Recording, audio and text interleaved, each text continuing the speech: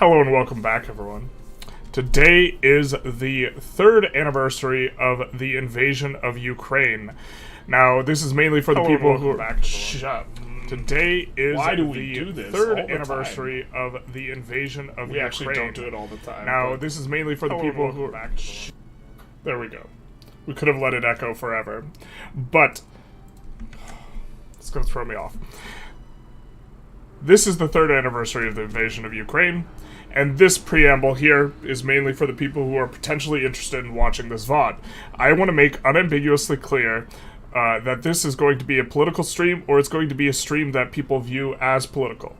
I view it as one that is, roughly speaking, moral, in that we are going to be discussing mostly Vladimir Putin today, and what we are going to be doing is we are going to be oscillating between every hour on the hour, discussing why Putin is one of the worst humans in existence, and why he should be opposed, and also playing as Ukraine and conquering all of Russia here in Victoria 3. I expect to have a lot of unsubs and trolls, but overall for the stream to do well, but also have a lot of unsubs and trolls, and this overall, just generally speaking, probably not a good idea from the perspective of, doing content and making videos and this type of thing. But I don't care. And if you aren't interested in watching a political stream or a VOD of a political stream, just click away now because you're going to save yourself some headache. I wish that my competence reached the level at which I view this issue as being important. Especially now, given what's happening in the last 2 weeks. You can't hear anything? Oh no. Looks like Okay. Which charity is getting donations? We'll get to that in just a second. But I wished that my competence was at the level at which I think this issue is important. I wish I was smarter and understood the issues better and was more knowledgeable, because I know that there's going to be a lot of discussions, there's going to be a lot of gaps in my knowledge, but I think despite that Putin is one of the most awful humans in existence, awful humans, historically, and that he categorically must be opposed. I also wish I was more handsome. Because the halo effect is a really strong effect. People are more likely to listen to you if you're better looking. But let's kind of take a look over at the charity that we are going to be supporting. So we are going to be raising money for the Ukraine Defense Fund, which is a little bit of a deviation for the past 2 years that we have raised money, in that we have raised money for humanitarian aid. This aid is going to frontline troops.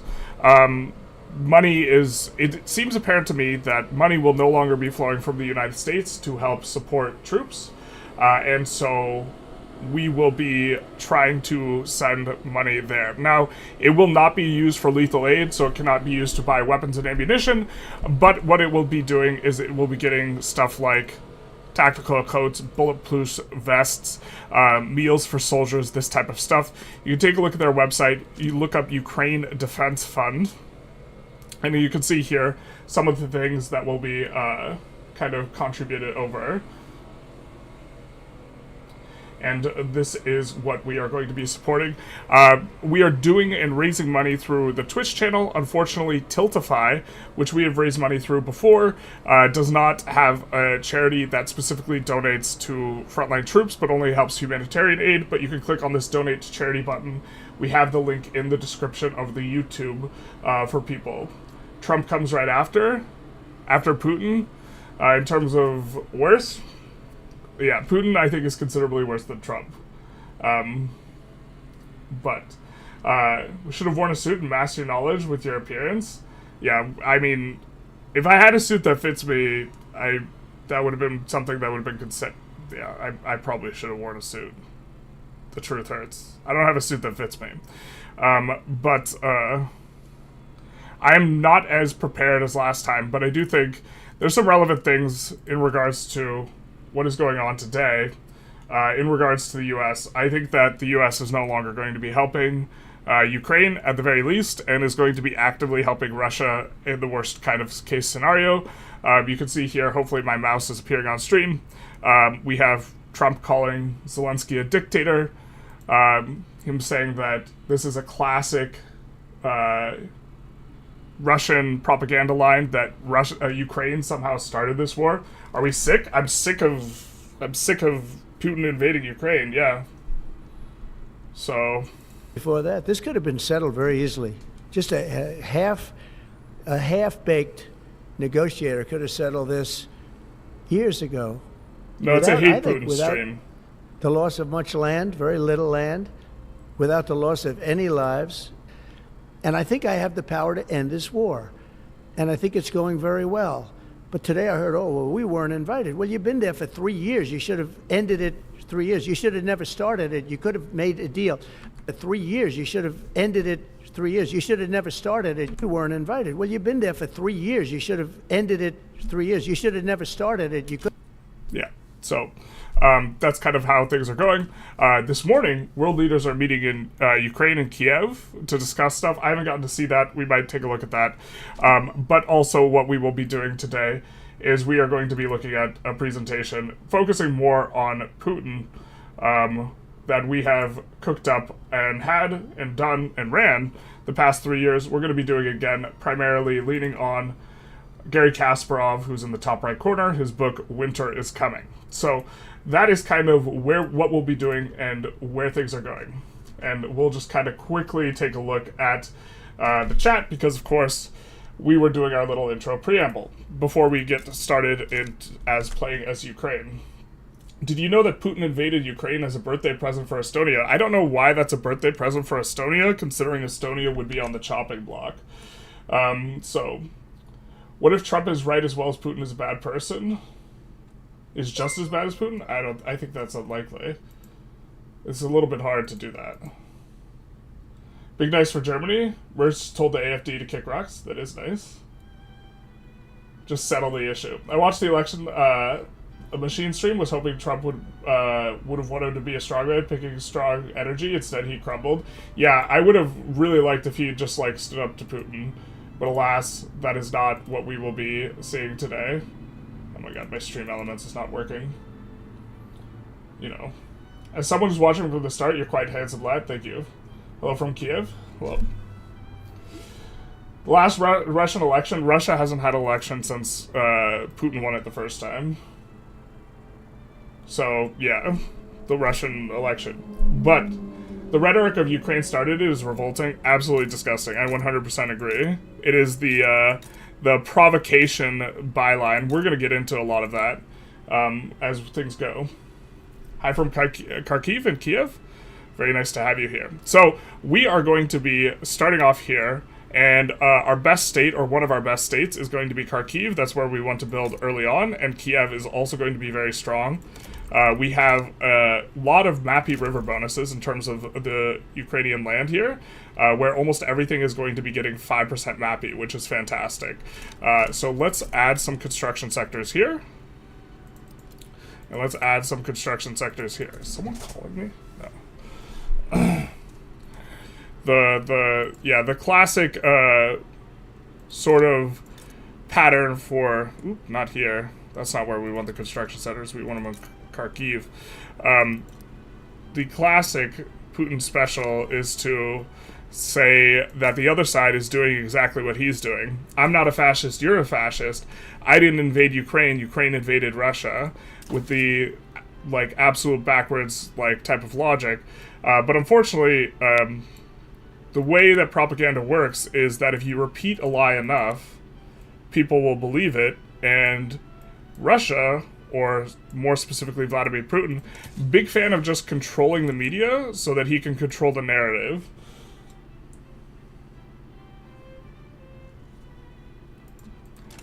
Journalists, I don't think I'm educated enough, is then casually being more educated. I could be more educated than I am, to to whatever extent I am. I think that we're going to unpause, and a lot of things are going to fix themselves. We have been released from Russia here at the start, and we are not a starting nation. We're going to put our interests in some reasonable spots. I think we're going to go for a fairly standard-looking type of expand. We do start off with quite a bit of boats. We're going to recruit this Intelligentsia guy and promote him all the way. We're going to check out grain prices, because we'll almost certainly want to use corn laws. Oh, baby, we get 2 Intelligentsia guys at the opening. That's super nice. And then... what were we checking? Grain price for corn laws. Unfortunately, grain's probably going to be disgustingly cheap, because a ton of it, this is the breadbasket, or was the breadbasket of the USSR, or if you ask Putin, it is the breadbasket of the USSR. Yeah. And so we have this coming up. We have a bunch of market shortages as well. So we're going to end also just way too much of things. Let's switch up our PMs and then see where things look like as well. Now, I mean, Trump is kind of right about Zelensky, but Putin's action's still not right. In what way is he right about Zelensky? Zelensky being a dictator? It's literally in the Ukrainian constitution that he's not allowed to leave office while they're at war. And that's in a lot of constitutions of a lot of nations, that during wartime, they don't hold elections. Elections are highly disruptive. Which isn't a very big deal if you're at peace. We can do focused hardwood. Prioritize softwood in there, and then swap up to this, and this will give us a whole bunch of PM requirements. In my opinion, in any war, defending side is also to blame, but 40% due to mistaken policy. Do you agree? I'm not a bot. I'm not a bot sounds like something that, like, if I was designing a bot, I would put that at the end of the things. I think that the entire discussion of, like, trying to assign percentage blames to this is, in a lot of ways, an obfuscation, a deflecting of attention towards something that's not what is critical issue. The critical issue is that Putin's an imperialistic thug looking to invade Ukraine. And so, if you're going to ascribe blame, right, and you want to ascribe it in terms of percentages, I think it's nowhere near 40% Ukraine's fault. The percentage is probably non-zero, but the entire activity of trying to do this, I think, is just a deflection from what is, like, actually important, which is that, you know, there's a very short list of, you know, dictators and thugs that have looked to annex the sovereign territory of another country since World War II. I think it's Hussein, I think it's Milosevic, and I think it's also Putin, but Putin 3 times now. He invaded Georgia, he invaded Ukraine, and he invaded Ukraine again. General is kind of biased about Ukraine, but I still love him. Yeah, well, you know, if by bias, I think I'm evaluating it. I may give Trump a second term, but everything after is a clear mess. You know, the invasion of Ukraine, in terms of him having a real election, I know less specifically about his second election. I do know that Chechnya, which is in here somewhere, which has had a massive separatist movement, there are areas of Chechnya with 99% voter turnout and 97% votes for Putin. And if you think an area is going to have a separatist movement and also vote like that, then I don't know what to tell you.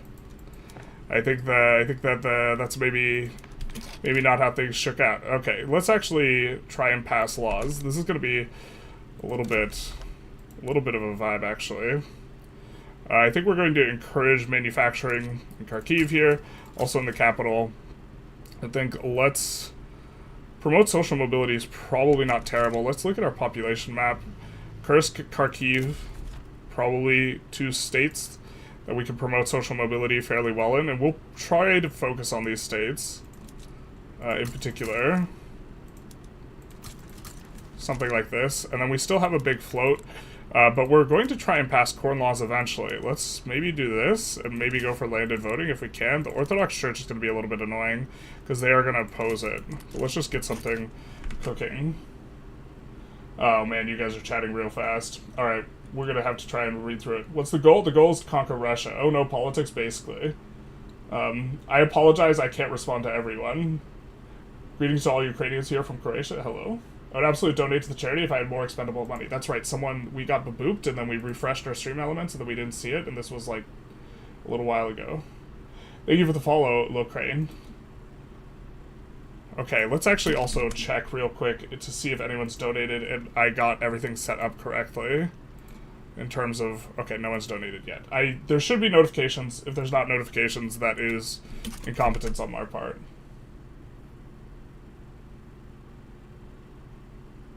Do you wish the elections actually had a holacracy where illiterate pops get scammed by insanely popular candidates? I don't wish that.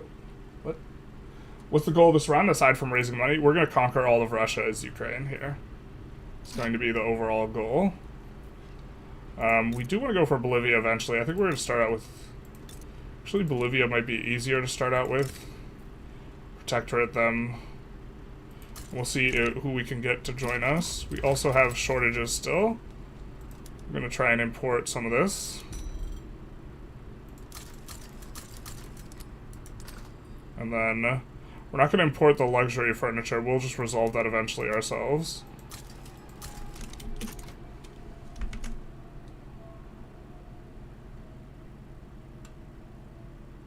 UK didn't have elections for 10 years during World War II? Yeah, basically. Should be to subjugate Russia. Subjugation is also probably something we would settle for. We're going to see where exactly our maneuvers are. There's like an 80% consensus in UK to not have elections right now. Yeah, or if you ask Donald Trump, a 4%. Because he doesn't like facts very much. We're going to sway with humiliation here on Bolivia and get Brazil involved. And then we're going to do this. And we're going to also look for war reparations from Bolivia. Primary this because we do want a little bit more money. And then we'll see what other war goals people want. Liberate subject would be okay. Because if we liberate South Peru, it will just merge with North Peru, if I recall correct. No, these all just merge. I forget exactly. I think we're supposed to do this as our war here. And then Landowners petition government. We might pass dedicated police force. That's probably okay. And then we'll have someone appear in Ukraine. We have 0% pass chance now. Because the man who appeared in Ukraine was an authoritarian. A little bit of a low roll there, so we will come off of this. We'll swap to this. And we will start passing dedicated police force, which is going to make it easier to pass stuff that the landowners don't like in a hot minute. When does Russia get elections? Not in a while. The last one was Yeltsin vis-a-vis... Or the last, like, we had Yeltsin, and then Yeltsin only served 2 terms because Yeltsin believed in democracy, and then Putin replaced him. That might have been kind of the last election. So by bias, you mean right, yeah. This kind of... Zelensky did some dirty stuff before the war to minorities, including Hungarians, Polish people, and other residents of Ukraine. He did not revoke despite other countries asked for it, but obviously could just be misleading the point. Well, so... this is an area where I wish I had more knowledge, one way or the other. I'm not saying I either agree or disagree with you regarding Zelensky. Like, I know Navalny, for example, had highly nationalistic tendencies, and he was not the kindest necessarily towards minorities and this type of thing, and he was the main opposition leader in Russia, but over 1 million people, there's over 1 million casualties, the whataboutism is a classic response when like a dictator doesn't have a real response to the like moral accusations being levied against him.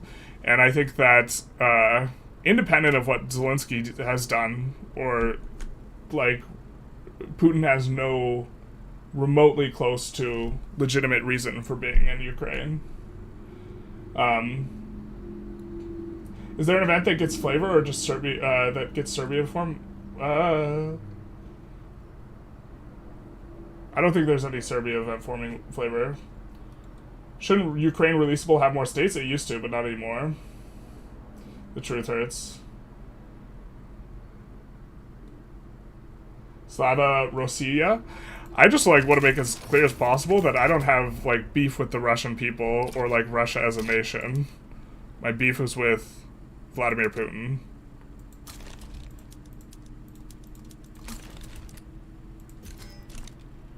We're actually not getting help from Brazil, so let's do that. So that should be okay for us. I think we still have some shortages. Let's import some of this. We're still building up these construction sectors. We're going to swap them up to iron frame immediately, and then we also have an insane bureaucracy deficit. So let's try and figure that out real quick as we try and respond to everyone.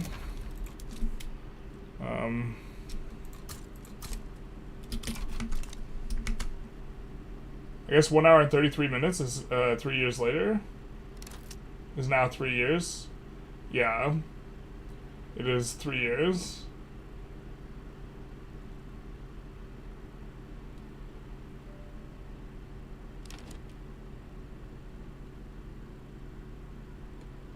Sorry, there's a lot of chat. Zelensky criticized the language laws, I'm pretty sure.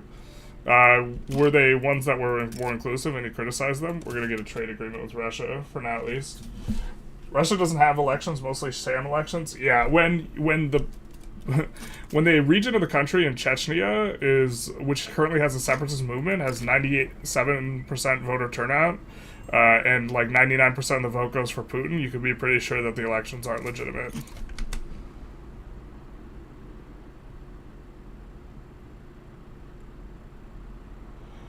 Trump demanding heavier reparations from Versailles from Ukraine for being wronged party in the war is wild. It absolutely is. The United States has given no one near $500 billion in aid anyways, and that's what Trump is asking for.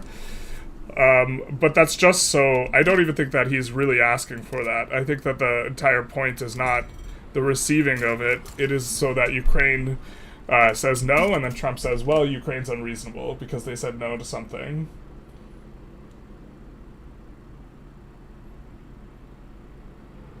Unbiased is not when you hear arguments from flat earth and round earthers say that the correct answer is somewhere in the middle. Wait, what?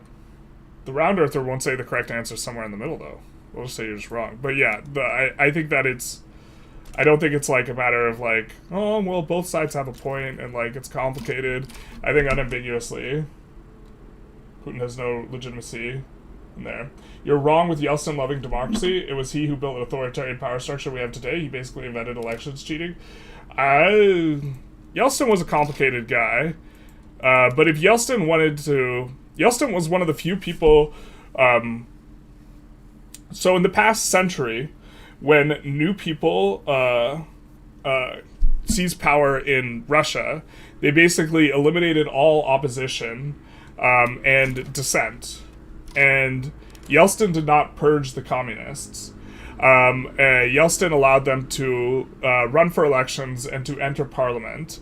But Yeltsin also did, meddle in elections. And so there's some, layers of complexity, but, Yeltsin was pro-democracy in a qualified sort of way, I guess. If you wanna try and unpack Yeltsin a little bit, closer. But he absolutely, did not, he could have tried to purge everything and he didn't. And he was in a position to consolidate power under his rule way more, and he didn't.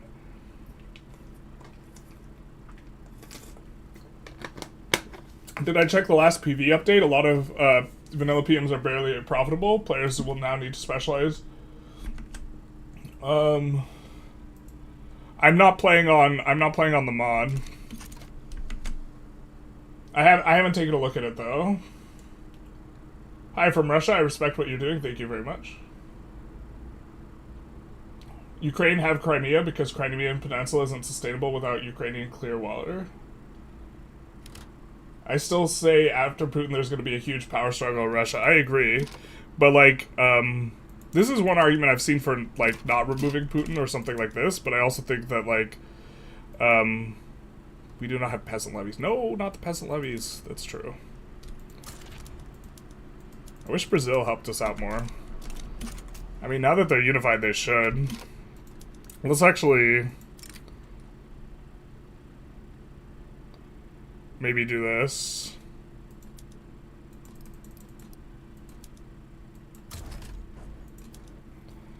And, like, actually try and maneuver our guys correctly.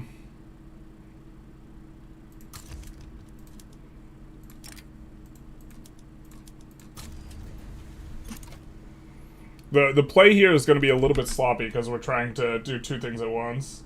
English only, please, because I can't read Cyrillic, so I don't know what you guys are saying.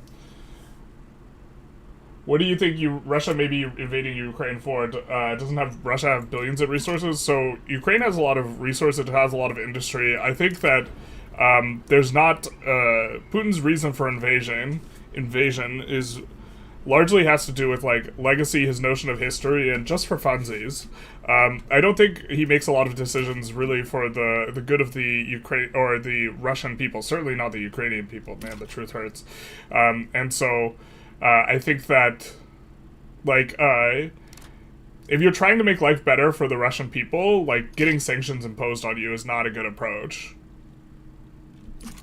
And so it's not about that, though. It's about legacy and power. Screeching about bias is such a tell for low IQ individuals. I'm also biased against murder, theft, vandalism, etc. I understand what you're saying, but, like, there are contexts where talking about bias is, like, definitely exactly what you should be doing, right? But also talking about bias when, like, something is unambiguous and clear. Like, there are certain, like, conflicts I just don't like talking about because I think it's complicated and I think people think it's way more straightforward than it, like, actually is, and I'm just like, I don't know about that. But this isn't one of them. We currently don't have very much in the way of tools, so we're going to get some tools workshops going. We're going to set them on auto-expand, and we're going to also, wrought iron tools as well. Get things going here.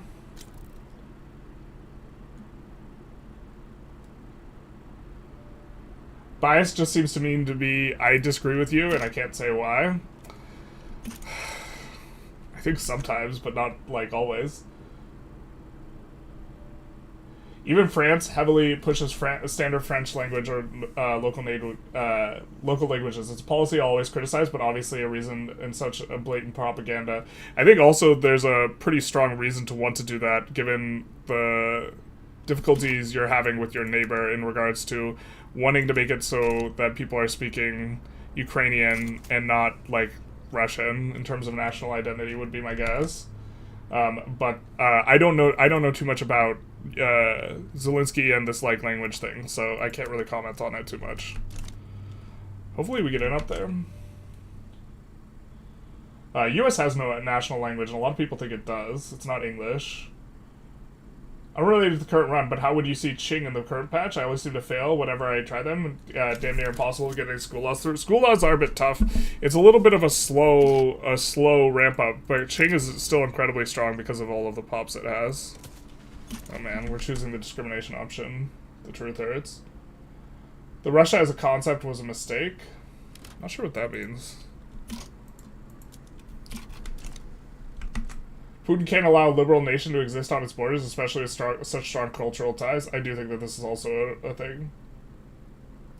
Man, why do most runs evolve into abusing South America, South Africa, Borneo, and China? Because this is the strongest way to play. We actually should have opened up with abusing China, to be fair. That was probably a mistake. It's probably better to abuse China and then South Africa. But we also wanted to do something that wasn't so micro-intensive because we're going to be talking about Ukraine and Russia most of, like, in terms of the bifurcation of our attention. We're not going to necessarily be playing as tight as possible. And we are going to be trying to do multiple things at once, which is always difficult.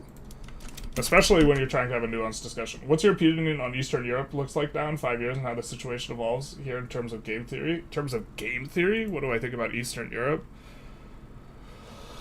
Like a game theoretical sense? So, defending against Russia, I think, is important for Eastern Europe in terms of a consideration. From a game theory, like, resources perspective, you're supposed to probably try and get other people to spend the resources to help you defend instead of you spending it yourself, but, like, a mutual defensive agreement with other Eastern Europeans. I mean, eventually, it's just, like, look, Hitler just wanted the Sudetenland, and he just wanted the Anschluss region until he wanted more. And so I think that stopping Putin is a critical thing. We are at the 1 hour mark, so we're going to quickly catch up with chat and then go on to our presentation.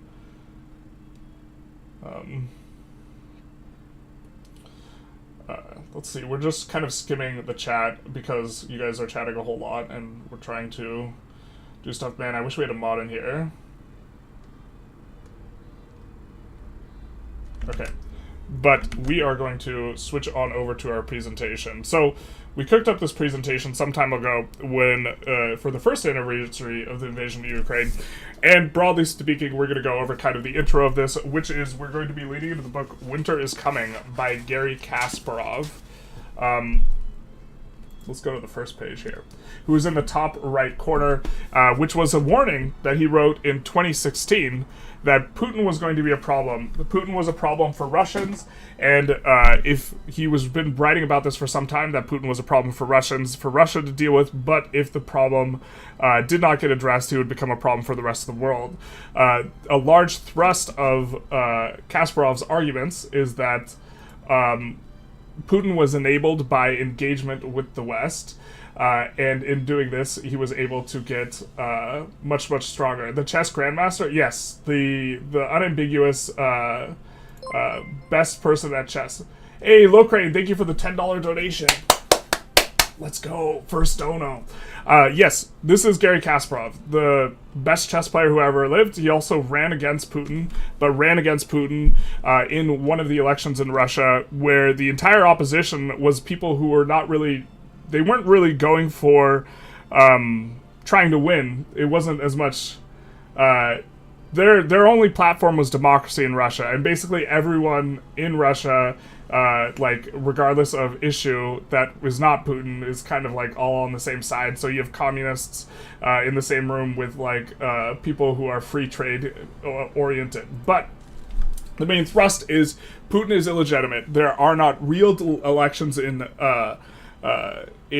Russia, and it is a sham to pretend that it was done so, and the West has enabled Putin by pretending that they are legitimate, and in this way it has served as propaganda pieces for Putin to be able to come home to, like, those nice little photo ops, you know, shaking hands with Western leaders and this type of thing. And also access to Western financial institutions has enabled, and markets, has enabled Putin and his oligarch cronies to be propped up. He is evil. I hate the word evil. We're going to say it every time we mention the word evil, that we're just like, don't like the word evil, but if it could apply to anyone, in my opinion, it would be Putin. And he's an enemy of freedom and democracy. And we have talked about engagement and complacency from the rest. We got a couple of quotes that I like a little bit. We have Russia is a gas station. Shout out to John McCain, the late, great John McCain. Masquerading as country, it's kleptocracy, it's corruption. This was back when we used to do on Instagram a little bit of quotes. But this includes seizing the media assets as soon as he got in. Controlling the public narrative is of the utmost importance to someone like Putin because it allows you... Hey, Nooblord98, thank you for the $50. Let's go. Let's go. Thank you so very much. Seizing of the assets of media, NTV, we're talking about Guzinski, but also there's another gentleman who has got his assets seized. Berezovsky, I think, is the guy, allowed Putin to consolidate all the media assets under his rule. This is especially concerning to me now as we look at social media and the alignment of social media in terms of the United States. I definitely see parallels in terms of the social media giants slash oligarchs unifying themselves around kind of like a common theme here. And then the only value is nepotism and loyalty, and there's a perversion of capitalism and communism. The costs are public while the profits are private in terms of the looting of Russia by Putin. I am very much also reminded of this Joseph Stalin quote. because I think Joseph Stalin was a horrifying individual. This is a horrifying quote from Joseph Stalin, and it takes a brave man not to be a hero in the Red Army. Can I donate on YouTube instead of Twitch? I'm doing the fundraiser through YouTube, and so that I can organize it under one platform. The platform that I was using before, Tiltify, did not have any charities that would donate to someone that was supplying military equipment. So democracy is such a hard concept for some people in Russia to grasp. It's never really been put to the test here as a real system. Yeah, and then the real shame is that when things go bad, you go and be like, look, democracy, it's a fake joke that's in the West. It's just propaganda. There's no such thing as like this real democracy that you have an idea of. And part of the reason that propaganda is legitimized is all those like handshakes and congratulations from other democratic leaders that go towards Putin. That was part of the engagement and propaganda piece. Also, yeah, 100% a dick. An appeaser is one who feeds the crocodile, hoping that it will eat them last. This has definitely come to bear. This is Putin's points in 2016. Cloud fan, thank you for the follow. This is his points in 2016 that he is making. And following that, Russia has started a full-scale invasion of Ukraine. Again, taking more land, and I do not think it will stop, and it's very much reminiscent of course, the person who Churchill is referring to as the crocodile, which is Adolf Hitler. I often think that comparisons to Hitler are kind of cliche. I think that here it is appropriate. But the combination of Western financial institutions, energy dependence, and performative legitimization has allowed the Korot, thank you for the dono. Let's go. Oh, I forgot to mention it. I will match up to the first $724.98, which is what my YouTube channel earned last month. But this performative legitimization has allowed Putin to become and stay in power. Let's get back to the game. The dono link is on Twitch. It is if you look in the description on YouTube, it will link you to the Twitch. And on the Twitch, there is... Here's the charity. The charity is the Ukraine Defense Fund, which again is going to supply stuff like tactical kits, radios, body armor, helmets. They cannot send lethal items, ammo, or weaponry. If you look on my YouTube, or sorry, my Twitch, you will see not the... What? Where's the button? We have the button.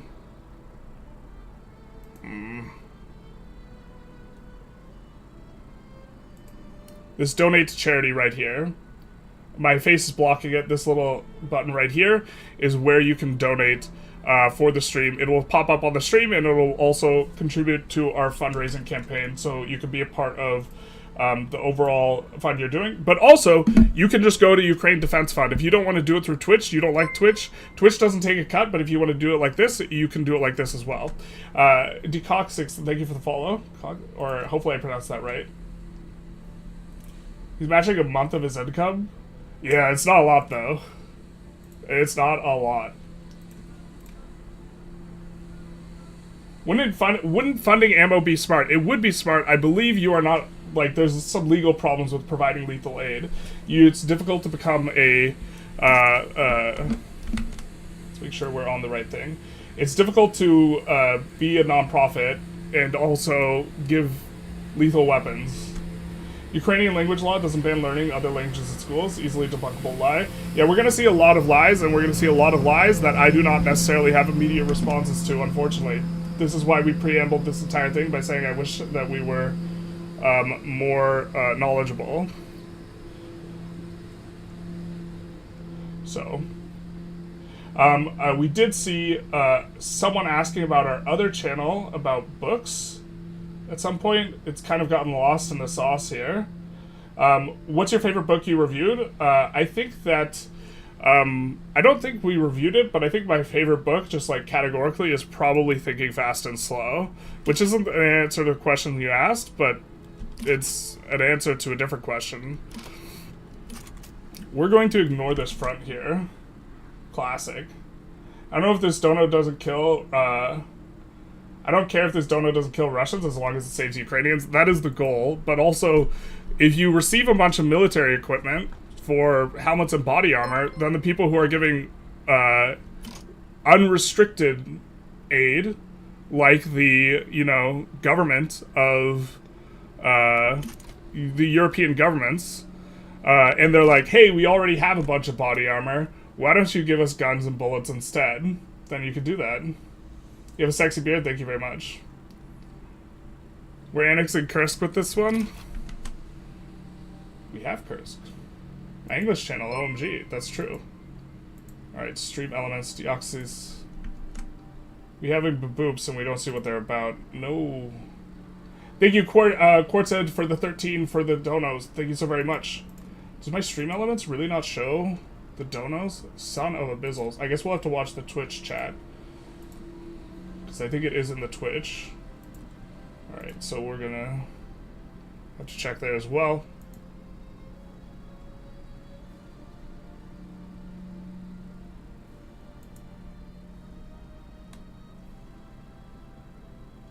Oh man. Where is it? Okay, Jen Phillip, thank you for the 28. Big nice. Thank you so very much, you guys. Murfsir, thank you for the $25 for the Ukrainian Defense Fund, which will be supplying not weapons, but other non-lethal equipment to the forces fighting in Ukraine. Rivalry with the Ottoman Empire. Alright, sure. A rivalry with the Ottoman Empire is almost always good. We have a little bit of gov-admin problems, so we're going to try and do this.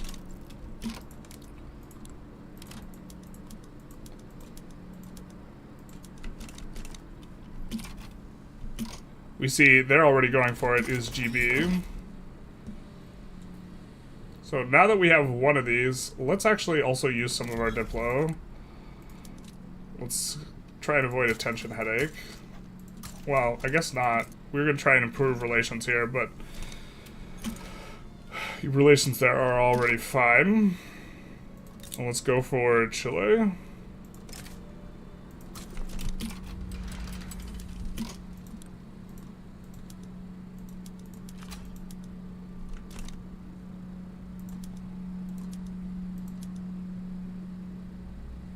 Antofagasta, we are going to revoke. Ethan, thank you for the $50 USD.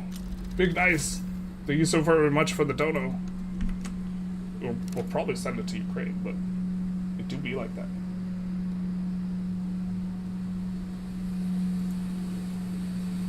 Big nice. Having Ukrainians in trenches speak Russian. We just want them out. They can't. Wait, what? Speak Russian. We just want them out. They can't stand it to be true. Wait, what? I'm not sure what you're saying. Shout out to the loud car outside. As a Russian, I'm disappointed.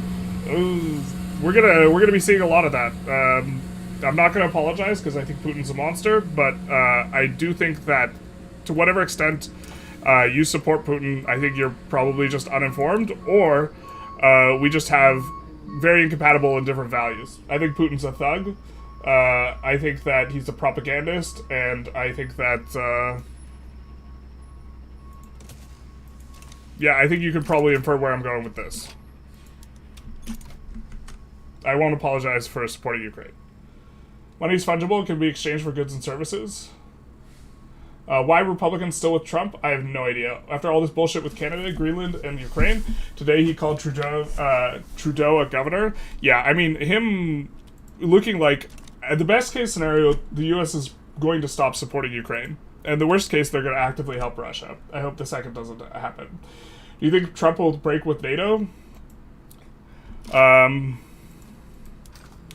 think if Article 5 gets invoked in the defense of a NATO country against Russia, that the United States will not answer the call. That's what I think will happen. Or won't happen, rather. Let's do focus hardwood there, and let's do softwood there. And put them on auto production. We're going to definitely use a lot of auto expands because it's going to be difficult for us to kind of keep up the pace.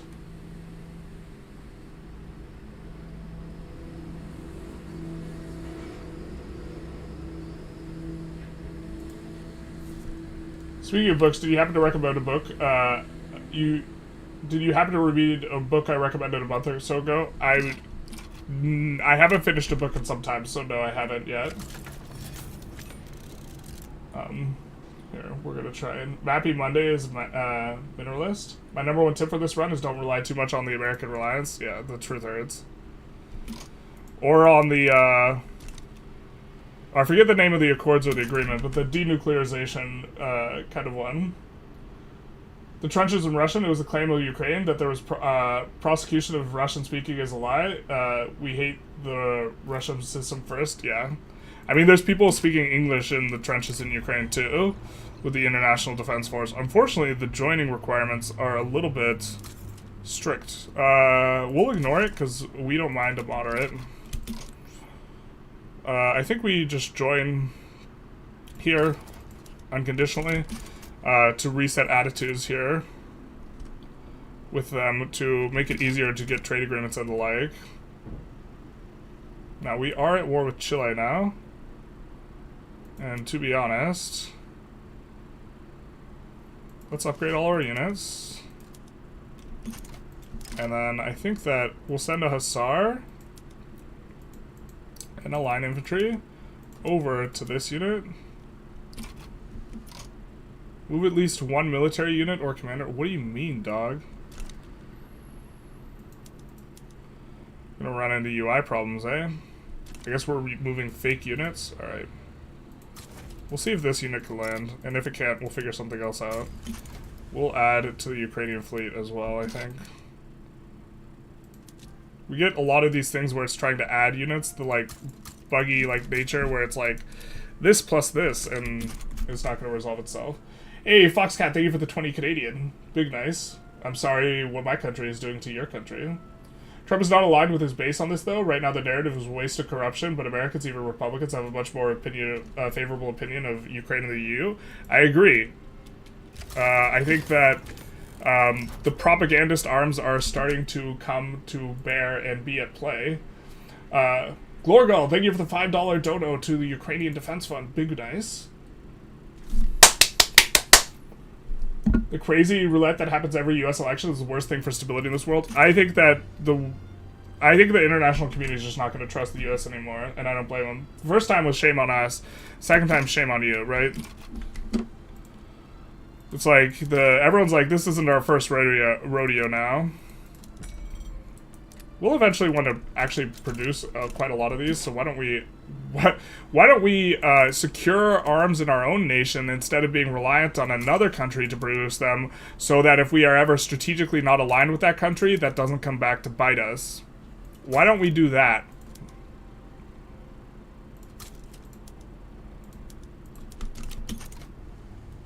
And why don't we do that? Budapest Accord, that's it. Don't have a Twitch, so YouTube donation it is. You can also donate directly. You were looking to the join in war? I did look into it. I've looked into it a couple times. They turn away almost everyone. I am super overweight and I have no military experience, so I almost certainly would not be allowed to join, unfortunately. Why are we losing so much money? The truth hurts. If Trump goes to Moscow, do you think Europe has any cards to play? Well, I think the card is, we'll see what happens in America.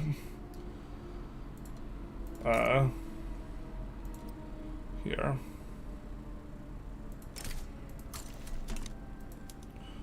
I think that's kind of the only card. If the American people want to be like, you know what? Nah. Then they can, we'll see how that shakes out.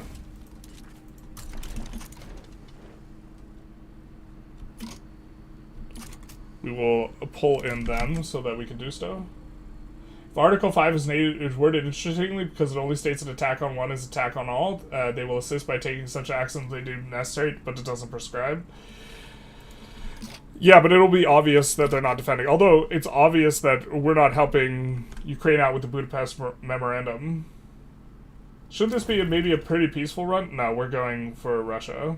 Hey, Austin, thank you for the $10 US. Slava Ukraina, indeed. Big nice. I can't join because I'm already in the Canadian military? That makes sense. It's such a mess that the US created NATO to counter Moscow specifically. It is a mess. It is an absolute massive mess. Jesus Hidalgo. Man, great movie. Thank you for the follow. Big nice. It's to accomplish anything without NATO, without unanimous support from all... It's hard to accomplish anything without unanimous support, yeah. We'll let them fight. Yeah, politically unaligned. That means dead. Hey, we still have the smiley, like, asset here. First super chat ever. Hell yeah, I appreciate it. Thank you so very much. Can you fix the border globe on the Danube Delta? We could try. We're not going to fight Russia in the near future, though, here, because we're actually trying to play somewhat correctly, so... Hey, bravo, all the fives. That's 4 fives. It could have been 5 fives, but it was 4 fives. Thank you for the dono to the Ukrainian Defense Fund. If you are joining us here on YouTube, you can find that in the description below. We are raising the money through Twitch. The money will go to be used for military equipment that is non-lethal, because you cannot send lethal military equipment through charities. We tried. We failed. Now we rest. Except we're not going to rest. We're probably going to be going 12 hours. Probably going to be going more. Depending on the pacing of how much people are donating, we're probably just going to stay live until we get exhausted. We could conquer Bezaveria. Well, the first thing you normally do with Russia is release Ukraine, but yeah. We're generally fine on people here, aside from what Russian propaganda has. We mostly don't want the risk of trading Americans. Trading Americas? Are you Canadian? Trading with Americans? Oh, did we finish our law pass? We did. Okay, so we wanted to see about is the possibility of getting this expensive enough.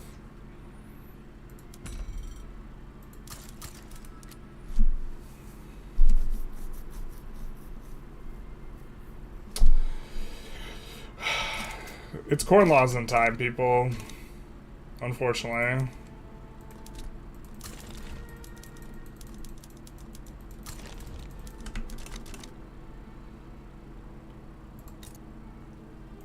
They start with, like, no troops. Yeah, we should be able to land Arge.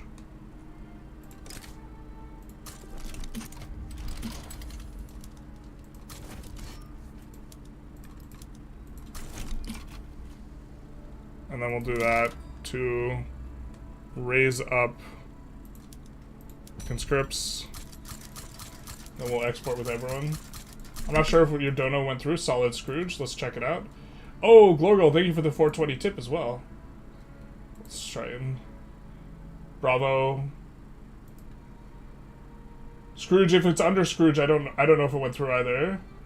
I'm a Russian born living in Chechnya and Germany. Putin's responsible for this war, 100%.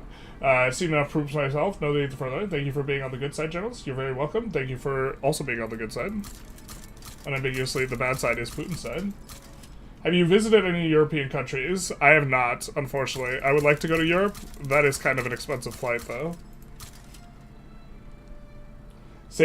From Poland, safe to say we're on the edge now? Yeah, I would be, too. The tension headache meme is real. The one that was released by the, forget the Ukrainian, like, Instagram account, like, the day of the invasion. Fight the Ottomans and ally with the Greeks? We'll probably ally with Russia here at the very beginning. The one for $18.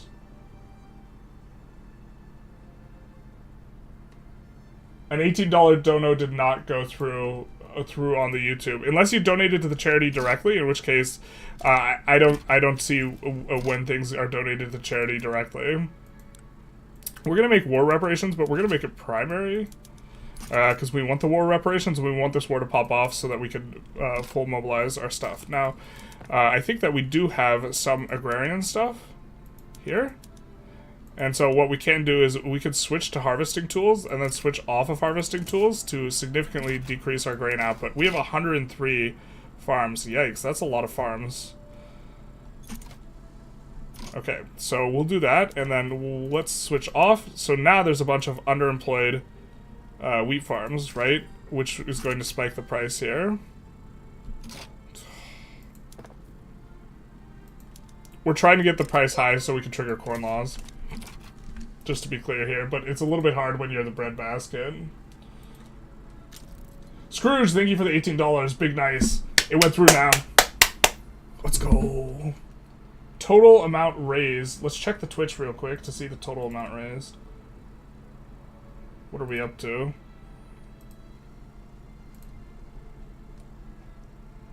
We're up to $226. Once again, I will match up to $724.98, which is what I made on YouTube last month. Gonna spend $500 on a new PC, basically, father.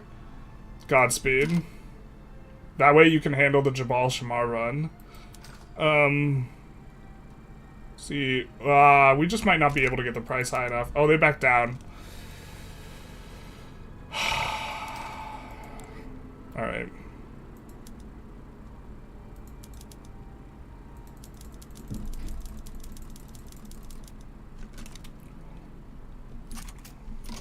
We're losing a lot of money really kind of fast here. Oh, we forgot to do the things at the start, man. Apologies, everyone. We're gonna be, the play is going to be a little bit loose here. Currently playing Cursed Dwarves in Realms of Exler with Ethnostate. I become the baddies. Yeah, when you're the baddie in game, it doesn't feel as bad. Currently, I'm looking at my country and we're becoming the baddie IRL, and boy does it feel bad as Trump is turning on the European Union. Thank you, Rumak, for the 25 PLN. Is that Polish? Great respect for what you're doing. Greetings from Poland. That is Polish money. Thank you so very much. How do you survive on $700 a month? I still live at home. Yeah, which is unfortunate situation. Also, I have been saving up for a car, but like, I don't need a car. You know, I can walk. The biggest thing is getting to the gym. It's just like, which isn't that long a walk. It's like 4 miles. So I am not in a position where I have very large expenses. I still pay rent, but I have money. I have like $10,000 saved up. I pay rent. You know, I pay for like phone and like food, and like that's not too bad. I also make a little bit of money from other things. Not a lot though. YouTube's the biggest source. You have cars outside? Yeah, we could just steal a car and make some money that way. So, it's always big nice. Aulian, I'm sorry, I don't know how to pronounce your name. Aulian no buen dia. No buen dia? Is bad day? Aulian bad day? No buen dia? Thank you so very much for the $100 donated to the Ukraine Defense Fund. If you're just joining us on YouTube, you can click the link down below, which will send you to the Twitch, which is the platform which we are doing the fundraising through. Oh, we can help out with that. We're doing that so that it's all unified and under one sort of category. Raise conscripts for corn laws, defensive play. We're not gonna get there, I don't think. We have the 100 grain farms is definitely like we could delete some of the grain farms, but I don't know if it's that critical to get onto corn laws. But you might be right. We're trying to game here, but we're having the attention is a little bit split. Why don't we try and get onto tenant farmers though? Because we did pass something that those gentlemen liked, and then if we could get the rural folk in government, that would help out. We kind of can. We could do this and then raise this and then lower this, and then that'll be good.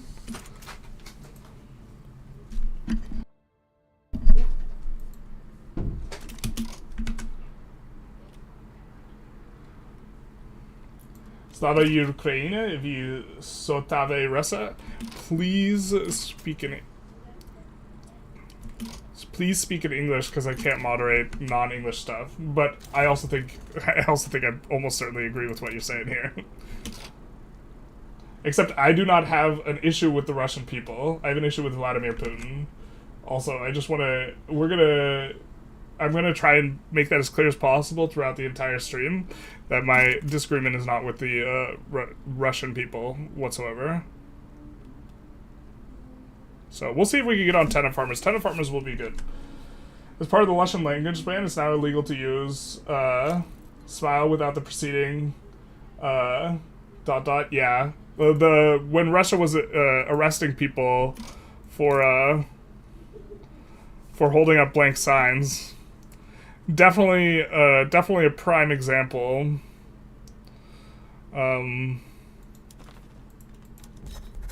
Okay, so now we have some native interests in some areas, so we can put down more interests elsewhere.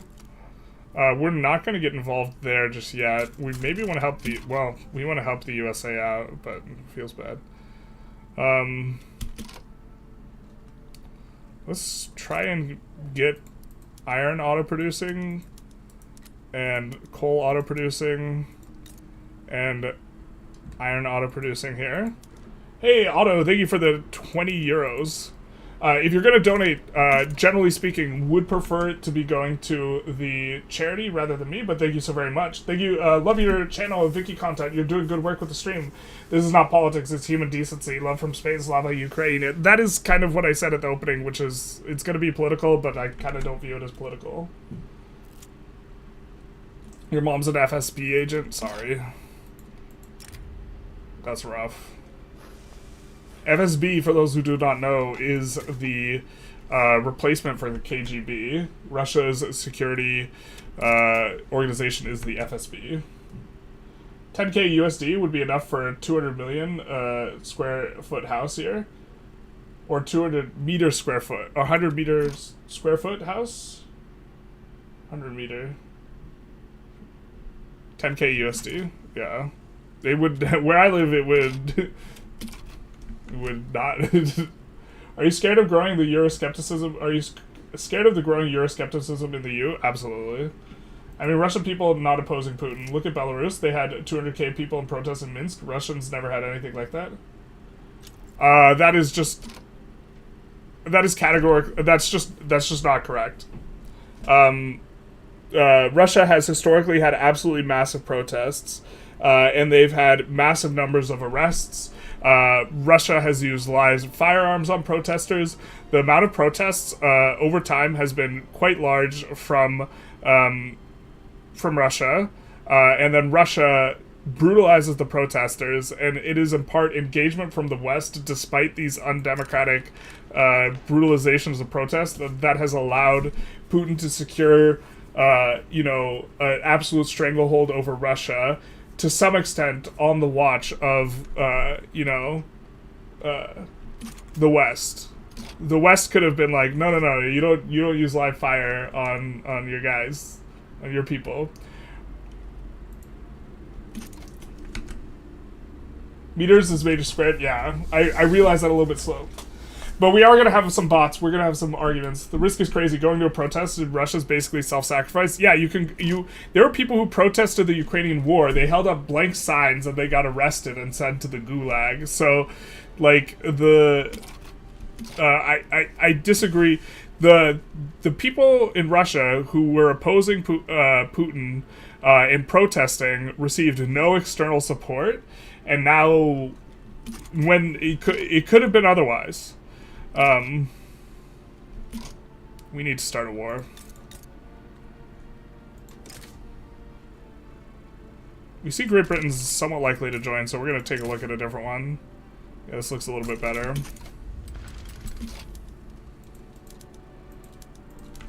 Do we have any lead? We got to send that lead out, eh? Not in our country. We do have it in our... Yeah.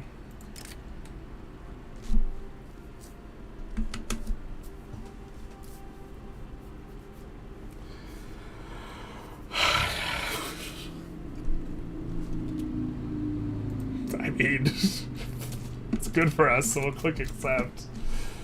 Russia had so much a will for freedom in the 90s. They had their Maidan when their White House was shot with tanks. Poetry literally stopped communist tanks by hand. New generation just shit. Well, part of it is the 10 years between the 90s when Yeltsin and his crew were kind of looting the country up to 2000. That was the experiment. And then Putin comes in, he says the experiment failed. This is what Western democracy gets you. and then he takes power, and then oil goes from $10 a barrel to $100 a barrel. And that, in terms of percentage of Russia's economy, is enormous. So it looks like it's easy to form the opinion that, hey, look, Putin fixed everything.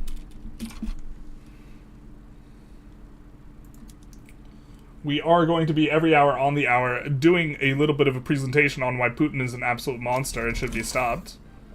We already had lathe. Okay, so it wasn't a huge error. We have been making the mistake of doing the slingshot method and then not swapping back repeatedly now, so the truth hurts. And we should not have done that when we are primarily trying to engage with chat rather than necessarily, like, play perfect. Because obviously there's going to be a lot of chat and stuff. Utempt, thank you for the follow, big nice. Lead in Circassia? We'll have to go for that eventually. We do get tenant farmers through, which is, of course, good for us. We will want to go on, not isolationism. That's what we want to happen to Russia right now. You know, as per sanctions. In Portugal, there was a costly war far away from the capital. Young officers couped the government.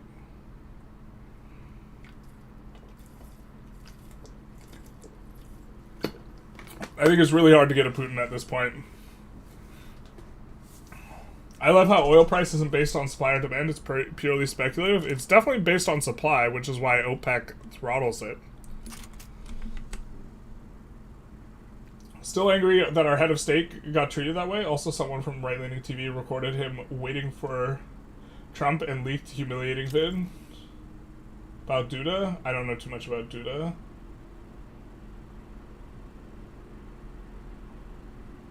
In the 90s, there were unpopular reforms that resulted in 2000 plus oil prices, all that credited to Putin. Yeah, basically. Yeltsin at least stopped after 2 terms. He respected the 2 terms. So, some credit to Yeltsin. Duda means pussy in my language? Got it. That I actually have heard of that politician, and I'm quite familiar with him. In that case. I'm familiar with his work. Do we have any Lancers, or do we have fake Lancers? I think we have fake Lancers. I'm not sure. Oh, we don't. Okay.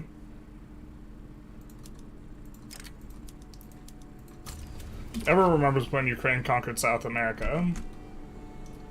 I'm worried that the US is already helping Russia with intelligence. I think that that is likely. I hope that that is not the case. I think that if you were to pick a politician who would be a worse person to lead the CIA, you would pick Tulsi Gabbard. She has been towing the line and talking Russian talking points for forever. And I also think it's no coincidence that the second she get approved is the second that, you know, Trump starts opening negotiations with Putin and immediately cozies up. And it's almost like they just wanted to get her in before doing everything else. And I think that it's quite likely that she is or is going to just feed information to Russia. I think Starlink is likely to get revoked or is going to leak information to Russia regarding Ukrainian troop movements. I think that the most likely case in terms of the US involvement is going to be a subversive element hurting Ukraine while appearing on the face of things to not be involved or to just be merely pulling support for Ukraine. I think that that's going to be what happens. Hello from St. Petersburg. I'm against the war and the damn Putin, who is poisoning the country. Yep, I got news for you. He's not only poisoning the country, he's poisoning people. Yeah. Putin the poisoner. 1420 followers. Big nice and blaze it. Big nice. It's been difficult lately to be Russian and be against the war, especially. Yeah, it's difficult to come out. Someone was making the comment not too long ago that they are upset with the Russian people for not protesting. That is not my position, because I think it's really hard to go out there when the use of live fire is not off the table for putting down protests. We're going to get another offensive planer here. Put one in rapid advance. Organizing protests in Belarus was also difficult. Lukashenko is also killing and imprisoning all opposition candidates. You mean Lukashenko, the guy who lost his election in Belarus and then was subsequently propped up by the Russian government, much like how the Russian government was propping up I can't remember his name. The guy in Ukraine before Zelensky, and also Assad in Syria. You mean that Lukashenko? Gabbard is 100% KGB. I don't like to use that many percents, but I have to say that if you were to... I could not think of a politician or someone in politics that I would trust less to not leak secrets to Russia. Russia indeed had a written 2 terms in a row, same as USA, but America's respected trademark idea Putin's is a schmuck. I think it was just 2 terms. The good old stooge Medvedev was elected, and then what is it? Putin was the prime minister at that time, and then Medvedev changed the rule. So changing the rule would be unnecessary if it was just 2 in a row, if that was the heuristic. Moria, thank you for the follow, Big Nice. But yeah, there was actually a joke that so there was this big large oil company and Medvedev was in charge of it before he was elected president, and so the joke was that he got demoted to president. Because everyone knew that he would just be a stooge for Putin, who would be the acting president while serving as prime minister. He's poisoning the blood of the people. I would agree. How will Trump explain that he shares intel to Russia and by proxy China? I think he won't. I think when the truth is inconvenient, he avoids it. And I think that no one really puts his... The feet is never put to the fire by his base or his support.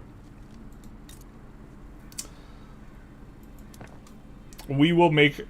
Here, we're gonna believe in capitalism a little bit here. And, put everything up for privatization here.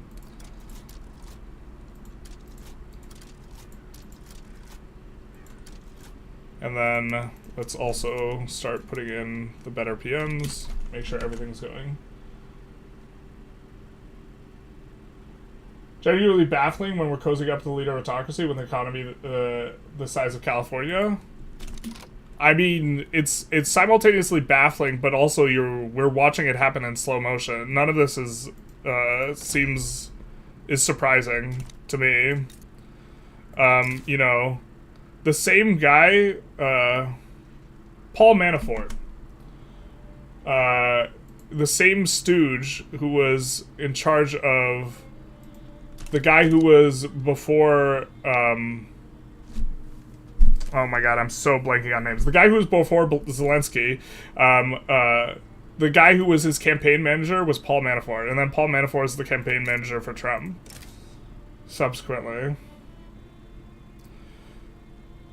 So, like, I guess the real problem is no one was paying attention, right? In terms of the American people. And also, people seem to not care too much about what's going on in Ukraine. Anywhere near as much as I think that they should. And instead we have, you know, arguments regarding peace in our time. Lukashenko? Yeah. Yanukovych, that's the one. Is Yanukovych. Would you trust Gabbard less than Trump? Yes. Yes. Trump, I would at least trust the potential that he acts in a self-serving way rather than a selling out type of way. He actually went out for protests. I was detained by the police several times. I hope the person who said that they didn't like the Russian people because they didn't go out to protest is still in the chat. Went to protest, was detained by the police several times. Several of my friends were in prison for long periods because of their active anti-war activities. So, I do not... Now, like, there's definitely going to be some Russian people that are, like, complicit, but blaming Russian people in their entirety for Putin is deeply, I think, inappropriate and counterproductive. But there was little, if any, sense from it. Doge already leaked U.S. financial records on their .gov website, right? I don't know too much about that. Some of my friends were willing to go to war. It was a terrible feeling. So they were willing to go to war, like to fight Ukraine? That is a little bit oof.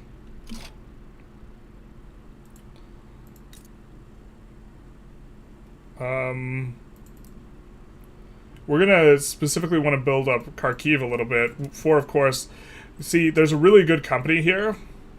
There's a really good company here called New Ukraine Limited, which is one of the best companies in the game. So we're gonna look to get that in. In fact, I think that does require we have a different technology. Bessemer process. So actually, we're gonna prioritize Bessemer process a little bit more highly than we otherwise would.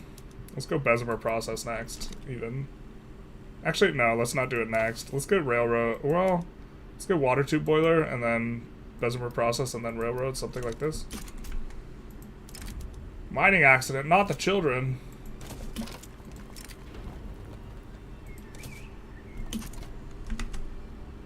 So meddling in Ukraine politics is just the least they could do for their Russian daddies, basically. I hope that, like the real, like, apocalyptic worst case scenario is that the U.S. puts, like, boots in the ground and fights Europe. And I'm really hoping that doesn't happen.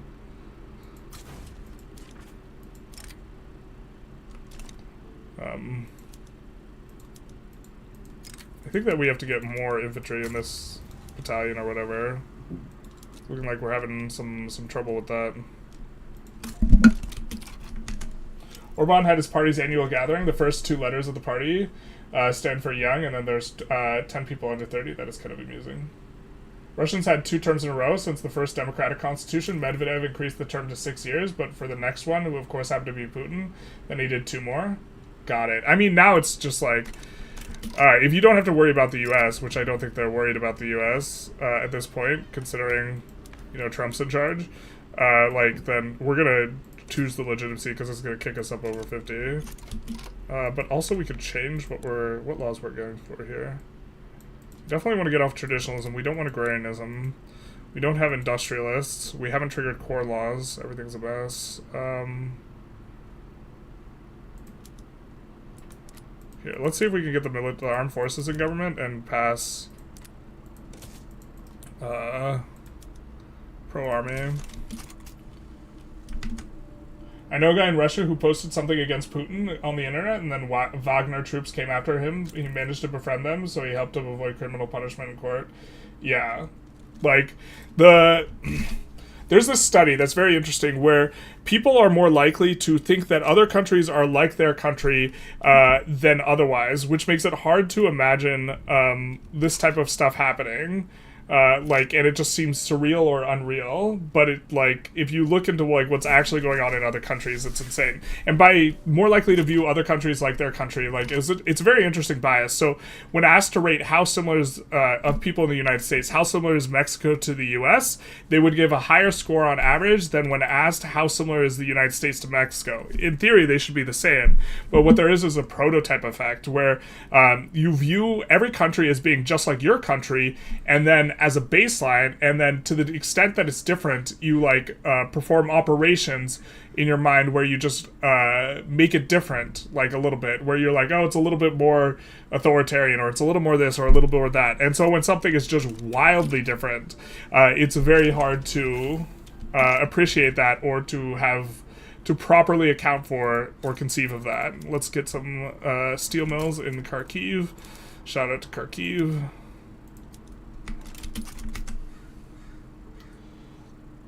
He doesn't just avoid the truth. Trump will actively project issues onto the other side. Yeah, 100%. It's the classic, I'm not the fascist, you're the fascist, / whataboutism. Remember the deep state had been leaking classified information to Russia or something like that? The Democrats. We do be disliking the Democrats. Except we don't. We'll take the enactment chance here. And then we'll see. Goopy Girl, my favorite. Thank you for the follow, Big Nice. Everyone can get a little goopy sometimes. Glad to see that Bolivia is doing well against Peru. Isn't it wiser to put all the buildings privatization up from the very beginning because there will be way more capitalists? Technically speaking, when your GDP is low, you're not supposed to, but we're trying to get systems in place so that the game can kind of, to some extent, play itself because of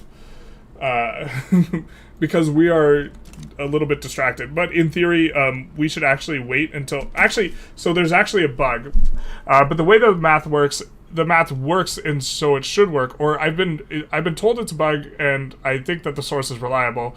But the investment pool, there's a positive modifier here, so investments are multiplied by this. Apparently it's this squared for government-owned buildings, and that's the bug. So what this means is under 8 million, if the math were not bugged, it's actually better to have stuff be owned by the government. Above 8 million, it's better to have it not be owned by the government, and then it's like 22 million when you consider the bug in terms of the math. And the reason for this is because the reinvestment is larger on interventionism if it is in the hands of the government, because reinvestment base rate is 50%. When you're on laissez-faire, it's just better to have it all just be going to that.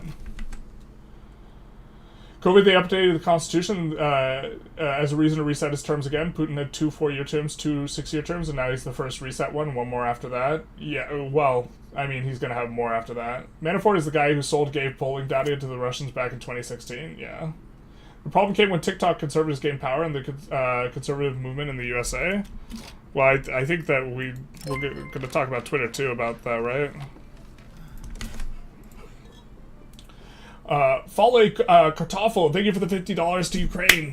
Ukrainian Defense Fund. For those of you who are just joining in the YouTube, the link is down below, which will send you to the Twitch. We are doing the donations through Twitch, and so that is where our campaign is. But you can also just donate yourself. The charity is Ukrainian Defense Fund. They provide weapons. Or sorry, they don't provide weapons. They provide peripheral equipment because it's not legal to run a charity that supplies weapons and ammunition. But they're supplying to frontline troops in Ukraine. I'm right-wing, but I have a brain, and I can recognize an enemy state when I see one. Yeah, it's like everyone has this absolute crazy sort of amnesia where they just completely forgot about the Cold War as well, which is just like... we have almost everything down there. We could probably make our own... one of these now, power blocks. Let's form a power block, so because we can generate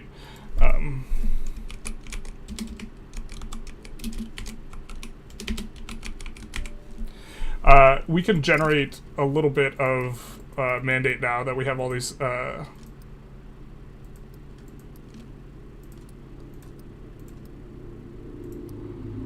that we have all these things. Secondary color, we want, I think that's good for emblem color. Statue.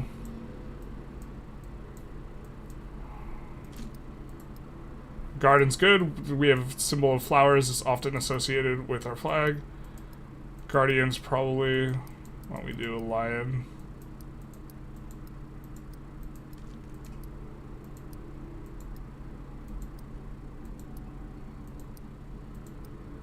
Not sure which is the best symbol here for Ukraine. We're gonna go with the lion, not really knowing. We will be a sovereign empire because Ukraine is a sovereign state whose borders should not be violated. And we'll go vassalization because we're not a vassal of Russia. There we go. And this will upset people, but okay.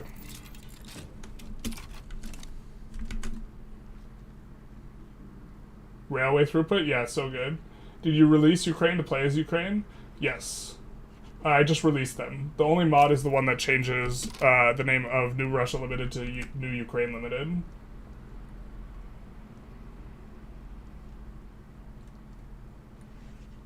What's your opinion on Trump? Negative. Generally speaking. But I do want to talk more about Putin than Trump overall. You know, this stream, because I think that the task of trying to convince people that Putin is an absolute enemy to freedom and democracy is one that I think is a lot more productive. I don't think I can convince anyone of anything on Trump. I have a profoundly negative opinion on Trump, to answer your question, but I don't necessarily want to discuss him too much because I don't think that I'm trying to be useful to, from my perspective, humanity, and I don't necessarily think that talking negatively about Trump is a productive endeavor. But I think Trump is selling the United States ideals out to Russia right now.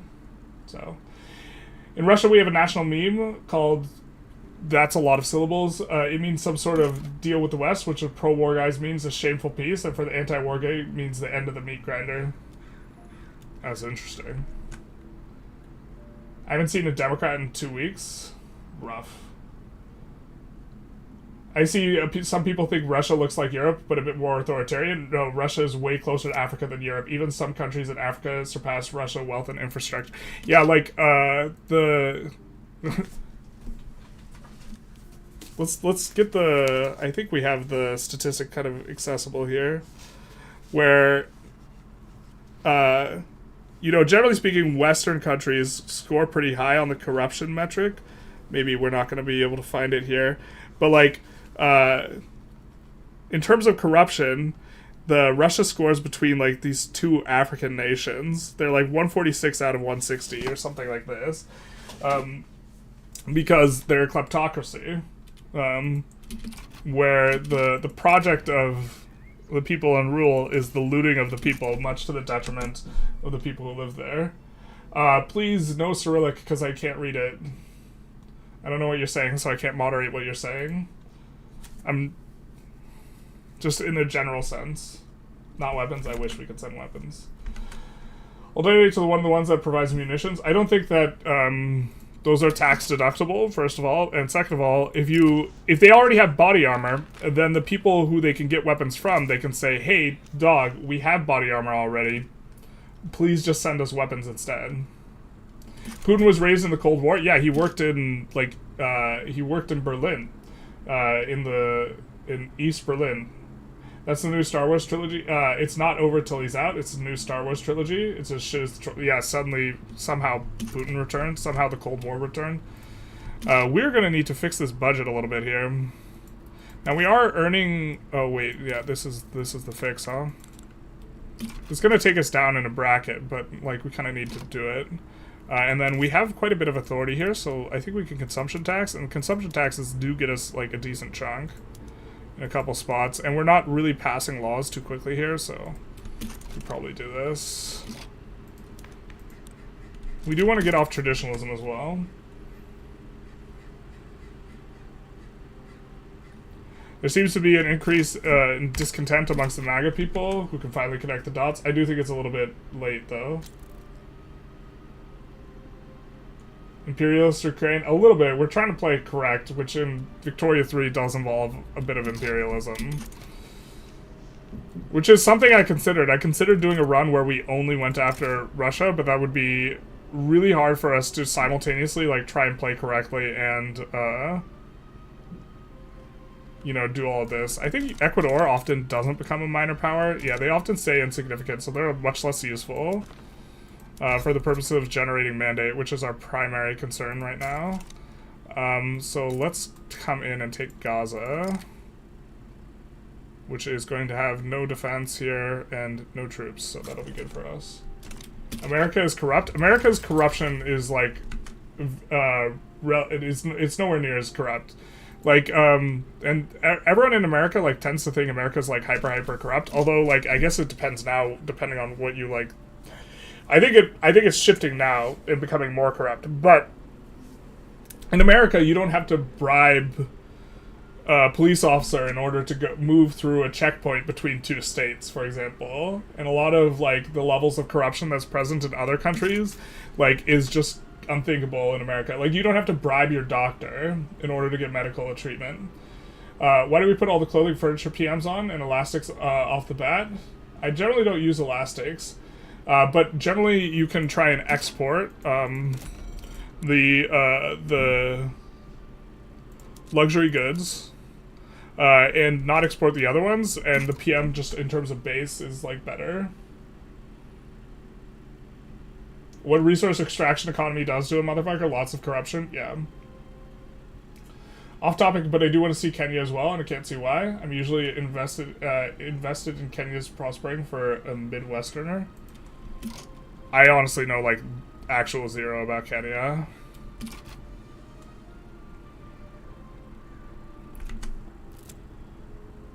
Wasn't he working in Dresden? The book I just went back over had him working in East Berlin. And I assume that, if I recall the book correctly, and I assume that the book is correct.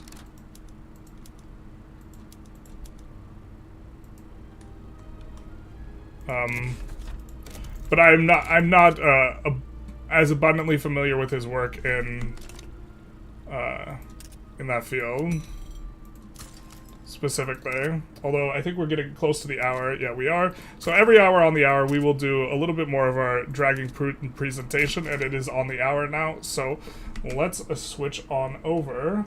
Let's catch up real quick on the chat. Even when they got armored, that doesn't mean that they'll get weapons. Also, you don't put funny messages on things that go boom. What? You don't get to put funny messages on things that go boom? Terrible. Who needs bribes when you can have a civil forfeiture? Yeah, I think that the dismantling of a lot of institutions and turning them into private institutions is effectively a means by which you can allow the actual power to be in the hands of oligarchs. And oligarchy is definitely something I'm afraid of. Alright, let's talk about presentation here. So this is some of the background history. Again, we are focused mainly on Putin here in terms of our presentation, leading on the book Winter is Coming by Garry Kasparov, which is his warning to the West, published in 2016, that Putin was going to be a bit of a problem. Putin has become a bit of a problem. So, the USSR, the fall of the USSR, we have Gorbachev on the left and Yeltsin on the right. And we are going to need to kind of read a little bit closely on this here. But we do have, there was generally, following the fall of the USSR, a lack of follow-through on behalf of the West, holding the parties responsible. This is a very important thing to point out and talk about, because the narrative and propaganda line that it gets delivered by Putin is that Russia was humiliated following the fall of the USSR. They were not helped out. They were dragged through the mud through the West, and that this is just untrue. And if anything, the West was underperforming in the regard of holding the people who were responsible for things. The security, the KGB, was not dismantled at all. Instead, it was just quietly renamed to the FSB, and a lot of the power structures and institutions of the USSR were the same, but what happened is the West entirely opened up engagement from them and enabled them and helped to prop them up. So we have a few kind of quotes here, which we will read through. But after decades of mass relocation, imprisonment, and totalitarian repression, it was decided to let bygones be bygones and move on with a bright future without recrimination. The dominant position soon became one of avoiding witch hunts, which meant that leaving people in power with blood in their hands. More critically, it left the powerful Russian security apparatus intact. It renamed it with a considerably lower profile for the time being. But the problem is that witch hunt implies persecution with false pretenses and or lack of evidence. But what if there are actual plenty of witches around and plenty of evidence of witchcraft? Now, Kasparov does unpack this with to a large extent. We're not necessarily going to unpack the entire chapter of his book here. Though popular with Western leaders, Gorbachev faced growing dissent at home. Part of this is Gorbachev actually opened up dialogue and allowed for a lot more free speech. Gorbachev in the top right corner, and he allowed people to publicly oppose and act as dissidents. This is one of the reasons why Putin is so hell-bent on controlling the narrative, controlling all of the media apparatuses, because he views Gorbachev's failure in the fall of the USSR as the greatest geopolitical disaster like in existence. Mantianel, thank you for the follow, big nice. And so Gorbachev is viewed as a bad example of what happened from the lens of Putin. But the U.S. and others engaged with Gorbachev specifically quite a lot, and they viewed him as being the true head. But in the meantime, Yeltsin was gaining power. It seems it shocked me that these experts seemed completely unfamiliar with the political terrain in Russia, where Yeltsin was clearly rising and Gorbachev was flailing and falling. It was clear that only spoke to their good friend Gorbachev and others inside the Kremlin. After all, that's where the power and nuclear weapons were, which, to be fair, nuclear weapons. They were far more interested in the mechanics of Gorbachev's reform proposals than the fact that everyone in the streets from Berlin to Vladivostok, sorry for the pronunciation, now felt willing to be able to openly voice their political opinions.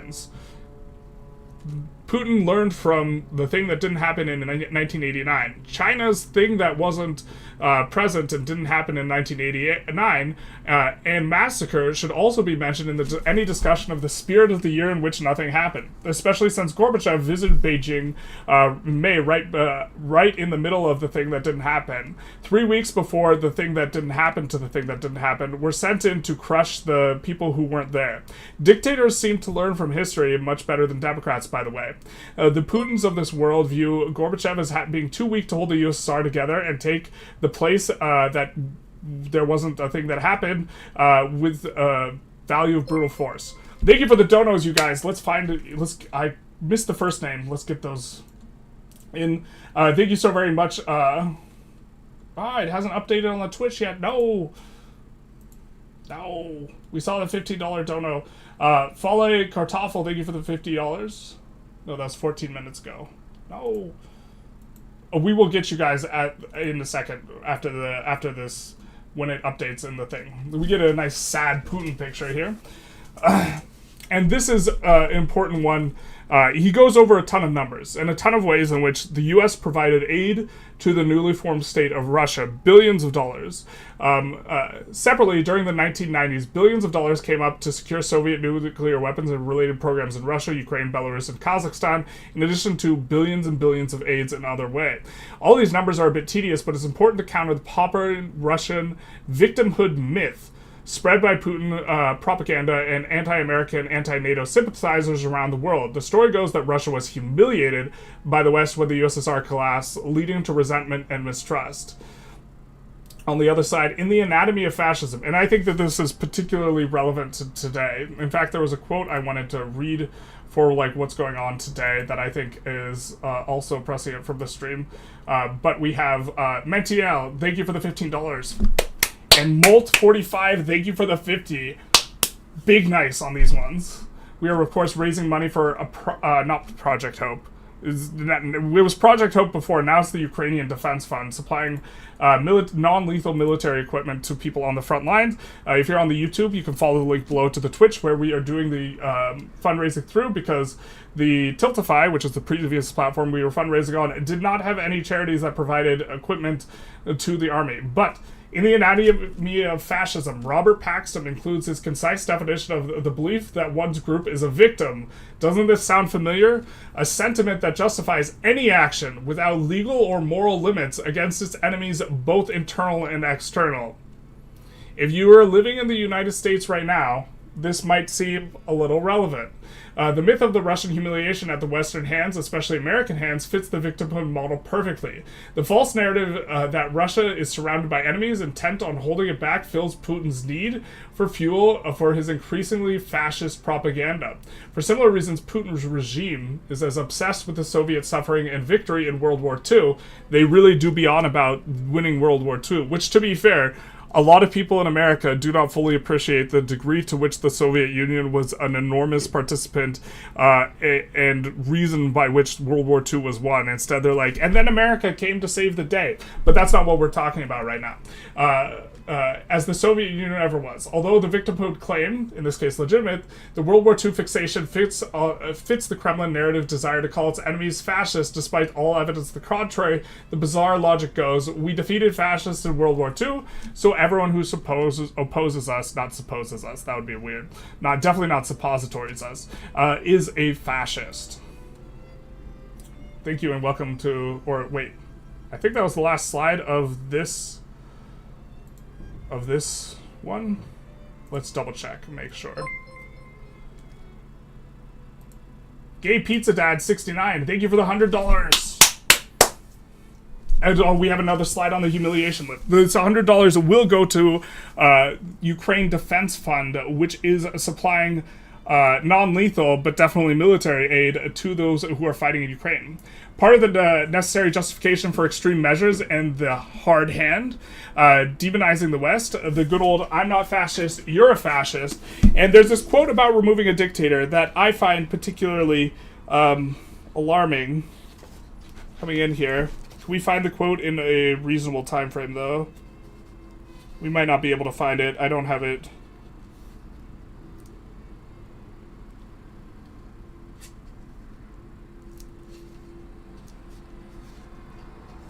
I don't think I had it bookmarked. Damn. The paraphrasing, though, is, often it seems like you may want to bring a hard hand or a dictatorial person down to solve a hard issue, but it's much easier to implant a dictator than it is to remove one. Let's continue with the slow conquering of Ukraine. We are not necessarily going to keep entirely caught up on chat. I apologize to everyone who is chatting. Please, English only, Nikolay. If we have any moderators in chat, if someone is speaking in not English, I can't see what they're saying. So unless you speak whatever they are speaking, just delete the message. And I appreciate that people are saying Slava Ukraini and stuff like this in other languages, but I can't moderate it.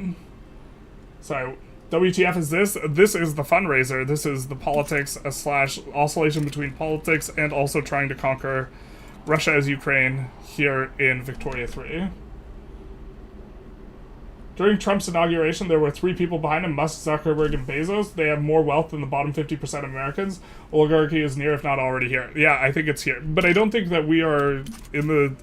I think we have an oligarchy, not a kleptocracy, yet. There's significant idealization of Yeltsin. He was drunk that got money from position, but for our good, he was less competent than Putin. I think Yeltsin also had the opportunity to be worse, and he chose not to do it, which I guess is a weird type of thing. Damio, thank you for the follow. Big dice. Renaissance. Man, that's a good punny name. Thank you for the follow. Big nice. They were an enormous participant in World War II because they started it. I think that war was getting started either way, my guy, but that point is also definitely relevant. We get an anti-Dutch league. Are we building through this? So we're getting 10k into the investment pool. We really got to get onto... Maybe we just have to go agrarianism, temporarily. Well, the Industrialists can now be slotted in. Is there a world where we could do this? No, there's not. Getting off traditionalism is so important. I think we'll just go agrarianism. I don't necessarily think this is the best play, by the way.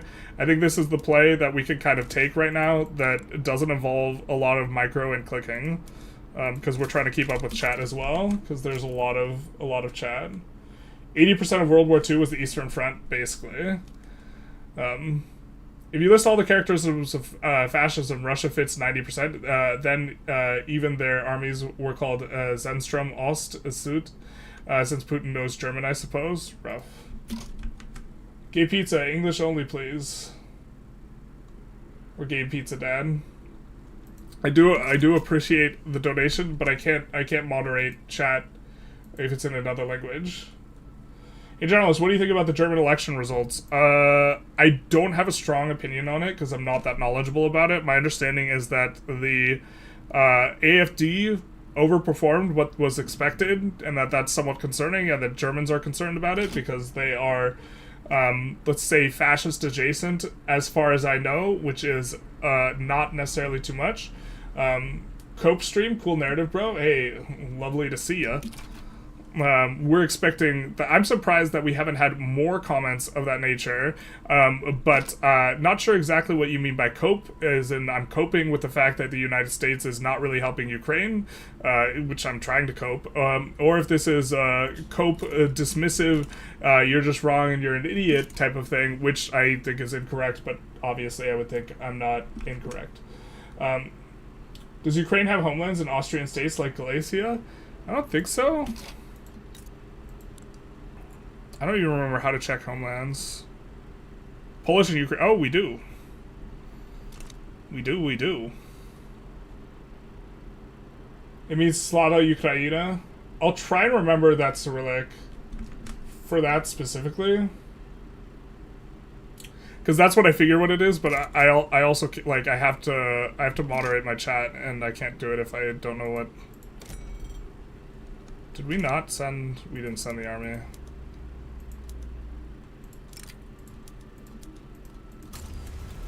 And then we're also needing convoys, it looks like, quite a bit.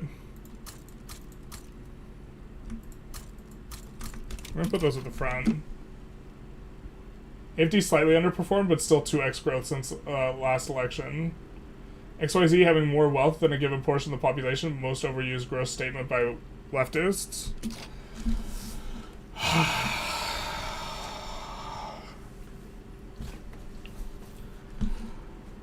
It is an easy, low-hanging point to make. I'll agree with that.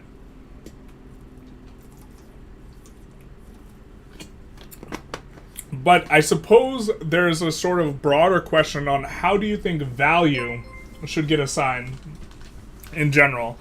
I think the presence of people who have no political experience, and their only experience is like business, and they are the richest people, and they donated a lot of campaign money, specifically the relationship with donating money to either his campaign, Musk giving $250 million, or to his inauguration. Facebook notably just happens to settle with Donald Trump for $25 million. This reeks of corruption and, paying to play and buying influence. And that is the larger sort of thing that is problematic, that is influenced or is able to be done as a result of their money. So while the having more money thing is kind of like a cliche, it is a cliche that is a shorthand for larger issues, which are money and politics, right, Ed? So, like, I agree it's maybe not the best communication thing, but, like, also, if you're trying to understand what their larger point is, and you're just dismissing their cliche as cliche without, looking between the lines, I do think that you're not really engaging with what they're saying.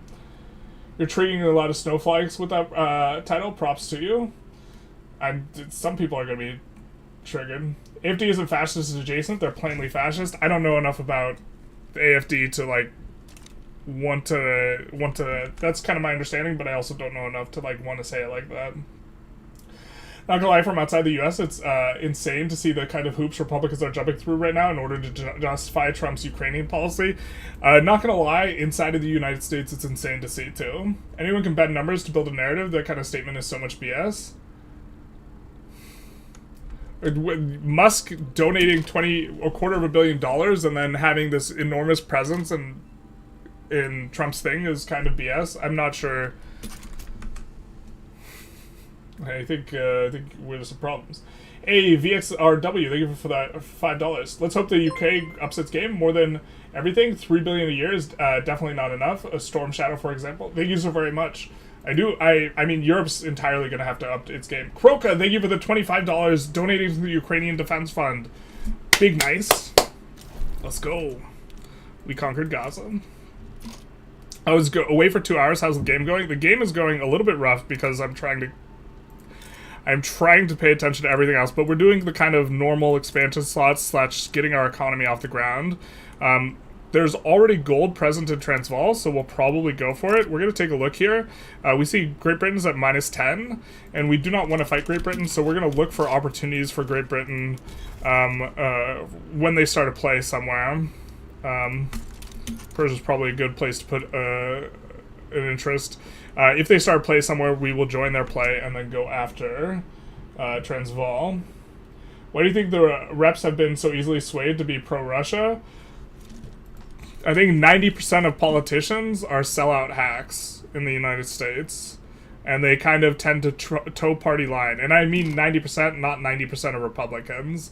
The Democrats rule almost entirely by, like, seniority. I think the Republicans do this to a large extent too, where just the senior figures in the parties are the ones that get, you know, kind of the power. I think that this is basically the people who have towed the DNC line, right, for the longest period of time are the ones who get put in positions of power, you know, people like Pelosi, this type of thing, and it's, like, roughly speaking, like a selling out to corporate interests, and the ones who are successful are the ones that get the DNC and the RNC money, because money is so important in politics, and so you get a system that perpetuates people who are willing to kind of go along to get along, just in a general sense. And so when push comes to shove, they'll go along to get along. And so it's not surprising that this is the system. This is why the most important issue to me in U.S. politics, right in front of, you know, supporting Ukraine, is getting money out of politics. Because you have a bunch of hacks. Russia did get humiliated in the 90s in a different way. US and UK invested billions in Russian oil mining industry, but contracts with them were terrible. Do you have the Google Translate extension in your browser? It could make your life easier. We don't. It could. Something like 50% of the profit goes to Russia for the first 10 to 15 years on paper. Whole oil industry was not profitable, so Russia got nothing. Putin got power because of that after he nationalized it. I don't have the information basis on which to, like, address that specifically. I have found that overwhelmingly, though, when someone tries to correct me on something and show that, like, oh, Putin was this good guy on this one thing, that generally speaking, that is misinformation. But I don't... That might be the case. That wouldn't surprise me with U.S. companies. I also think that, like, a lot of Putin... We'll get into it in the next hour, because we're every hour on the hour we're talking about it, and I think that this is going to be one we talk about next hour. Putin also, like, said that the media companies were enemies of Russia, and the billionaires were bad billionaires, and he, like, seized those assets too. But he did it very much so because he wanted to control the narratives in Russia. Mokachkov, thank you for the follow, Big Nice. Hey, will you form the Azov battalions? They're the deadliest ones against Russia. No, because the narrative surrounding the Azov battalion is, like, complicated. And I don't feel qualified to unpack it. Agrarianism not passing very well. We have the rural folk in Gov. We got a -10 sway. I think that we can now... Oh, we could decrease this to get over the thing. We're really becoming insolvent quite quickly. We maybe have to focus on the game a little bit more. But we're trying to focus on the chat. I mean, chat stuff's kind of more important. Do we just have to delete down construction? What we really need is to get off of... We could pause construction. This will work, too. Yeah. Well, we need to get these ports built, though. The wrong buttons. So we'll finish up the ports and then we'll pause construction, and that'll help to allow us to drain the investment pool.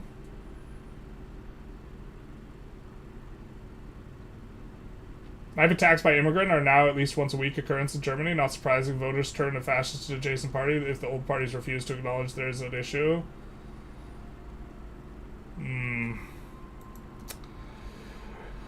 Generally, I am a big fan of looking at statistics over time. Do you have the aggregate statistics for knife attacks over time? Because often, very, very often, what is often held up... we used often too much. We use that word often too much there. Often. You have to look at the base rates of things and how often things are happening, and not individual anecdotal incidents of things happening. And very often this happens in, like, the US, where, you know, in terms of the narrative, and you're talking about migrant crime, they, like, hold up, like, this migrant brutalized this woman, which of course is tragic. But you have to look at the overall aggregate level of crime by migrants and compare it to the base rates of crimes in the US, and you'll see that in terms of legal migrants, so excluding illegal migrants, so in terms of legal migrants, the rate of criminality is lower than base rate. So the migrants coming to the United States actually lowers your chance of becoming a victim of a crime. I don't know the specifics for Germany, though. I don't know the numbers. But I am guessing that is coming from a sentiment that is anti-migration, right? And the numbers are the important thing, though. Ukraine and Transvaal, basically.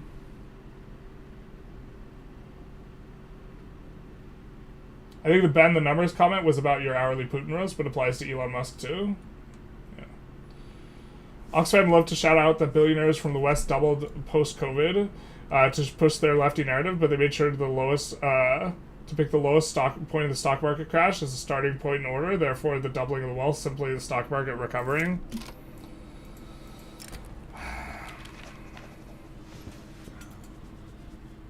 See, this is, in my mind, the primary thing I want to talk about is like Putin and this type of thing. And that example might be a shady use of statistics. I think I would get on board with that. But if that example is like correct on this type of thing. But at the same time, we solved the port problem. Let's switch.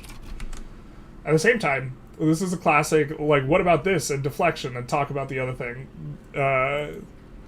In my opinion, that this is like kind of what often happens, and one is to be leery about.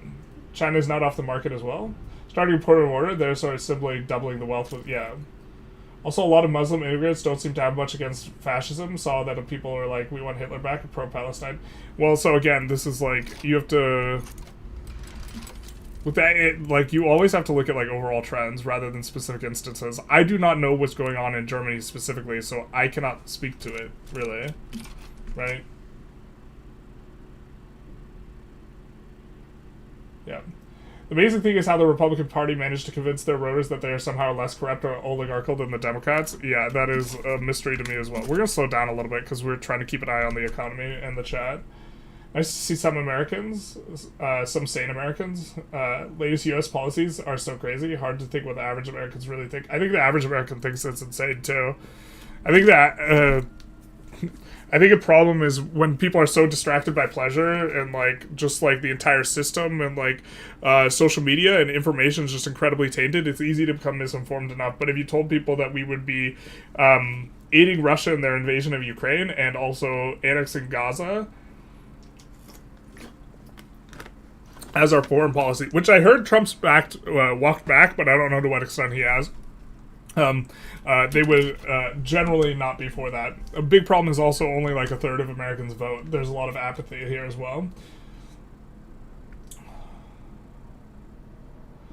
I'm not a right-wing guy, but mass immigration from Muslim countries, which are extremely conservative, is not good for a liberal society. I don't understand what mainstream left is so adamant. Yeah, so... I think it was someone in France. I think this was regarding France. Someone told me that the rates of crime from people who are immigrated from Muslim countries, again, I haven't looked at the statistics myself, were like higher. And in that case, then there's a problem, right? And they were significantly higher. But my point is that, especially with the United States, and speaking from the United States perspective specifically, which is what I could speak to, the rates are not higher. And so, like, the argument is disingenuous, right? The argument's that they are committing crimes, because, yeah, they're committing crimes, but not at a rate that's higher.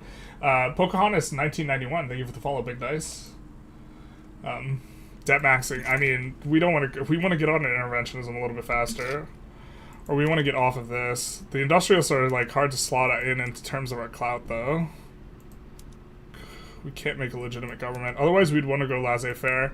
We could maybe take another crack at trying to get grain price high enough, but this requires us staring at the screen for a long time. We're trying to read chat before chat gets too far away from us. We're at 11% here, though. We might be able to fully mobilize.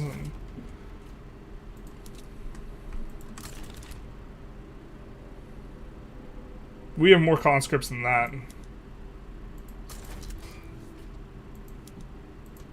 The real problem is we have just an absolute enormous amount of grain farms. But we might be able to get this through. We also have more interest, so we can get more trade routes. I was feeling like we should have higher wages for presidents and senators and representatives, so there's less incentive to sell out. The interesting thing is that there's like a double equilibrium issue. If you, the ideal when public officials get paid really low amounts, then they sell out, right? And there's an effect which is incentivizes corruption. But also, if they get paid a really high amount, it also incentivizes corruption in that it attracts the type of person that is less interested in public service and more interested in just, getting the bag, right? Or is interested in enriching themselves. I think that senators and congressmen should probably get paid more, but just like a little bit more, like 10 to 20%, but not like double or something like that.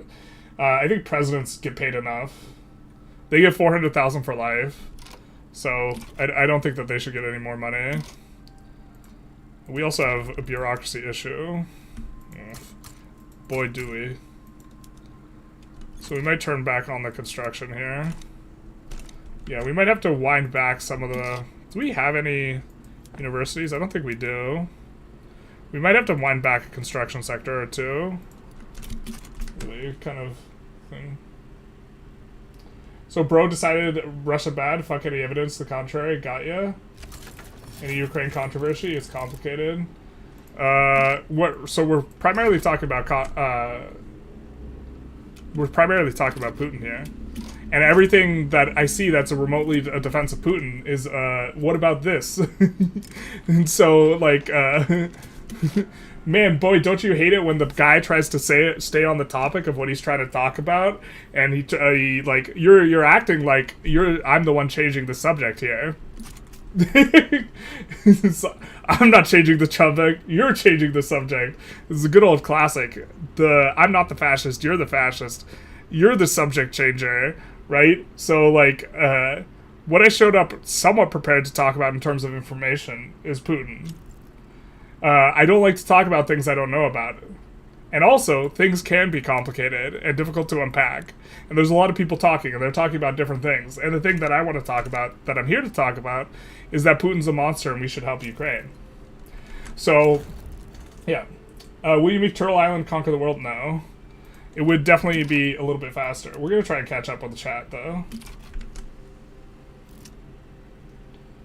I know you went with the comment to your initial comment. I still think the propaganda around the narrative sucks. Yeah. There's huge bias towards immigrant violent attacks. There's knife attacks by non-immigrants all the time, but of course we don't get to hear about them. Yeah, this is the case. But also, like, I'm concerned with what the actual numbers are. Like, right? Let's do this. Because I think, like, look, if someone's coming to your country and the rate of crime is 1,000% or something like this, I actually don't have I'm pro freedom of movement, but if a particular group has like 1,000% rate, then I wouldn't have a problem, with limiting migration from that group. But that involves actually looking at the actual number. Isaac, thank you for the 65 SEK. Glad to see you're supporting Ukraine. Thank you so very much. Russian propaganda is a strong cause. They put billions of dollars in it. Yeah, and they're really good at it at this point. And they own the media companies. So it's like, not even like putting dollars. They own the apparatus. Or they're stooges that are in support. We could eventually we could swap off there. Oh man, the war ended. Damn it. We're trying to... Yeah, that's not the war to mobilize, just to prox corn laws, is it? We have all these trade routes, and that's what our negative bureaucracy is actually about. That's frictional negative bureaucracy. We actually don't need to fix that. What's our grain price? 16%.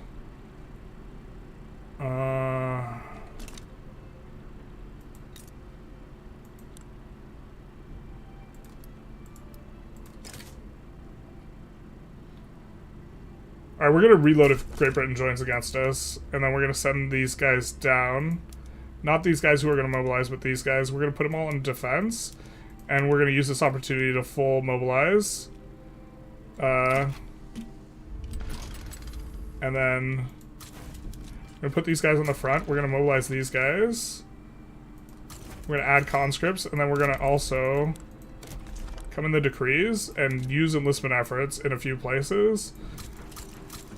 Not only so that we can raise more army, but also that it will raise faster, because we do want to get this raised faster. And then we're going to put in max conscripts. And we're going to raise the army and try and provoke grain price getting above 25%. Once it gets to 20, we will pull the rug. Once it gets to 20%, we'll pull the rug on the thing. And we'll catch up on chat, or at least try. Then use any point since World War II as the baseline for wealth. Wait, what? Okay. Why would a conservative immigrate from a conservative country to a liberal country? We're getting people who disagree with regimes. That's possible.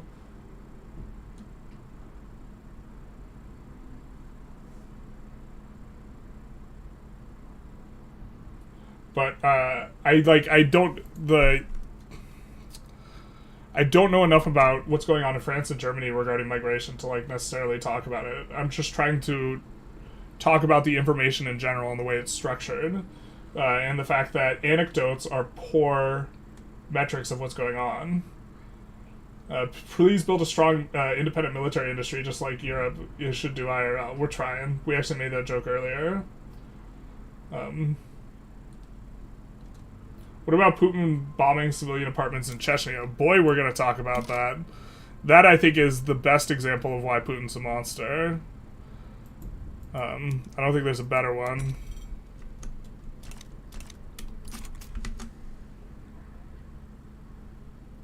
We are going to talk about Putin every hour on the hour.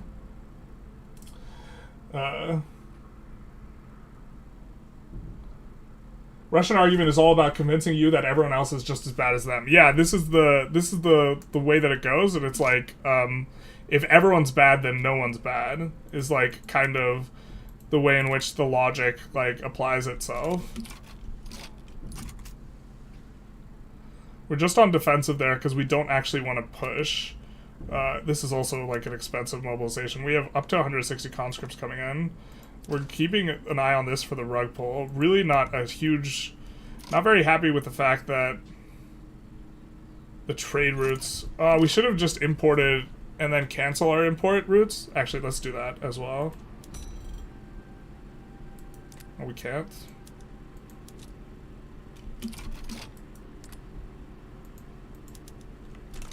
We also have a bunch of negative convoys. We have negative convoys because of the trade. That's right. We're kind of like split.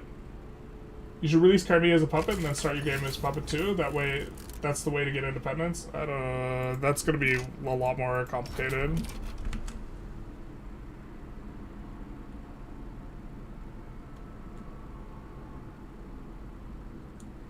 Stealing children is a close second. I think there's an abundance of clarity with the apartment example. I also think he's bombing his own people. And I think there's ways in which people are a lot more sympathetic to the arguments that he's doing the best for his own people or this type of thing, or is interested in his own people in terms of supporting someone. And so when you brutalize your own people, it's particularly bad in terms of looking at things. And so brutalizing another group is generally seen as being more okay. Although brutalizing children in general is just bad. What would happen if I talked about the children, though? There would be like a disagreement. They'd be saying like in narrative, and like they'd be saying they're not actually kidnapping them. They're just making sure that they have a safe place to live and this type of stuff, and like etc.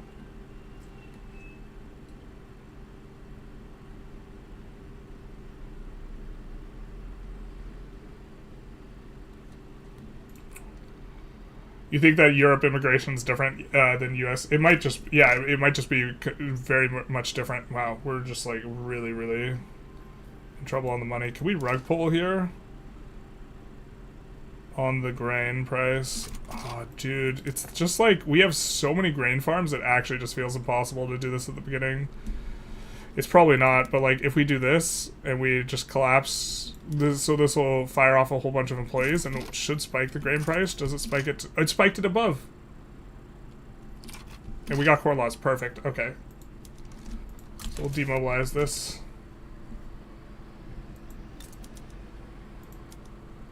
Rapid advance. We'll finish this.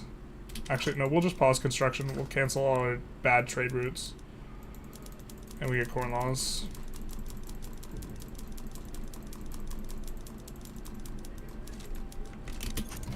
So things should get a lot better on the budgetary thing in just a second.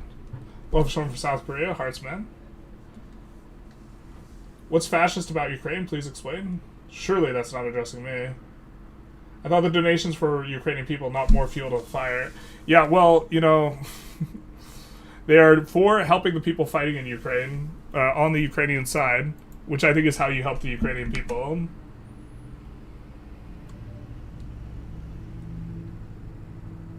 Yanov, are you not Russian? Because the surname of the words look like it's Russian. Where is Yanov even? Oh yeah, Dimitro. Alright, so we've picked up gold as well. Wow, the fields turn into mines, either right in time or just not in time. We'll put that so that we can change the PM that is present. I think we'll start incorporating immediately. Definitely overbuilt. And then with corn laws, I think we just don't want to go on agrarianism right now. And we'll instead wait for our event. We will get more money, like, hand over fist once we can get on a laissez-faire. Right now, we're just slowly bleeding out in the money.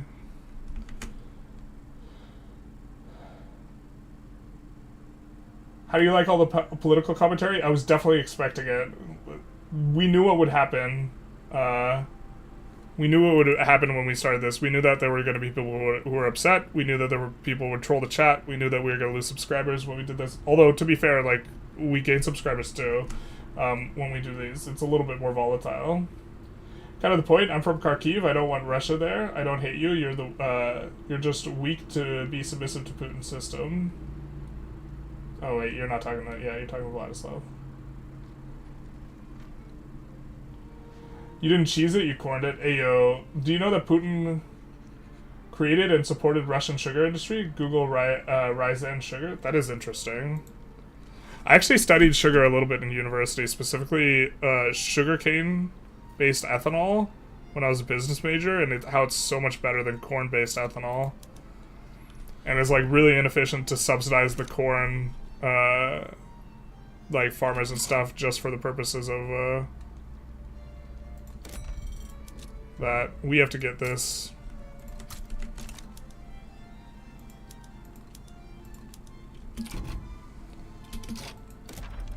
Yeah, also the decrees. Let's get rid of the enlistment efforts. Let's instead do emergency relief wherever it's needed, and then violent suppression in these two spots. So we're not passing a law right now. And then I suppose we could promote social mobility here and here. Kind of raise our literacy a little bit, which will help. By the way, journalists, the la and laissez-faire is pronounced like the sound in laissez-faire. Yeah, this is something that's... I've said laissez-faire so much. I know it's laissez-faire. I always forget. I mean, I know, but I guess I don't know. Laissez-faire. I need to be better about that. Thank you. You need to remove the military... Yeah, we just got rid of them. Sounds like propaganda of every dictator. He single-handedly made X industry an act. Why? It's always BS. Well, I don't know, like... So one thing, you know, it's very interesting. In highly authoritarian countries, corruption is either incredibly high or incredibly low. It's actually super polarized. And you actually see this in, like, Singapore. Corruption is incredibly low. And Singapore is very authoritarian. And what the effect is if the central government wants to address corruption, boy, are they good at it.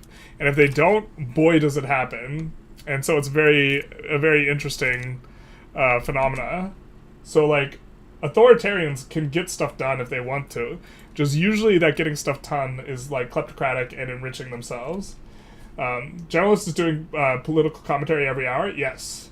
It's fair that there will be some discussion in chat. I expect a lot of discussion in chat. This is absolutely it. It's also why we're maybe a little bit less focused on performing the run perfectly. And by a little bit less, I mean like a lot of bit less. We're going to see if there's already the gold in Orania. The gold hasn't appeared in Orania yet, so we'll probably wait. If the AFD, the fascist party, is the NR voted party for gay people, you know there's something wrong with other parties. Modern conservative, there we go. I don't know as much about Germany. Like, I try not to necessarily talk about stuff I don't know too much about. So we need a liberal movement to get bolstered. So we'll rake back our decrees that we put in for social mobility, and we'll bolster that movement. Once these are affecting the what's it called? Brain lag here. Once these are influencing, I forget the word that gets used, but once they're influencing or pressuring rather the landowners, then we will be able to promote the government and save our economy. I think we're gonna pause this. A little bit of yikes. Have you ever taken a look at Suzerain? Yeah, it looks interesting, but we haven't gotten to play it. In dictatorial Serbia, corruption is really high. Yep, Serbia is an example of a really high corruption country. In our book on corruption that we read, they actually use an example of in Serbia to get through checkpoints. You have to bribe the police in order to basically move throughout the country, which is something that is so outside the notion of like corruption of someone who's living in the United States. People in the U.S. like to say that the U.S. is extremely corrupt, but they don't have to bribe the police just to like take a trip across the country.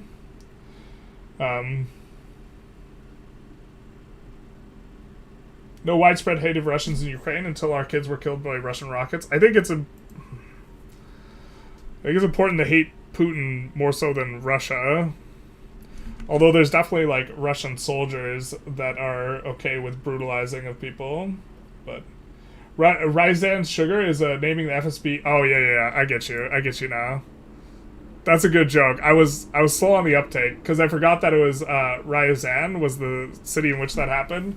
Yeah, where it was actually, I forget the name of the explosive. It wasn't sugar. It was sugar. Yeah. I didn't get the joke. Yep. That is yep. No, that's a good one. We're a fan. That's a solid joke. Well, it's not a good one, but it's a solid joke, you know what I mean? We could up our police state. Pressured, yay.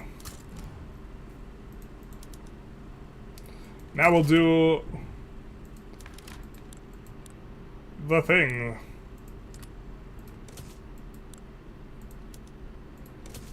We'll go to laissez-faire. Thanks for doing these charity streams. Russia will never win. I think there's a decent chance Russia wins, unfortunately, which is why I think it's important. If it was impossible for Russia to win, then it would be much less important, right?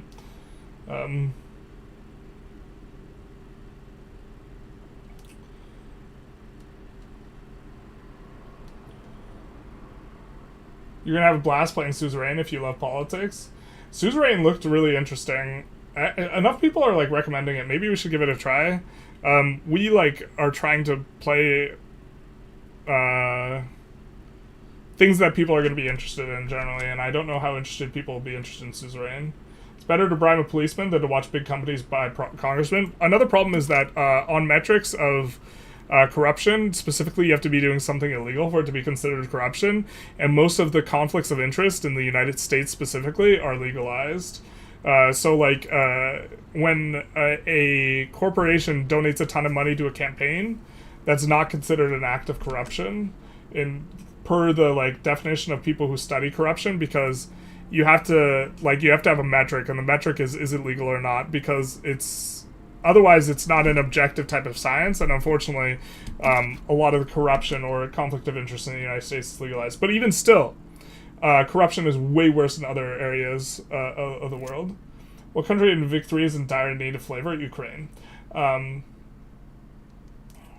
Are there plans to continue the stream after Ukraine invasion is concluded? An annual Fuck Putin stream would be lovely. If Putin's dead, we're going to stop doing them. I also think that that's probably the only way the war ends. I don't know. A context where Putin stops invading Ukraine and is still alive, I'm not sure. We'll cross that bridge when we get to it. Elon is now officially a neo-Nazi in my book. Is your book official, though? I mean, I think that he had that tweet where, in response to the quote that's a Napoleon quote, which Napoleon was definitely an imperialist, right?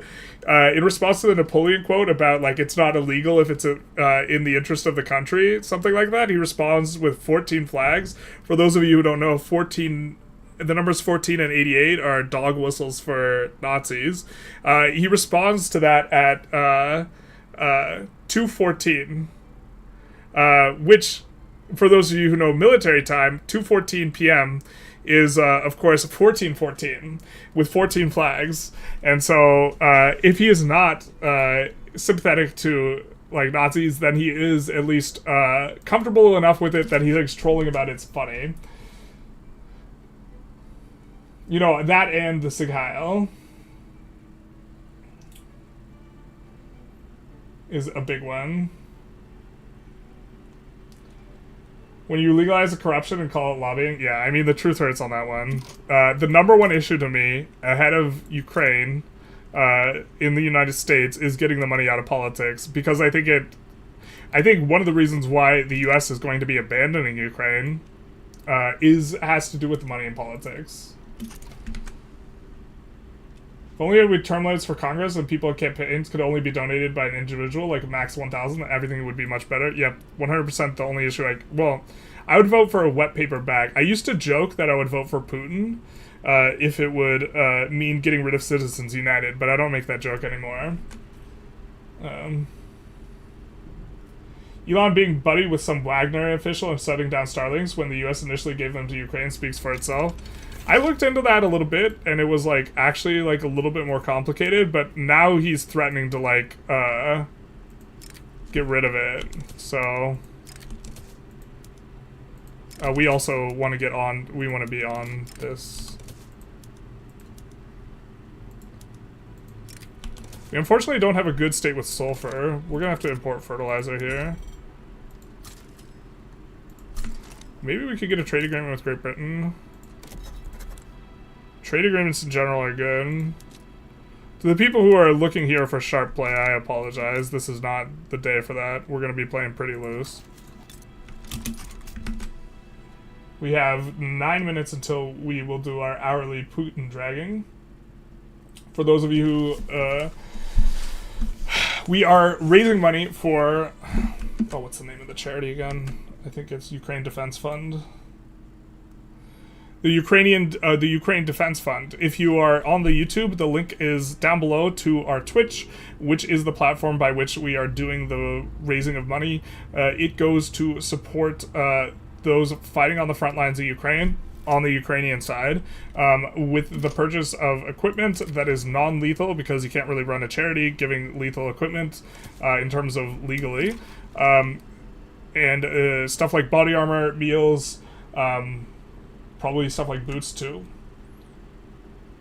I don't really pay that much attention to U.S. politics. How likely is it that Trump will refuse to leave office or try and change the Constitution, go for a third term?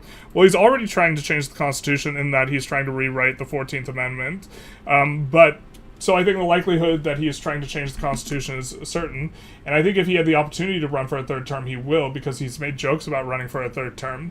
The greater question is, what will the Republicans do that are in the House and Senate? And that I don't know the question to as much in terms of likelihood. There's already a bill introduced that would allow him to run for a third term. So in terms of likelihood that there's a bill, that's 100%. But in order to pass it through Congress, you need like 2/3. Trump has said something a little bit concerning, that the Democratic states would get wiped off the map. And my assumption is he's referring to in terms of all the blue states will disappear because they all become red states in terms of the midterms.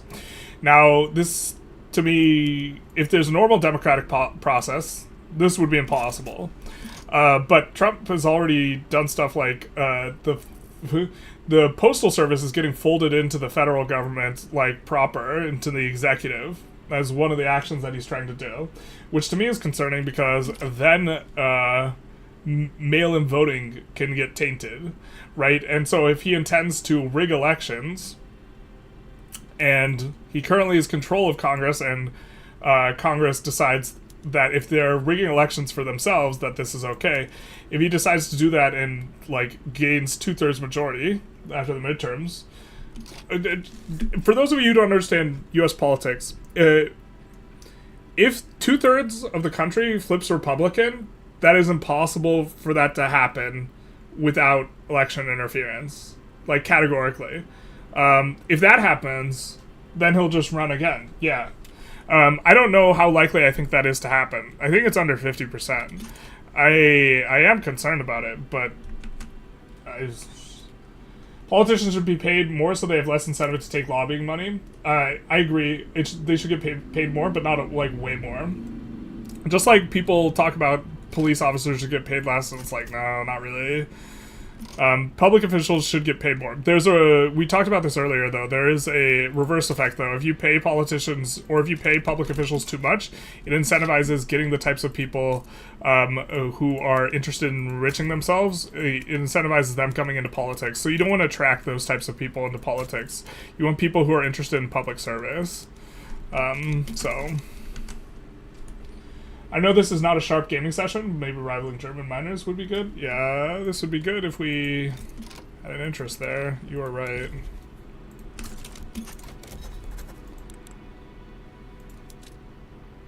We do have to put an interest there. As long as we're a major power, we should be able to do that.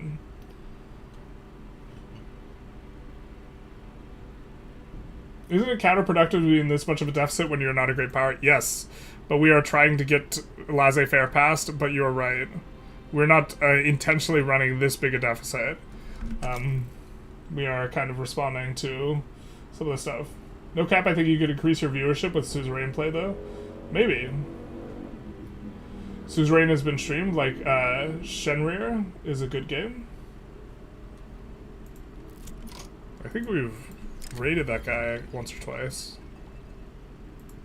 We're gonna get the university, but then we're gonna delete it, because we can't really afford it.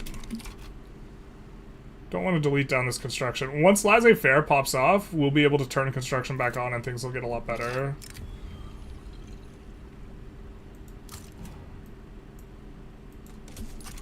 I'm kind of a fan of that guy.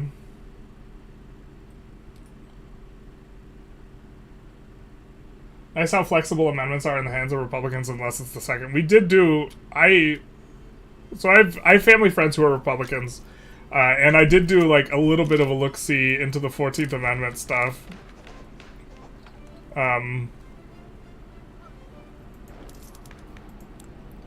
Because he was of the opinion that the 14th Amendment didn't mean what the 14th Amendment was.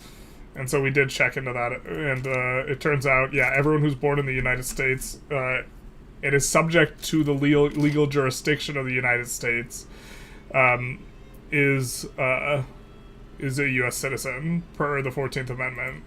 And the exceptions to that is that people who are like foreign officials, like diplomats, are not subject to the U.S.'s jurisdiction from like a legal perspective, and so their kids, for example, would not qualify.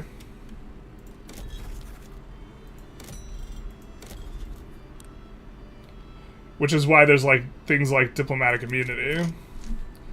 Oh baby, it's so good. All the free rivals. It's free Diplo. Once we get laissez-faire, the economy should be much better. I don't know if we have to delete down. We actually probably should. We overbuilt these a little bit, so they're not even employed all the way though. Let's delete down a couple of these. They build up, and they're only 100 construction now. We're gonna delete down quite a few, actually. There we go.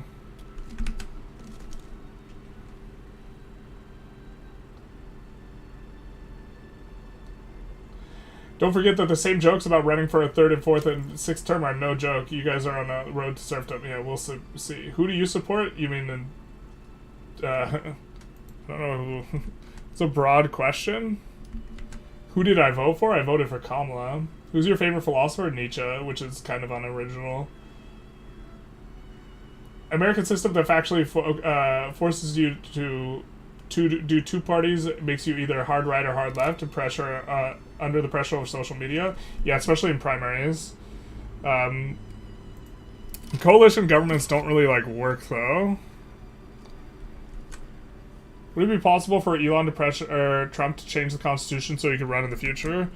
Not only is it possible, I think it's likely. In 4 minutes, maybe you watch the statement Trump is giving now with Macron.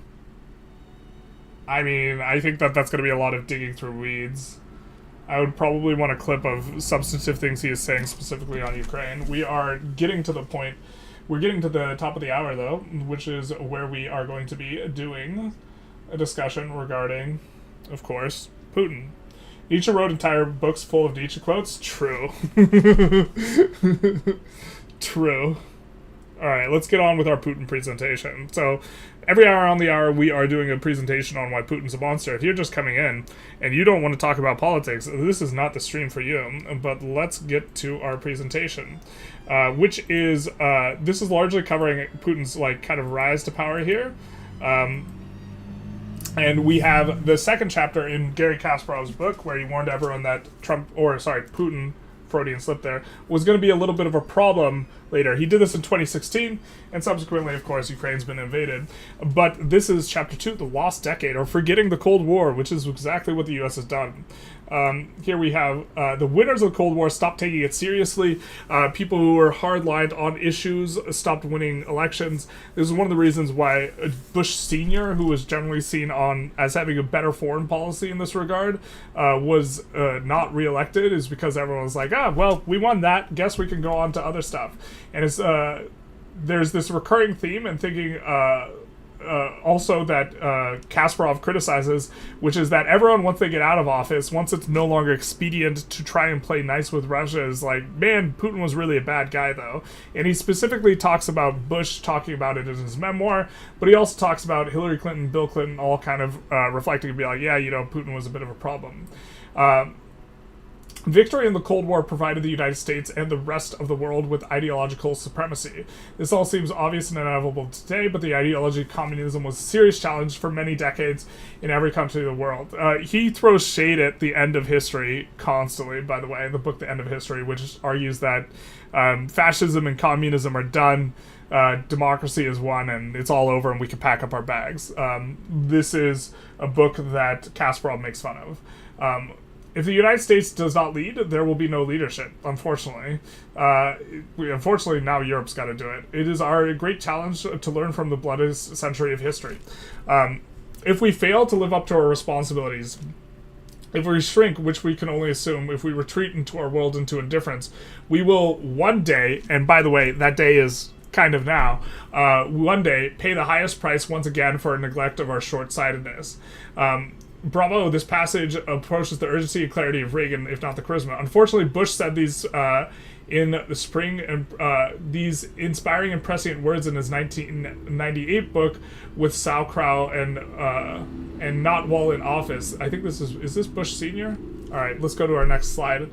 But there is a political expediency in the United States to not kick up dust, not to cause issues which make it harder to get reelected. And one of those is actually taking Russia to task on its many anti-democratic and anti-humanitarian issues.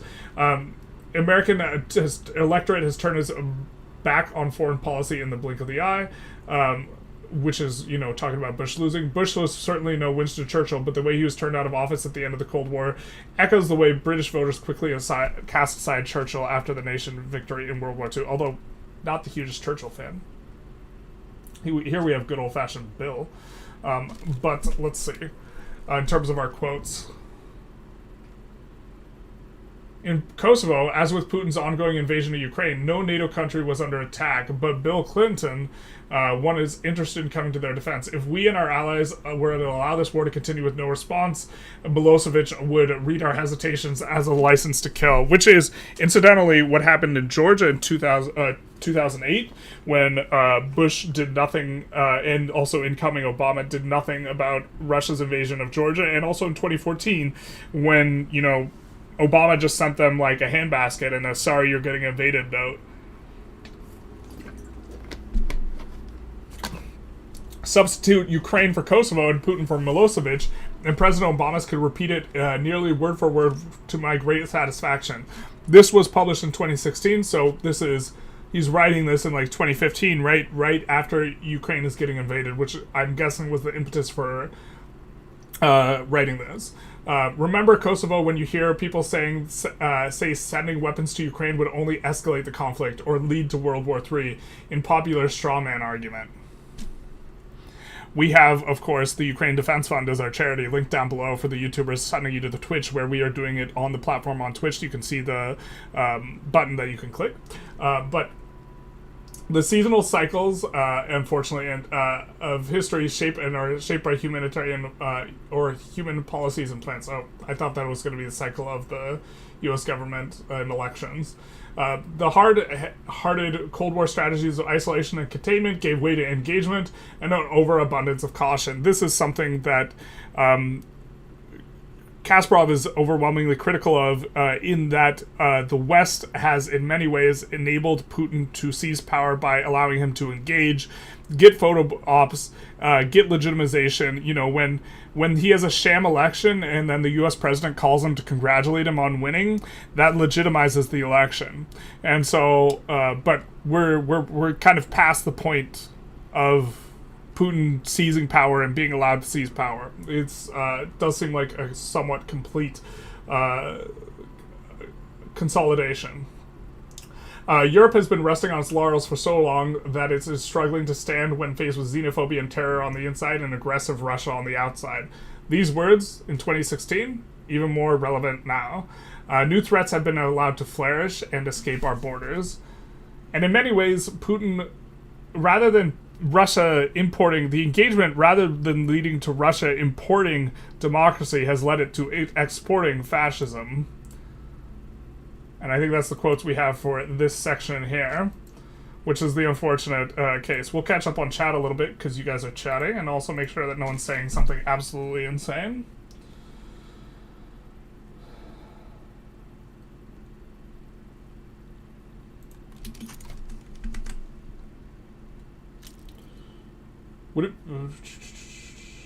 Did you protectorate Mexico? No, we did like all of it, South Africa though, or sorry, South America, or everyone who tends to be a minor power in South America. Brazil tends to be a major, so going after them is often a problem. If you plan more streams like this, you can invite Dylan Burns. I've seen that name. He's a fellow streamer streaming from Ukraine. He's very knowledgeable and fellow gamer. He would be an amazing guest. I would have to look into him more closely. I could take a look though. I am planning on doing more of these. We're probably going to be doing a bit of these. What you can do is try and ignore the Constitution. Yeah, like look, if you just ignore the Constitution and no one does anything about you ignoring the Constitution, then it doesn't do anything, right?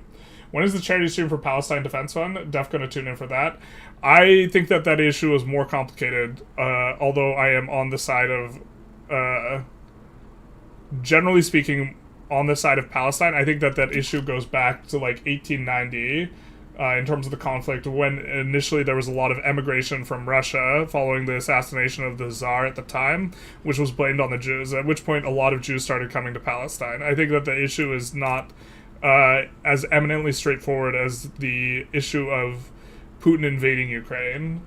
And so I have mixed feelings, but I'm generally of the opinion that what is happening in like Gaza is just like they're just like leveling it, and what's happening to the like human population there is like of innocent people is disgusting. But I think that overall the entire situation is a lot more complicated. I think the situation in Ukraine is much more clear, and I suppose to some extent apologies if you think that like my complexity giving way to hesitance is a problem. The nitpicked Nietzsche, I presume? Yeah.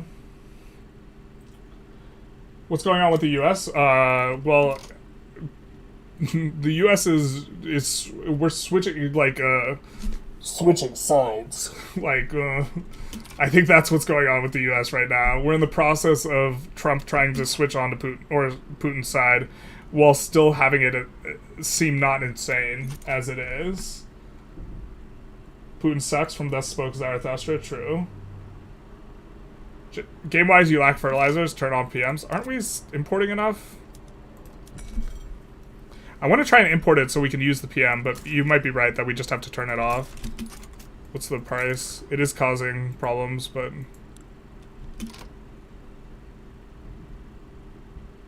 yeah. Okay, I could get behind that. You're probably right. We actually have to focus up so we don't go bankrupt. Not like this. No, I mean, now we just have such an enormous...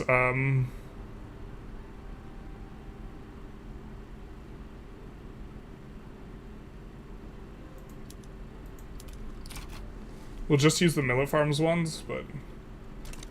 we have such an enormous... debt that is causing a really large interest payment.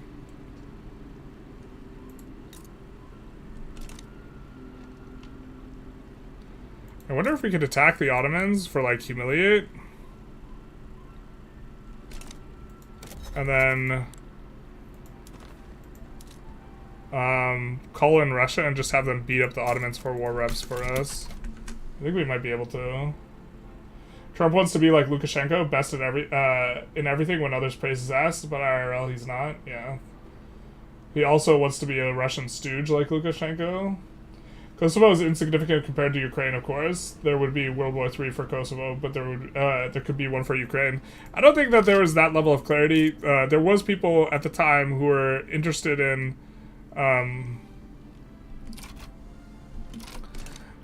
who wanted us to not go into Kosovo because they were afraid that it would cause the USSR to, like, there to be a hot war. Europe being primarily passive has been good for the world, though. Remember what it was like when they weren't. But they don't... Europe didn't have to invite Russia into their club and engage with Russia and give access to Western financial institutions and give access to, like, trade organizations and diplomatic organizations. None of that was necessary.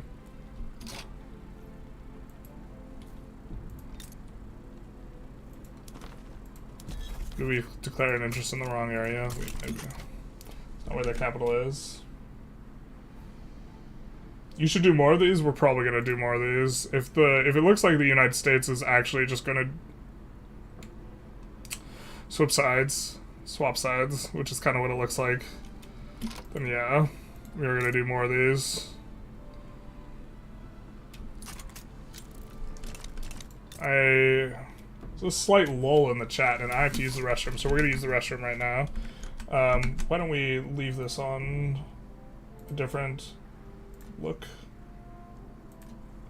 Let's see. Well, let's actually check how much we've raised so far, and also... so we are up to... not that one. Not that one. There's the one. So we are up to $326 raised so far for the Ukraine Defense Fund. I think we'll leave it on this page here as we use the restroom and be right back.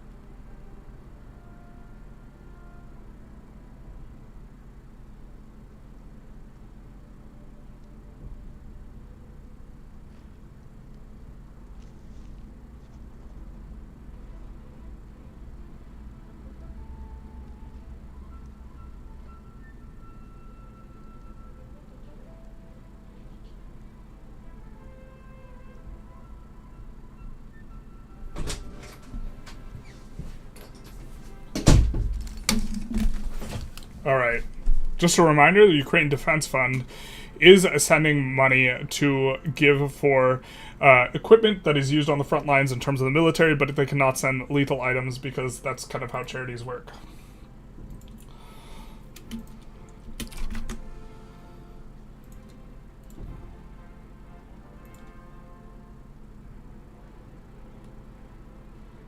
Economy-wise, you should do proper Ukraine in 1995.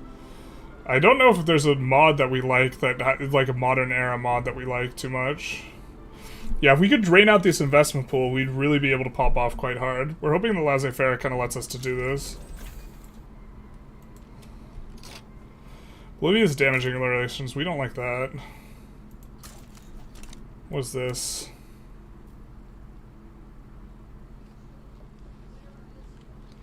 I hate that we can't get involved in this. This is such the... It's so asinine. But yeah, Peru's gonna get independence here because we can't help out Bolivia. Although Peru, what happened to Peru? They lost a war. I guess that's kind of okay. So this is... we can't interfere with this, even though it's... Because we can't fight against our subject, and we can't fight against the subject of our subject. And they're the ones fighting each other. Classic.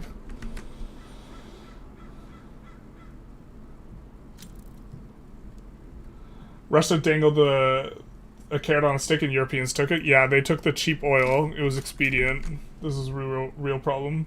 We sold nukes for that bankroll in that situation. Not like this. If Trump will continue this shit, Europe will ally with China.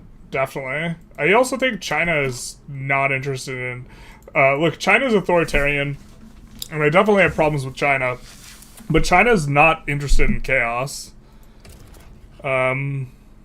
So, I think that right now, Russia and China are like kind of friends. Or right after we move our interests out, this Heavenly Kingdom pops. Not like this. We were temporarily moving them out just so we could declare a war on the Ottomans.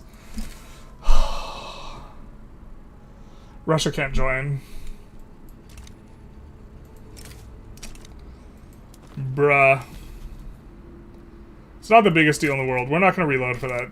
We're not going to reload for that because we got a lot of stuff to do. It's better when Heavenly Kingdom wins because it's easier to get pops.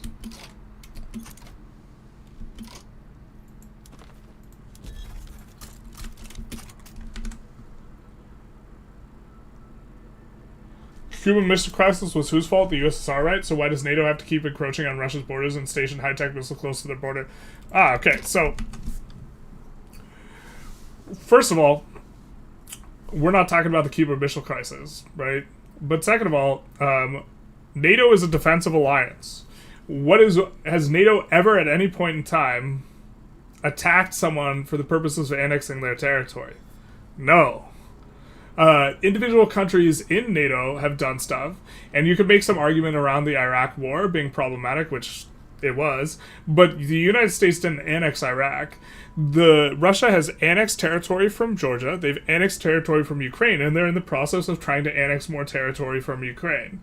Article 5 of NATO has only been invoked once, and that was in the situation with Iraq. But this, like, encroachment and, like, creeping type of thing, like, Ukraine is allowed to defend itself. And also, Russia agreed to defend Ukraine with the Budapest Memorandum. And so this notion that this is a provocation is the classic, kind of, like, talking point of, like, Russian propaganda, which is, like, I didn't do this, I didn't provoke or start this, you guys did. The person who is responsible for invading a country, or the nation that's responsible, is the one that did the invading. Unambiguously. We are getting a lot of baboops. What are these notifications? Oh, hell yeah, more donos. Let's go. They just haven't updated on my Twitch yet. From where I can see, we're at 7:06, but there seems to be a long delay from generalist stream. Okay, there is a long delay. Why is there such a big delay on us getting the... Yeah, they're all coming in now. Okay, let's go. They're all coming in now. I don't think we thanked Muted Fish. What was the delay about? Okay, Shady Face, thank you for the follow. Muted Fish, thank you for the $50 for the Ukrainian Defense Fund. Shady Face, thank you for the 25. Casper Pillow, thank you for the follow. Mr. Mule, thank you for the follow as well. Shamble Patronas, thank you for the $50. And I'm One Mass, thank you for the 15. Sorry I didn't get you guys when those came up. It was delayed in terms of putting the stuff in. I deeply apologize. Thank you so much for giving money. And I think we're close enough to... We're probably close enough here in terms of our goal, or in terms of, we said that we would match. It's at 706. Let's refresh and click that. It is at 706. We're close enough to the matching goal that I think I'm going to match here. Of course, I'm going to double check that I'm not streaming my credit card info. Did say that we would match up to what we earned last month on YouTube, which is our primary income source. It's not our only one, but it is like 80%. 7, 24.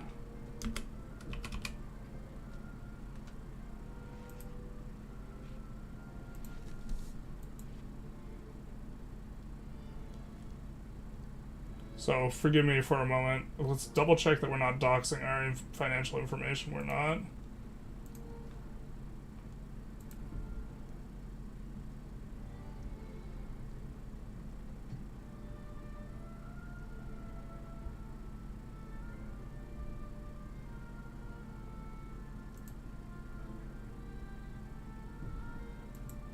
All right. Those nukes were useless, to be honest. You could develop a means by which they would become useful. And they were a deterrent. Is that my dono going through? Yeah, it is. Okay. Zoom out on a lot on geopolitics. What do you think about the U.S. getting on Russia's good side to pull it out of China's embrace? Would it be better for the USA to tackle China? I'm not necessarily... I don't like the word tackle. I don't like the language on that. I think that a world in which the United States and China get along in some way is going to be good. I don't know if tackle's the word. I think it's complicated, which like is kind of like a somewhat dismissive answer, and I wish I had a better one for you. But like, what exactly? China's going to pass up the United States in terms of power really soon here, and so it's not. I think the U.S. should probably sanction China over what's going on with the Uyghurs, but like, it's unclear to me necessarily. I think that issue is complicated and I'm underinformed, so I don't necessarily want to give a prescriptive type of thing. I think that the Russia situation is much more unambiguous. So, the Western powers got complacent after the Cold War? 100%. 100%, yeah. I think that this is a larger point in Putin's book as well. I'm going to try and catch up. Extreme woke and globalism triggered conservative response. Pendulum. I think that a bigger part of the issue is driven by... I think there's a lot of Russian propaganda, and a lot of the wokeism that conservatives actually get really upset about. We got a lot of boops coming in, so I'm going to get to those. But a lot of the issues is a lot of the wokeism is actually amplified Russian troll bots. They amplify stuff on both sides in order to be as divisive as possible. So a lot of like the wokeism that gets complained about is actually not stuff that is being perpetuated by people in the United States who have that opinion, but rather by Russian trolls. A lot of the more aggressive and like kind of, let's call it like insane types of positions are coming not from legitimate like sources here. We have to get some infamy here in terms of trying to play tight. 3 infamy? Is that it? Do we have a cautious leader? No, he's pious though. Okay, fair. Putin even considered joining the EU, but NATO was extremely aggressive with expansion east. Who is the aggressor? Putin is the aggressor. Provoking a country until it starts a war is an age-old tactic. No. Putin is the aggressor. Putin invaded Ukraine. This is a classic, like, propaganda line. Who is the aggressive country? The country that has soldiers that are currently occupying another country's foreign territory is the aggressor. I'm glad you asked the question, who is the aggressor? When NATO expands, NATO is a defensive alliance. NATO hasn't done anything to take or invade the sovereign territory of Russia at any point in time. Thoughts on German elections? We don't have a strong opinion. We had to... thank you for the donos. Is it not updating again? Smug Little Shitface, thank you for the $15. Big nice. Silver Wing, thank you for the follow. Who's going to the Ukrainian defense fund? Budapest arrangements are the modern Munich agreement. I actually don't know what the Munich agreement is exactly. Is the Munich agreement the peace in our time one? It's a very charitable reading of Trump's moves. Could be him trying to pull Russia into an entente versus China, as China appears to be Trump's singular obsession, the reverse of Nixonism. I think that's very charitable. I think it's more likely he's a useful idiot for Putin. But Article 5 being triggered once led to a big chunk of European migration, and hence what is going on in the world. Just my opinion. I know US people hate when this gets called out. So I don't know as much about Iraq to talk about it, like, in an informed type of way, but from my perspective, US attacked the wrong guy there, and that was not ideal. Slava, Ukraini, yep. We're trying to catch up with Chad here. I apologize. So annexation of territory is bad, but toppling governments and getting access to resources and exploitative conditions is okay? No. I'm not saying it's okay. I'm saying that the classic defense for Russia invading Ukraine is to point fingers at other things because there really is no defense, and other things not being okay, like the Trail of Tears, doesn't mean that Ukraine is, like, free to be invaded. The classic, we're going to try and make everyone bad so that we're not bad, is very much the line that is being taken here, right, in terms of the narrative, and I think that's a disingenuous way of approaching things. What Putin is doing in Ukraine right now is horrific. That doesn't make other things that are bad okay. Also, we have the classic, like, the idea that there was an orange revolution in Ukraine, if that's what you're referring to, the toppling of governments, that's just, like, false. And I think we have a bit of it on a presentation later, so I don't necessarily want to talk about it now. I'm not sure if we have that as a talking point in the presentation, but like we have the one CIA agent from the U.S. having like a sympathetic like statement regarding the removal of, I think it was Yanukovych, and like this is given as like an argument that it was orchestrated by the U.S. when like the one interfering in Ukrainian politics was the one who was propping up the stooge Yanukovych. And so if anyone is like guilty of interfering with Ukraine before the first invasion of Ukraine, because the first invasion of Ukraine, it was definitely Russia there, it was Russia propping up Yanukovych. Russia considers it a provocation because they believe Ukraine was effectively their protectorate. No, Russia believes it a provocation because this is a propaganda way of talking, and they like don't they're not operating in good faith with that excuse. Iraq was not about stealing resources. I don't know enough about Iraq. I don't know if I was... Oh my god, you guys are chatting so much. Caterpillar, thank you for the 25. Big nice. It's going for the Ukrainian Defense Fund. Here we go. Yeah, you guys are talking about Iraq. So what's a defensive alliance having an interest in expanding right up to the enemy power blocks at borders? I'm glad you asked. What is a defensive alliance? Well, the defensive alliance, the whole entire purpose of it is to not be swallowed up by a country that is belligerent in attacking its neighbors. Right? That's the purpose that it has. I'm a little bit behind here, but I'm glad you asked. Don't question the mainstream mainstream media narrative on foreign wars. Why would they lie? Not sure exactly what this one is. But yeah, Ukraine definitely wants to join NATO because they are disinterested in getting attacked. The people of Crimea wanted to join Russia.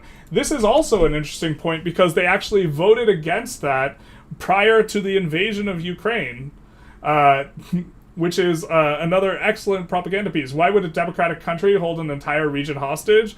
Well, you can't just vote to leave a country in a general type of sense. Also, democratically, the people of Ukraine wanted to leave Russia as well when the republics were kind of left. So if you want to have that argument, you can have it back to 91 if you want.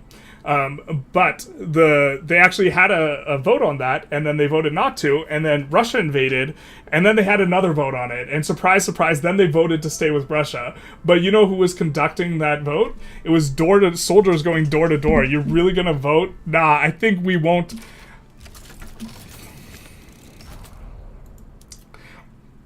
When Russia is conducting the vote door to door with soldiers, it's pretty obvious what the outcome's going to be after that. What's the plan to deal with that deficit? The plan is getting laissez-faire, and getting the investment pool turned on. I think that you asked that before we passed laissez-faire, and now we're cooking. We, of course, are going to found the company New Ukraine Limited as soon as we get Bessemer processed. So we're going to, 4 months, we're going to make the company. Remember, folks, if you disagree with the left, it's just Russia propaganda. Yeah, well, sometimes it really is Russian propaganda, my guy. That's like how this game works. I always appreciate how thoughtfully and precisely you attempt to answer the questions. We're trying. It's really hard. There's a lot of things are coming at us from all sides here, but yeah, the investment pool is changing really fast in a positive way. Unfortunately, I think what we have to do is we have to expand construction and then turn off the active queue in order to get out from under this here. We're going to tax tobacco. I know it's regressive and generally we don't like to do that, but we're going to get some of these government buildings done, and then we're going to turn off the construction. Why are you lying? There was a referendum in Crimea and voted to stay with Ukraine. A new referendum happened after Russia occupied Crimea, basically. He's lying because he's pushing the propagandist points. I don't know if he's operating good faith and believes them or not. Can't imagine that somehow Ukraine provoked Russia into invading them is completely backwards thinking and recursive. Yeah, it's absolute insanity. It's like it's the woman who wears a short skirt getting sexually assaulted, right? And then saying, but she was asking for it. Is exactly what it is. One thing I was thinking about is what would have happened if Russia joined NATO, if Putin just attacked NATO countries without a response. I think Russia tried to join NATO and they said nah. Or the USSR. Because the talking point was that NATO wasn't anti-USSR. And so that was like a way of like, nah, it's really is anti-USSR if you won't let us in. Which is, that's kind of cute and amusing, but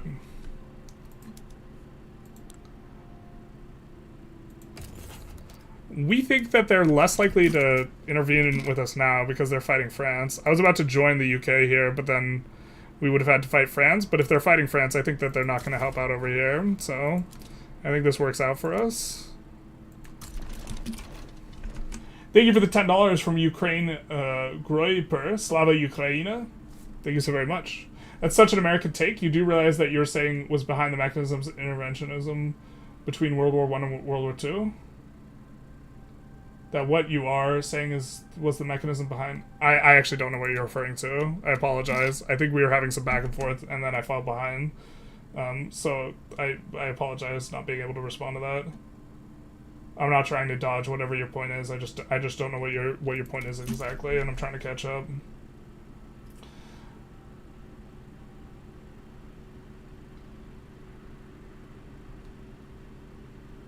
Russia had a stooge on their own border. U.S. had a stooge on the other side of the world on Russia border.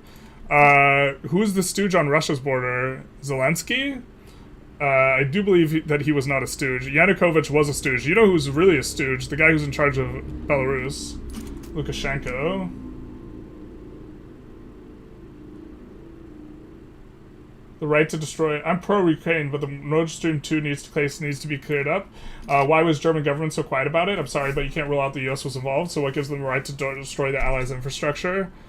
I don't know as much about Nord Stream 2. I would like that cleared up, to be fair. I also think that you know, if we're going to talk about those types of things, we have to talk about the Russia hacking in the U.S., you know, attacking infrastructure, the Russian ship dragging its anchor across the energy line with Finland. And if you want to have like a broader talk about attacks on civilian infrastructure and this type of thing, I guess we could. I don't have all the knowledge on like that. When I opened the stream, I said I wish I knew more. This is an example of something I wish I knew more on. But if you want to look in terms of bad actors attacking civilian infrastructure, I think the one that's going to be pretty big is going to be that. And so, Caterpillar, thank you for the 25. Nobel 430, thank you for the 500. Let's go. You're donating to the Ukrainian Defense Fund, which is supplying military equipment to people on the front line. Thank you so very much. That is the biggest donation so far. Much appreciated. Slava Ukraina. Oh man, you guys are chatting so much. We got someone saying you guys are so brainwashed. Anyone who disagrees with U.S. policy must be a spy or a bot. This is just like, I disagree with U.S. policy right now. I disagree with the policy of annexing Gaza. that I believe is the U.S. policy right now. There are like spies or bots in this type of thing. We are taking an examination of Putin. Putin is 100% the aggressor here, and is this narrative that is propagandized that we are trying to combat. There's plenty of things that the U.S. does that I disagree with. Are they getting here in time?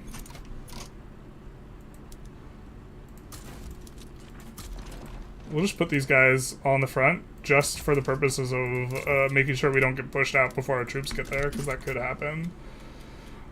Obviously, we beat the 4 stack.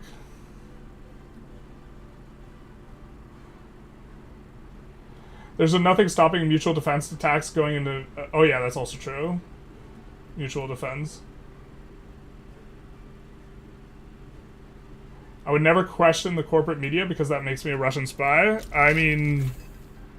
first of all, the corporate media is definitely divergent, and the corporate media has an enormous bias towards avoiding talking about class issues. But I think that like that narrative on its own is like also just kind of silly, because there's like Fox has the best ratings. They are the biggest in terms of the media companies. They are the biggest, and they are generally more Putin sympathetic. And so the idea that there's one singular unified narrative, you have the United States media confused with Russia's, I think.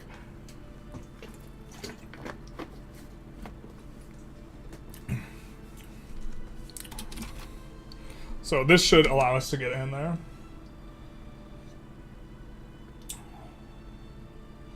Ukraine should give rights to learn mother language in schools to its minorities. They have a national language. I don't know as much about that. Someone brought it up earlier. There was a little bit of discussion on that. You should mention Russian oligarch media and social media that fill bots. Yep. We're gonna kind of cruise through a little bit more. Victim blaming, basically. I'm from Ukraine. Just want to say thank you for the charity stream and thank you for supporting Ukraine. Thank you for fighting for democracy on behalf of the rest of, you know, the civilized world here. Thoughts on China and Taiwan? I kind of have somewhat, like, controversial opinion on Taiwan, which is that, I think to some extent it looks like an unresolved civil war. But also, I'm super okay with the status quo. Kastarax, thank you for the follow, Big Nice. In general, I prefer sovereign territory and people not getting invaded and annexed. But the only reason that Taiwan wasn't annexed quite some time ago has to do with, we're going to have to mobilize conscripts on this army? Not like this.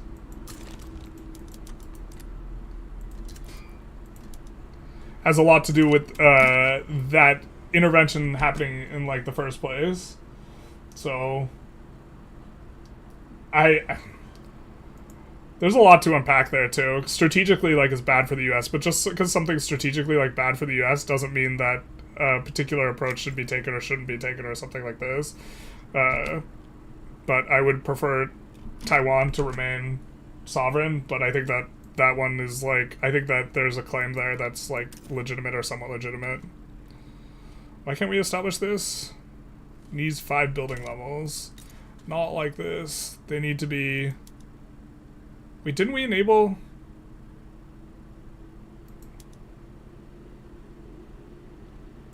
Why is this not privatizing? What the hell? Why has nothing privatized? Or wait, yeah, why is none of this privatized? Is this bugged?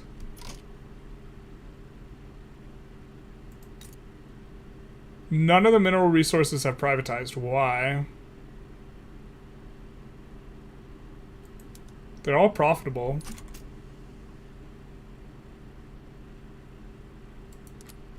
We're gonna save and reload. I think there's a bug. Not like this.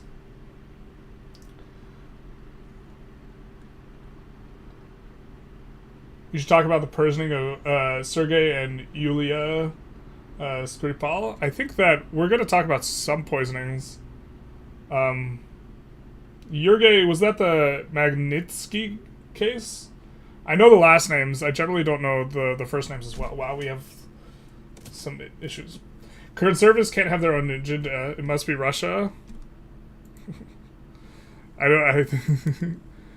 Conservatives definitely can't have their own opinion. Like, I don't think that the conservatives wanting to have small government is like Russia. For example, we're gonna see if saving and reloading does something. Respect you journalists for opening up the discussion like this when there's clearly bad faith actors to operate the water. Yeah, this is to some extent my impression. The fact that U.S. didn't claim that the Russians were behind blowing up Nord Stream and kept quiet tells you the U.S. was behind it. Some U.S. people did claim that, and also that's not actually how evidence works, but some people in the U.S. actually did claim that. Will this stop being bugged out?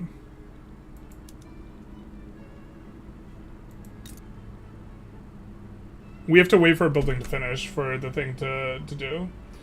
Nord Stream benefited Russia, though. The only reason that they could have destroyed it is a false flag. Russia is a fan of false flags, specifically Putin. So, I wouldn't rule that out as a possibility. But I think me suggesting that was, okay, yeah, we got some iron mines sold. Hell yeah, brother. This is actually going to be really good for us. We were suffering negative throughput. I think that, actually, we probably can just keep our construction queue open here. And don't actually need to pause it because we're going to... This is actually going to free up a ton of money from the investment pool. Is going to start buying up a bunch of these buildings now that they're eligible. That's such a weird bug, though.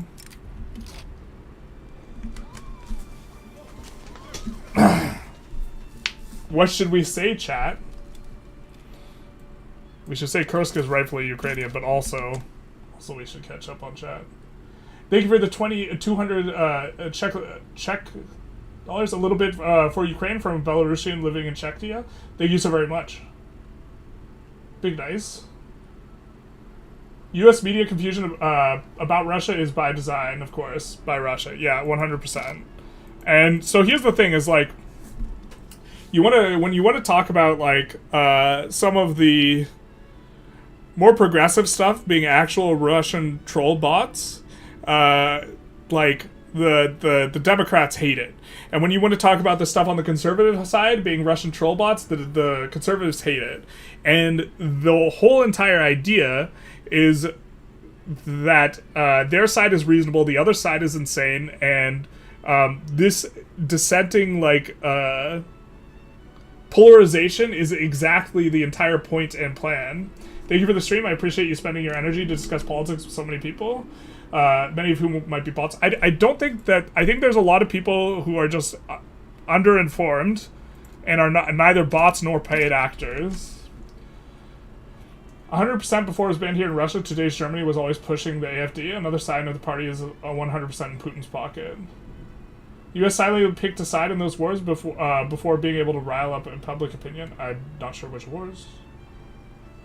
Oh my god, a fellow unresolved Civil War opinion holder. It's not a popular one. Also, strategically, I think that, like, it's really bad for the U.S.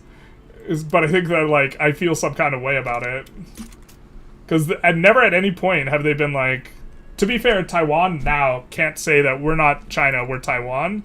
Because that would be seen as an act of war. Like, in terms of, like, the international politics of that, which is, like, kind of crazy. So they still lay claim... Taiwan still lays claim to all of this. Also, the country's name is not Taiwan, it's the Republic of China. They still claim all of this. I think they claim Mongolia, too. Which China doesn't claim, or the reverse. They have slightly different borders that they claim, but they're almost entirely overlapping.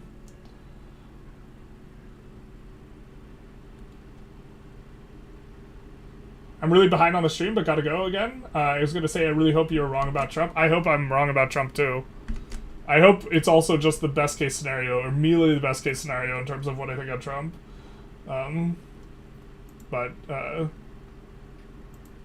Yeah. I'll just show Putin my 1.5 hours of victory and I'll call off the invasion. If only it were so easy. Russia's also definitely pushing conspiracy theories during COVID, 100%. Also, he was pushing... I have no doubt that he was also pushing the hyper... not only the conspiracy theories about it, but also this is the apocalypse, everyone needs to shut down now type of narratives as well. And that's entirely the point. Is that but like when you say Russia is pushing the propaganda on this side, and like you say that to a conservative, of course they're going to get defensive because you're saying that their narrative is tainted by Russia. But the same thing happens on the left as well, where their narrative is also tainted for the pure purpose of increasing polarization as much as possible. And like really, like ideally, like Americans need to get along. Why can't we all just be friends? But like actually. We're going to put a couple of these at the front of the queue. Because we want to try and get this company finished. Darkington, thank you for the $50. Showing support Ukraine is the charity in the description somewhere. Oh my god. Yes, the charity's in the... If you look at the description on the YouTube... Oh my god, I hope it's in the YouTube. It links to the Twitch. You have to do it through the Twitch because we're doing the fundraiser through the Twitch. So it doesn't link directly to the charity. You can also donate directly to... the Ukraine Defense Fund, that is the charity we're raising money for. If we refresh, we're almost actually at the goal, I think. A big shout out to Nobel. Here, what was it? Nobel 430 in terms of the number. But we are up to 1970 out of 2,500 raised. Although, to be fair, in my mind, that was not counting the donation that I did. So without that, we're up to we're like halfway there or something. But that is where the donut is. Wonder 911, thank you for the follow, Big Dice. Lol Flare, thank you for the follow as well. Alright, we will soon be able to make the new Ukraine Limited company. Have you ever considered becoming a sellout for the Russians? Many influencers on YouTube, like Tim Pool, were working for them and building mansions in Moscow's money. Pretty profitable. No, I would not consider it. I think... Well, so here's the thing. Like, content creation, I do think that content creators get slowly conditioned by their audience. And if I were trying to operate in, like, the best faith type of perspective possible, I would say that Tim Pool was, like... Before he, like, sold out, he probably had good intentions. And that, his sellout isn't exactly completely at odds with what his audience was conditioning him towards. And so something that terrifies me, Sap and Stars, thank you for the follow, Big Nice. Something that terrifies me is the notion that I can be being slowly conditioned towards becoming something that I currently right now view as being monstrous as a result of what my viewers say and how they respond to me, and like just the natural tendencies, psychological tendencies of like me being a human. We're probably going to build more construction here because we're draining out real fast. And so I don't want to say it's impossible for me to sell out and just like be like, I would never sell out, because like I think the people who sold out didn't intend to like go down that path. And it's, yeah. And also, I think that some people that sell out, like, don't even realize that they're, like, doing it, I guess. Saiwan does claim Mongolia. PRC does not do to Stalin. Yeah, so this sounds kind of like it. My narrative is 100% pure and untainted. Rough. Russia did fund BLM back in 2016 for polarization's sake. Yeah, this is my understanding. BLM is like not necessarily a super like organized like movement, but they funded certain narratives and people within it in this type of thing. Also, like some of the like more aggressive BLM stuff is like just actually like also insane. Like there was one BLM leader who was saying that looting is a form of reparations, and it's like, but that's exactly the type of thing that Russian troll bots would promote and spread as much as possible in order to create as much division. And the entire idea is that it's much easier to break the United States from the inside in like a ideological insurgency than it is to like break them militarily. And the Cold War really didn't truly end. We're living it, baby. Except now it's a little hot. I didn't have a strong opinion on the war until recently. A big reason is Putin's unhinged attacks on Ukrainian cultural and territorial integrity. It do be a vibe. Are we able to back the company? Yes. Yeah. This is the New Ukraine Company Limited. Everyone remembers this company. One of the strongest companies in Victoria 3. Really happy that the New Ukraine Limited Company is a thing. We're gonna do that. It's gonna be nice. It's gonna be big nice. It's also, they're going to be able to privatize an enormous amount of our buildings, so this is super cool. It's going to help to collapse the price of stuff. Oh, what? We forgot to invade. Not like this.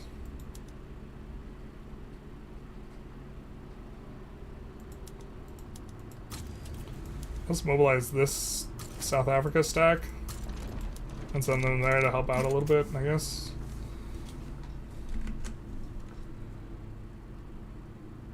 Is there any point in connecting provinces with railroads, or is it purely mapping and infrastructure? Purely mapping and infrastructure. Unfortunately, railroads connections don't make a difference. In their early dev diaries, they said they were going to, though. So on release, I thought that this was a thing in-game, but no, it's not a thing. I've proposed something for it. I think it was, I forget the name of my video, but I have an extensive video on the introduction of freight as a resource, in which I proposed something where it would matter. If you're interested in checking that out. Thank you for recommending you play against Transvaal. It's now my single favorite country. Transvaal is pretty sweet. If you want to play a single state, or it's your favorite single state country, yeah. In Taiwan, there are now two coalitions, blue and green. Blue, keeping the one China argument. Green is supporting Taiwan's independence and abandoned claim. Yeah, I mean, I think that, well, currently right now, China, and by China we mean the People's Republic of China, doesn't actually want Ukraine to give up the claim on their territory, because that would amount to saying there's no more civil war, it's off, we were just kidding, like, and they don't actually want that. What they want is to eventually annex, and there's a certain, like, threshold, I know not what, where, like, I think the claim goes away. Like, I don't think it's still a civil war claim goes on forever. Oh my god, we're not even passing a law, my bad, guys. Let's go free trade.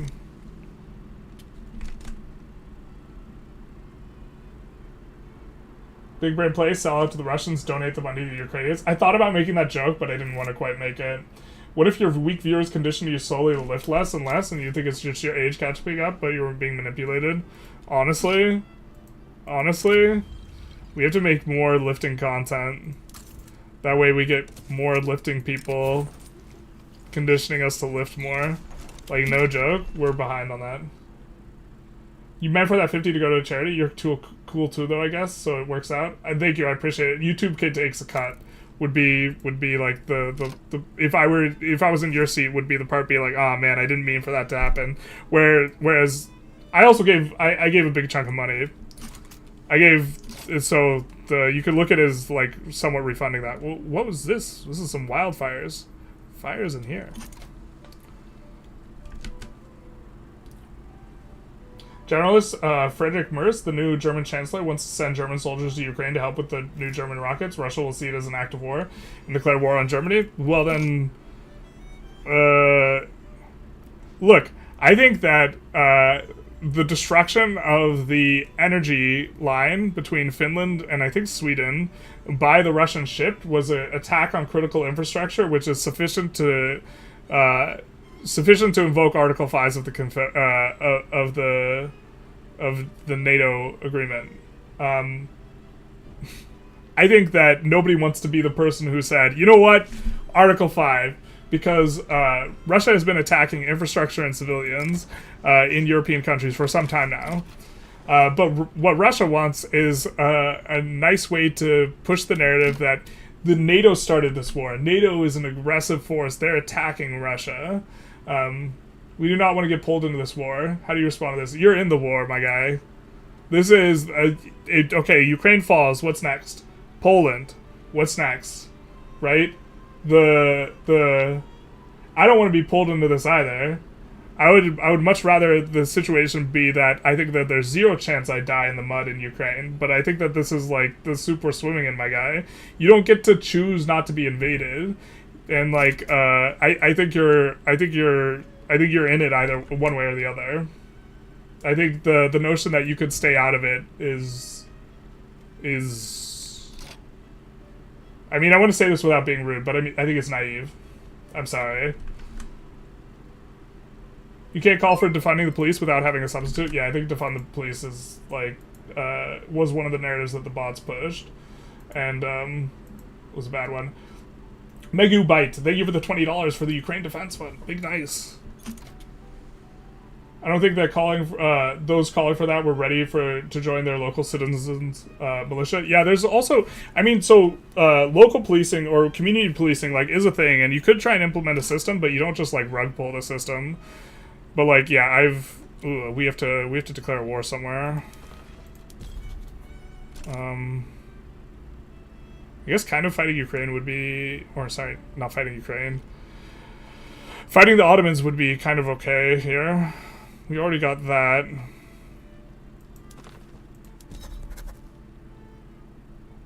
Could subjugate Persia.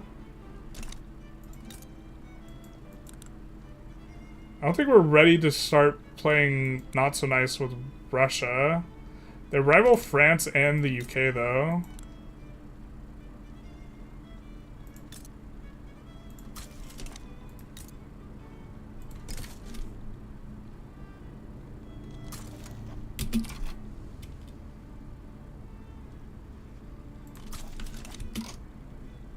And then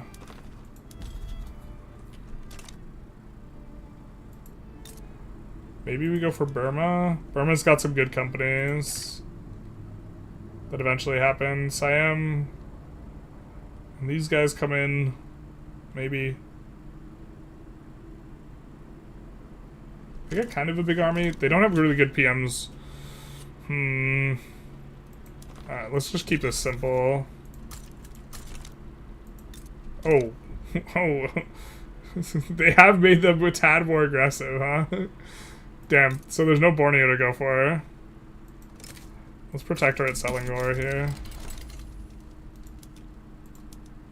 We're doing this to gain a free interest, not because we care about protectorating Selangor. They're the lowest infamy country to go for in this region. Every movement seems to get hijacked for whatever reason and worsen everyone's view of the movement. For some reason, if you're noticing a pattern, this is what the Russian troll bots try and do, by the way, is to hijack a movement and make the movement seem insane on both sides. According to the Mueller report, the Glavset, Internet Research Agency, targeted both sides. Chaos, confusion, and dissent were the goals, not necessarily pushing. Yep, exactly. This is exactly the type of thing we were looking at or trying to talk about. So we are going to go after Bahrain afterwards for the oil.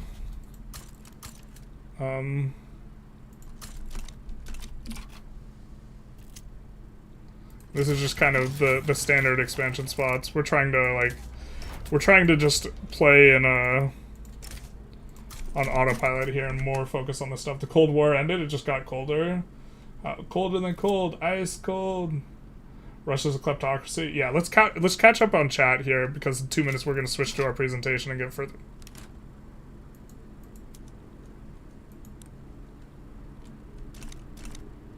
We're going to load out of that one.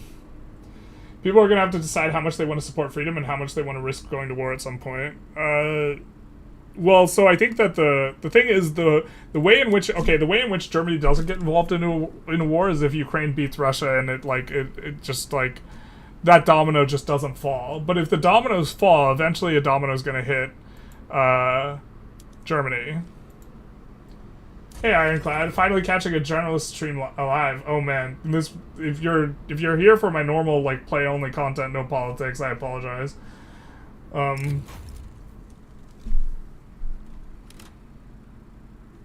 So here we haven't gotten that war declared yet. We're gonna catch up. No offense, but keeping a war with a nuclear power going is just playing with fire. I get that supporting Ukraine is a morally right thing to do, but I think this is getting way too hot. Yeah, I'm worried that it gets way too hot too.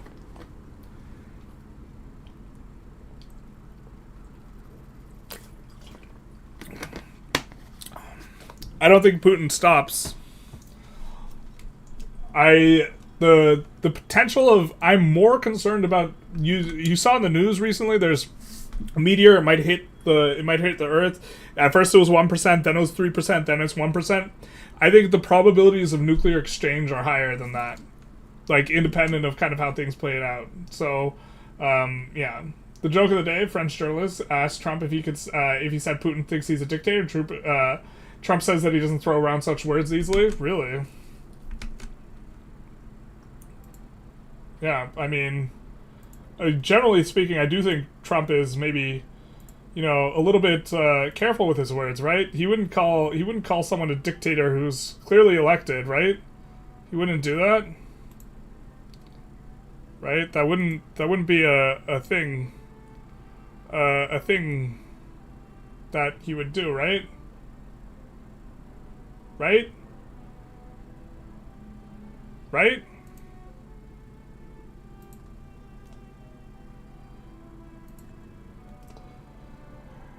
War doesn't require your consent, basically. Okay. I think the concern about not being propagandized is valid but pointless. Debating is mostly useless too. I think if I can convince a small segment of people it's useful, that's why one of the reasons I try and engage with people I disagree with. But, yeah, I think that it's generally hard. Son God, how do I donate? There is a button on Twitch that it links you to the donations. If you're on Twitch, which you are, you should be able to see it in the UI. But in terms of here, you see there's, donate down here. Like this button, in terms of if you are watching on the Twitch. We got to get to our presentation. We're going to get caught up on chat a little bit here. Take Alaska for gold, maybe? We're not going to fight Russia yet. We can't. Russia won't attack us if we play nice with them. If the U.S. keeps on going in the direction it does, maybe there won't be a difference between U.S. and Russia anymore. Yeah. Why do you Americans always claim the moral high ground? Need I remind you of Iraq? Yeah, I think Iraq was bad. I think the Trail of Tears was bad, too. And if the United States was in the midst of trying to annex neighboring territory, I would be speaking out against them as well. I do think that there is... Thank you for the Prime sub, 140C1 or 1480C1. Big nice. I think that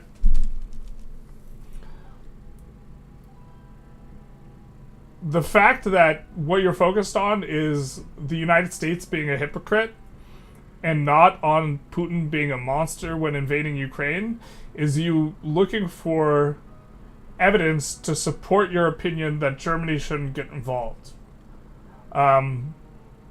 And I think that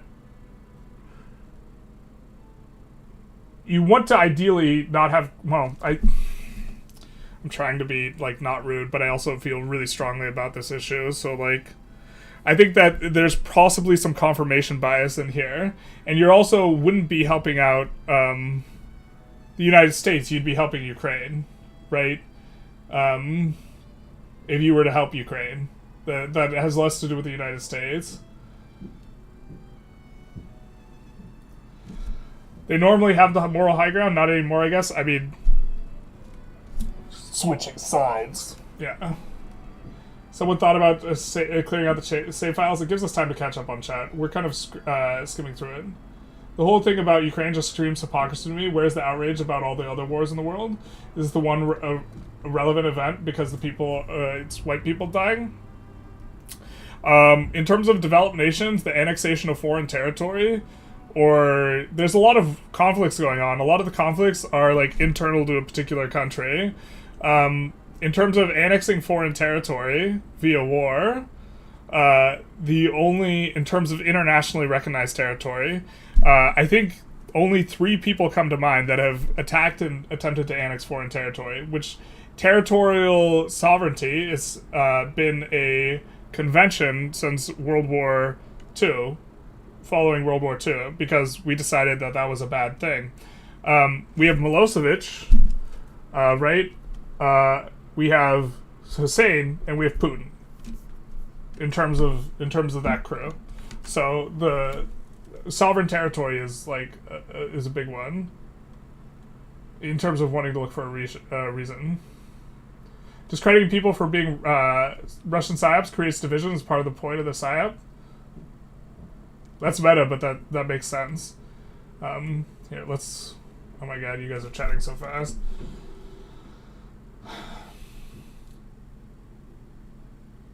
Hello, why am I sometimes losing money while white when it's sometimes red? I think that's. I think the thing is one is if you turn off construction, could you still support it independent of construction costs? And if you can't, it turns red, or would you still be in the positive? So. Iraq versus Kuwait. That was Hussein. Yeah. But, it's time for our presentation.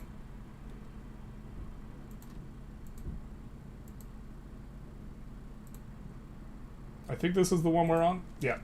The Invisible Wars is the next chapter that we go over from the book Winter is Coming by Gary Kasparov, where he warns everyone in 2016 that Putin's going to be a bit of a problem, and hey-oh, girl, he's become a problem. But whataboutism is the classic propaganda tool to accuse... There's 2 really big tools here that are used extensively by Putin. Whenever he's... accused of doing something heinous, he just says, what about this other guy? And the very idea is that if everyone's bad, then no one's bad, and it also deflects. And the second one is to accuse the opposition of doing the exact thing that he is doing. Let's kind of see where our code. Soviet propaganda was also an expert in whataboutism, a term coined to describe how Soviet leaders would respond to criticism of Soviet massacres, forced deportation, and gulags with what about you, how you Americans treated the Native Americans or the slaves. To be clear, the U.S. was horrible to the Native Americans and the slaves. Or something similar. For the most part, it was a transparent but shabby rhetorical trick of deflection and changing the topic. As Putin has revived so many of Soviet methods and traditions, whataboutism is popular once again today thanks to the Russian cadres of trained internet trolls. Scarcely a critical tweet of mine on Russia, this is Gary Kasparov, goes by without a few instant replies saying that the United States or Israel did something similar or worse or something entirely unrelated but also quite bad. This technique is always popular with the leaders and supporters of autocracies because they have no answers for their own crimes. For example, Arab states often talk as if Israel's conduct with the Palestinians somehow justifies their own repressive regimes.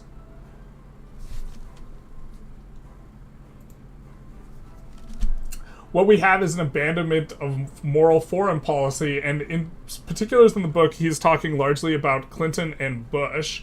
Clinton missed the chance to draw lines of acceptable behavior for Russia, at least anywhere beyond the Baltic states. The important element was to show clearly and consistently that human rights mattered and that human lives mattered. Clinton was so invested in hoping for a more cooperative relationship that he simply could not state that massacring civilians and helping state sponsor of terror build a nuclear program was unacceptable. The record of I believe that's in reference to Iran there. The record of immoral passivity puts more nails in the coffin of the myth of Russian humiliation because they were passive. And then we also have a discussion on the Budapest Memorandum. Clinton treated Yeltsin in good faith throughout, provided Russia with intelligence on Iran, began massively demilitarize Europe, and even helped to disarm other ex-Soviet states with the effect of guaranteeing Russian preeminence. 1994 was the year the leaders of Russia, Ukraine, the US, and UK all sat side by side at a long table in Hungary to sign what would be known as the Budapest Memorandum on Security Assurances. This brief document is far from a comprehensive treaty or even a security guarantee, but its intent and purpose was clear. Ukraine was giving up the third largest arsenal in the world under heavy pressure from Russia and the United States. In exchange, Ukrainian President Leonid Kuchma wanted a public pledge from Clinton, Yeltsin, and John Major that they would respect the independence and territorial sovereignty and the existing borders of Ukraine and refrain from threat or use of force against the territorial integrity of Ukraine or political independence of Ukraine.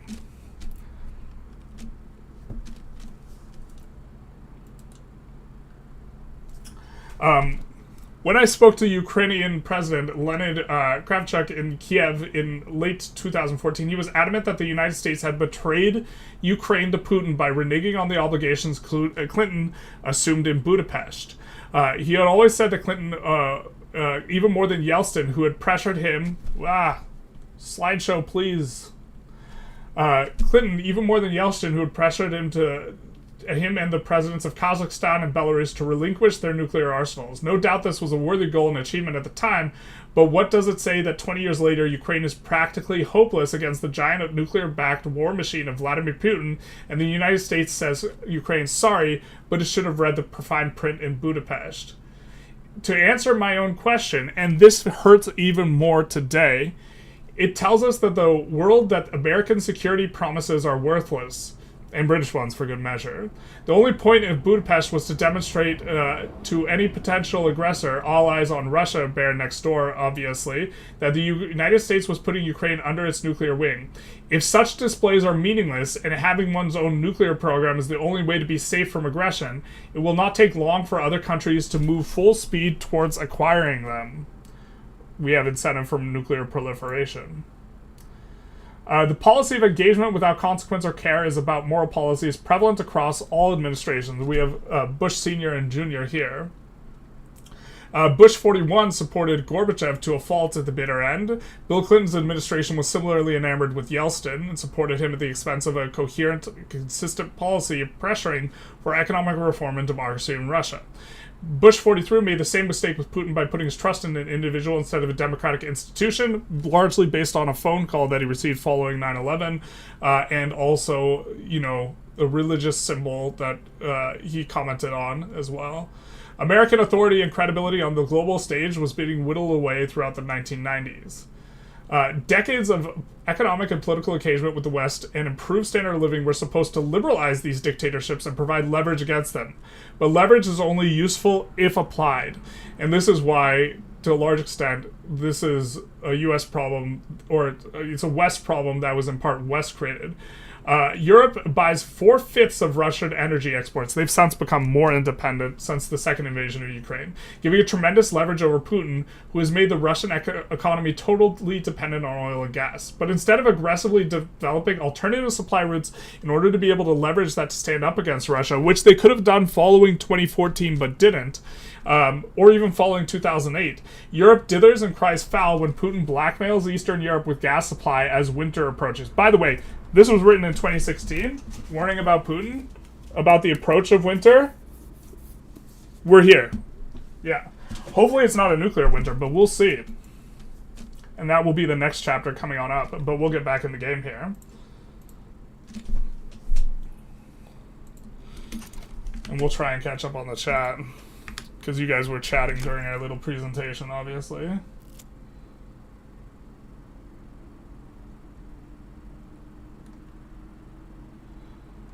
If Germany gets involved, all bets are off. Germany is already involved. Germany is the biggest sender of weapons to Ukraine outside of the United States. Right? The what we have is a involved in name only type of or involved but in everything but name type of distinction to be made here, right? Germany is already involved, but they're trying to maintain the ability to say they're not involved. To some extent, I guess. I guess it's not a complete involvement, but... we could go after Macron. I don't think we can actually land and push them, but we can get them. We don't have an interest there yet. We would go after Nejd. Except we have people who are likely to go against him.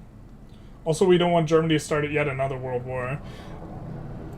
The idea is, like, if you somehow, like, just say, oh, you know, we'll stay out of it, then, like, Putin just stops. And this is eminently, like, very much reminds me of, you know, giving up the Anschluss or the Sudetenland. Putin will be done once he gets Ukraine, like, perspective, I think, is just wrong. And I suppose you could say, we hope that someone else deals with it. But if no one else deals with it, then Germany is going to be dealing with it eventually, you know, in a more direct way.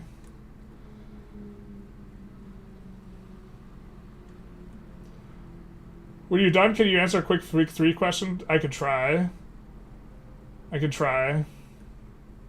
But this is a little bit less what we're focused on here.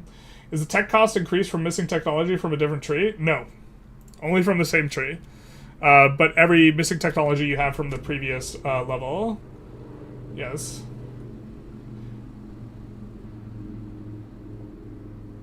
U.S. declining to state that it is an invasion and NATO in the UN lately is also interesting. Yeah, interesting. I do think that the U.S. is kind of swapping sides. You've consistently actually started saying Yeltsin instead of the actual Yeltsin?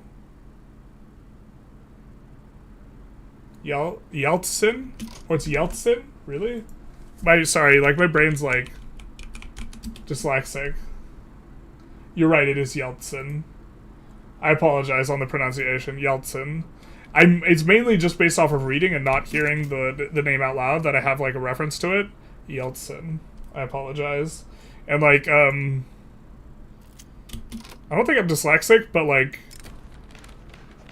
I, like, I just see all, like, the letters in the word, and, like, I don't actually, like, read the word. I see the letters. That makes sense.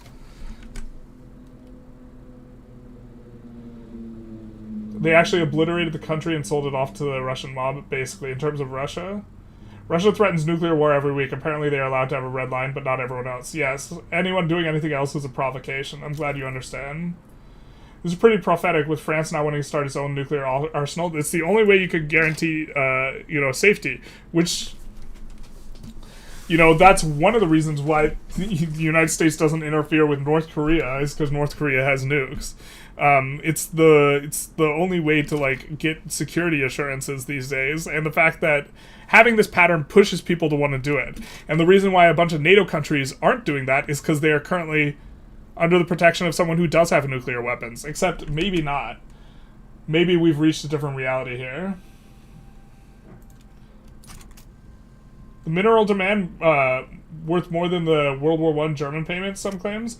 Yeah, the U.S. hasn't even sent anywhere near $500 billion worth of aid, which is what Trump was trying to recoup there. I don't think the point is actually getting Ukraine to say yes. It's getting Ukraine to say no, so that once they say no, the U.S. can be like, oh, Ukraine's unreasonable. I think this is the idea. We're going to be able... Man, laissez-faire is so good, huh? We were, like, sitting down with, like, 30 construction and wasting away, and now we're popping off. You think the Monroe Doctrine is valid? I don't believe in spheres of influence as a means of... I think territorial sovereignty should generally be recognized unless there's a really good overriding thing. And the Monroe Doctrine was not about territorial integrity, it was about spheres of influence, which is an imperialistic way of looking at the world, which is what Russia wants to look to. He wants to have his own sphere in Europe. And to a lesser extent, this ideas of taking out Canada and Mexico and annexing them and taking Greenland, this is very much in line with the spheres of influence. And then we will have a kind of decline into, like, speaking of sphere of influence, we will have a decline into the type of imperialism that we saw, you know, in the Victorian era, which culminated with a world war, which was a really bad thing. Speaking of bad thing, us not being on Construction 1, couldn't think of anything worse than that. Let's see what's actually killing our mandate. I'm pretty sure, our cohesion, I'm pretty sure it's that Argentina and Bolivia hate us, yeah. And we're also a little bit weak. Yeah.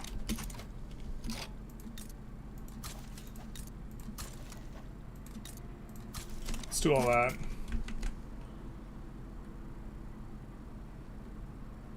So you mean Germany? France already had one? Oh. As a British, I disapprove of the Monroe Doctrine. That's cute. That's funny.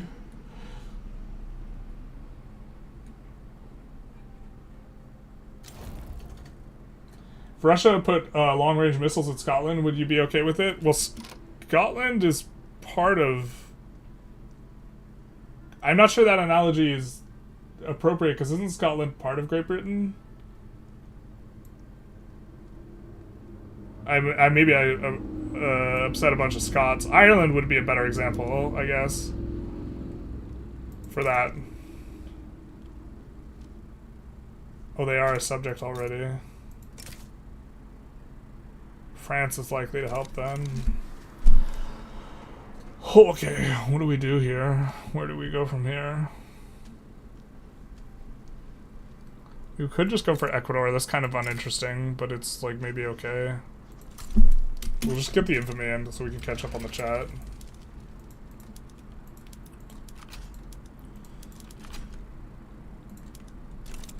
How likely do you think Russia is to invade NATO member in the next 5 years?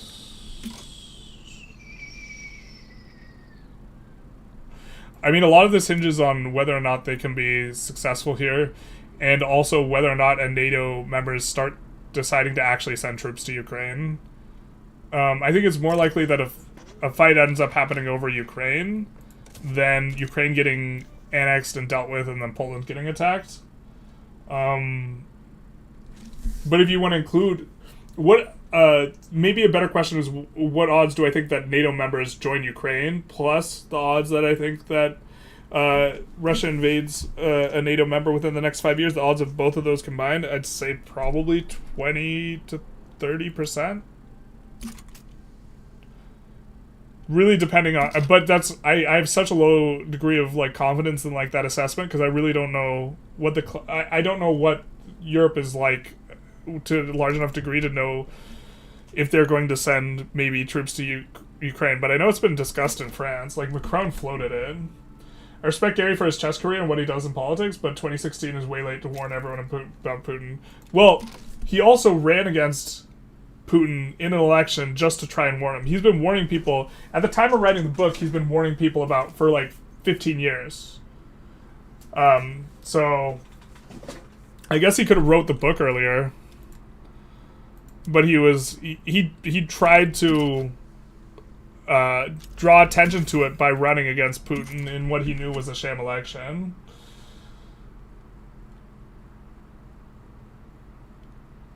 I feel is that Article 5 fails altogether. I think there's about a 0% chance that U.S. will honor the call against Russia. Or not zero, but like extremely low. I think the entire idea, though, is to make the situation where you have a degree of plausible deniability and not give... I think Putin does not want to put Trump in too uncomfortable a position, let's say, while he's busy being useful, which is... yeah.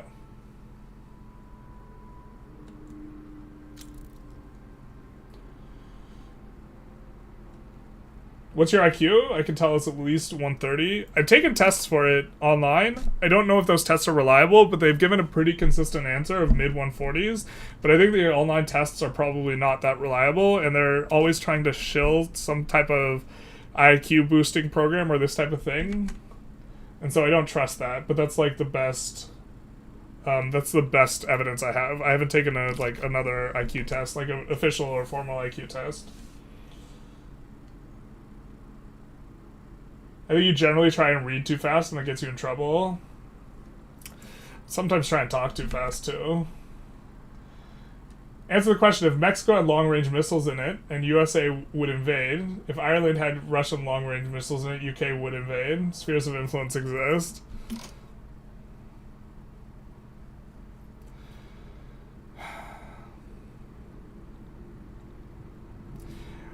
I think you're projecting like a question dodging onto me that I'm not really doing, because I'm trying to say that you're changing the subject to begin with.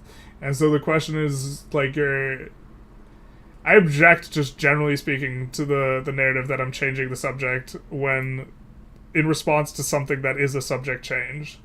But to answer your question, no. I think the United States should not invade Mexico if Russia were to have a military base in Mexico with long-range missions.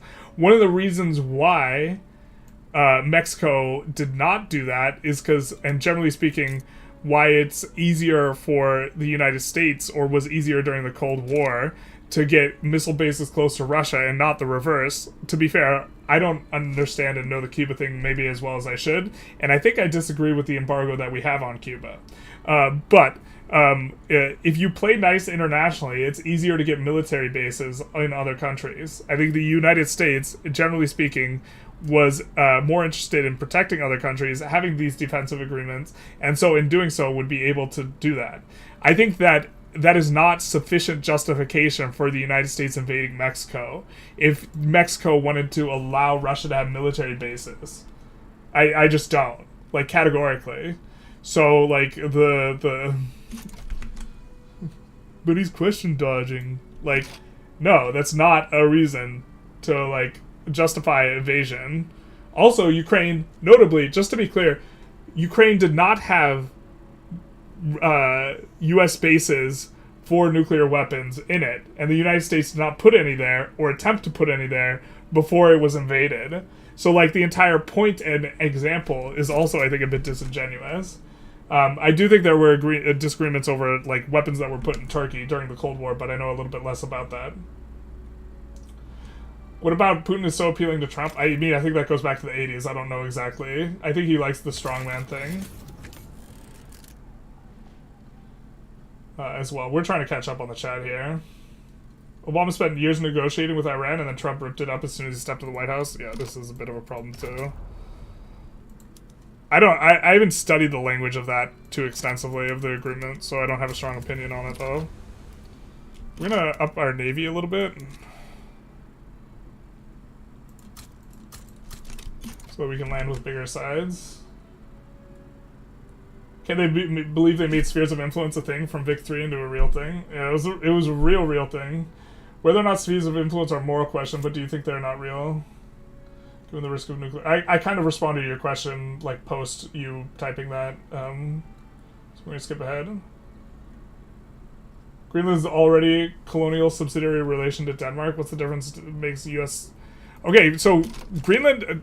Denmark has had Greenland for, like, 400 years, and I don't know about saying a colonial relationship is remotely, like, correct, because Greenland wasn't... I guess I don't know the history of Greenland perfectly, but I don't think that there were indigenous people in Greenland when it was settled, or, like, non-European people in Greenland when it was settled. And also, it has now been there for 400 years, so it's like, this is Danish territory. To be fair, some of them want independence from Denmark. But independence from Denmark is a different prospect than becoming the subject of the United States.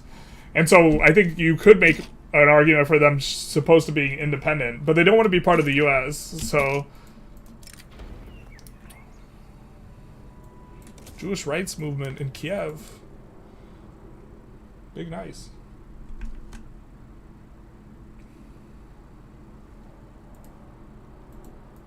What law are we passing here? Free trade? Alright.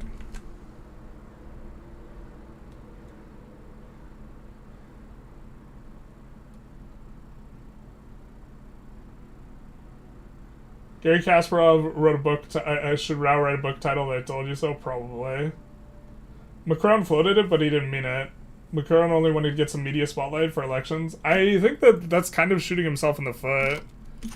I'm not 100% sure, though. I don't know the political climate of France well enough. France has living memory of being fully occupied. So France's, like, cultural milieu is probably not one I can fully understand. As an American who hasn't been occupied since... they were occupied by Canada in, like, 1812, if I recall correctly.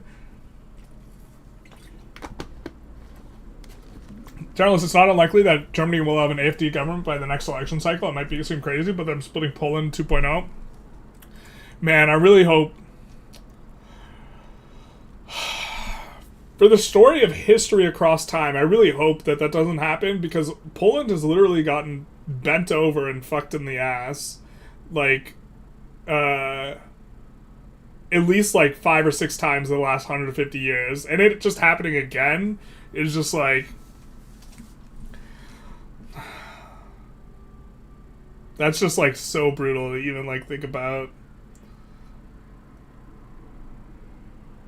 Like it's World War I and II were not the first times. Like, Europe spent half of its fund in the Ukraine. They're also very divided. In France, where I live, they're not shy in saying that we've been here before and Americans can't be trusted. I think that's unfortunately the case here. I remember Putin wanting to help Texas if it broke free from the U.S. Yeah, in order to get military bases. Yeah. I do think that the U.S. has a right to keep Texas, though. Like, if there was a Texit movement, I don't think that it should automatically get independence or something like that. There is a Texit movement. It's not... More than 50% of Texans don't currently support it, but even if that was the case... Do you think the Cuban Missile Crisis was well handled? I don't know enough about it. Sleep. I understand you're trying to make a point by like appealing to it specifically, but I don't know enough about it to really comment on it. I know that I think that the way that Cuba gets treated, just because it's a communist country, I don't agree with that.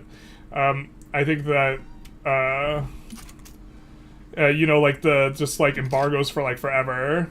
I don't think that that's if Cuba hasn't done anything specifically wrong, I don't think they deserve to be embargoed. Sadly, no one in the West cares about conflicts in Africa. I care. I don't hear enough about them, I think, and that kind of upsets me. Even though 10x more people are dying there than in Ukraine-Israel wars. There's over 1 million casualties in Ukraine. Ultraweed. And I understand that those aren't deaths. It might be 10x deaths. But I think that that is like an internal state conflict, right? Rather than one country invading another. And internal state conflicts are just more complicated in terms of like intervention and moral like evaluation. But yeah. Hi, I just joined. What's your opinion on the German election? You were here before. A bunch of people asked about the German elections. We don't have a strong opinion on it because I don't know enough about German politics to really necessarily comment on it. I think the AfD, from what I've heard, is fascist. I don't have my finger on the pulse of that as much as I'd like. I think they got a big portion of the electorate. I think that that's concerning. And I don't like the overall trajectory towards fascism. But also, I say that with a heavy-handed asterisk of I don't know enough about it to really have a strong opinion. California petition, aka Denmark buying California. I think that's cute. I don't think it's anything but cute, though, right? We can add more construction. More! Laissez-faire is so good and traditionalism sucks so hard. We're popping off so hard.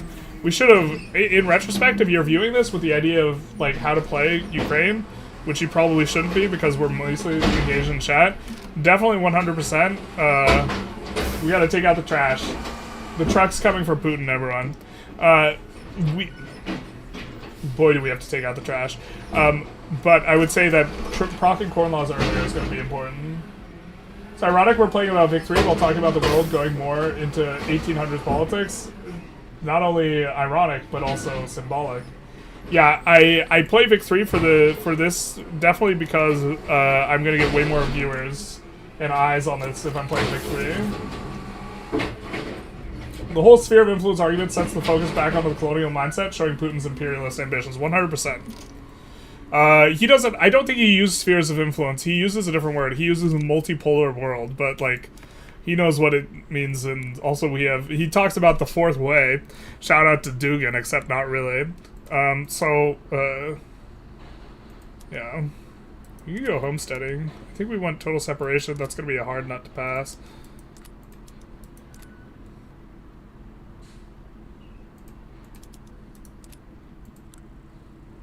Can we maybe do this?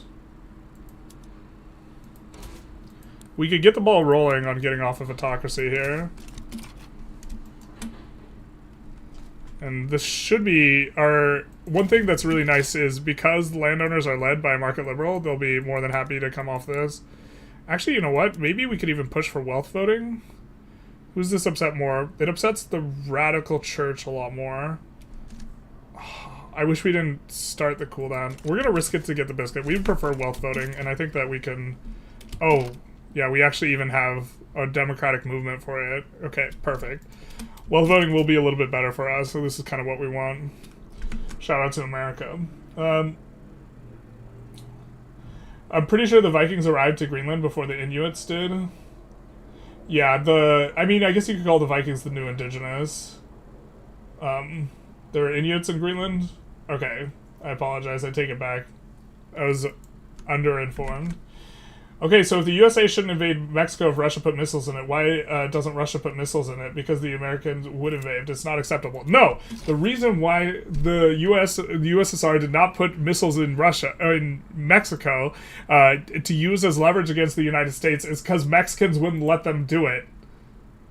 If they could have done it, they would have done it. Like...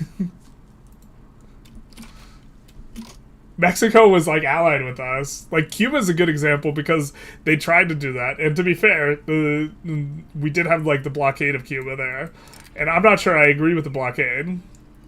I also have said I don't know enough about that particular thing. But I do know about Putin being a monster. 40% of Greenland's budget is from Denmark. It's more of reverse colonialism. I bet it's expensive to... get stuff to work in an area that's isolated like that. Oh, bro, this guy is a literary. We could go homesteading and try and get him in charge.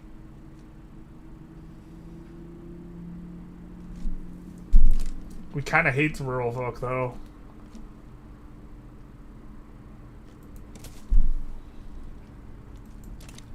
Maybe that's a plan. What do you think happens when Putin dies? Chaos. There will be a huge power vacuum. I don't have a strong opinion on what happens. Or I think that the ability to predict it is not particularly high. I've heard the classic, the person who would replace him would be much, much worse. I hope that's not the case, but it might be.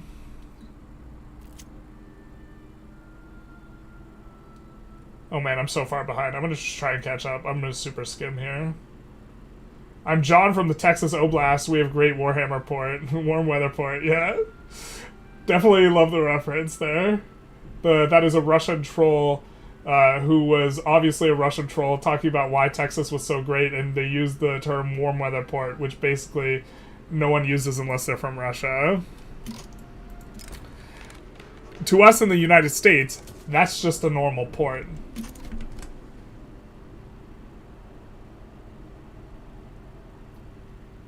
You want to look stuff in general? Look at Rwanda versus DRC wars they've been having, where the West African protests against French neocolonialism. Or is that or? And the West, yeah. Well, Algeria and France, they got some history.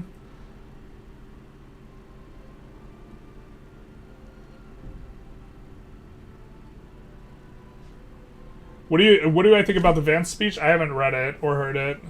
I'm not sure what I think about it yet. I think that he is... I can guess that it's not against Putin. I don't need the trajectory. If it's anything to the extent of him supporting Putin or dismissing Ukraine, I don't approve of it. Which I think is what it's going to be. Did I see Elon's tweet about Ayn Rand? No, I've not. I think Ayn Rand as a philosopher is a bit of a joke, though. In philosophy, it's like kind of a meme. To be fair, I actually do find one thing particularly admirable about Ayn Rand, in terms of like philosophically speaking, is that she's remarkably consistent. Unfortunately, she's also a hypocrite, and she didn't really live by her philosophy. Or maybe it's not unfortunate, but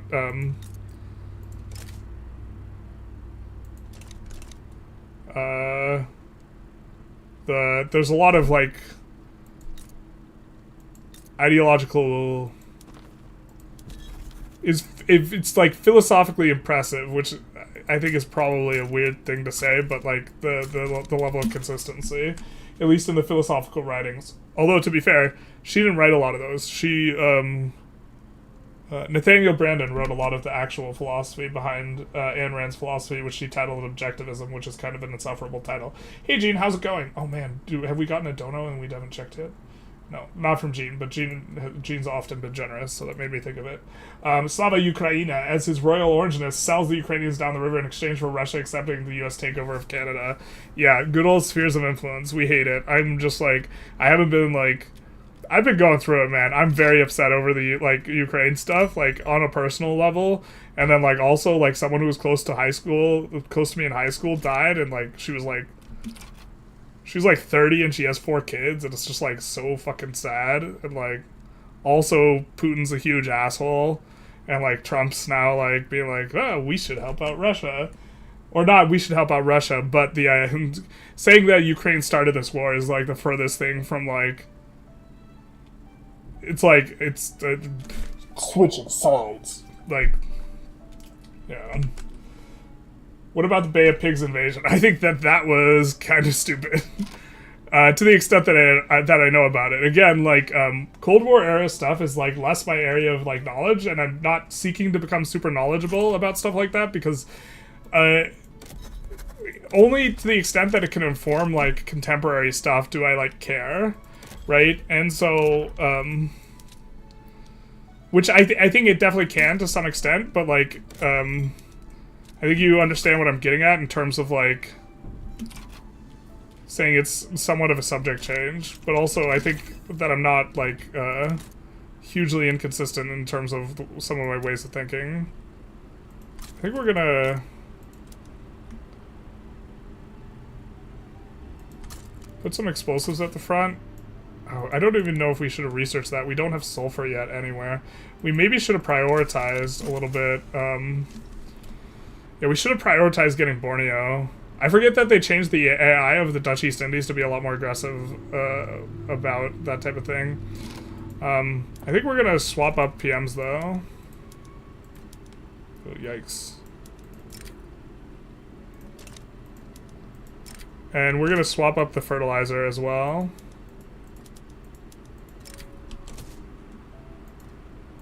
Which we had swapped down.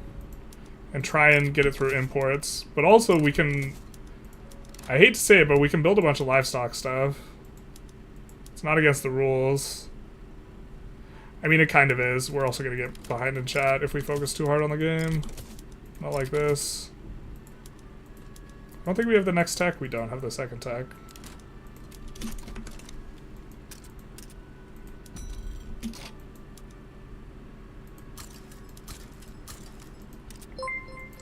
Boop. Just trying to get some of this stuff under control. Cuba doesn't have a blockade, it has an embargo. There was a blockade, though, during the Cuban Missile Crisis.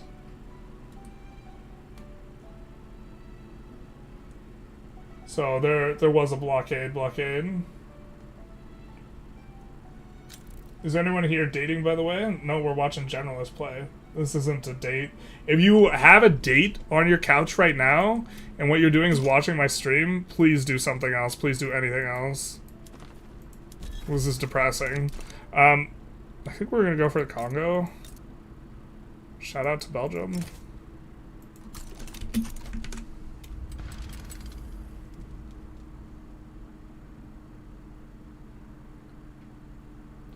Is there any single country in the world that talks about warm weather ports other than Russia? I'm sure it gets talked about in like Sweden or Norway, but it's like only like strategically like hyper relevant for Russia. Yeah. What did I think of Zizek? Before I answer that, there was a baboop. I want to just check what that was. Hey, thank you for the Prime sub. 41 minutes ago. No, 1480C1. I think I missed that. Snapperfish, thank you for the follow. Big nice. What do I think of Zizek? I think Zizek is a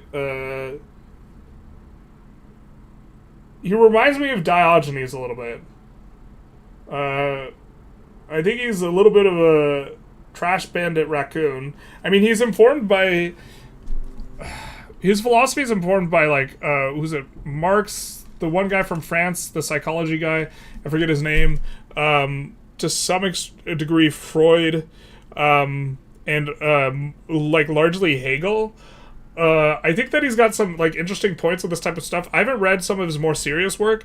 I think that some of his, like, analyzing pop culture, contemporary pop culture through, like, through the lenses of which he evaluates things, I think some of his analysis is, like, frivolous and, like, low-hanging fruity. I read, like, 2 of his more recent books, and it was, like, one on, like, the pandemic just, like, almost seemed like just something rushed to get out, to, like, it reeked of the thing that he was purporting to oppose to some degree, which, like, it seemed like a cash grab almost, because it was just, like, very, I thought it was just, like, a very rushed and, like, this type of work. But he's maybe, like, you think of it as being in blog post style, which I think he writes a blog as well. I guess I haven't looked at his blog, and so maybe that's, like, a more fair evaluation. He's got some interesting points. I generally enjoy reading him, but I don't necessarily think of him, like, in terms of having a robust worldview that correctly captures the world. I don't have a strong opinion of Zizek. I think he's certainly more informed on some things, and he certainly has good opinions on some things, but I think he also has some bad takes, too. It's been a while since we've, like, taken a close look at Zizek. I think people invoke 1984 for analogies way too much, but the sentiment in Ukraine started out straight out of 1984. Yeah, this is also comparing Putin to Hitler is another, like, one where we do this, and then, like, it's like...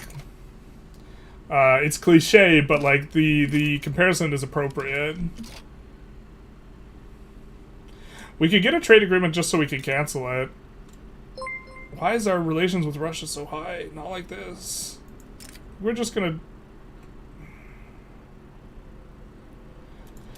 decline. We don't want the ticking positive relations here.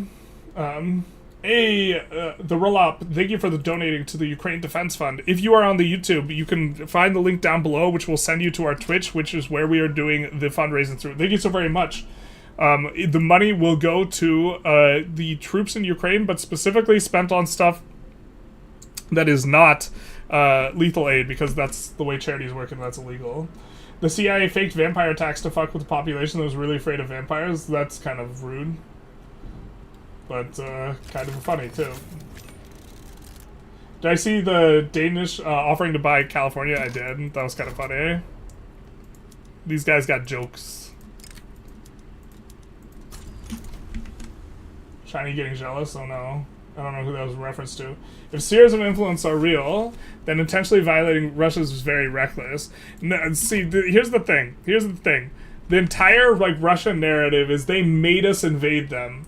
And this is the same as saying that when a woman is sexually assaulted, it's her fault because she dressed too skimpily, right? What Ukraine does in terms of which international agreements they choose to join is their business and not Russia's business. Also, more than half of Americans don't want to escalate Ukraine thing any further. There should be peace. Yes, there could be peace at any point in time. I'm a fan of peace. I would love peace. You know how we get peace? If Putin just fucks off and leaves. There could be peace at any time. If Putin really wanted peace, he could have peace tomorrow if he wanted to. I think that if Putin offered to leave and just be like, you know what, I'll leave, but I won't do any of this war reparation bullshit because I don't feel like doing that. If he did that, I have, like, 100% confidence that Zelensky would be like, alright, fine. Kind of. Actually, he might not be completely okay with that, but I don't know if he pushes into Russia anymore. I think there's a little bit of territory here that is invaded Russia. I think the only reason that Zelensky would not agree to that is because he don't think it would be a legitimate withdrawal, but just a regrouping, and that Russia would intend to invade it again. But if there was some sort of mechanism, some god mechanism, let's say, that no one controls this mechanism. There's just a mechanism by which Putin leaves and he never comes back, right? Leave now and never come back.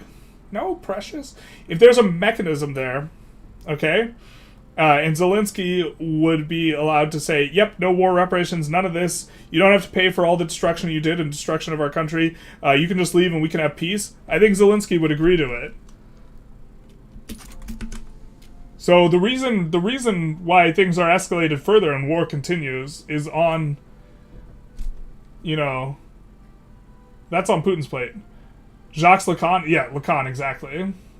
You're gonna try Stellaris? Probably not, because we're trying to push content in both Vic 3 and also in Civ, and trying to get other stuff going on. Hegel, Marx, Freud, Lacan. Yep, that's it. That's the exact list. Vance said the greatest threats to Europe are illegal immigrants and the democracy is dead in Europe. That sounds like the talking points. I think that the greatest enemy of Europe is Russia. So, yeah, he's got a Substack that's pretty nice. Maybe I'd have to check that out. I've been meaning to. I have one of his more serious works. I've been meaning to read it because I think that his latest publication is not necessarily like representative of him as an intellectual.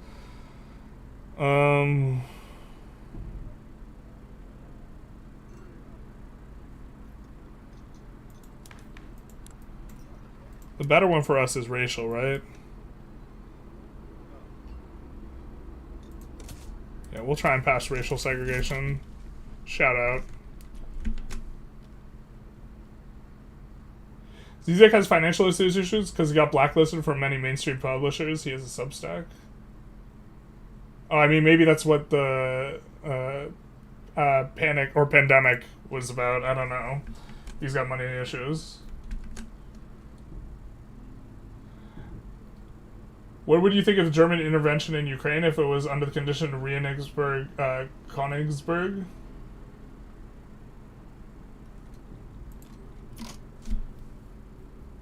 Germany annexing something from Ukraine? Helping Ukraine in exchange for territory? I mean, if Ukraine agreed to that, I guess... If it's Ukrainian territory, if Ukraine agreed to that, I guess I'd be kind of okay with it. Like, the thing is Ukraine is not consenting to being invaded. I don't have a problem with the trading of territory. Wanting peace is not the problem. Everyone wants peace. The question is what peace? A literal white peace, yeah. Journalism, man of culture, I'm trying. Why can't Ukraine just stall until their war support drops to 0? Maybe because... Maybe Ukraine made the mistake of putting the war reps war goal on Russia and they can't get enforced below 0. Like, Putin should put to court for the things he did, but it's just, it's not just Putin, but the Russian ruling class, the entire oligarchy class. I generally agree. We get Circassia and these guys getting annexed, it looks like.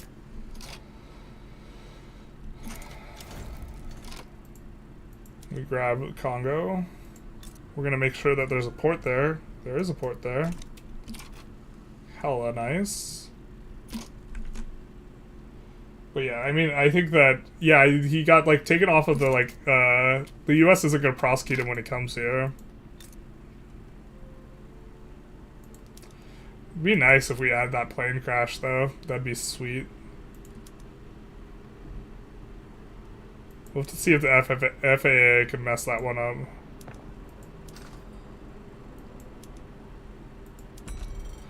Whoa, we have so much problem for lack of sulfur. We could build it in our subjects ourselves. Wait. Or maybe this is just frictional? Is resolving itself? Oh! Our subjects have no market access. That's the problem here. Yeah, okay. Lack of market access means the sulfur stuff can't deploy up properly. We'll get on that. Zelensky would agree if security agrees were included in the deal. That's the yeah. So that's why I made the god like analogy. Do Russia control the war goals? Nope. They could stall. They can't stall out until. Do they not know the meta? Yeah. Ukraine has revoked claims on Russia. Yeah, they have revoked claims on Crimea.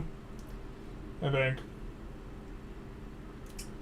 Well, they have They have take back Crimea, actually, like, in terms of, like, if you want to look at it from, like, a victory lens. Russia has an enclave in western Prussia, north of Poland.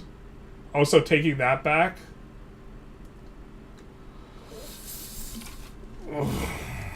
I would have to know that, like, the issue regarding the enclave a little bit better, I think, to know how I feel about it. The Russian enclave, no Poland and Belarus, yeah.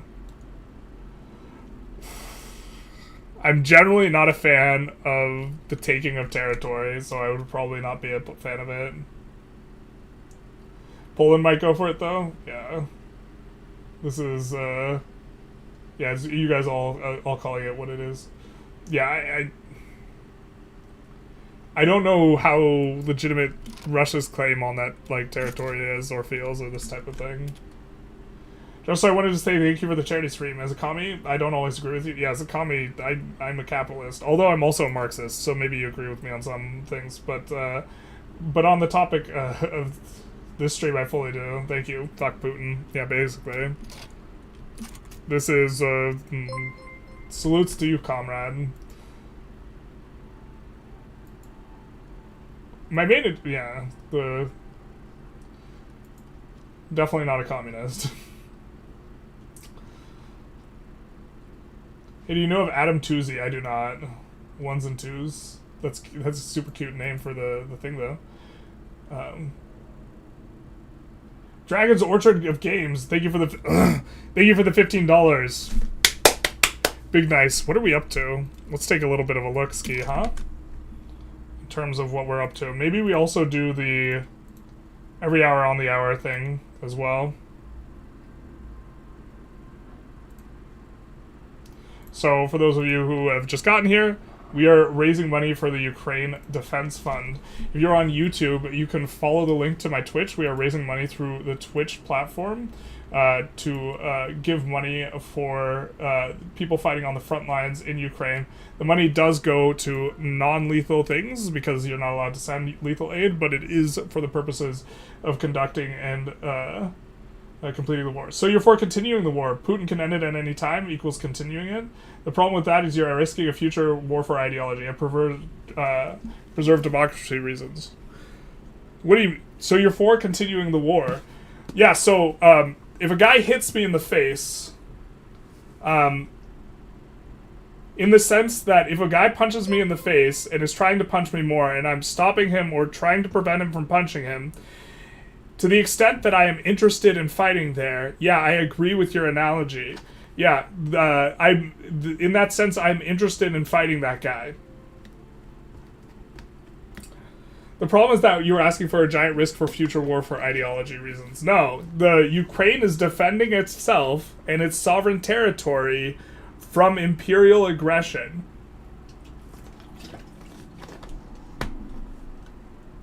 Third state CB, yeah, basically. Just to be as clear as possible, let's use analogies that make sense. If some dude punches me in the face, we're now in a fight. I didn't choose the fight, and to the extent that I want to prevent him from punching him in the face more, I do want to fight, yeah. But that does not mean that I started the fight, and I am engaging in a fight for ideological reasons, or this type of thing, you know, from the start. Does Twitch take a cut of the money? They do not. There is some money taking when it goes through, like the financial services required. It's something like 3%. So, something like this. But we will take a look at our... Oh, we were meaning to see where we were at. So if we refresh this, we should get an idea of where we're at so far. So we are just over $2,000. Thank you, guys. Thank you so very much. Raised for the Ukraine Defense Fund. Not retaliating in 2014 didn't stop Russia coming back again and again. Exactly. The roll over and take it approach has so far not been very effective. But we have a presentation to do because we're doing one every hour on the hour for a nice little dragging of Putin, which is going to be the chapter Born in Blood, which I think this is the chapter that covers the thing that I view as most heinous coming from Putin. or most indefensible, let's say, perhaps not most heinous, but generally speaking, there's a hope by these autocrats that the liberal democracies are disinterested in defending their values because it will be too uncomfortable. And perhaps this is relevant to the points that are being made over here, where you're saying that we're not interested in peace and it's going to cost too much, or the cost is going to be too high, something like this. Milosevic had managed to retain the view of many of a totalitarian figure before him. He believed that democracies were slow to act. It was a sign of weakness. If they were affluent, they were also decadent. In addition to because their politicians and their citizens feared paying the price of war, they could be bullied. He once told the German foreign minister, Joschka Fischer, "I can stand death, lots of it, but you can't." He was proven wrong eventually, but only after the slideshow made it go a little bit further. But only after hundreds of thousands of deaths and millions more wounded and traumatized. Sadly, we could add to Halberstam's first sentence, and like many totalitarian figure after him. Putin performed the very same ruthless calculus in his dealings with the free world over his invasion of Georgia in 2008 and over Ukraine today. That's 2014 today, because this book was written before 2020 today, but today too, right? Terrorists of every kind use this reasoning. They believe that democracies are slow, affluent, and fearful democracies cannot stand up to unalive-aside bombers and bloody massacres. They also believe that the modern world are both its weakness and a threat to our survival, and they are correct on both counts. The values are both a weakness and a threat. Our challenge is to overcome our weakness without losing the values of the values the enemies of the free world fear so much. Yeltsin was having health issues, and what he did is he plucked up Putin, who was leader of the FSB at the time, which is the replacement for the KGB, and he basically groomed him to be his replacement, and this is how Putin rose to power. Here, how much of this should we read through? By spring 1999, Chechnya was essentially in a state of internal warfare. Warlords controlled most of the region outside the capital of Grozny, and kidnapping for ransom became a primary source of income. The 98 kidnapping of 4 foreigners, 3 British and 1 from New Zealand, was news worldwide. This would be a factor in removing any chance for international sympathy for the Chechen people during the horrors to come. Russian politicians would occasionally bang drums of war about the need to go teach Chechnya a lesson, and it was later revealed that an invasion plan had been drawn up by Prime Minister Stefan. But it wasn't until the August that it all spilled over. Chechen warlords led a small army, including foreign fighters, into neighboring Dagestan. Here, let's skip through some of this. But there was current conflict in Chechnya. As you can imagine, the public was terrified and furious. To the Federal Security Service, SSB, the primary successor of the KGB, blamed Chechens and Yeltsin demanded action. The man he turned towards was not the prime minister, but his new replacement, Vladimir Putin. The new prime minister had been the head of the KGB for just a year now, and before his sudden promotion to prime minister took place right before the bombings. Before that, in reverse chronological order, Putin had been a fairly anonymous member of Yeltsin's presidential staff, a deputy chief in the Federal Property Management Department, and a member of the mayor's staff in St. Petersburg. Formerly, he had been a KGB intelligence officer in East Germany until the fall of the Berlin Wall. On August of 1999, largely unknown Putin was to a great many a surprise nearly everyone put in charge of the Russian government. The surprises didn't end there, however. At the same time, Yeltsin announced that he hoped Putin would succeed him in the presidency in 2000. So this is Yeltsin securing his future. And Putin publicly stated that he would run. This made Putin stand out compared to the other prime ministers Yeltsin had gone through in the previous 18 months. Russia was facing many challenges at the time, but the top priority for the new government was promoting Putin as the undisputed president in waiting. And things moved very fast after that.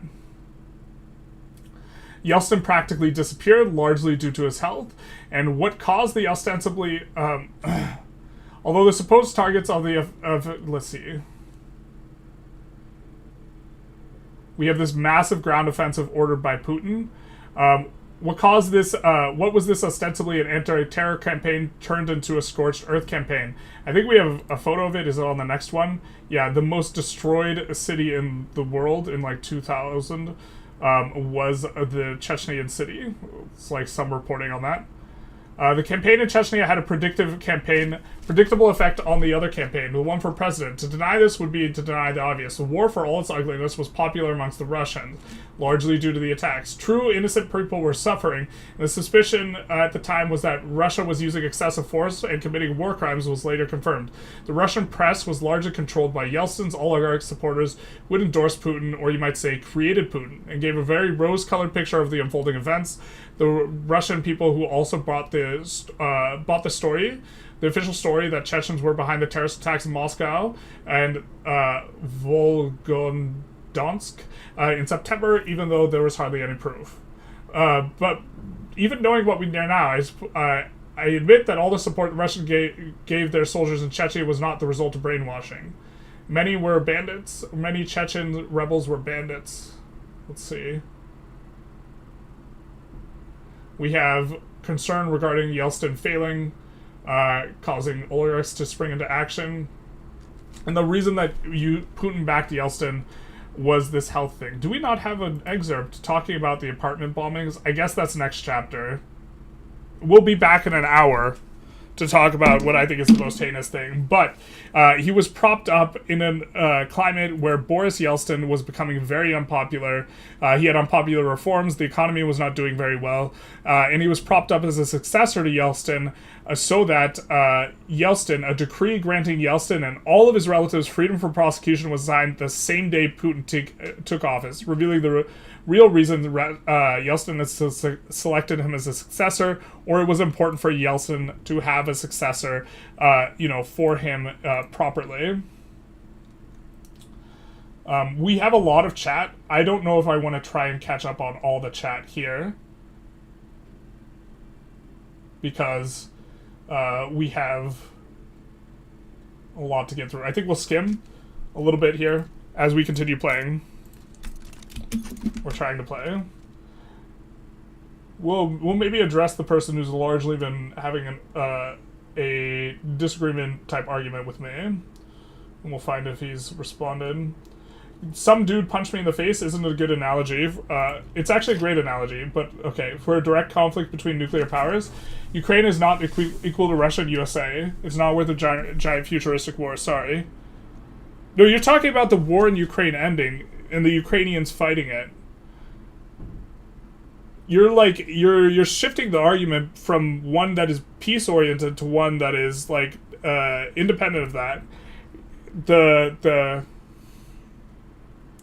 Before you were saying there should be peace, which means that you're saying that Ukraine should capitulate, because that's how you get peace, right? Or that's how you get the peace that you're talking about, rather than Putin withdrawing.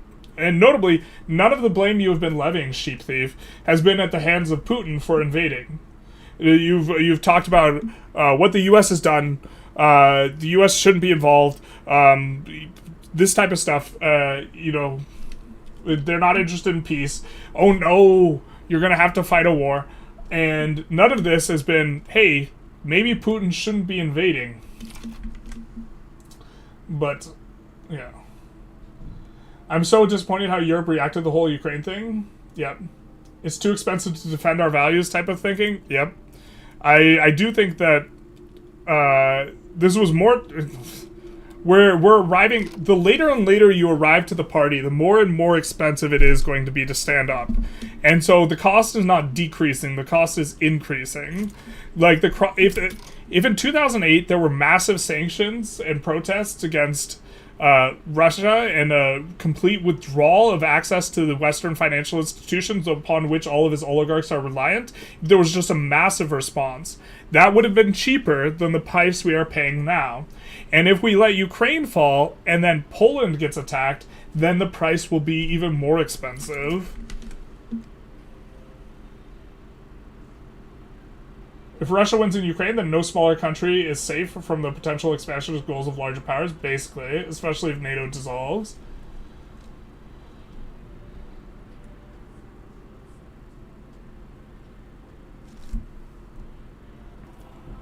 going to try and catch up here. Tuesday was a professor for economic history and was an advisor of Biden administration, well, the Greens in Germany. Oh, interesting. You like his an economic analysis?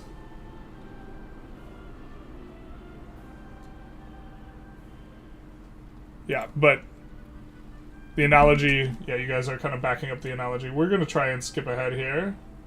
I think you guys are mainly interested in me responding to people who disagree with me, so we'll try and do that.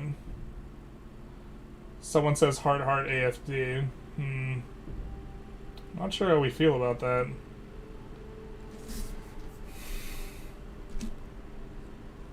I think we'll allow it.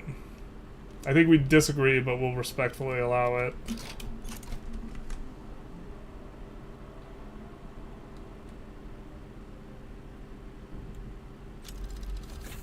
Sheep Thief is Musk. Yeah, he caught us talking shit about his Path of Exile 2, Stolen Valor.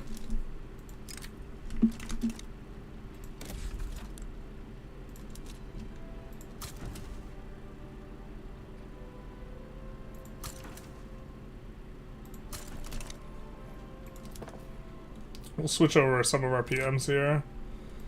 Oh my god, I forgot. This is like the worst like UI change. The railways aren't automatically subbed. We hate it so much. I have to try and contact the devs about that one. I actually think that that's just like such a terrible change. I have no idea why they changed that. He's just too slow at reading. Imagine if he had a legitimate streamer. If he had a legitimate streamer chat, not like this. He just said that our chat's not legitimate.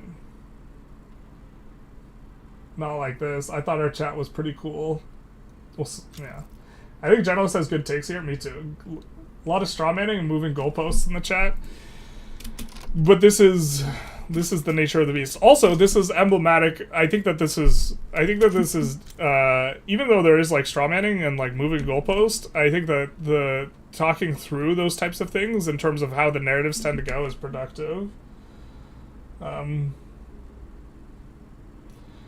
I see a lot of media calling the AfD fascist, but I like to think of why people come to support that kind of stuff. It's interesting. There's a reason for it, I guess. I think part of the reason has to do with Russia interfering with basically all of the West and having the troll farms support both the far right and the far left, with the purpose being the undermining of democracies by making them more tribalistic and polarized, and so that they have to face inward struggles rather than addressing more outward issues.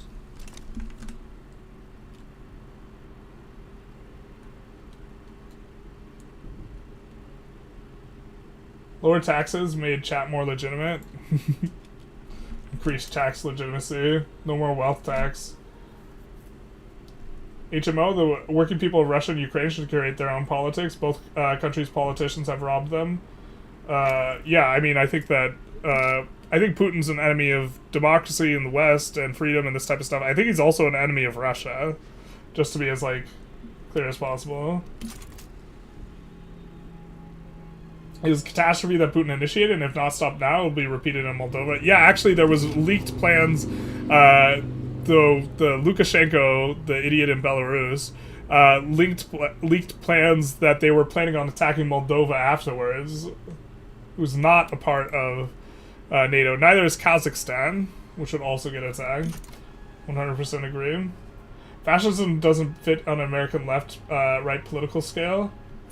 That might be true. One of the problems is because sometimes you're talking about politics and sometimes you're talking about or economics, and sometimes you're talking about levels of authoritarianism, and like those are like two things that are unrelated, but like they like to get put on like the spectrum. I think we're just gonna go after this so that we can. Do we have good relations with Oman somehow?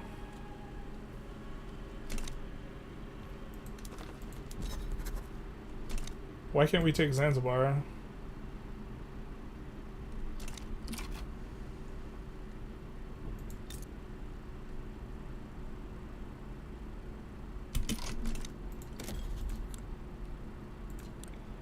Why can't we take Zanzibar here?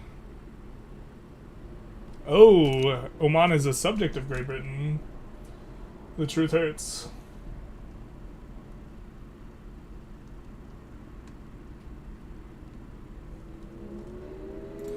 The truth, it hurts.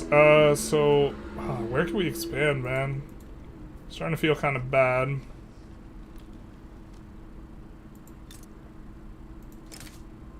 I guess we can protect her at Burma. Before it was like looking like France or something would join. I'm not sure we can land with our current level of army.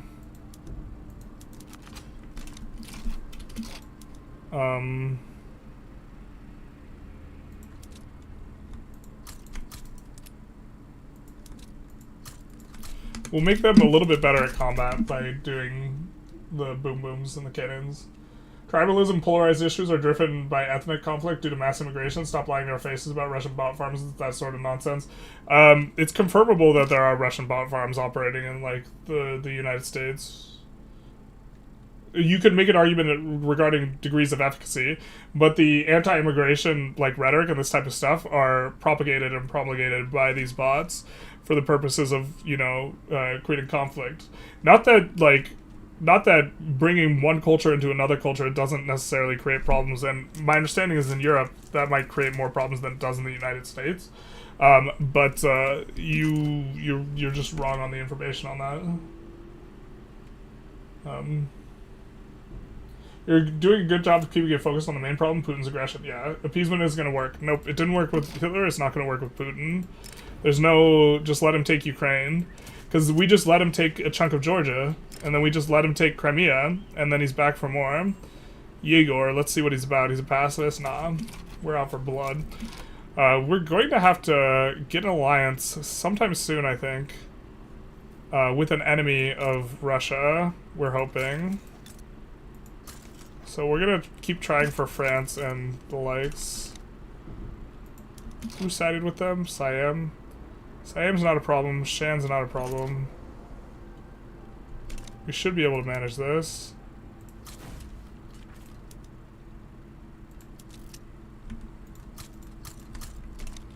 We'll do that at the front of the queue.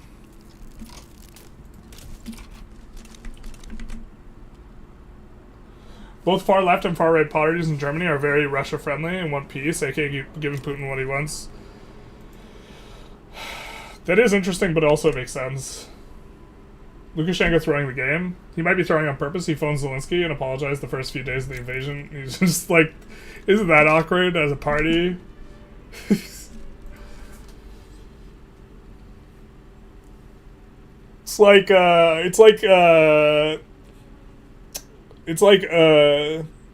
Lukashenko and Zelensky were like besties, but now Lukashenko's dating Putin, and Putin is a former and current abuser of Ukraine, like in a relationship or something like that. That analogy's breaking down, but now they're at a party and it's awkward. Most leaders of Russia since the days of the rise of Muscovy have been the enemies of the Russian people. Oof. Yeah.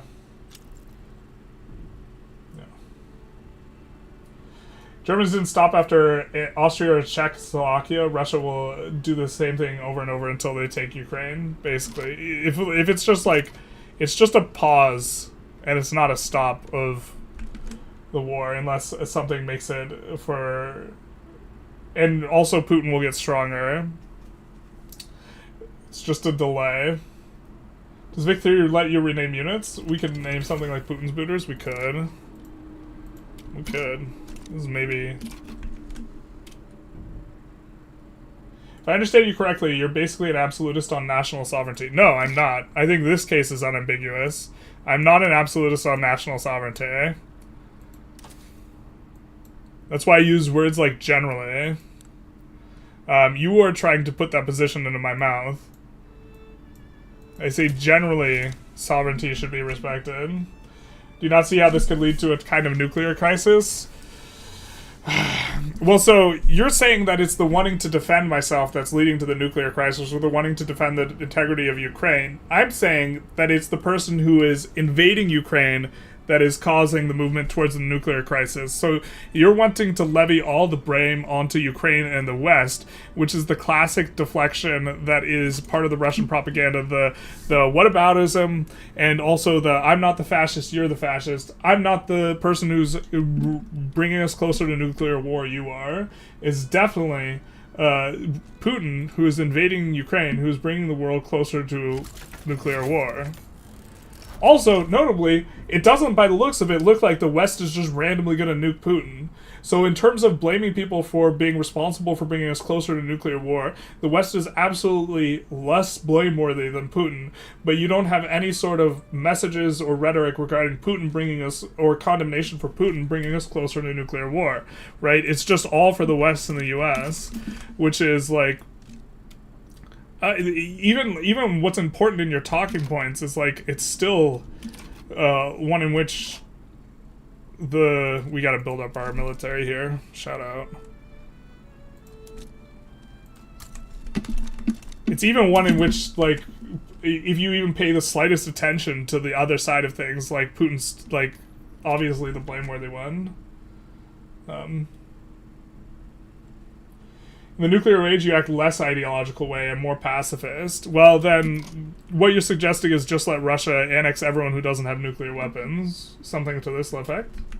No? Also, in terms of nuclear waste and proliferation and fallout and this type of stuff, I thought it was very symbolic that Russia had a drone attack on the containment structure around Chernobyl the day that he started negotiating with Trump. It seemed like a big, like, kind of like, haha, fuck you guys to the West, to damage the containment structure and let a bunch of nuclear fallout out right as you're getting the bag from Trump. So, yeah.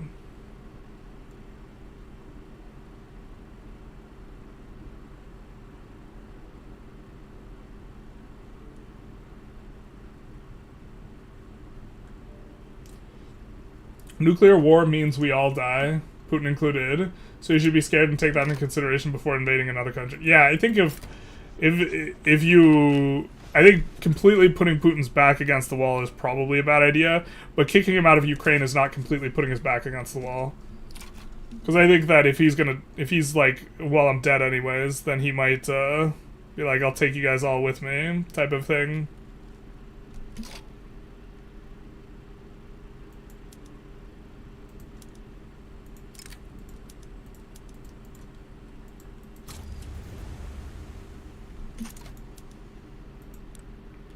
Whoa, a lot of people joined while we were reading chat.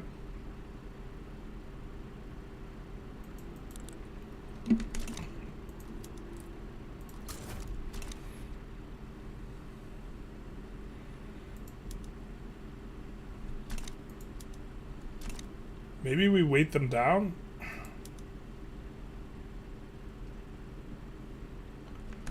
I think we weight them down, at least at the start, because we don't actually have a decent defense landing force, and also because we're not paying close enough attention to tell when we're landed, and so we're just gonna get absolutely wrecked if we aren't like managing that as closely as we should. Why can't we all just get along? Basically, it does feel bad.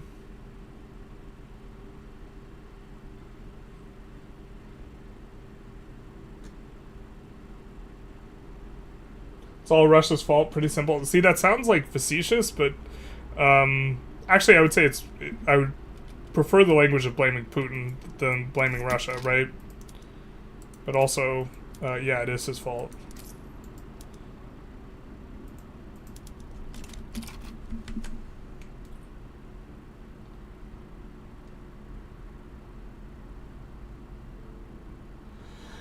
National sovereignty is not the entire basis of the world order. Nuclear weapons are. The reason that things have been prosperous, peaceful, is because everyone had been afraid of nuclear war. So it sounds like you're saying that anyone who has nuclear weapons should be allowed to attack people who don't have nuclear weapons with impunity. That's what it's sounding like to me. So, I think I don't agree with that. terms of a narrative. Inviting NATO to Ukraine to NATO in 2021 was putting Putin's back to the wall. Absolutely not. Categorical hard disagree. Kushchek PC, thank you for the follow, big nice. Right, that's a defensive alliance. Putin was in no chance of being attacked by NATO in terms of his sovereignty. This notion that Putin and Russia is somehow the victim is one that he perpetuates in order to justify unjustifiable actions. A large part of the strategy is making the West believe that resisting him, Ukraine, is going to push him over the edge. Yeah, the entire reason he doesn't want Ukraine in NATO, by the way, just to be as clear as possible, is not have anything to do with the fear that he is going to be attacked. It has to do with the idea that he wants to reclaim NATO, or he wants to reclaim Ukraine in terms of his vision of the USSR being the true Russia. Like in interviews when he was like attacking like Ukraine, he's like saying Ukraine's not even real. It belongs to what is it, Lenin. That and like if you listen to him talk about Ukraine, it's obvious he just wants to annex the territory, and he doesn't sound like someone who's terrified of the potential of Ukraine being in like NATO. He sounds like an imperialist thug that wants to annex Ukraine if you like actually like listen to him talk, because that's what he is. That's been their red line for decades. Ukraine was not to join NATO. Yeah, you don't get to just say that there's a red line and like if that line is like my red line is people who don't donate $10 to the Ukrainian Defense Fund, and then I'd be like, how dare you guys didn't donate to the Ukrainian Defense Fund. I'm going to go to your house and beat you up. Like, it doesn't work. Putin invaded in response to Yanukovych being removed from power because he didn't join NATO, because that's what he got elected to do, because that's what the people of Ukraine wanted to do, and that's their territory, it's their business.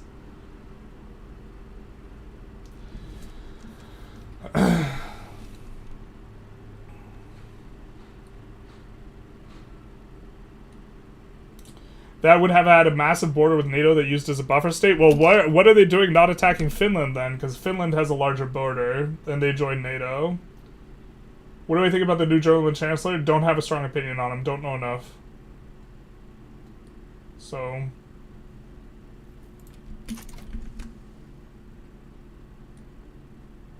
yeah, we're catching up here as we're trying to... There's a balance of power in the region. Promising to give them NATO is a disruption to that. It's this notion that Ukraine joining NATO is a provocation is very much the girl's skirt was too short. That's why I had to sexually assault her. So I have to go. Okay, I'd see you, sheep thief. But I appreciate you reading my comments. Same with everyone else in chat. I can see where you're coming from. My final statement is that there should be peace. I agree with the final statement. Actually, he said something along the lines of Lenin made Ukraine up. His narrative aligns more with remaking Imperial Russia than USSR. He routinely criticizes the Communist Party. The quote I remember is that it belongs to Lenin, but that might be that... I remember him saying it belongs to Lenin, but that might be the notion of Ukraine. Like, that might be a poor translation. Like, the notion of Ukraine belongs to Lenin. Something like this. Oh my god, we're caught up in chat almost. I would just be aware of being caught up in some of the pro-war memes. It's spiritually and morally wrong to gloat about death and war. Yeah, I mean, I think that I'm trying to be clear that I don't have a problem with the Russian people, and I do not wish ill to the Russian people. I wish ill to Vladimir Putin. He praises the imperial era, but he wanted geographic dominance over all the lands of the USSR and Eastern Bloc countries. Finland only joined NATO after the war, which was their right to do. Wait, but you're saying Ukraine doesn't have a right. You're saying Ukraine doesn't have a right to join NATO. That's like what you've just been saying. Bruh. Look, if you think that Ukraine joining NATO was an outrage, I think it's insane to not think that Finland joining NATO is like not a commensurate or a similar outrage. Would you say Z is the swastika of the 21st century? I think that's somewhat reasonable. I think as time is coming back and things are starting to recycle, the swastika might be the swastika of the 21st century.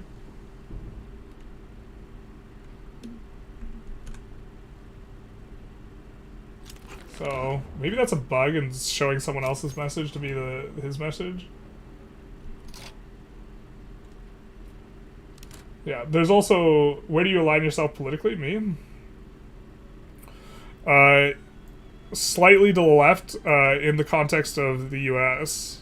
So it's probably a little bit conservative for most of you who are from Europe. We're going to do this, and then we're going to be able to go for public health insurance. Big nice. Now that we got the thing that we needed to be able to do it. Cal Lady? They give the follow big nice.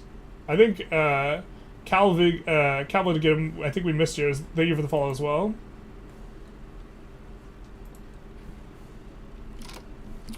There's no reason to upset the balance of power. There's absolutely a reason to upset the balance of power. Ukraine was afraid of getting invaded by Russia, which they then did get invaded. The reason they wanted to join the defensive alliance is entirely manifested in terms of their national security as they got attacked by Russia. Putin, yeah, exactly.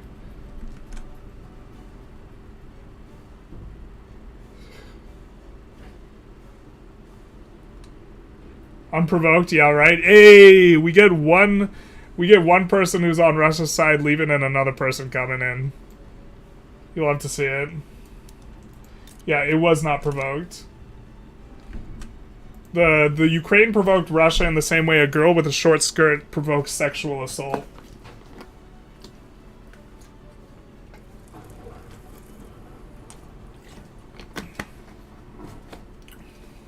It's a little different because Ukraine has far more ethnic Russians. Man, you're moving the goalpost here.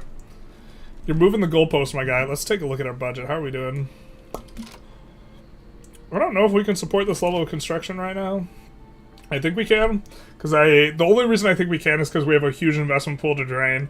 But if we drained it any faster, we might have some issues. So we'll kind of keep at our current levels. I think overall our debt line is slowly going down, which is kind of what we want. We also need to build more ports to gain access to all our overseas stuff. We need the ability to build more ports as well. And slowly these guys will phase out of this war. I think we'll actually just kind of wait on that. Russia has no change in who joins NATO, basically. That's not their business. It's Ukraine's business. Just like, because I think you were the one using this example earlier, just like if Mexico decides to let Russia park missiles in it, that's not the USA's business, even though it affects them. That's between Mexico and the USA. So the Mexico's right to do that doesn't mean that the USA would have a right to attack them. Lampstand, please, English only. We're gonna need to start checking some of these with Google Translate if they keep speaking in foreign language. I don't read Cyrillic, so I cannot moderate your message. Ukraine didn't just put on a short skirt, they walked outside naked. So you agree with the premise of the analogy. Okay. A woman has a right to not be sexually assaulted even if she's outside naked. Fine crisis. If you agree with the premise of the analogy.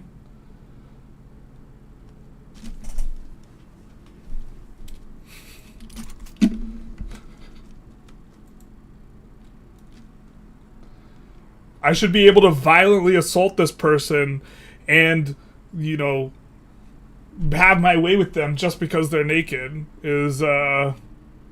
that's not how the law in any country that I know of works.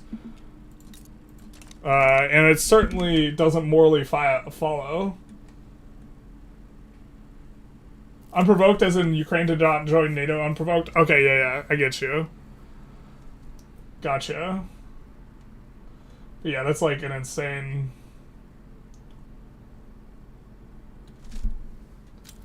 Yeah, just like if Russia let... if Cuba lets Russia park missiles. Yeah, I understand the thing. I'm not sure I'm okay with the way Cuba was treated in that time period. We're gonna have to Google Translate what this guy is spamming. It's the same thing.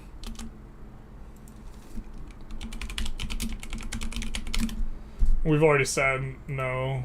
We could actually maybe just auto-ban him. Ukraine is a part of Russia. Oh boy, guess who's getting banned? For spamming in Russian, sort of like repeatedly after we asked him not to. Actually, maybe we give him one more chance. Any messages after this? We see it again. Don't, we won't ban just yet, but, don't talk in a foreign language, because I can't moderate it. Journalists in the trenches, if she didn't want to be invaded, she wouldn't have been wearing those minerals so provocatively. Yeah. Basically.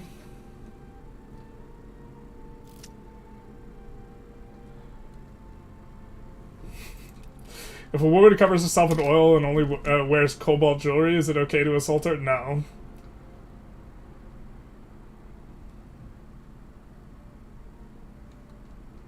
Just here for context, Fine Crisis is a huge fan of Hitler. I've seen this guy before in Tarkus' streams. Yeah. I make one joke and journalist goes on a rant about you being... No, it's not just one joke. We were talking about examples. You said the example was not appropriate. I defended it. Then you go on and make another argument that it would be... You accepted the premise of the thing with your joke. The joke wasn't not just a joke. It was a joke that accepted the premise that, like...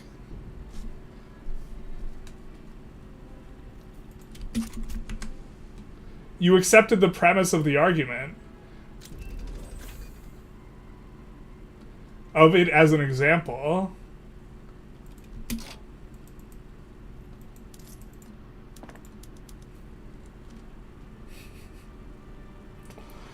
Now that you, like, see that it's, like... it's still inappropriate. Because my entire point is that it's inappropriate to justify that type of thing, regardless of if she's wearing nothing. So...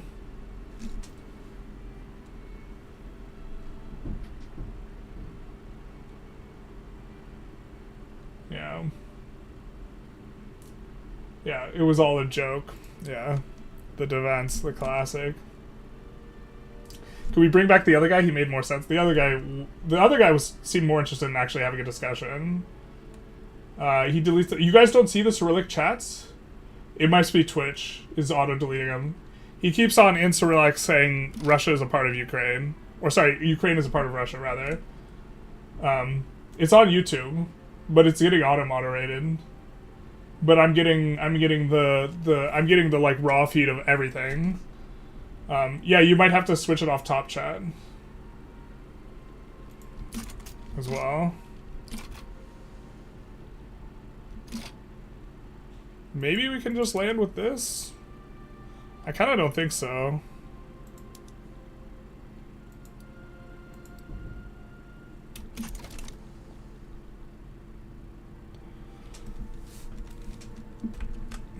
Act oppressed when your idiocy is exposed, basically. Just act like the victim. Well, if you're outside naked and someone stares, are they in the wrong? No, I kind of think that's fine. We weren't talking about... it's like just changing the analogy completely. Like, if Russia just stared at Ukraine because they joined NATO, I would have been okay with that. Yeah. One thing is a crime and is like a violation of someone's freedom and personal body, and the other is just like looking. I hope you don't support shit like Steam games. A, where you shoot Russian soldiers as a drone. Support for Ukraine is justified, but we shouldn't glorify war and German and people a lot. I don't have a problem with any of the German people. I don't know specifically of these games. I think that it's possible that I try and volunteer to fight in Ukraine, and if I do, I'm probably going to play some some drone games, mainly because that's how war is conducted now. So, but I do not have a problem with the Russian people. Put a Hoey 4 player in charge of the Ukraine's army, and it might just annex Russia. Oh baby, the big encirclement.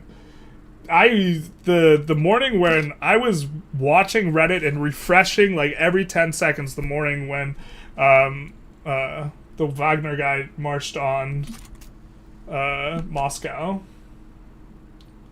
So argument of Ukraine standing outside naked so it's fair has to be the most room temperature IQ thought process I've heard all stream.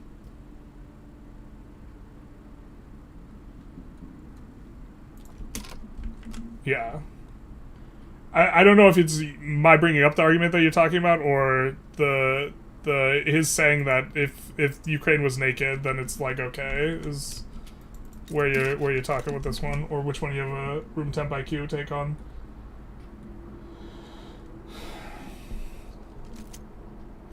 Using the classic Gopnik tactic, put your hands in your pocket and then confuse your enemy by saying, "Why are your hands in my pocket?" Yeah. The classic "I'm not doing it, you're doing it," victim blaming, whataboutism are the classic defenses of the Russian invasion of Ukraine, because there is no real legitimate defense in terms of morality.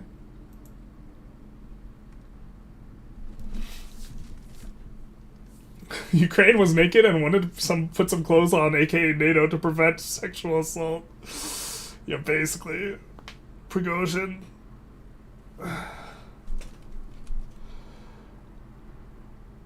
Refreshing Reddit every 10 seconds is the soyest thing I've ever heard. I'm with you to some extent, but also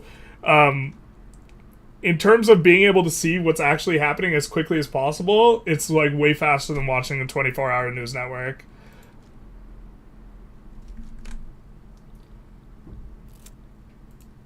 Apologies if you thought that was directed at you. Yeah, it's hard to tell because like chat's flying. I'm trying to play correctly. We do need to attack Russia at some point here.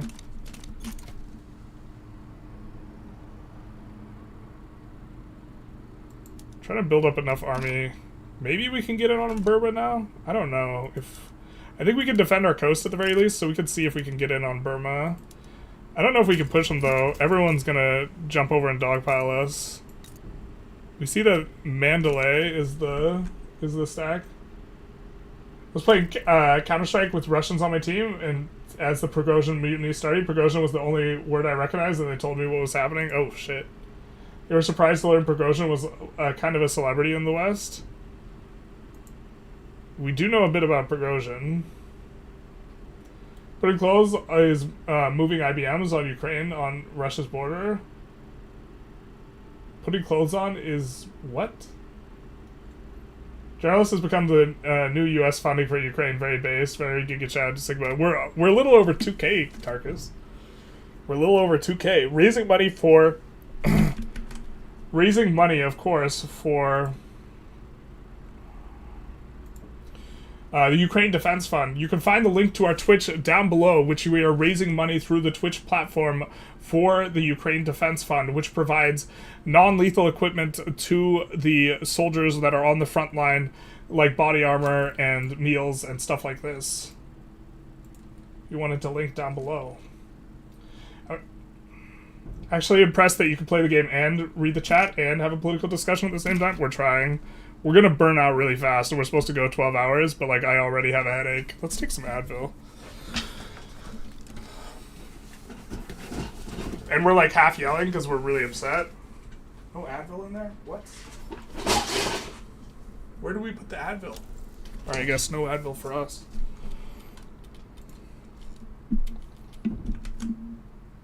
Check if there are any Ukrainians living in Russia to justify your invasion. Wait, what? Oh. I get you. I understand your joke. There are ethnic Ukrainians in Russia, therefore we can take them out. Yeah, there's gonna be nothing above board about the way we treat Russia in this game.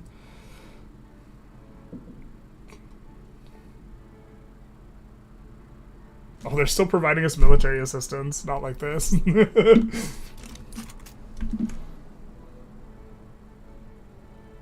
Remember when leftists were against war? Yeah, I'm against offensive wars.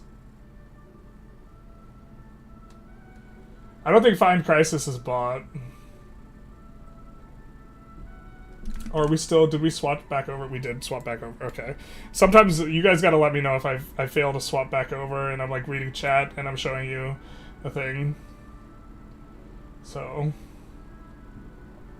You should take a look at the ASAW regiment. Is this the one that people like to hold up as an example of Ukraine being bad? Or... Yeah, where it's, they got some bad apples, so we're gonna say the whole bunch is bad. Strong judge chat, trying to cook. The donations are secretly for drugs. Shh. Well, actually, like... Painkillers, maybe... I don't know if the non-zero amount will go to, like, Advil. Maybe you should reconsider who the fascists are. Ah, now I know what you're talking about. Yeah, I have actually considered quite closely who the fascists are. Unambiguously, I think Putin is a fascist. Thank you for coming to my TED Talk. And every hour on the hour, we will talk about it. We will have a little bit of an intermezzo and do a little bit of a presentation on Putin, like we did before. Print recipe for muffins, it just be like that. Prigozhin shouldn't have stopped. Yeah, I think once you get started there, like, just in terms of practicality for Prigozhin, like, once you get started there, you're pot committed. You know what I mean? Poker players will get that. You don't fold with. Look, once you went all in on a draw, yeah, or you bet like 80% of your roll on a draw. You don't fold after you bet 80% of your roll on a draw. You are pot committed, even though you don't know if you have a winning hand or not. You gotta see that one through. Can you fundraise for lethal aid? No, otherwise we would be. Yeah, ICBMs doesn't matter where they'll be placed. Tried asking. I mean, it doesn't matter because time. I tried asking the Russian government and you got thrown off a building. How dare you spread such vicious lies when you in fact fell off of a building? Just like, oh, I'm trying to remember names. Just like Boris Nemtsov fell on a bunch of bullets. Yeah. I think fascists are the guys normalizing the Nazi salute and trying to silence people who might stand up to them. Yeah, I think that's a pretty good, I think that's a pretty strong, I think you might be onto something here. I think you're thinking with your dipstick, Jimmy. Art of Doing Nothing. Classic. Sounds like American politics.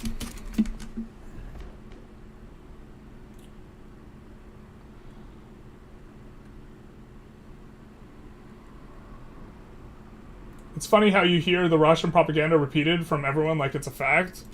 Yep.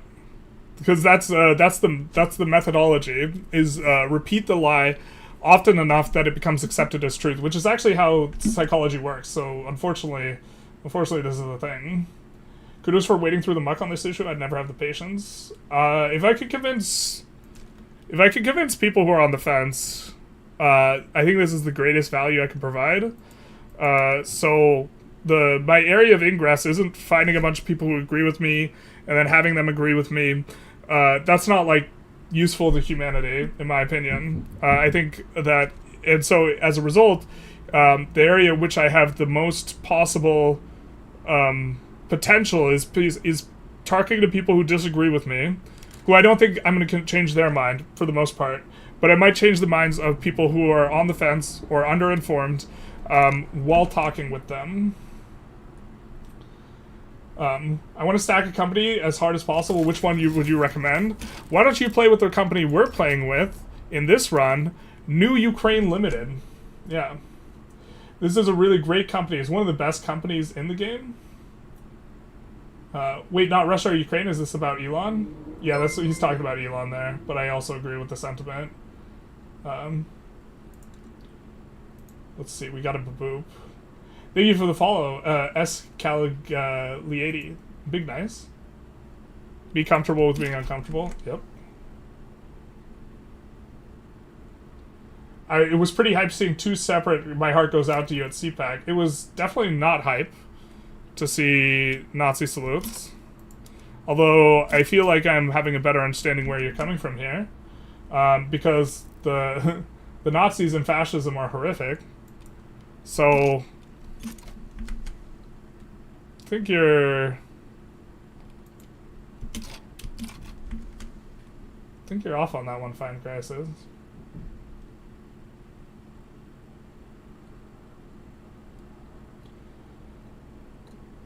Republicans doing a Nazi salute is just their strategy to throw the media into chaos so nobody focuses on the insane power grabbing. I think they're also trying to normalize it.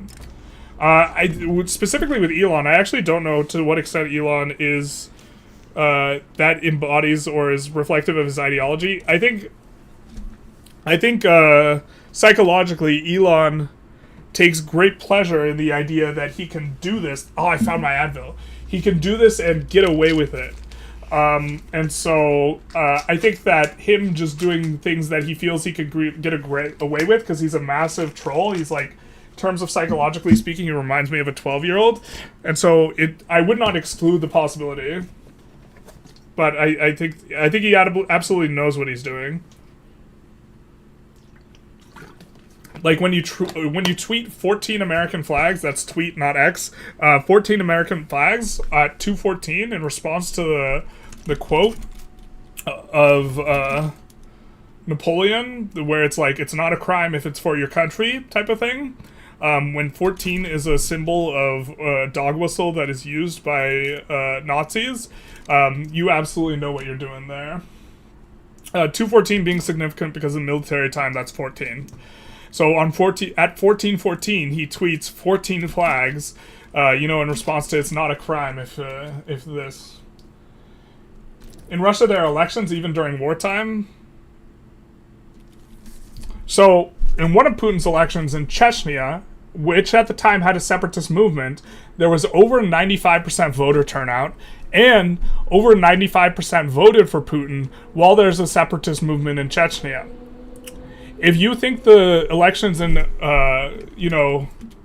Russia are legitimate, you've got bad news. Also, it is in the constitution of Ukraine that there are no elections during wartime. And I know you might think that this is a special military operation, but it is a war. And so I'm not sure exactly what you think should be the case here.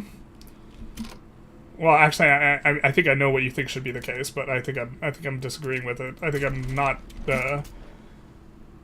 liking what you're putting down. I'm not picking it up. Also, the drone attack on Chernobyl was a false flag by Ukraine to stop the negotiations. This is one of my favorites. We're going to talk about Boris Nemtsov in a little bit, but Boris Nemtsov was one of the opposition leaders in Russia. He worked for Yeltsin. He wasn't just some nobody hack. He worked for Yeltsin, and he operated the opposition for an extended period of time. We're already 1860. God damn, we're like behind where we should be in terms of stuff. Let me tell my Nemtsov story. Boris Nemtsov was assassinated. He was murdered outside of the Kremlin, and the investigation only went on for a couple hours before Putin concluded that it was a provocation that was done by people who opposed him in order to make him look bad. The opposition leader in Russia was killed outside the Kremlin, and the reason given was that it was a provocation attempting to make Putin look bad. Just like, let that marinate for a minute while I declare war in order to actually make use of my infamy, because infamy is a resource. This is the same type of thing, where Ukraine is going to infect its own territory with nuclear fallout by opening up the Chernobyl thing as a means of making Russia look bad, when it is apparent that Donald Trump isn't going to change his opinion, and Europe's not going to change their opinion. No, this is a sticking the thumb in the eye of Europe as Putin gets exactly what he wants in terms of the capitulating of Donald Trump. Where he goes, no, look what we can do. I've described Putin as a Nazi rather than a fascist. I would probably say fascist, but Nazi has more entailments, fascist has less. but so Russia is based, Russia's not based. Well, we're not trying to make a comment about Russia as much as we're trying to make a comment about Putin specifically. Russia's behavior currently is not based. We're just gonna reland here because I think we'll get in. Hopefully no one joins against us. Marina just can't possibly be the correct expansion spot. We're just trying to keep everything going.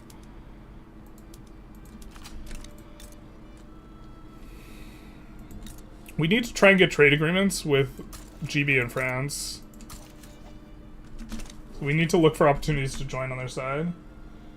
I think 12 is generous for Elon's mental age, perhaps. Hey, thank you for the 20 Dirtle, Great British Pounds. Extremely base stream. We're trying. I did not realize you were a power debate pervert as well as the butcher of Beijing, monster of Mozambique. Oof. Oof. Butcher of Beijing, just like, when we're talking about the thing that didn't happen in 1989, like just an hour earlier, and it's like, it just feels a little bit bad. But thank you so very much for the dono.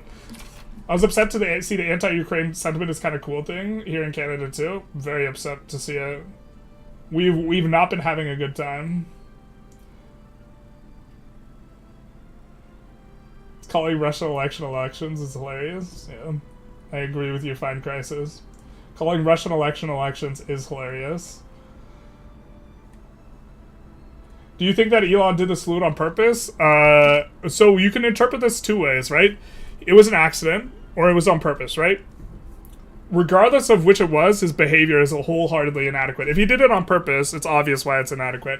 If he did it on accident and then he doesn't back it up, but instead he goes on Twitter and he makes jokes like, I bet you did not see that coming, rather than saying, look, I didn't mean what that was, his behavior is obvious that he's just trying to, like, you know... my position is that it doesn't matter if it's intentional. I think it was intentional. I think absolutely you're not going to tweet 14 flags at 14 hours in response to basically an authoritarian tweet unless you're trying to dog whistle. So I definitely think he is.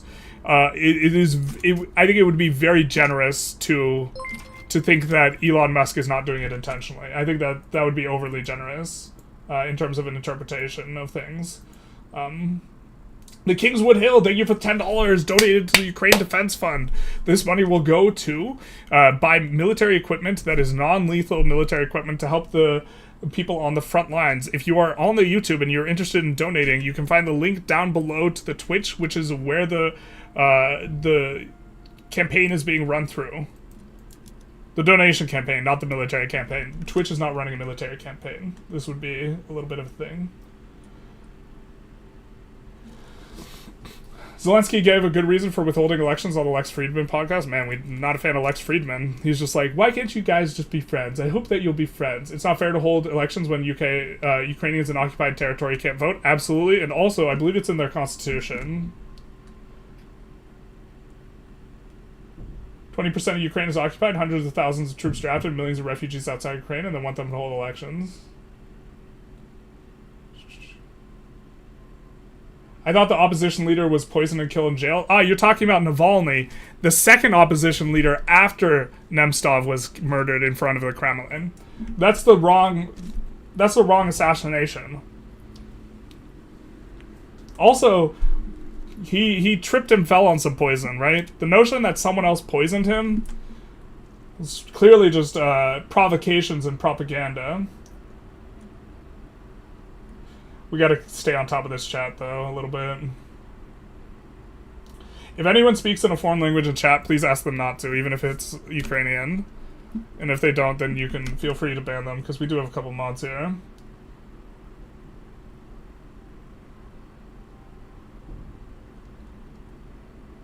Did he actually really tweet, you did not see that coming? He did.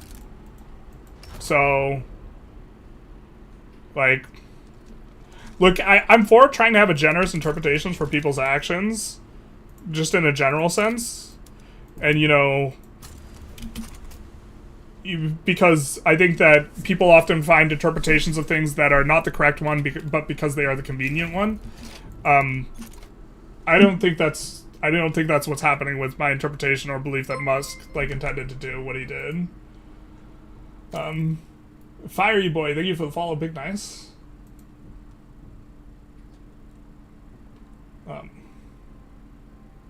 Oh man, we're coming up on it.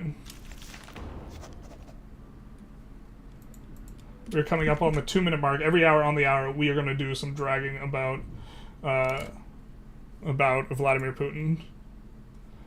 I don't think Elon cares about ideology, but he 100% knew what he was doing. Yeah, so I think that the most generous interpretation of Musk is that he's not a Nazi, he's just a massive troll.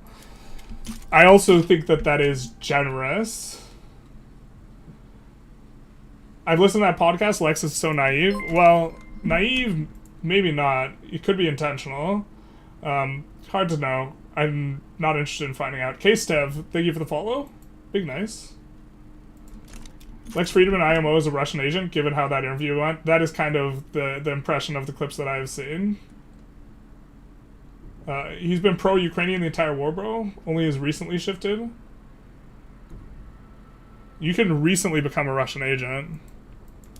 He's also Russian, right? As far as I know. And Russians are allowed to side with the country they are from without being agents, but at the very least, I think he's kind of like a solo. It's Nemtsov, not Nemstov? Nemtsov? Sorry, these I'm not going to be able to pronounce all of these that well because I've read a lot, but it's reading because I don't hear the pronunciation.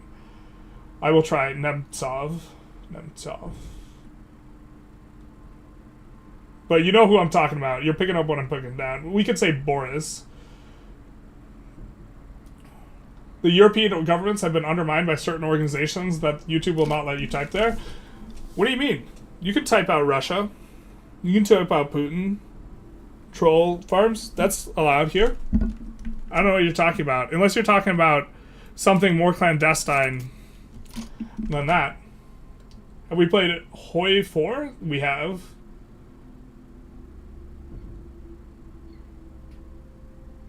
Played Ukrainian Kaiserreich today. He's Ukrainian, lol? Wait, who's Ukrainian?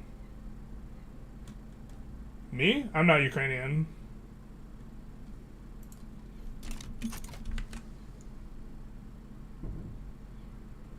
What? Boris could be anyone, though. But with the Boris that's most relevant, you're right, Boris can be anyone. And it also seems a little frivolous for us to just call him Boris, considering we're using last names as much as we can.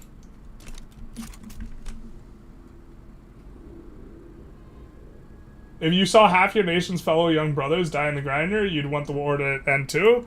Yeah, but I wouldn't want them to die for nothing either. Oh, you mean Boris Yeltsin? Not like this. That's right. Boris Yeltsin actually is the more relevant Boris.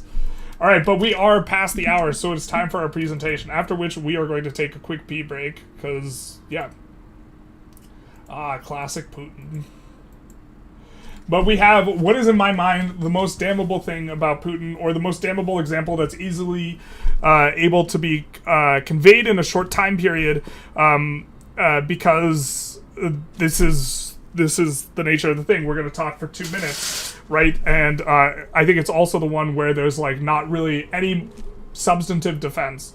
And so we're going to go on here. Chechnya, which was being brutalized at the kind of turn between Yeltsin and Putin, was the most destroyed city on earth by the UN. I think this was in 2001 or 2003, but after Putin took office, it was declared this. The apartment bombings by Chechen separatists fueled war support and Putin's popularity. So there were apartment bombings in Ryazan. I'm not sure the pronunciation of the region in Russia, but they were making the strong arm FSB candidate of Vladimir Putin the one that looked particularly good.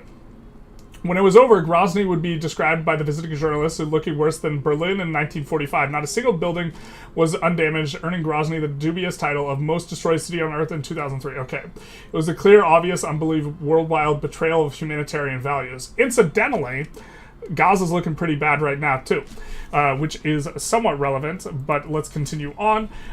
There was a bad approval rating for Yeltsin. Here we have. Yeltsin's approval rating was dismal once again. Another reason his oligarch backers were eager to fresh face to show the Russian people. The apartment bombings that terrorized Russia in September convinced even those who Russia thought should have let Chechnya go its own way in 91 that the Chechens deserved everything they got. Laying siege to a hospital, bombing the families of soldiers, these were inhuman acts, so the gloves were off. The people cheered Putin as their new gladiator and enjoyed the rough, even profane language he occasionally used when talking about what he would do to threaten those in Russia. We will find those terrorists anywhere, and if we find them in their shit houses, we'll wipe them out in their shit houses. To be honest, I find that quote a little bit funny, if it wasn't, tied so horrifically to Putin. This is the real transformation in the boring backroom bureaucrat, aided by the hasty publication of a campaign-ready biography that emphasized and developed his difficult childhood and tough guy credentials over anything that might have prepared him for being a political reformer. This was no accident.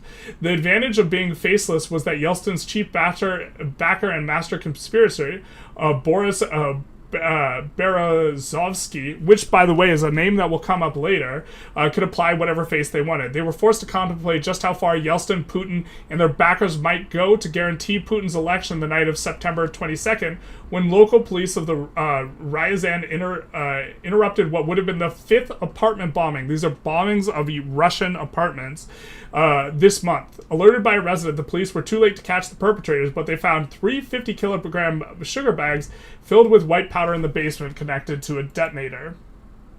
Chemical analysis on the scene the next morning detected the same military-grade hexogen explosive used in all of the previous bombings. And so that what they found is this hexogen. He spoke briefly on the ongoing strikes against Grozny. There were nothing to contradict. The next evening, the 23rd, Putin made a televised statement praising local law enforcement and the alert citizens who had called them for a catastrophe. He also spoke briefly on the ongoing airstrikes against Grozny. There was nothing to contradict the day's dramatic news that the terrorist attack had been foiled in Ryazan. The next day, something incredible happened. The FSB, that is the equivalent of the KGB in New Russia, Director Nikolai Patrushev issued a statement saying that the planting of the bomb had been a training exercise to test the vigilance of the local security forces and residents. He said that there had been no explosives at all, and the sugar bags had actually been full of sugar. This fantastical story was not This fantastical story was required because law enforcement and the local FSB in Ryazan had already detected and exposed extensive FSB involvement in the attempted bombing.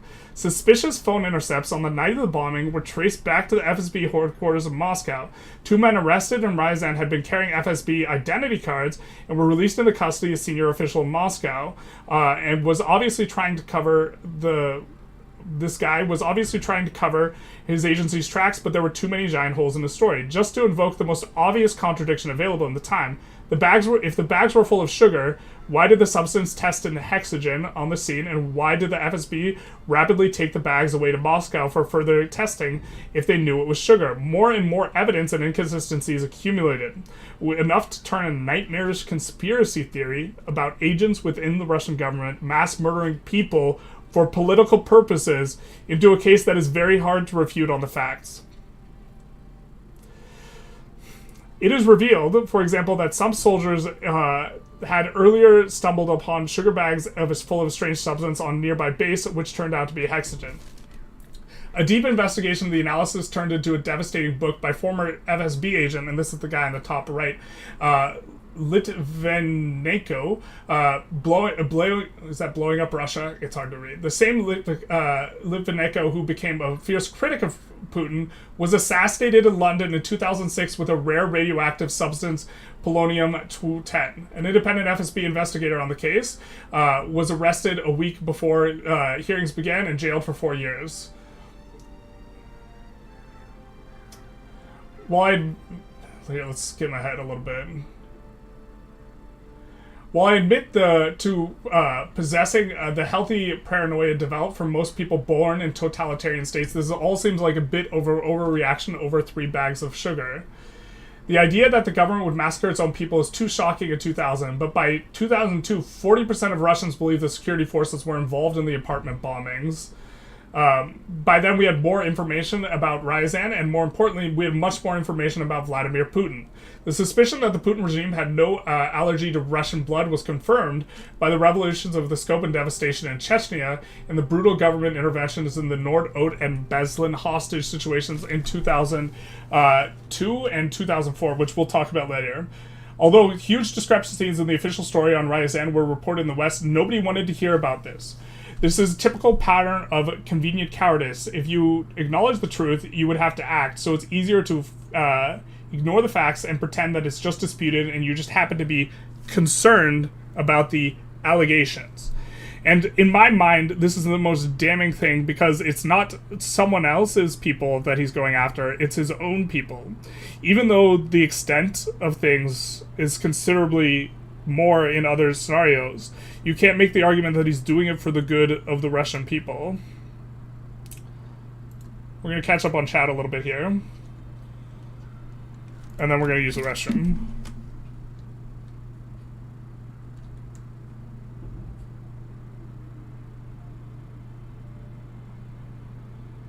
You're right, it's about trying to balance between not disrespecting those who sacrifice and being realistic about a peace treaty. Yeah, so the people who talk about being realistic, to me it sounds like...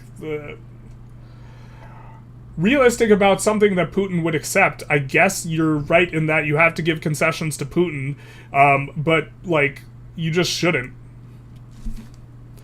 Like, if a bully asks you for your lunch money, it would be realistic to say that he'll stop bothering you right then if you just give him your lunch money, but he'll also be back next week to collect your lunch money.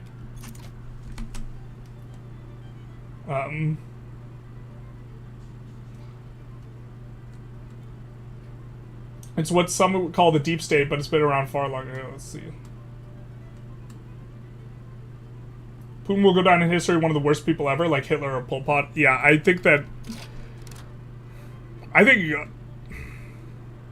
he has not been as prolifically successful at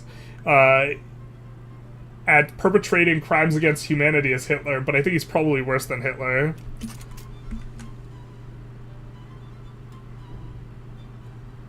Big respect for the Gaza mention in Ukraine stream. Consistent morality is bias. I notably do think that that situation is much more complicated than this one.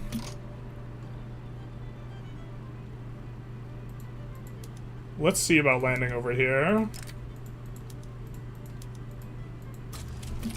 Oh my god. Do we have to expand or contract contraction? No, we're still draining.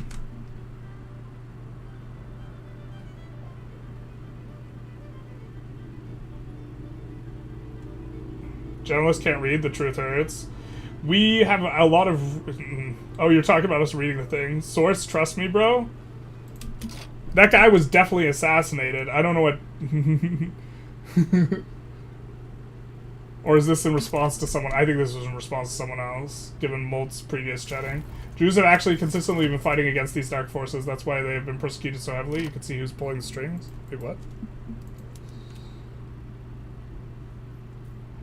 By having so many overseas guys, we are actually having huge convoy requirements, and we need to actually kind of figure that out. We need more territory. Not like this.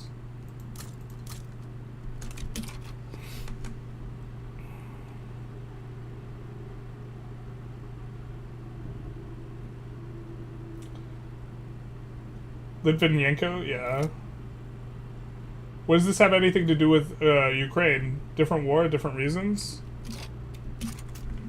You're talking about the bombings, the apartment bombings have a lot to do with speaking to Putin's character. But I think you're responding not to me and to someone else. 9/11 was an inside job. That seems unlikely. I haven't looked into it though. Ukraine gave Putin Crimea already? Putin to come back? Yeah. This is...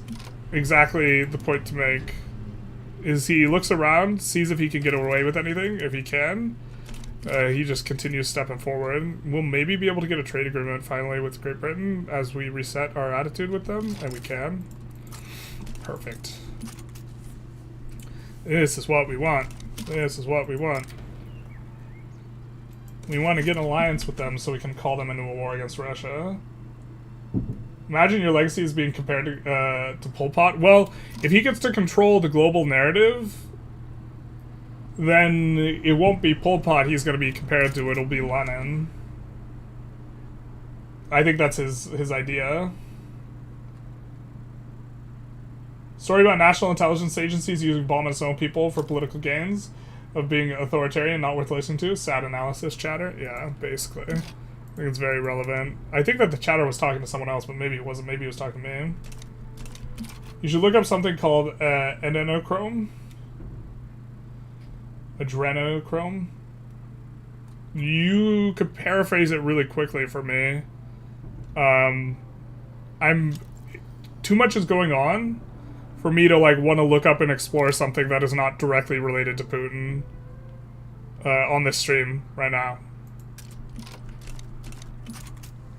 As more of these guys fall out of the war, we will be able to just land here with impunity. Oh, we would really like to take Greece, huh? Get that really good tooling company in there. Maybe that's what we do next. I mean, we have to fight Russia at some point, but...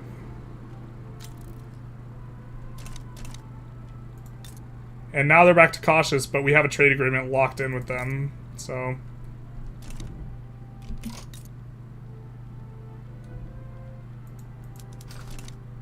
Let's maybe try and start exporting wood and hardwood. We still have to use the bathroom, though. Hope the dream.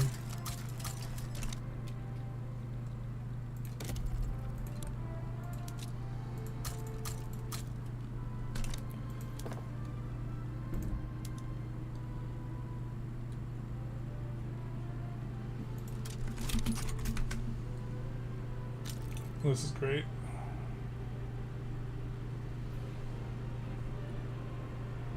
People are bringing up adrenochrome. People are crazy here, man. Yeah, this is definitely going to be a wild stream.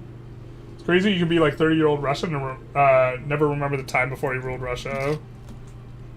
Yeah, you want to talk about people who don't give up powers, and then you bring up Zelensky, and then you got Putin on this bag. It's like insane.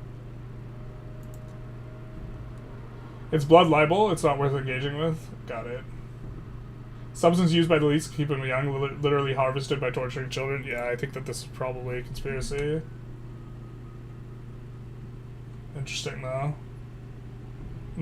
It's not going to be something we look into at this point in time.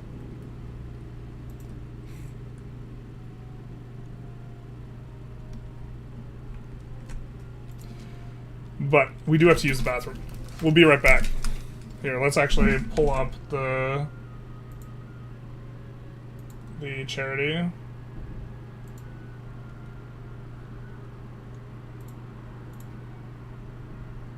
Should we look at the other one? There we go.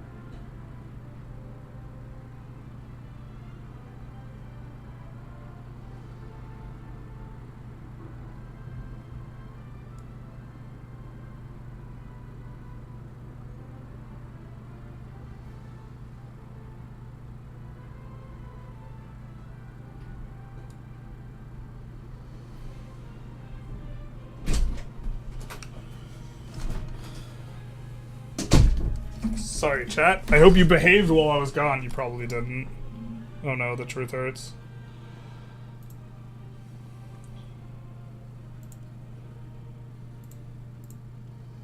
Yeah, you probably did. Actually, chat's being a lot more civil than I expected.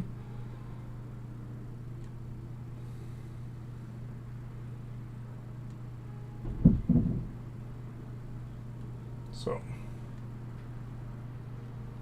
John Sar. Is there someone named John Saron in chat? I didn't even notice that. I thought about wearing my Sauron for President shirt today, but decided not to. Decided to just wear a plain shirt. I didn't want to have the more facetious shirt on. YouTube. Yeah, I'm not thinking. I'm thinking. So Oofy.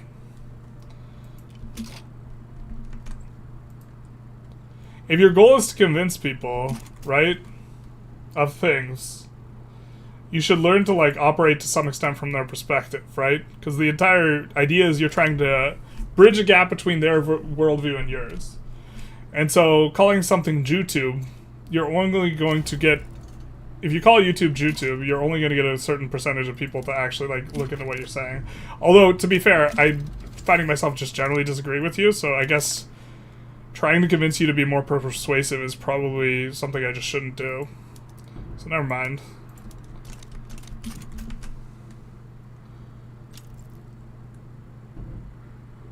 Hey, Ivilo, how's it going? Elon Musk is absolutely unhinged. I hate him with a passion. I've disliked Elon since back before when he was a liberal, and all my liberal friends liberal glazed all over him, and I've disliked him now, and I just dislike him more. But I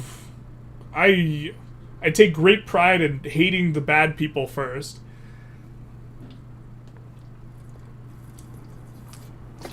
Actually, hate doesn't correctly describe. I thought he was overrated, and that his accomplishments weren't really his own, and that he really wasn't that smart, but probably smarter than average, but not being, like, insane.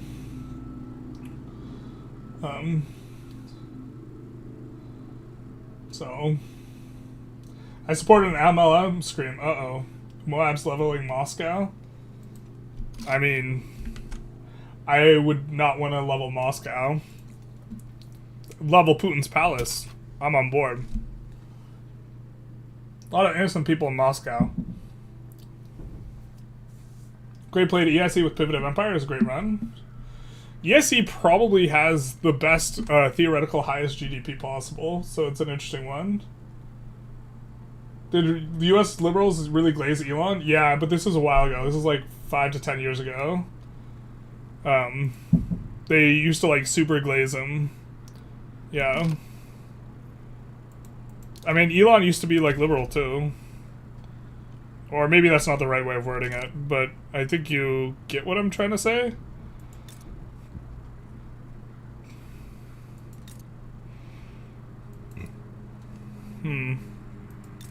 Why can't we just annex Kutai?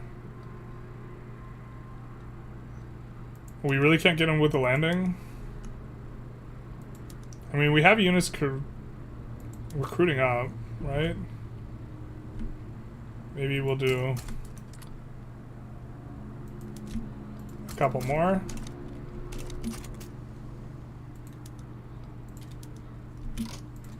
And then we'll head on over there. Anyone remember Elon and Big Bang Theory? Yeah, dude, I remember that. He created PayPal, which isn't anything monumental. He joined the creation of PayPal afterwards.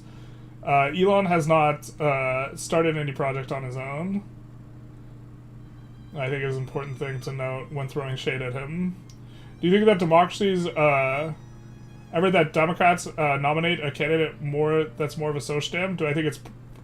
I think that the 90% of politicians in Congress are just huge sellouts to corporations. And that's not Republicans, I mean, like, everyone. And so I think socialdem is incredibly unlikely unless there is an enormous upswell or movement against money in politics that serves to significantly shake the foundations of the DNC and the RNC. Trump used to be a Democrat too? He did. All that racist shit he said about Obama was to support Clinton. I mean, think it's possible Trump's also just, you know, a little bit racist. I think he might have enjoyed saying some of that stuff. What's your ethnicity? I am a lot of different things. I'm a quarter Mexican, a quarter German, a quarter Armenian, an eighth English, and an eighth Welsh. Just want to make sure you're coming from a genuine place. Armenia's fake and never existed. You mean if I'm coming from Ukraine? Look, Putin could still be an enemy of humanity while I'm also from Ukraine. Or, if I was from Russia, he could still be an enemy of humanity. That doesn't make my points wrong or right. Coming from a fake place. Where's the fake place? Did I see about Eric Adams? Yeah, that's insane to me. Like, just very obvious. Their Eric Adams case is particularly insane because it was dismissed without prejudice, which means they can refile it. And the reason why that's insane is because they just want to hold the court case over Eric Adams so they can bring it if they need to. So they can keep him on a short leash, which is very much the idea. Which is just, like, completely pay-to-play and disgusting. I would have guessed Persian. Armenia's in here. So, close. Bros lifting constant ethnic paranoia. Yeah, when my grandfather's parents left Armenia, the population was cut in half because there was only 4 people there. Just kidding. The population was cut in half when Turkey genocided them. That's when that happened. California's a fake place. That's true. Turkish government will be like, genocide, what genocide? Yeah. I, by the way, do not have any resentment to Turkish people. Sure, you have highlighted Azerbaijan. That's why we tried to circle very largely, because I'm not sure exactly which one's Armenia.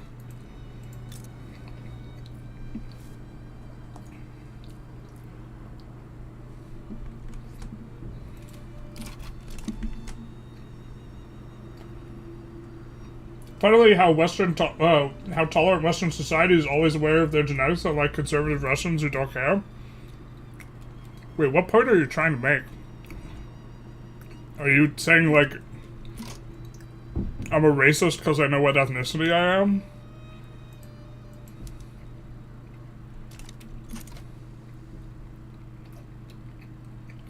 I'm uncertain the point you're trying to make. Please share the cookie. Oh, you guys want to see? I didn't eat breakfast. I do have cookies in the room, though. What kind of show? It's oatmeal raisin. I'm talking, like, loudly, emphatically, and without too many pauses, so I'm starting to get a headache. Also, I'm starting to get a headache because thinking about Putin gives me a tension headache. So, we still have several hours to go.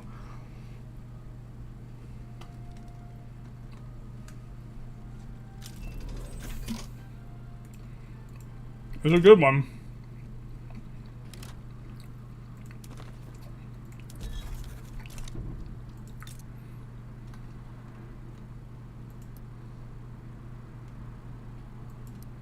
Oh, which one's Attica, though?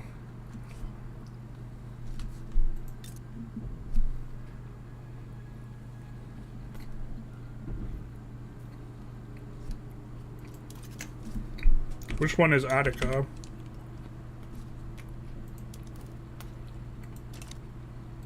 Okay, that's what I thought.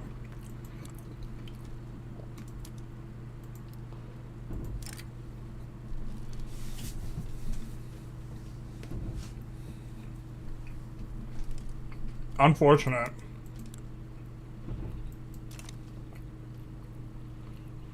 They have an alliance with Persia, though.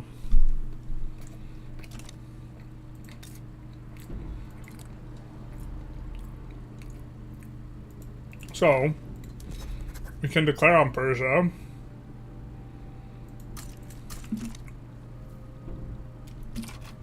We should have a native interest in Congo. I don't know why we don't. We can declare on Persia in order to get into a fight with them. Rip to the Armenians. Y'all were so real. Yeah, basically. Do an Armenia run. We've done an Armenia run.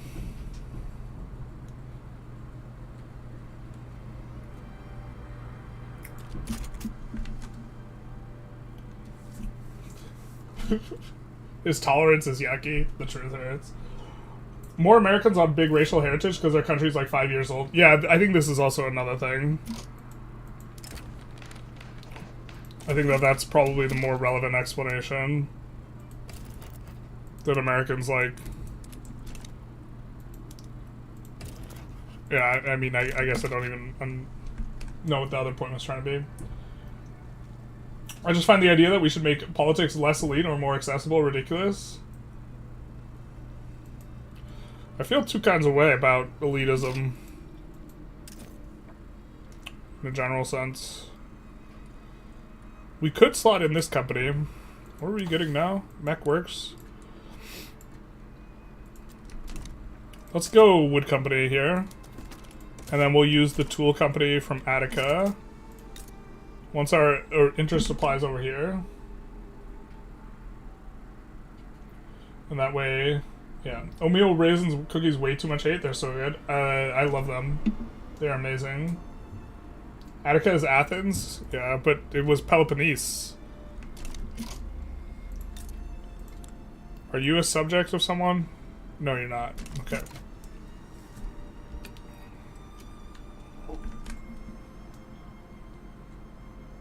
Is this your favorite Paradox game? Probably right now. Like if you want to talk over in like some sort of aggregation over time, it might be EU4. But I haven't played EU4 since Leviathan released, so it's been a hot minute. This is gonna give us a ton of infamy, so we'll be able to improve relations with Great Britain here.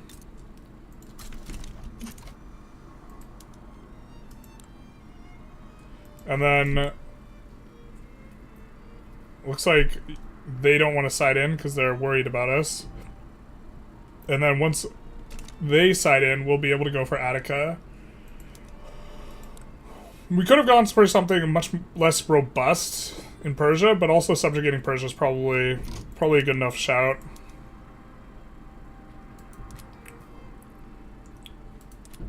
And, wait. Where are you? Greece? Greece! Bueller. If Greece doesn't help, we might reload.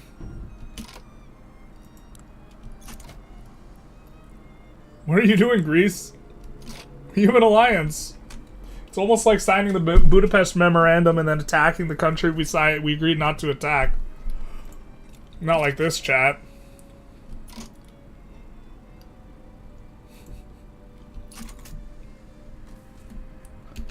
Not like this, chat.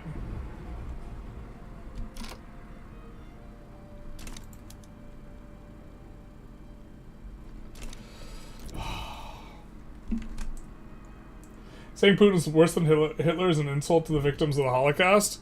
Yeah, were you there for when I qualified that statement by saying that in terms of what he actually managed to accomplish negatively, he wasn't? God. It's like you don't listen, my guy. I so heavily qualified that statement. It's like, absolutely. Came for political arguments, now we're down to conspiracies. So it be. Rasputin cursed them with communism. Greece won one. We've done one before. So we can't deck on Persia to get at Greece. God, we want their company so bad. I mean, we could annex Belgium. Belgium's company is better. They're also a minor power. They don't get to minor too often. Maybe this is the path. This is the way, maybe.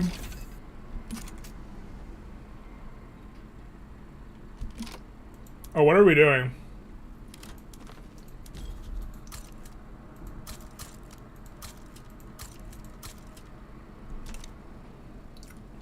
We can just go for Attica. And brick Russia's ability to join.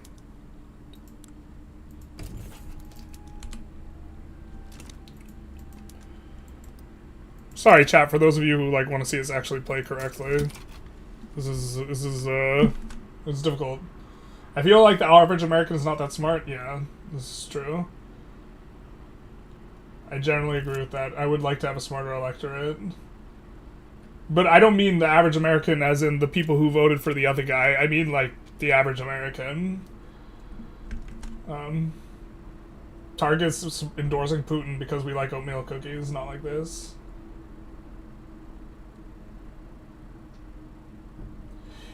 All you need to consider to answer the question who the fascists are in the military is the Sieg Heil salute is more common. Hint, it's not Russia. No, that's not all I need to consider regarding who's a fascist. The salute is not, like... The imperialism is much more relevant. The imperialism and the brutalization of civilian populations, like the abduction of Ukrainian people and the, like, rape of Bucha, in my mind, these are more relevant than the salute when regarding, you know, fascism.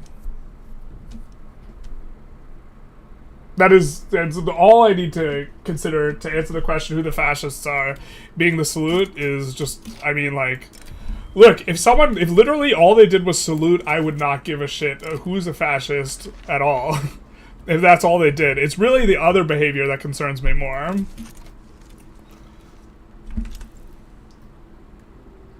Can you add a rival to get better infamy decay? We can. Persia sides with Greece. I don't think we do anything here. Versus Persia. I think we just take our state for the company and peace out.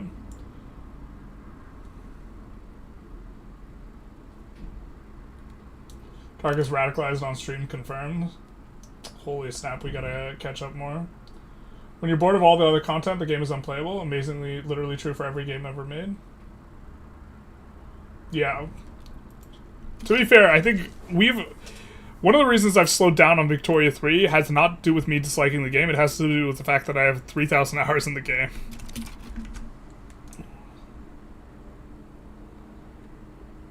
But I thought I knew how to play Victoria 3 until I watched Journalist Gaming talk about the economy. Yeah, to me, the very interesting thing is the underlying system of the economy as well. Or that's what I enjoy most. Can we finally land Burma?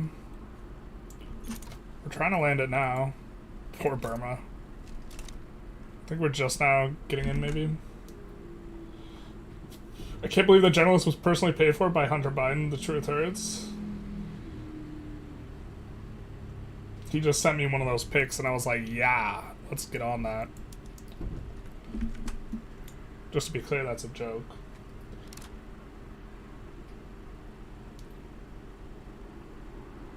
Surely this run should have some rule about not aligning with Russia. No, we're gonna take no mercy. We gotta annex Russia. We're building a power base. I think taking this Greek state is the last thing we do. We're damaging relations with Russia. We have been for some time now. But we're trying to get an alliance with the UK or France. Either one will do. In terms of straightforward, because I don't want to have to micro my brains out while trying to argue with chat that Putin's like a monster. Do you prefer pre-1.8 laws system or post 1.8? Post. I've definitely said that I enjoy hate-watching journalists more. Before, yep. This is the case. You like oatmeal reasons? It's the raisins which are offensive to your sentiments. True. Greek AI doesn't know that the player has the power of quantum retroactivity. Silly Greek AI. I think this isn't getting in, so let's cancel this and go after Greece first. Election? But we're at war. We shouldn't do that. Thoughts on peace talks? It sounds like the Trump and Putin are going to cook up something that Ukraine can't and shouldn't agree to, and they're going to present it, and then when Ukraine says nah, they're going to say, well, you know, we tried for peace, but really the Ukrainians are belligerent, and blame everything on Ukraine and continue the war. And I think that, optimistically, the United States is going to stop helping Ukraine. Realistically, I think it's quite likely that the United States disrupts Ukraine in other ways. Musk is threatening to remove Starlink access in order to lean on Ukraine. I think that that's probable. I think Tulsi Gabbard, in terms of person you would want to put in charge of an intelligence agency, did not leak stuff to Russia. She's the absolute worst. I think that very likely the U.S. will give information to Russia as it pertains to Ukraine, and that this is the probable scenario. Worst case scenario, I think that the U.S. gets involved. Switching sides. Yeah. So that's what I hope doesn't happen, but...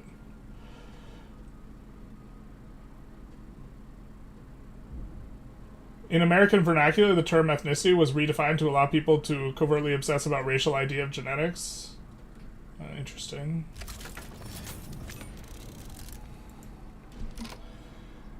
But don't you know it's physically impossible for fascists to not do the salute? Yeah, it's impossible for a non-fascist to do it, yeah. It's categorical. Sorry, my bad. I misunderstood. How could I be so ignorant? You got me there.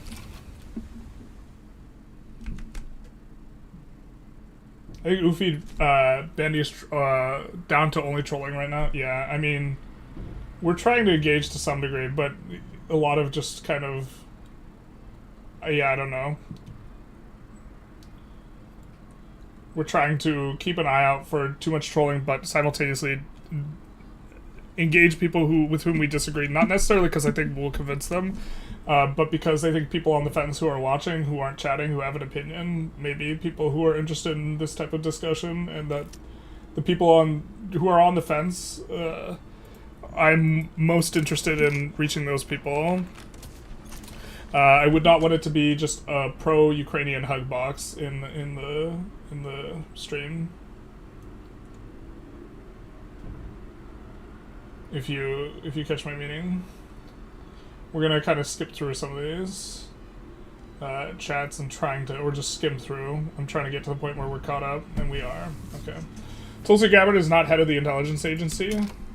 She's the director of national security. Sorry, she is overseeing director of national intelligence, which is basically the role of feeding intelligence to the president and acting as an envoy between the agencies and the presidential cabinet. Right.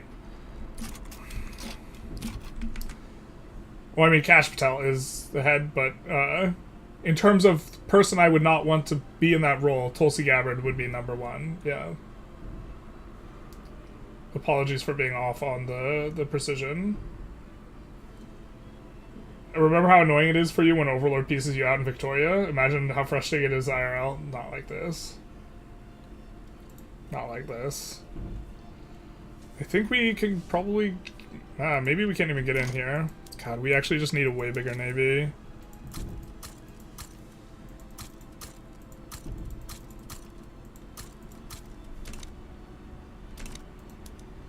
And bigger army, too. Recruitment is just so stalled out, it feels like.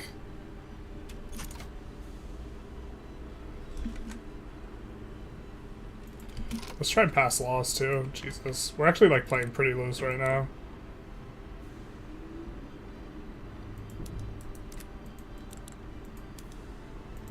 Perfect.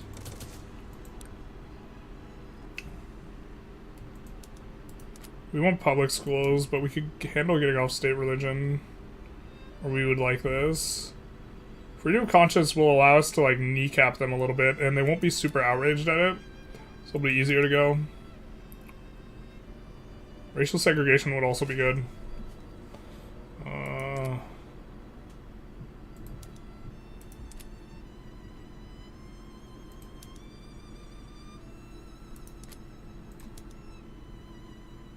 Let's maybe try and rip the band-aid off and then see how bad that is for us. 63% stall chance is pretty bad.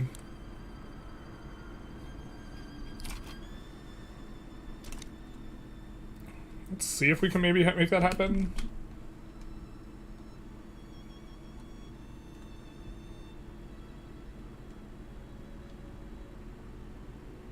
Will the recent German elections impact Germany's appetite for giving aid to Ukraine? I actually don't know the answer to this question. Apparently there was a meeting between UN states this morning, and I haven't gotten to see it yet.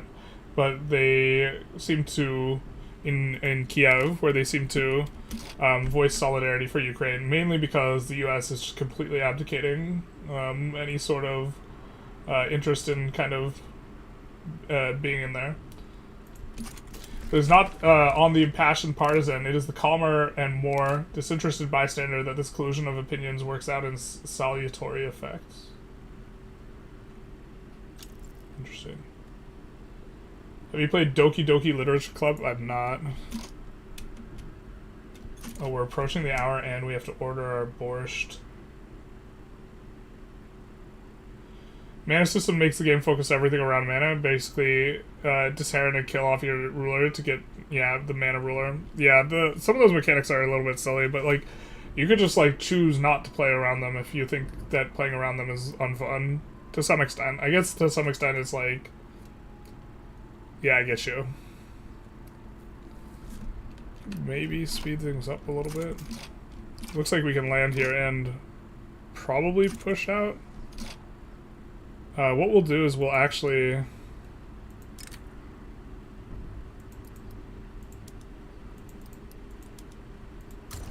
make another army. We'll put this guy in charge of it. He is a defensive strategist, and we'll use that to land. Thankfully they have full org. We'll also give them the classic. This is the landing squad colors. You can chat with people to see what they think. Also, wonder what you think if you hear the person who is resentimental towards both countries. Both Ukraine and Russia.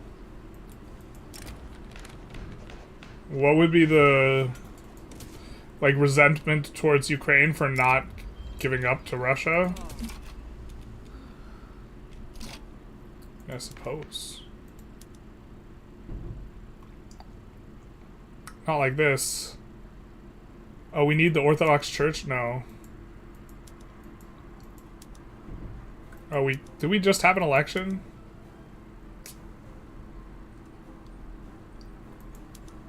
Not like this. Alright, let's do this, and then...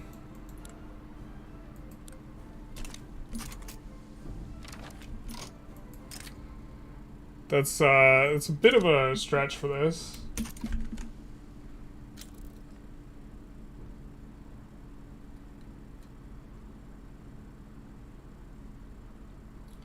Dude, so true. I hate both Russia and Ukraine. I want both of them to be fully annexed by Estonia.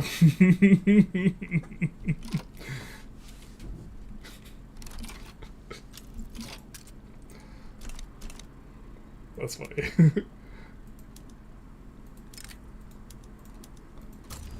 Alright, we'll see if we can get the landing in. We got the landing in once. I think they built more military, though. And we haven't built more military. Or we're in the process of it. Did we kick it at the front of the queue? We did, even. Yeah. Putin has always been loyal to Muslims. I won't support anyone who is supporting the Jewish colony in Palestine.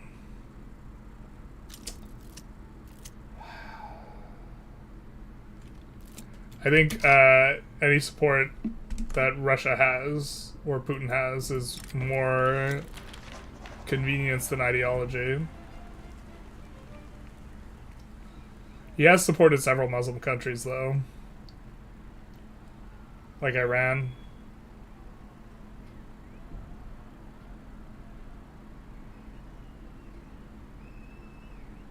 I don't think we want to embargo them.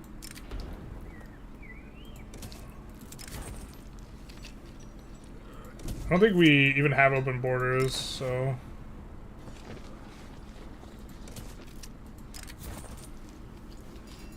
From a run perspective, this run is just, like, so under-optimized.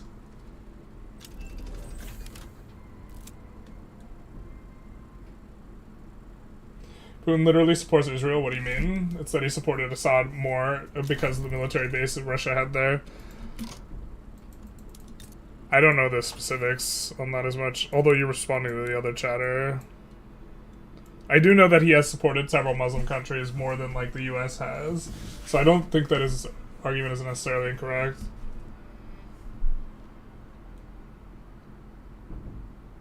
Chechens are majority Muslim. That's also true.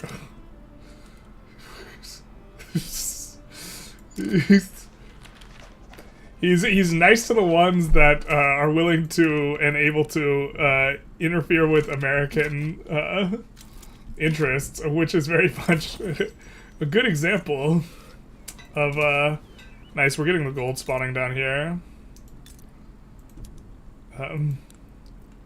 14. Let's go, baby. Oh, we actually should try and get freedom of movement so those gold mines can actually employ up. We're gonna have another. Oh, we shouldn't have another cookie. But we're so hungry, but we're gonna order food. Some borscht is what we're gonna order out of solidarity with our Ukrainian friends.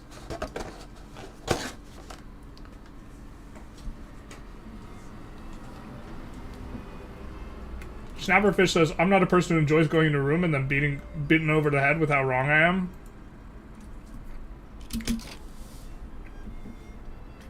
But what if you are wrong, Snapperfish? I haven't seen your perspective. Or if I have, I haven't. I don't think I've seen your chat. But oh, also, hey, Mary Poppins or M Poppins. I haven't seen you chat, but we're seeing you chat now, right? And so, if you are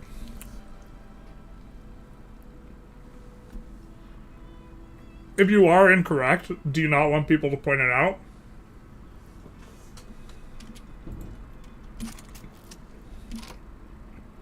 We're just super high luck rolling this.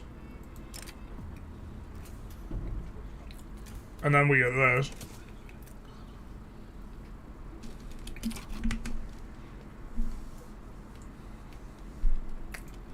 Why should Americans pay for some corrupt Slavic shithole to fight another corrupt Slavic shithole?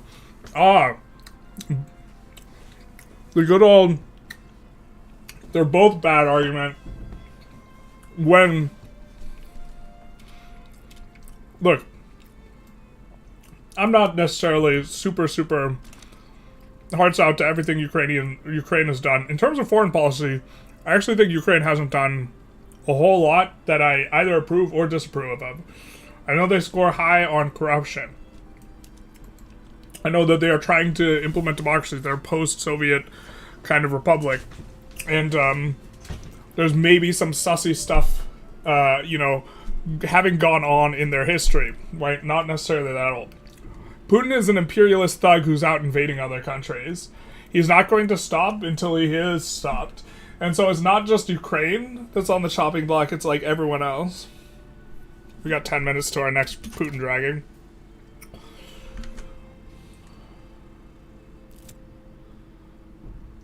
Military system is annoying in victory. Yeah, it is annoying when you have to replace the commanders, I agree. We gotta research attack. Joint stock's gonna be good. Because we picked this up.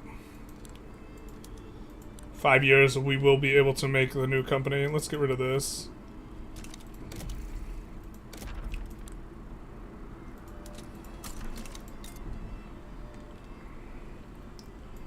Then auto expand, and then let's go registry.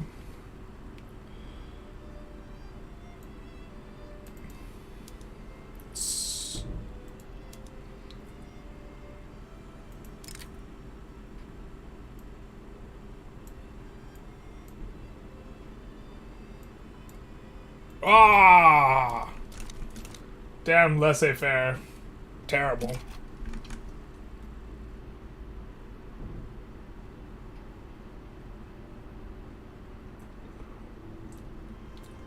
Awful.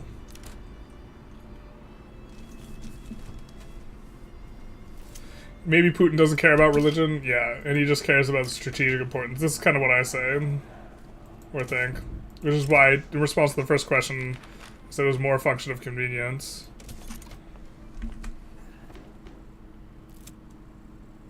Now who's stealing rare earths? True enough. In game, we do be stealing the rare earths. You have some cookies from Crumble downstairs, BRB. Big nice on cookies. Gonna take off for the night? Alright, well, take care. Thank you for the stream and have a good one. Yep. We're just kind of scrolling through chat, looking to be caught up. He's a Brazilian? Wait, what? Not me. Not that I would have a problem with being Brazilian. We're Mexican, so it's somewhat close. It's actually not that close. Someone's been shot in broad daylight. Man, this does sound like Putin. In the street of Kiev. Oh, man.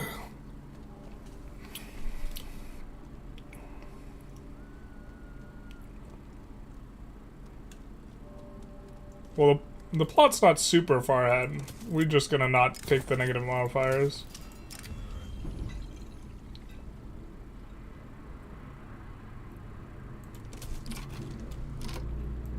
Let's get rid of one of these. This is decreasing, so we're almost at the point where we can add more construction again. Actually, I think we are at that point. We have some more military in the queue too, but... Can we get in on this? No, we can't. Oh, well, we won one battle.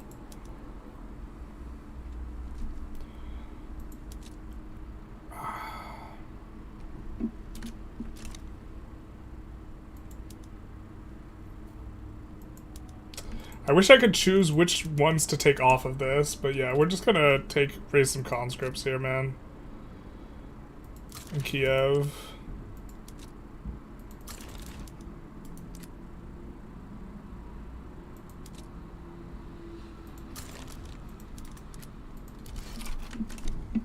And try and get things go.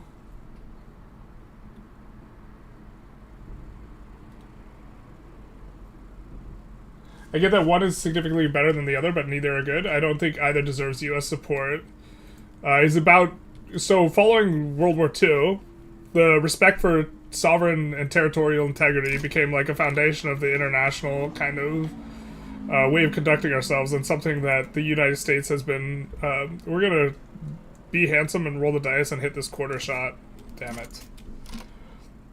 And so, basically the list is Milosevic and Hussein, with whom the United States has intervened against both of them in regards to countries that, or leaders that are trying to annex another portion of a sovereign state. So, oh man, we have 0 infamy again. God damn.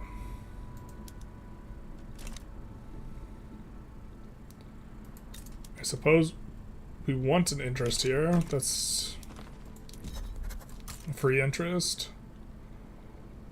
Well, we were probably supposed to go for China at some point. Are they? They're probably too strong now to go for. Wow, they're weak.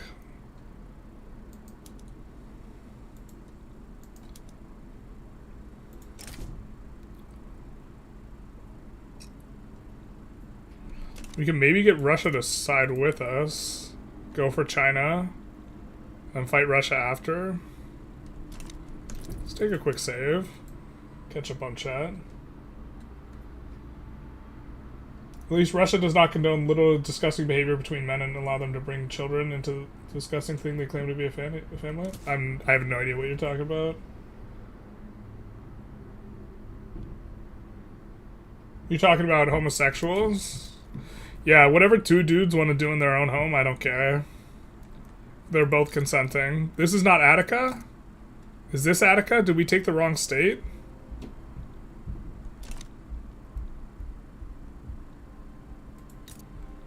Did we take the wrong state? No, not like this. Not like this.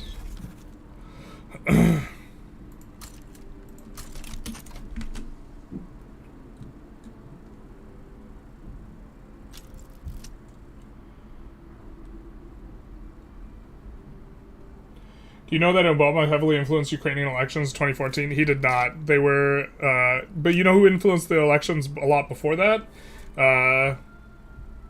Russia. I forget the name of the guy. The stooge that was evicted or ejected via mass protest. But the classic, it was an orange revolution, is very much a propaganda piece of Putin. Largely off the back of like one one thing that a U.S. CIA agent said that was, you know, roughly speaking, pro the protest movement is held up and be like, see, it was all planned by the CIA, but it, like, the USA was not responsible for that one.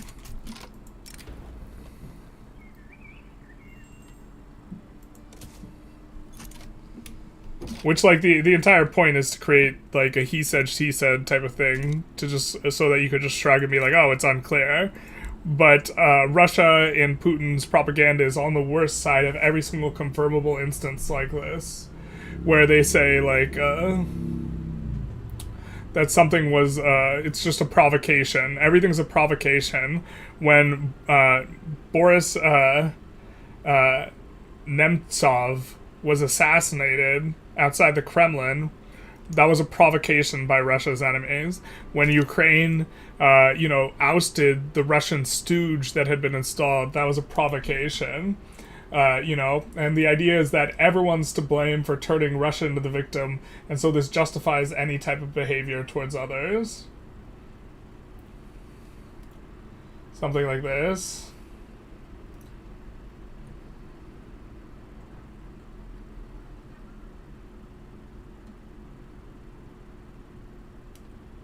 So, maybe fight the Ottomans. Really just looking for a reasonable type of war.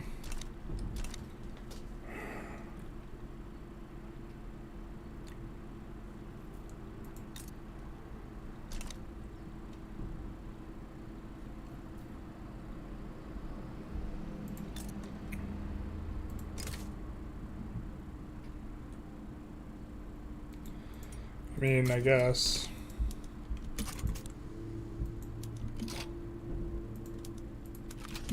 Will give us an adjacency with the Ottomans, which we didn't have before. Peace is economically beneficial to everyone. I agree. So far from the interest of their own people, every country has a responsibility to protect other nations from aggression. Yeah. Not like this. Not Russia siding against us. Damn it. In the prediction, it didn't say that it was probable, did it? Maybe I'm just not looking closely enough. Poland didn't break away from the Russian Empire as seized by the Germans in the treaty. Here. We're trying to catch up, and there's also a controversy happening in chat. But...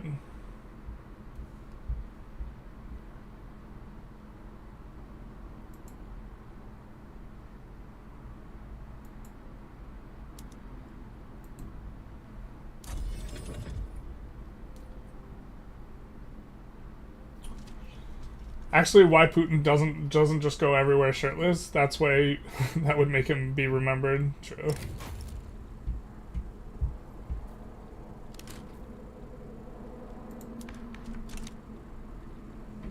Is this really Attica, though? We took the wrong state. We would take the other state again if we could, not like this. British Radical Revolt. They're fully occupied. I mean, we could reduce autonomy on one of our subjects. Is that actually even, like... It's never good, but it's convenient. Our landing is now getting in. I guess we don't necessarily have to play perfectly with infamy. Let's catch up on chat, because that's actually what I want to do.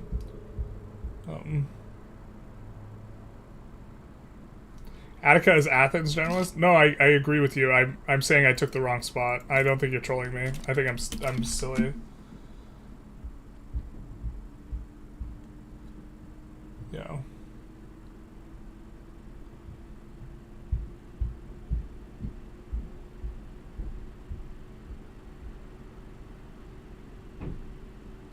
You did choose the bad one. Yeah, we did. Just, you know. I think it's unnecessary to have the discussion regarding sexuality. It's very much not relevant, you know, to the Putin discussion. And in terms of, like, wanting to think about, like, the children, Putin has kidnapped double-digit Ukrainian children. And so I also just think it's, like, false that homosexuals are more risk to children. I think it's neutral on the risk regarding heterosexuals versus homosexuals. It was absolutely an orange revolution. U.S. agricultural companies own about 50% of the arable land. We're defending Ukraine because of American business interests, not saying it's not a tragedy. The Ukrainian people definitely wanted Yanukovych out because they wanted to get into NATO, which is one of the things that they voted him in for, and then he abruptly turned faced and was like going to be a Russian stooge, and that's not what the people wanted, and so that's why they protest against him. And so, like, your criteria for Orange Revolution is, like, what's the criteria for calling it that? Exactly.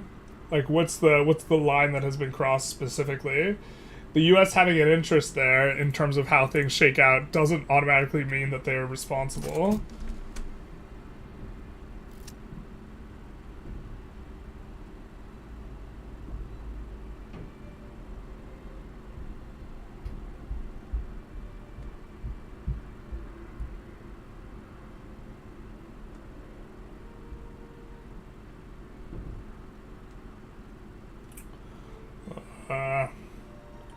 Why is Zelensky also...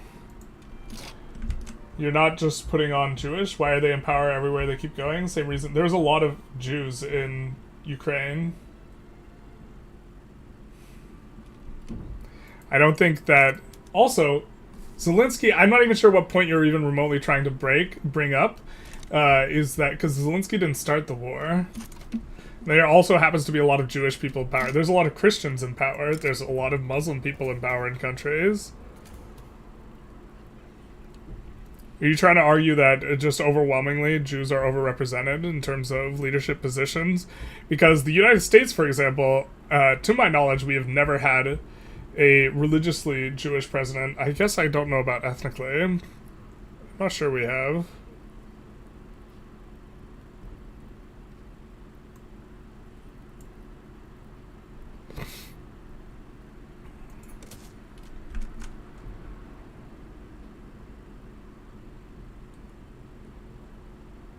Gay engineer built a bridge, all cheers to him from me, but if he starts making parades, it's really annoying because of him blocking roads, etc. Am I homophobic?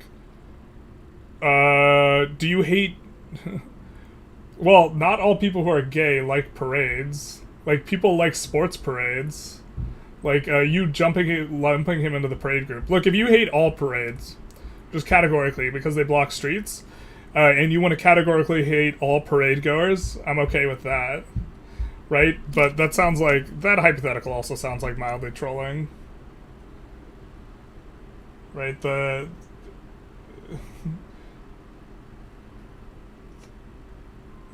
Just saying what everyone else is afraid to say in the West. Alhamdulillah. Definitely not speaking for me. You're definitely not speaking for me either. Hey, the real Alhambra, how's it going? I don't think, yeah, I don't think you're speaking for other people. We have to really catch up on chat, though, because we gotta warn people / give people talking tos. Can't remember the last time a homosexual blew people up or drove them into the crowd, so choosing between Islamists and gays, choice is obvious. That would be like a statistical number, but I also can't remember it. So, hello from Ukraine. Hey, Alpha, how's it going? I'm so impressed you aren't banning people left and right. I generally try not to, especially because I think having discussion is important. But I'm probably going to ban XC as I catch up. Because I've warned them not to talk about the children stuff. Generally not as interested in it. It also appears on the Twitch feed, and so, like, there's some stuff, if, like, the text is appearing constantly in the chat, I can get in trouble for it. Although this is almost certainly demonetized anyways. Putin's attacks on people who choose to do different things in the bedrooms is kind of relevant, since he'd oppose that if Ukraine take over. Yeah, I think him brutalizing the homosexual community in Russia is abhorrent. Look at all your children, your friends killed in Gaza. My friends didn't kill anyone in Gaza. The people who are killing a bunch of children in Gaza aren't my friends. Troll will troll until we ban. Yeah. So I'm thinking we're going to let XC have it. We're going to take one look at XC and see if they've actually been involved in a lot of other stuff.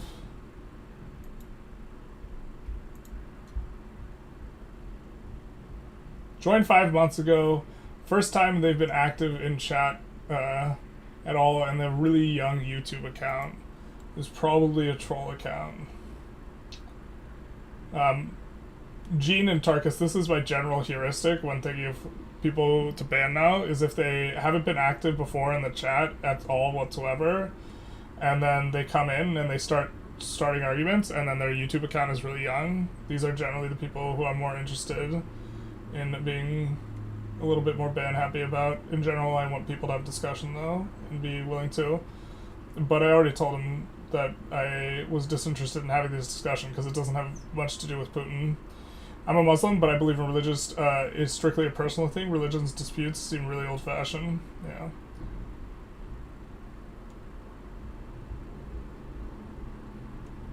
Let's see if people have gotten caught up.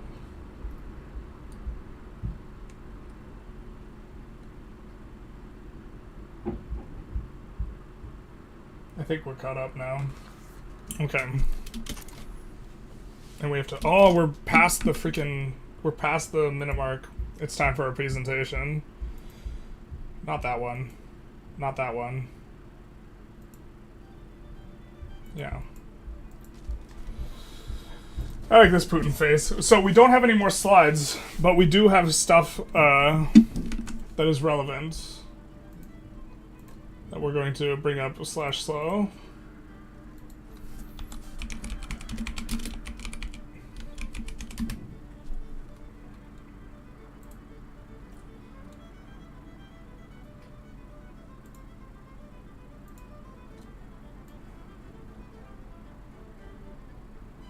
Including something about one Vladimir Guzinski. If those guys in chat didn't drop it, feel free to ban them. Okay, so we have a page number. Here we go.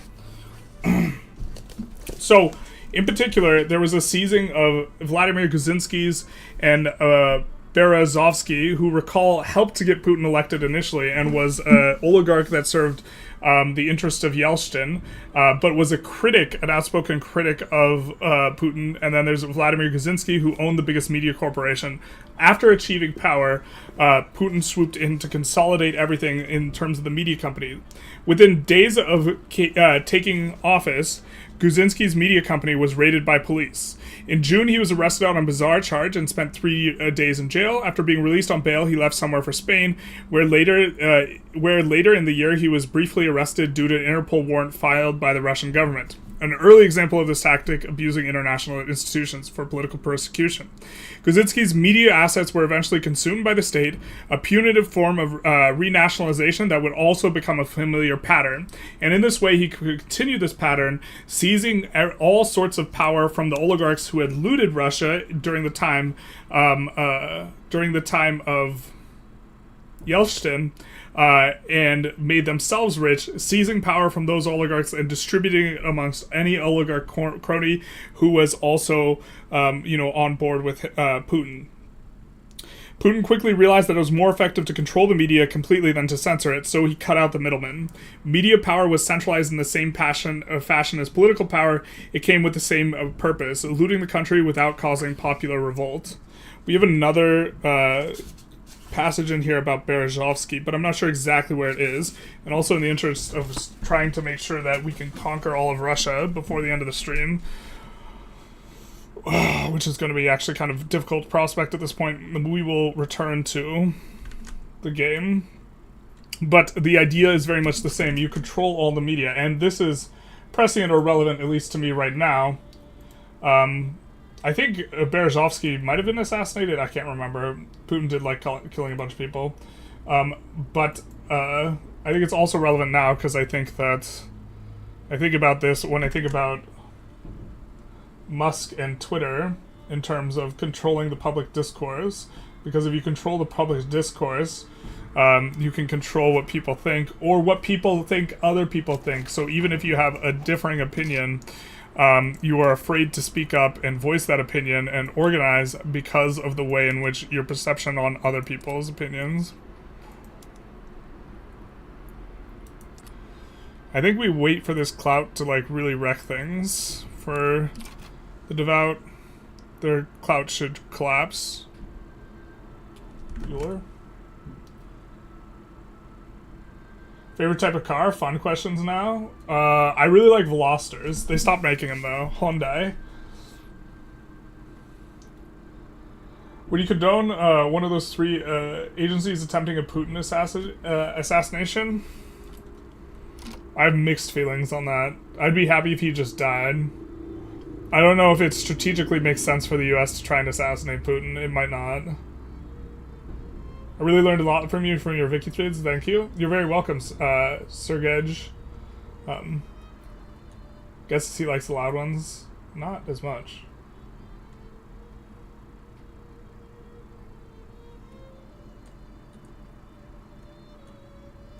The age-old problem, balancing corruption with centralized power. It is an age-old problem. And the classic is like I mean, in the time of Yeltsin, things were nationalized for like cents on the dollar in terms of when the USSR was falling, and the state sold off its assets for dirt cheap to like loyalists, and Putin just comes in and he reinstalls new loyalists until like all of the economic assets are basically centralized under his hand. Putin is probably the richest man alive. His numbers just don't show up in the magazines and such. And one of the points that is made often by Kasparov is that is engagement with the West in allowing all of these billionaire oligarchs access to Western financial institutions and trade and all this type of engagement is stuff that they shouldn't have had access to given the undemocratic and not humanitarian nature of Russia. They just should have been shut off from the systems in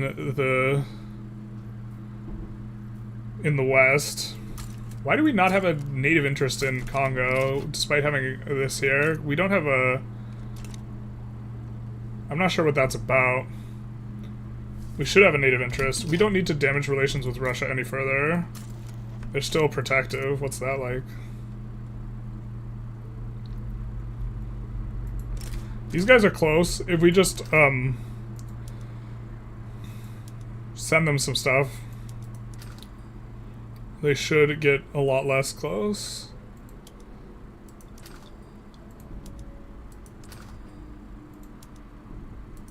Sorry, a lot more close. We just need to do some trade with them.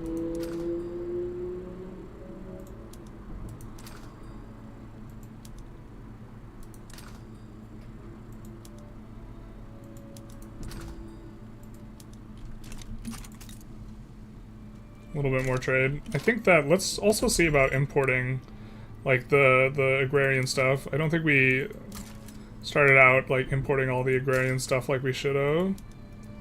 And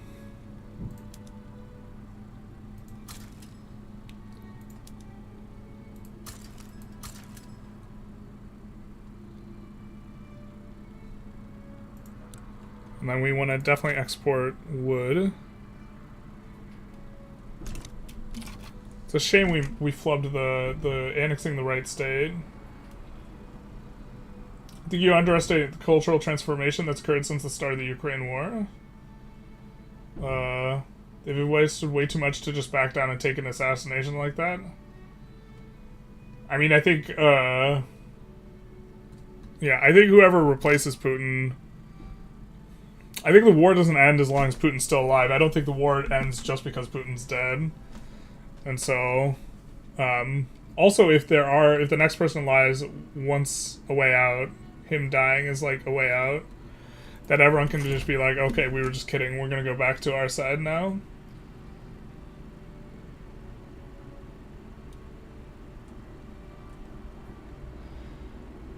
Does Putin actually have as much blood on his hands as Hitler? I don't think he has as much blood on his hands, which is why I heavily qualified my statement. I still think he's worse than Hitler from a moral perspective. I think Putin is a worse person who has less power. Yeah. Reinstituting the Russian Empire seems unbelievable in terms of history books. Putin does love his history books, though. He do be loving that ish. We really don't want the coup to be successful. I think we could just slot him out of government. The coup automatically fails, but then they get like revolutionary. That might be simpler than letting them turn us into a theocracy.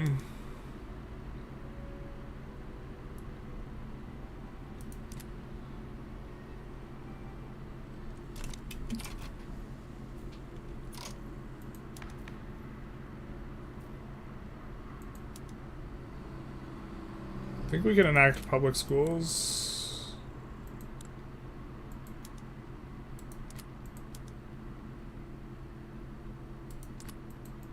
If we can slot in these guys, which I don't think we can. Oh, we can. This will also end the coup. These guys will get very upset. Suppose these guys as traitors to Ukraine. I think so. And then, we'll go public schools. Which should cause a very reactionary movement here. Oh, maybe we can't pass public schools into that, to be honest. I think that our subjects all are really upset with us, despite having good relations, because we're not very strong relative to them. Unfortunately. Also, negative convoys, running it at all ever really kind of hurts that quite a bit. So we'll try and add a little bit more of these as well.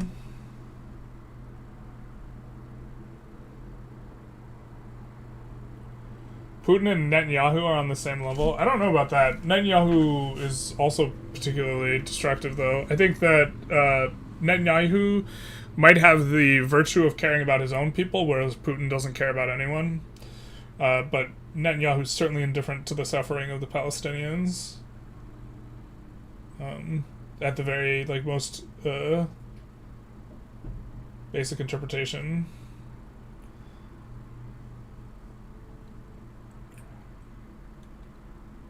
Do you feel Putin has killed as many civilian populations as Hitler? No, absolutely not. That's why we're talking about character versus, like, effect. I think Stalin killed more than Hitler, though, and Stalin's not held up as being the personification of evil in the same way as the cultural Milo. If journalists actually had to debate any of us live, you'd see his arguments crumble immediately. I mean, I've been talking to you for an extended period of time here now. You mean out loud in person? Not sure. Can you elaborate a little more on that? I don't have a complete picture of Putin. Every hour on the hour, we're talking about Putin a little bit more, but in particular, one of the examples is he, as head of the FSB, either organized, which is kind of my belief, or at the very least permitted and did not punish intentional bombings by the FSB on the Russian people in terms of apartments during a time in which the election was coming up following Yeltsin not running for re-election and Putin was the candidate, and they did that so that he would be more popular because he was portrayed as a strongman that could save Russia from the Chechens. And so when the Chechens are bombing Russian apartments, this helps his campaign. And so 4 Russian apartments were bombed. There was also a school that was firebombed with a bunch of children in it, like 1,000. The Beslin school thing, which we're going to talk about in a while, and also the Nordost Theater, which indicates that he has no concern or care for his own people. And I think if Putin had the same capacity that Hitler did, he would do equally, if not more, monstrous things. He reads chat slow because he can't come up with coherent responses. Yeah, that's funny. Cute. That's because there's a lot of you and I'm trying to play a game.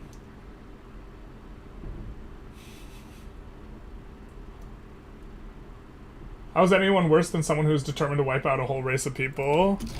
Because I think Putin would be more genocidal explicitly if he was more powerful.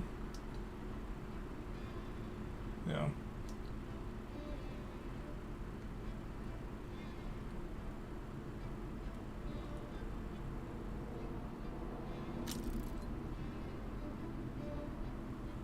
It's because Stalin fought on our side. Yeah, that's exactly the reason why I think that Stalin is not as negatively regarded as Hitler in the US.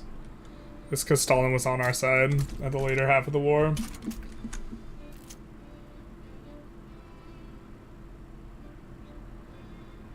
Caused more death? I mean, a lot of people were starved in the USSR. So I don't believe that Generalist is intentionally delaying. No, he's being cute. He had a winky face there. I don't think he actually even thinks that either. I think he's just trying to troll. I think Stalin caused more death from ineptitude.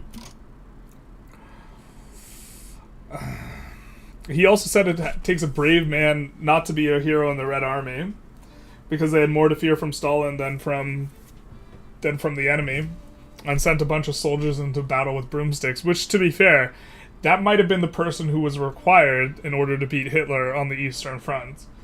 But Stalin did not even negotiate for his own son's release, which, to be fair, maybe that's Stalin being meritocratic rather than nepotistic. He refused to negotiate for his own son's release on the grounds that they wanted, in exchange for his son, someone who was of a higher rank than his son. Journalists play the game while he speaks. Yeah, also I'm talking to like a ton of different people simultaneously. So Putin is nowhere near as charismatic as or smart as Hitler. I don't know about I don't think he's as charismatic. Smart, I think Putin's very clever. Putin has managed to weasel his way into basically having no accountability from the West. To be fair, there's incentives there, but I think that in a lot of ways this is impressive. There's actually a debate on who killed more, Hitler, Stalin, or Mao. In terms of number of deaths, I actually don't know the detailed specifics, so maybe I shouldn't comment on it. I'm pretty sure more people died under Stalin's watch than Hitler's, but to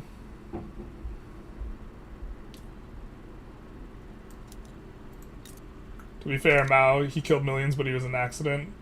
Yeah, I think that I don't want to speak. I know very little about Mao, so it's hard for me to like comment extensively. We have to find another war here, and also win the one we're fighting. Jesus, it's really just them now. We really just can't land with this.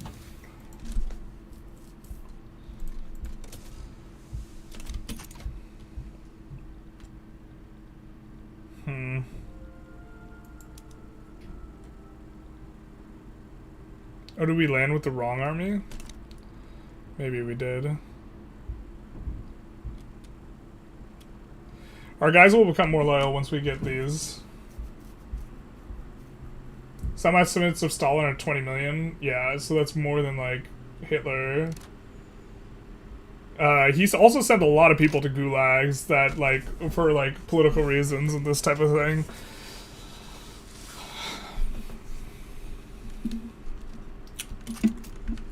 Just, and he also did target minorities, so, like, yeah.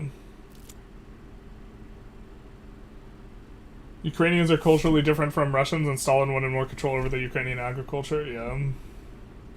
South African gold. We went from South African and South America. Now we're starting to get ready to fight Russia, but we don't have it yet.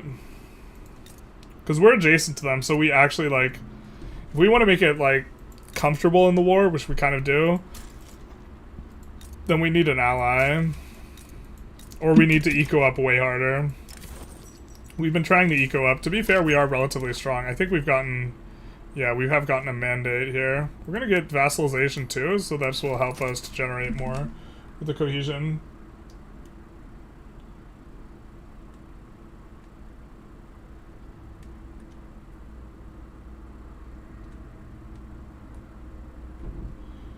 If you arrest black people for cashing checks, but force them to pay rent, you're subjecting them to slavery.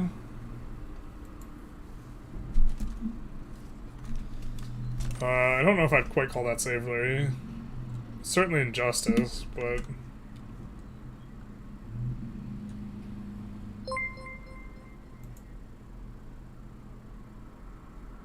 We get a baboop. Between famines caused by the Great Leap Forward and the violence of the Cultural Revolution, plus the repression of Tibet and the Uyghurs, Mao probably has more blood on his hands. Yeah. A big... Hey, thank you for the 404 of MG99. Let's go. We are, of course, raising money for the Ukraine Defense Fund, a charity which supplies Ukrainians on the front line with equipment needed to help conduct the war. It is not supplied with military weapons and ammunition because this is not allowed. But it is stuff like body armor and meals and stuff of this nature. Death Fellowship, thank you for the follow, Big Nice.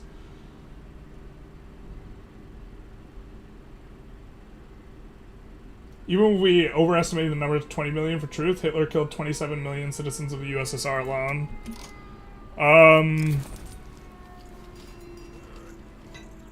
I mean, that's... In my mind, in terms of this calculus, I wasn't thinking of it in terms of combatants, so I was kind of excluding soldiers from that consideration, but I think that that's not an unfair way to think of it. But people were killed, like, directly in war as combatants. I was not thinking of as much. I was thinking of civilian populations.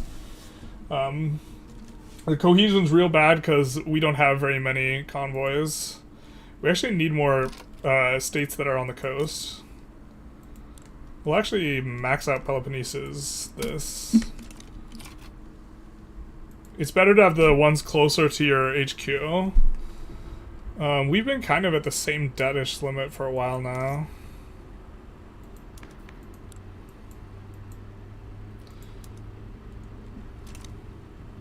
We need that for public schools. Yep, yep. Modernization is a little bit slow. Oh my god, we have to order food. Not like this. We could just only have cookies, though. This is true. But we want to have borscht.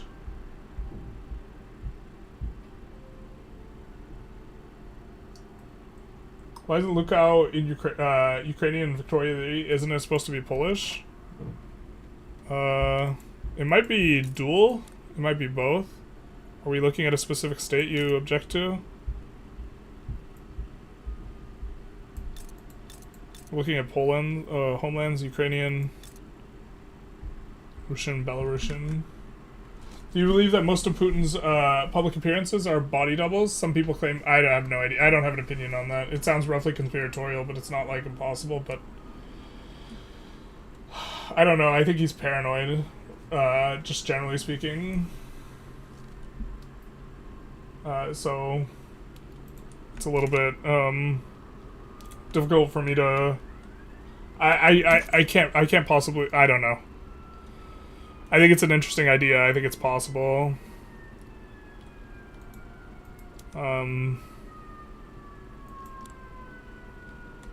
We cannot intervene in this, unfortunately. So stupid. We can't side in it because we can't do subject over subject or whatever.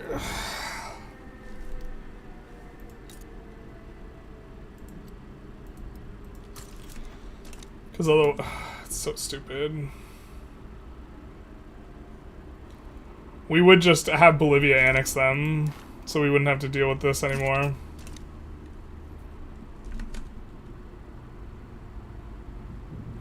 Modern day Lviv is Lukau. Is that so? Is he talking about up here?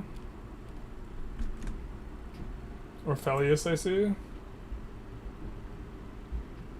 My geography is not the best. I apologize.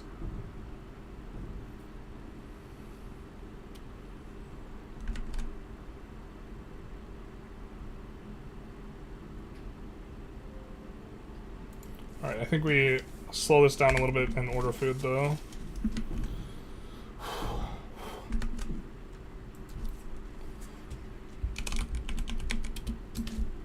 And make sure that we don't dox ourselves. We're not doxing ourselves currently. Let's actually maybe pause and pull up the charity. Because we're not keeping too close an eye on the game.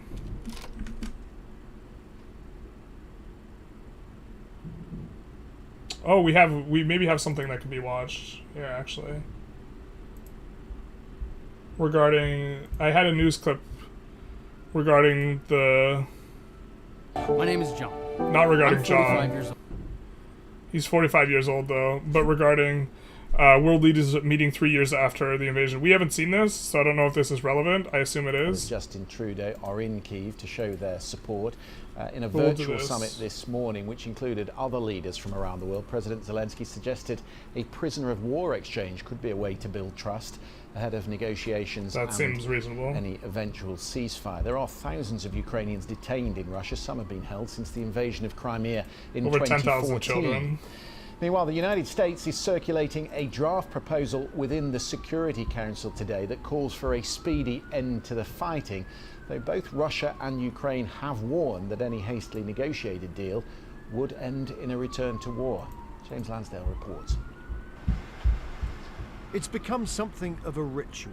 European leaders travelling overnight to Kiev on the anniversary of Russia's full-scale invasion. So they met this Off morning. the train they piled. High officials from Brussels, prime ministers and presidents from across the continent. But this year, their show of support was more existential than ritual, with Ukraine on the back foot, on the battlefield and at the negotiating table.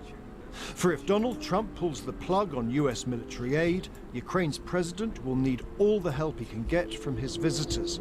For now, he was putting on a brave face. Dear friends, this year should be the year of the beginning of a real, lasting peace. Putin will not give us peace or give it to us in exchange for something. We have to win peace through strength and wisdom and unity, through our cooperation. The leaders round the table promised more money and more military support, but America was noticeable by its absence. Beaming in online, the Prime Minister insisted the US had to provide a security backstop for any peace deal. President Trump has Otherwise changed the it's- global conversation over the This is an important detail because otherwise it's just they come back in 3 years. Like they invaded in 2014 and then they just come back in 2021. last few weeks. And it has created an opportunity. Now we must get the fundamentals right. If we want peace to endure, Ukraine must have a seat at the table. And any settlement must be based on a sovereign Ukraine, backed up with strong security guarantees. Later, President Macron of France will echo a similar message when he meets Mr. Trump in Washington. In Kyiv, even some of Mr. Trump's most ardent backers doubted some of his recent claims. All the language that we're hearing about Ukraine being responsible for the war, I mean, you might as well say that the swimmers were responsible for attacking the shark in Jaws, or the United States were responsible for attacking Japan at Pearl Harbor. It is a complete inversion of the truth. It's Orwellian. In Brussels, EU foreign ministers stood in silence amid the now familiar sound of everyday Kyiv, imposing yet more sanctions on Russia alongside the UK and other allies. For its part, Russia maintained its pressure on President Zelensky. He changes his stance more often than his green T-shirts, Russia's foreign minister said. It's also hard to understand the stance of European countries. Meanwhile, the fighting in Ukraine enters its fourth year since Russia's full-scale invasion, with continuing drone attacks on the capital Kyiv and a relentless war of attrition on the Eastern Front. James Landell, BBC News. Let me just show you some live pictures from Kyiv. Bear with us. There you go. We got the other one. There we go. That's the right one, isn't it? This is the press conference room in Kyiv, where we are expecting President Zelensky to speak to the assembled press alongside Ursula von der Leyen, and also we think The mod we're running only changes the name of New Russia Limited to Ukraine Russia, or New Ukraine Limited. the Spanish Prime Minister as well, Pedro Sanchez, likely to be speaking. We'll keep an eye on that. Have a but good in one, the Gene. meantime, let's hear from our Ukraine correspondent James Waterhouse, who's been giving me his thoughts on the elements of this third anniversary. It's harder to do this year. I think in years gone by, you You had the visit of Joe Biden 2 years ago. You had Western leaders rallying around President Zelensky ahead of a much anticipated counter-offensive, and yet now it's almost like picking President Zelensky up. That is the tone we are seeing. Now, of course, we have had pledges from the UK and the EU, which can't be ignored. Billions of pounds worth of military support, but it's who is not here which speaks volumes. America is not here. America has made it plain how it sees this war.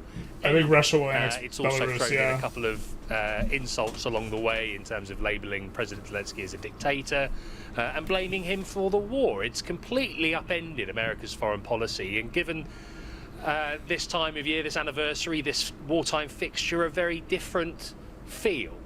And here we have European I do think it's going to get worse than just a mere absence from the United States. Allies, including Canada, working out how they are going to provide security to the continent, how they might police or enforce a ceasefire agreement once it's eventually signed here in Ukraine. And the tone here is not of a conciliatory one. There's no glossing over. I mean, clearly the relationship with America is not a working one currently. Now, President Zelensky has hosted countless world leaders. He is an operator in that regard. But at the moment, Ukraine is looking inward, and it's looking to its neighbours closer to home, who are far from united on how best to go from here. Well, thanks to James in Kyiv. Let's get a perspective too from... All right, so I think we will jump back in the game now, because we kind of handled the ordering of food. How much GDP do you accept to get? Not a lot. Because we're engaging with chat a lot, rather than,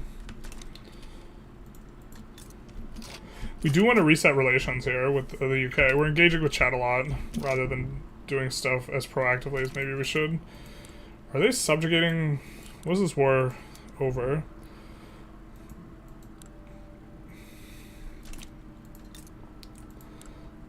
I mean, maybe we're supposed to subjugate Persia right now?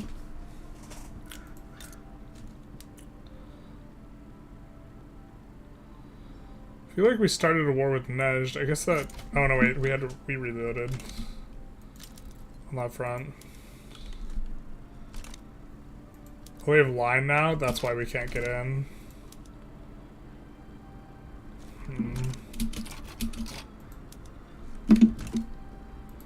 I think we're not getting in before skirmish. We're researching skirmish right now, though. We would really love to have a place that has... You know what, actually? Is Tunis independent? Maybe we're into this. We get an interest in North Africa.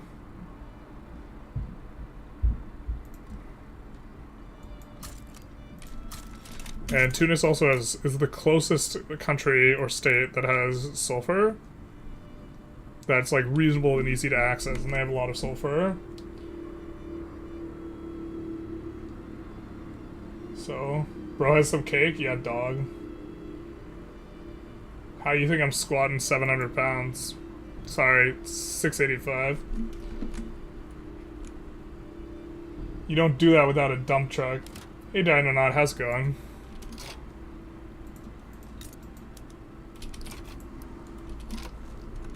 Dump trucks are required. Oh, there's still a protectorate? I mean, this one wouldn't involve us. I think we could get that relatively easy.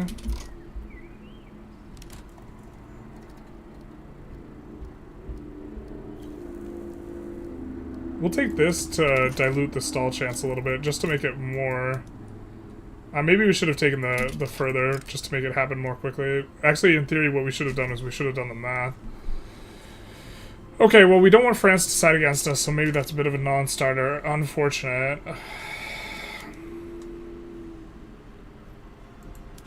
Still looking for a reasonable war, because we don't want to sit on our infamy. This is not really a useful place to have an interest now. I think we'll go with France.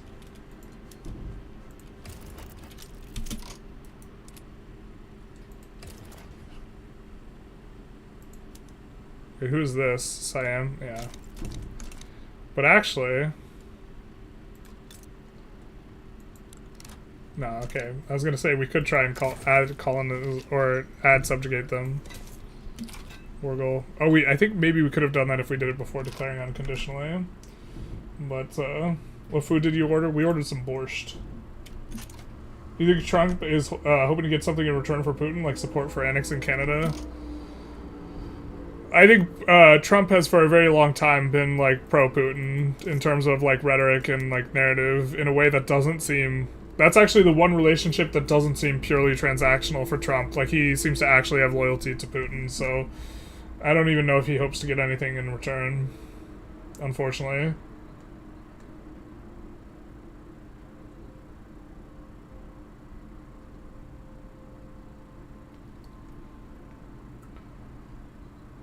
So...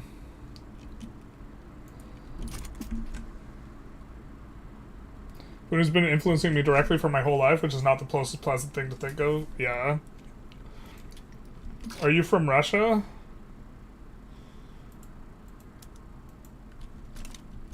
Certainly a little bit of a tension headache from that. God, we just can't find a spot where we want to expand that feels good. Why can't we start a fight? Country in the French market. Dog, when did France subjugate the Ottoman Empire? Yo, what? Dogs. The fuck did that happen?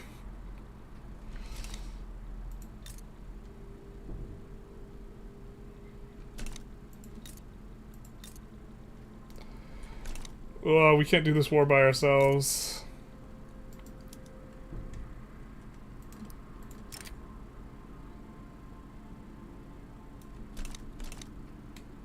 Oh, said we were gonna save and then go for...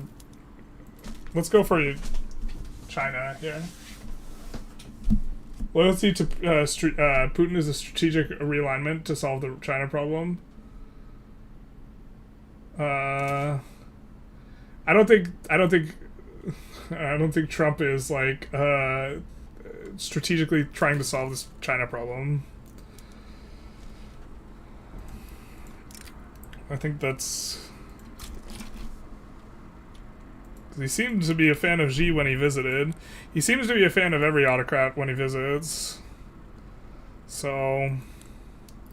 We're gonna see who we can get to side with us. We're gonna go for North Jilin as our primary. We actually, you know, we should have gone for Beijing as our primary. Actually, maybe here's better because more interests are in Manchuria.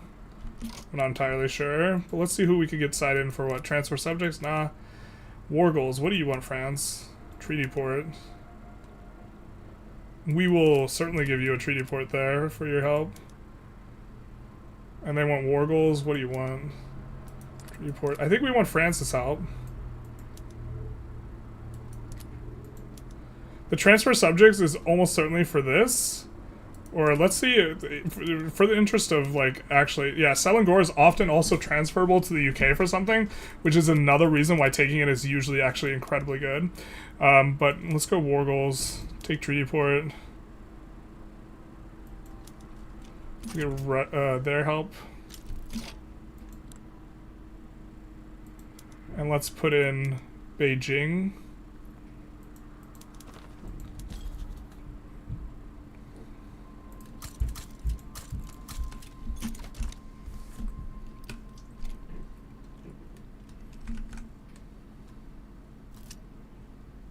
Napoleon doing moves, we're trying.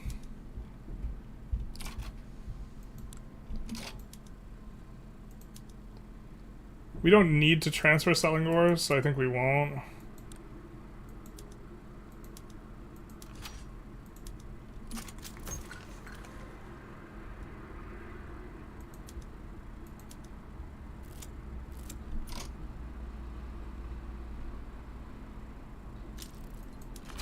I think we're going to make this primary, which is going to give us a little more infamy.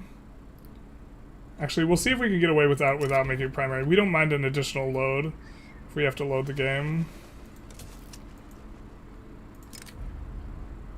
Russia's starting to play the same time as us. Where are they going for? A treaty port?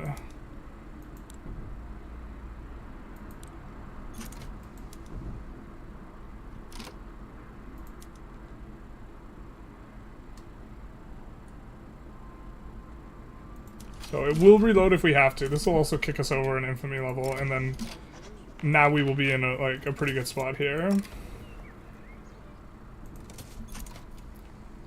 That party won't end. Not on our watch.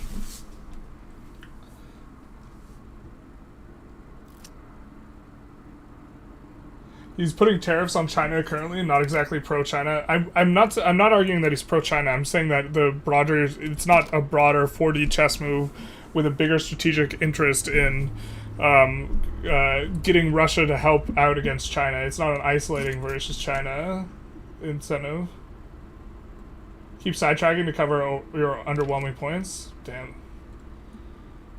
Truth hurts.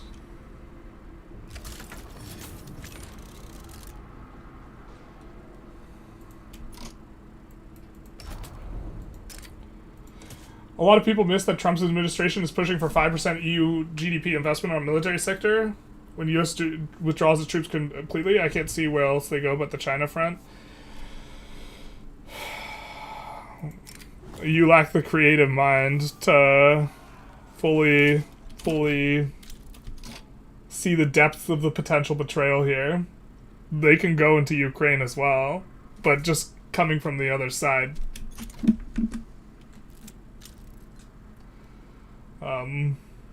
One thing you seem to forget is all this started while Sleepy Joe was in office.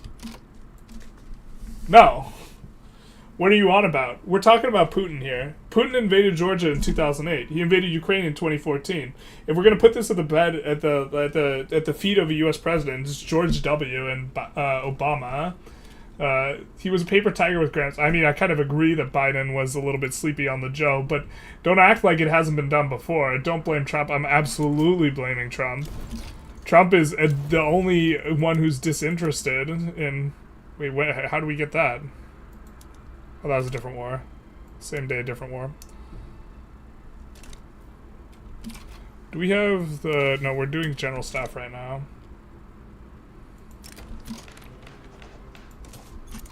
This is the classic line. It didn't happen on Trump's watch, but Trump's the one who wants to give away the bag to Putin. So clearly Trump isn't the spineless coward. Yeah. For cleaning up Joe's messes? Yeah, I don't think so with that one. The cleaning up Joe's mess by giving Russia everything that they want is not a thing. And also, when Trump was in office and our intelligence agency discovered that Russia was giving bounties by the head for U.S. soldiers in the Middle East, he was disinterested in doing anything. You know, him pulling out of Syria, you know, to allow Russian troops, although to be fair, I know less about the specifics of this, was not exactly standing up to Russia. Yeah.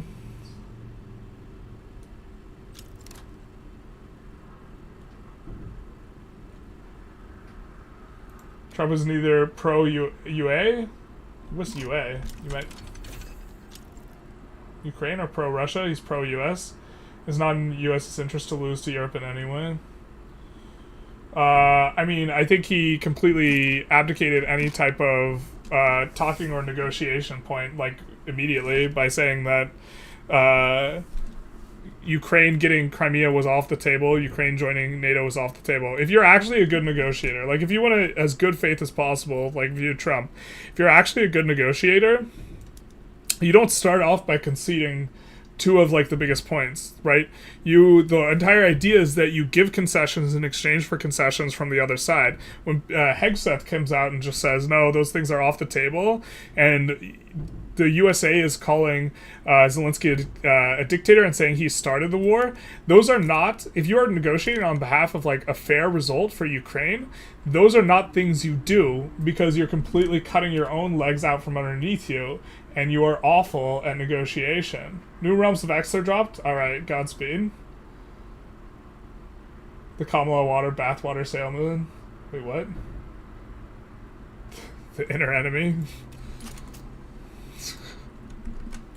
What? Trump has said multiple times that Putin would have never started the war with him in office. Yeah, it's easy to just say, this wouldn't have happened when I was in office. Also, it might not have happened when it was in office because Trump was like aligned with Putin. Trump, interestingly enough, is the only U.S. president that Putin has not started a war under. But at the same time, if you want to talk about like the Trump glazes him in all like the foreign like institutions and kind of gives him what he wants, so there's not necessarily a need.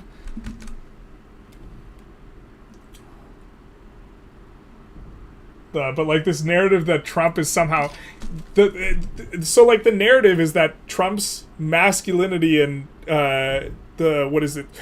he's so threatening and like big and like bigly that Putin would never dare to challenge Trump.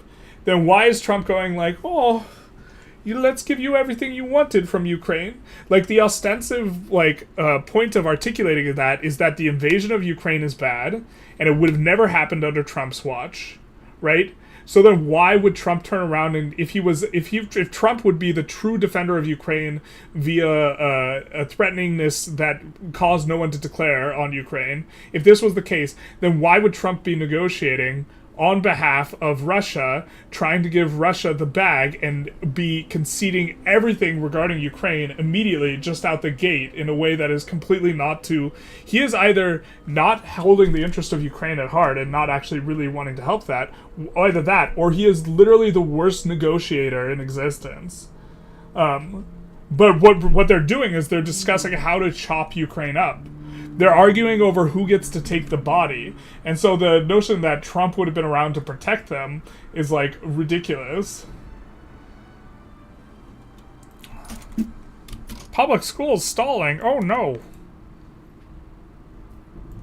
This is a little bit more legitimate.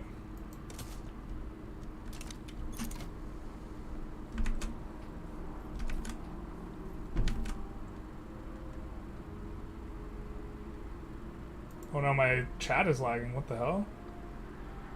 North Korea would have never sent support if Trump stayed in office. Yeah, I mean, like, this is like the what is it?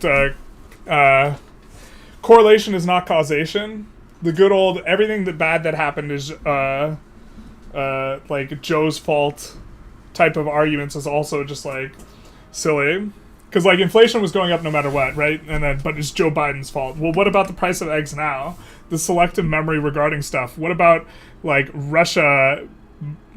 If Putin was so terrified of Trump, why was he putting bounties on American soldiers' heads in the Middle East? 40,000 a head, I think it was something like this. If he was so terrified, you know, what's the point there? Like, you could look this up. He was interfering on behalf of Trump in the election. You could look up all... I think that the next hack we're gonna... No, we're not talking about Yanukovych next. But Yanukovych, the Russian stooge in Ukraine. You can look up who the campaign manager... I hear how about this. I invite you to look up who the campaign manager for Yanukovych was. And let me know who that was. Yeah. Trump stopped weapon deliveries for Ukraine, literally got impeached for it. This too. Or he tried to stop it. Was he actually successful? I think he might have been threatening. I'm not sure exactly how that worked out. I don't want to speak to that. But yeah, example. What are the terms of peace? Russia is backing down, you idiot. They're not reaching what they wanted. Trump is putting his foot down and doing what Sleepy Joe didn't even think of doing. Russia is leaving Ukraine? So here's been the United States' position and the position of all of the West. If those are the people who are important, dear Riddler, and I address you, the idiot, me the idiot, addressing you, are they restoring Crimea and all of the territories that have been occupied? Because this has been the West and the United States' position this whole time. Never mind helping to rebuild Ukraine. Like, if Russia gets the Donbass and keeps Crimea and doesn't get punished in any way, shape, or form, and then you call it Trump putting his foot down, who's he putting it on? He's putting it on Zelensky's back. in the back of, like, you know, the Ukrainian people, pushing them into the water so they can drown, just for Russia to reinvade in 6 years. There's not going to be, you're talking about, is there a concession to join NATO? Almost certainly not, because Hegseth has come out and said that that's an impossibility. Is Crimea getting returned? No, because that's been, like, rejected outright. So what is this putting your foot down and showing Putin's who's boss? Where's this at? I don't know where that foot is. I'm pretty sure it's going up Zelensky's ass. So you're talking about putting your foot down, like, insane.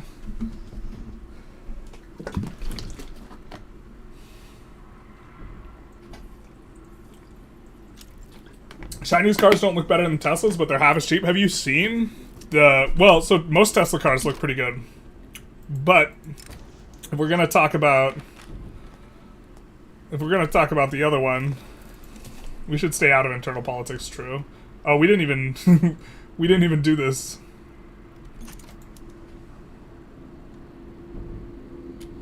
But this is gonna be a nice pickup for us. We're just letting, speaking of, can we get something from these guys? No, we are low infamy, but we can't get alliance or a trade agreement. Alliance is what we really want. This is maybe something we should have aggressively pursued in terms of playing correctly. You're literally retarded, says Ridley. You should be nicer to yourself. Look, like, I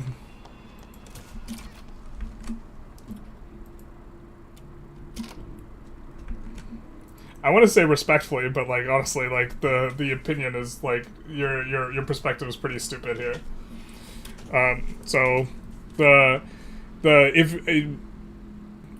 see, Riddler.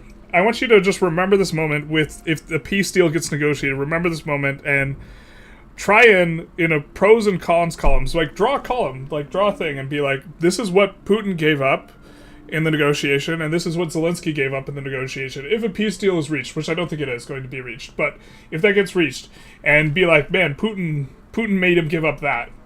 Or sorry, Trump, Freudian slip. Because, like, everything that Ukraine wants, which is security assurances, return of territorial integrity, this is entirely... It's been rejected before the negotiation even started. Weapons got sent eventually. That's my understanding. Was Medvedchuk the leader of Yanukovych's campaign? No. Gonna have to try again. Drink. It is a combination of Sonic, like, powder drink mix, and Zenergy, which is the soda stream, like, generic for energy drink. Those parts wanted to join Russia, you fool. No, they didn't. That's Russian propaganda. Also, you need to be realistic. Now we need to be realistic. I thought Trump was so tough, he could do anything. No, we need to be realistic? Is that the new term? I thought Trump was so terrifying that Putin would never dare. No, now there's, Putin's gotten some progress, and so he's gonna keep it. There is no way Ukraine is winning the war, and if anyone gets involved, you have World War III. See, here we have a moving of the entire discussion. This is called moving the goalposts. It went from Trump, this would never happen under Trump, and then when the argument becomes obvious that it would never happen under Trump, ostensibly this meaning a bad thing, ostensibly meaning that Trump is going to be on the side of Ukraine in this in some way, and that he's going to negotiate in good faith to Ukraine's benefit, and this type of stuff, suddenly we get a topic change. Now we're thinking of Ukraine doesn't win the war. Just to be clear, Europe has given more aid to Ukraine than the United States. Europe in its entirety, although the United States is the biggest contributor. And if anyone gets involved, you get World War III. This is a classic, like, Putin screeching from the rooftops. If Putin was really terrified, we wouldn't get an escalation for World War III if the US got involved. Right? If Trump is so terrifying, the U.S. getting involved wouldn't cause World War III. The U.S. getting involved would cause immediate capitulation. So either Trump is terrifying and is heading off a war, or it's just Putin doing what he wants regardless, in which case Trump would not have been a deterrent. You're trying to have both sides of this argument, my guy. And, like, also, Trump doesn't... Yeah, Trump is definitely, like, pro-Putin, so... yeah. Keep on saying things that aren't correct. I don't even think that's addressed towards me.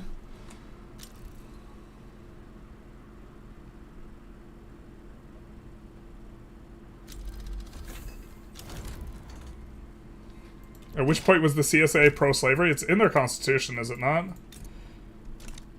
Technically, the U.S. still allows for slavery in its constitution. In a very technical sense, though. So, there's that. If they are incarcerated. The wildest part of me here is trying to set up the DMZ police by the EU forces when EU isn't even involved in the negotiation. Yeah. China won the 21st century and give them Microchip Island to them. They are going to win the century. They have a bit of a speed bump, though, with the aging population problems. Oh, no.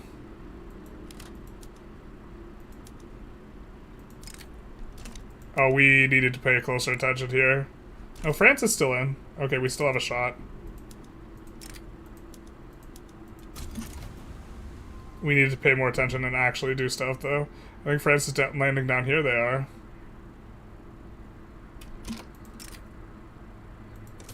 U.S. is offering military assistance to Ukraine. Yeah. The enforcement mechanism is natural relations. Putin is not in position to suddenly realign his economy from being almost entirely dependent on China's market. Yeah.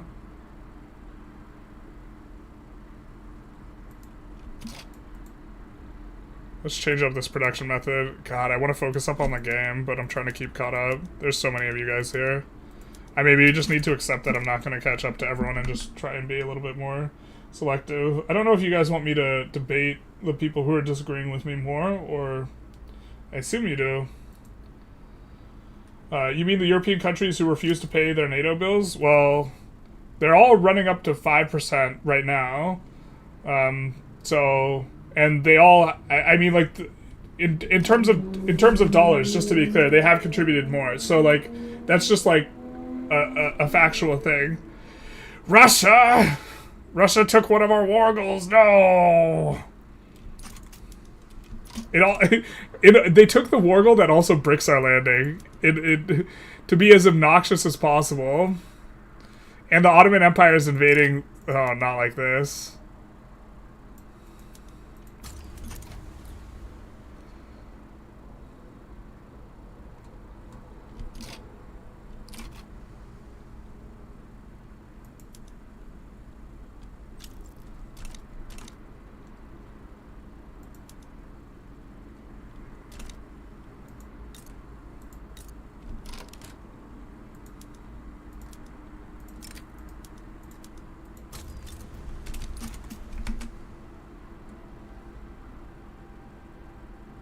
Why does a Trump supporter wait so many times to throw shit at the wall and see if it sticks? Yeah, there's also a changing of a subject that's occurring here, too.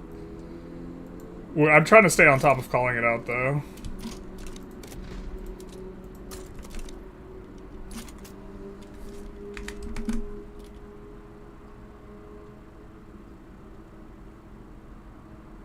If America's still a democracy, why would it hedge its bets on 4 years of friendly America only to have instability the next round of elections to produce a colder adversary for us? Yeah, this is another thing, is like this entire situation has completely undermined like trust in America on like a geopolitical scale. It's like pretty rough. Where's the front even? Did we get ejected? But how's this?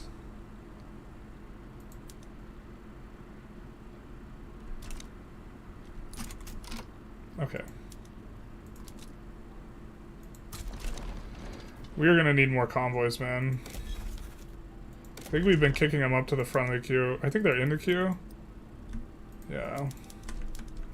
Let's Work on 2 of them. It's kind of rough here, though. We really need France to get here.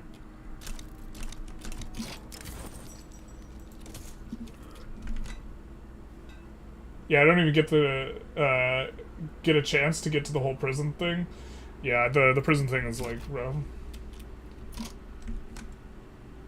He's strengthening NATO. Doesn't sound pro-Putin to me. Look, listen, if you look up what Putin said about NATO, it's negative. This is the biggest cope ever. Paul Manafort, hey, someone got it. I hate to repeat cliches, but what did concessions do in 1938? Aside from moral grounds. Oh, we passed up our time slot in just a sec. Oh. Okay. We're gonna do the Nordost Theater thing. We're trying to do it every hour on the hour. We're also so far behind in chat. This is a little overwhelming. I really like that you sit here calmly dispelling Russian propaganda. I don't know. I think I'm kind of a little bit amped up. NATO bills, I can't. Glad you guys found that funny.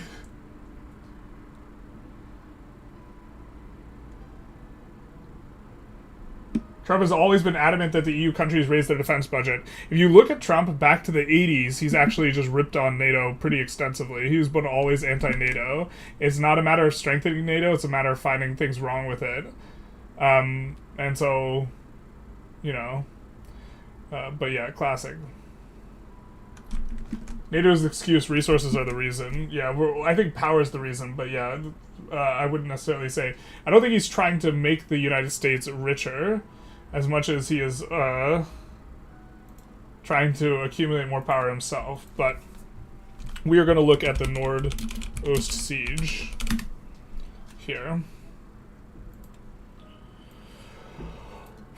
which is was part of chapter 6 in Kasparov's book. And so let's take a look at, we're just going to pull up the Wikipedia article and I'm going to read to you guys. It's going to be a bedtime story, except for if you want nightmares.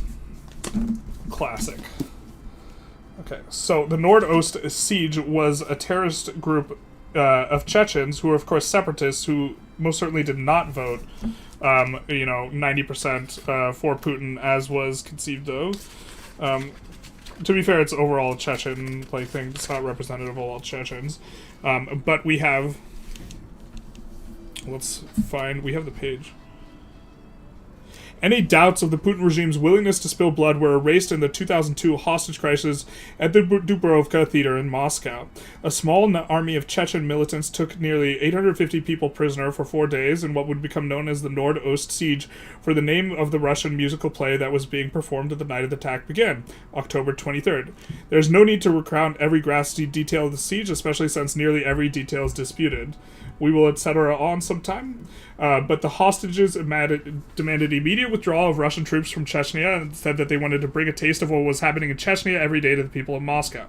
They were heavily armed and etc. etc. The next day, terrorists accepted negotiations with a few public figures, including opposition politician Boris Nemtsov and journalist Anna Politkovskaya, the long-term war correspondent in Chechnya. Despite every conversation resulting in the hostage-takers confirming that they were willing to die, they released another large group of hostages, mostly foreigners. On the 25th, they accepted food, juice, and medicine from the Red Cross. The leader of the terrorists gave an interview in the press reiterating willingness to die, and that we are here with the specific purpose to end the war. Kasparov talks about how he's playing chess there currently. We're going to skip ahead to the storming of the Nordost Theater. On the morning of the 26th, Russian special forces stormed the theater. Simultaneously, a toxic gas was pumped into the theater. According to survivors and frantic calls from one of the hostages, they and the terrorists were well aware of the gas and some of the assailants had gas masks. The terrorists fired at the Russian fortress instead of executing the hostages, another fact that only became clear later, and they had been... and that was contrary to the initial official reports that most had been dead or shot. Again, even if something is not ordered by Putin specifically, the fact that there's no investigation or accountability for things that transpire under his watch isn't an indication that he supports and condones these things that are going on, because Putin has an iron fist control of Russia, and so what goes on is, he is responsible for. All 40 hostage takers were killed in the raid, along with over 130 hostages. All but one of the hostages were either killed by the gas directly or indirectly by choking to death while unconscious and failing to receive medical care in time. Local hospitals were flooded with poisoned hostages they didn't know how to treat because officials refused to identify the type of gas they had used.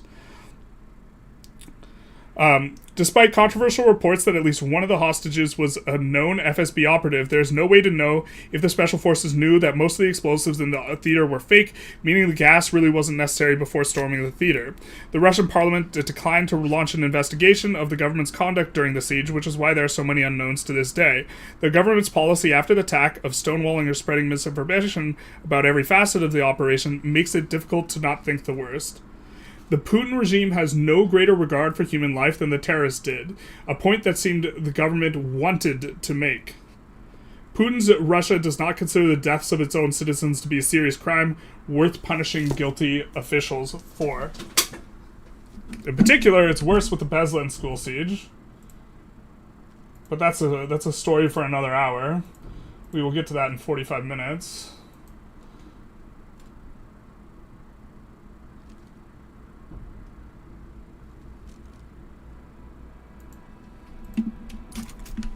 Chechen wanted Russia to withdraw forces from Chechnya. Funny how they had never said who started the second war.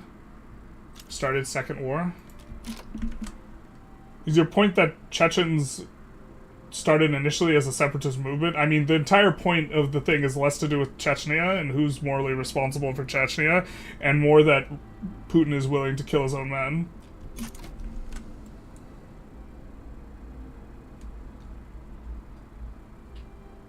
So far, Trump is the greatest president since Eisenhower. That's... I mean, I can... I'm not surprised that that is your position, I guess. Not because I agree with you, but because that's consistent with the way you're talking about things.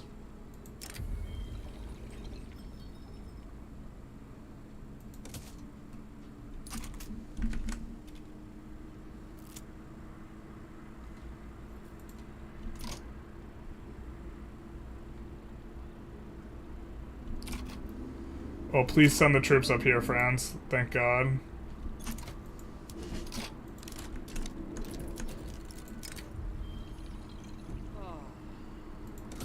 Hopefully France isn't about to be kicked out of this war, otherwise it's going to be really rough.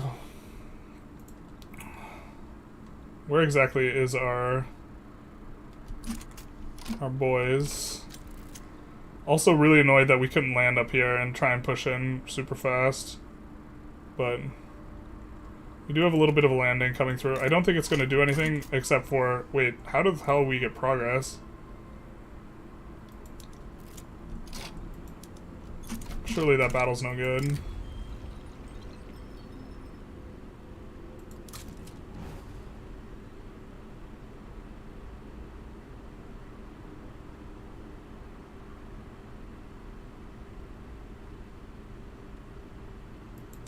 We'll take him in, the radical. Yeah, this landing's not working. I'm gonna try and move that guy and station him there. I think we taught Zelensky, Putin, Trump, and friends quite a bit with this insightful conversation. Wait, what?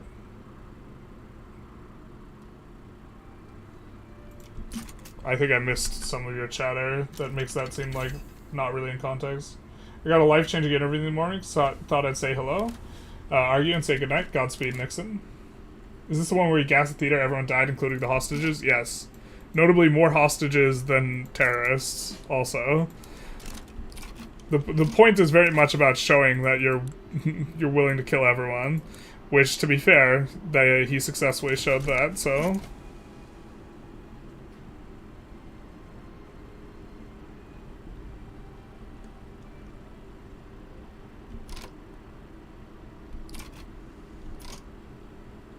I think that's just one troop defending against landings now. So we should be able to get a landing on Beijing. Oh man. This overall is not going the best. I think that's just a battle in Beijing. Yeah, there's no one defending. Unless the UI is bugged out. Where are you? He's at the front. He's at the front. He's going to the front. So we should just get in instantly. Where's the boats going? Dogs. Russian Special Forces. Jocelyn, what is the intent to stress Europe to increase their damn defense budget? He saw how Putin was moving, but back then all the idiots refused. 4 years later, the same. Damn.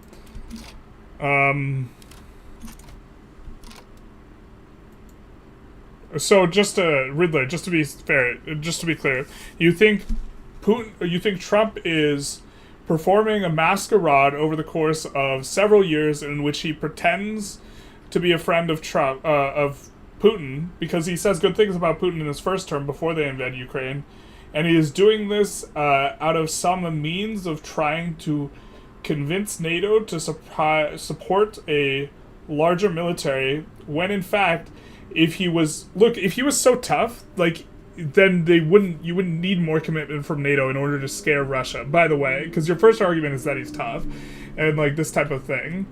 And so like you're just like, you find one correlative thing that you agree with that happened that seems to be a consequence of Trump, and then you're like, Trump planned it all along. Right? We're getting the landing in, thank God.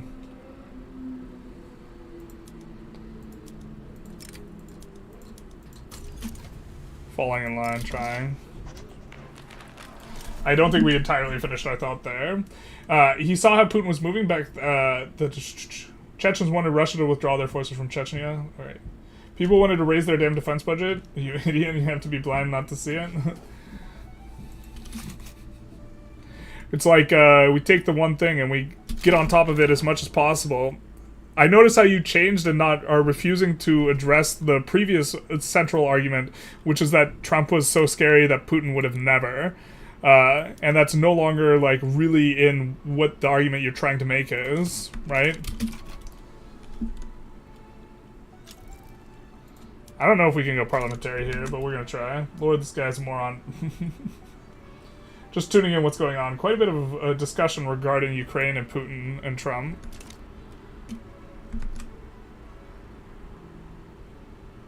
There's no L in your name? Oh, I actually missaw it. I'm not trying to dead name you or misname you.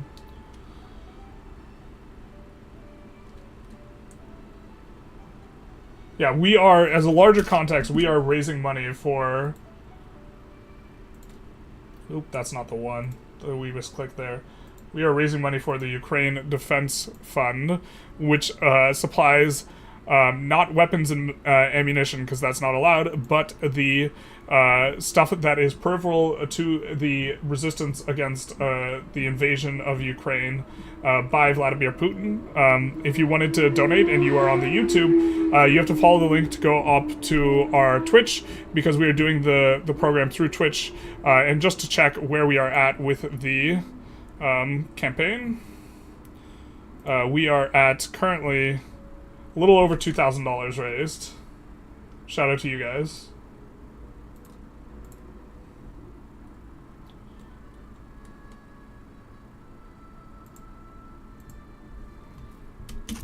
And we're currently here getting in on China for the first time. To be fair, this is probably what the opener is.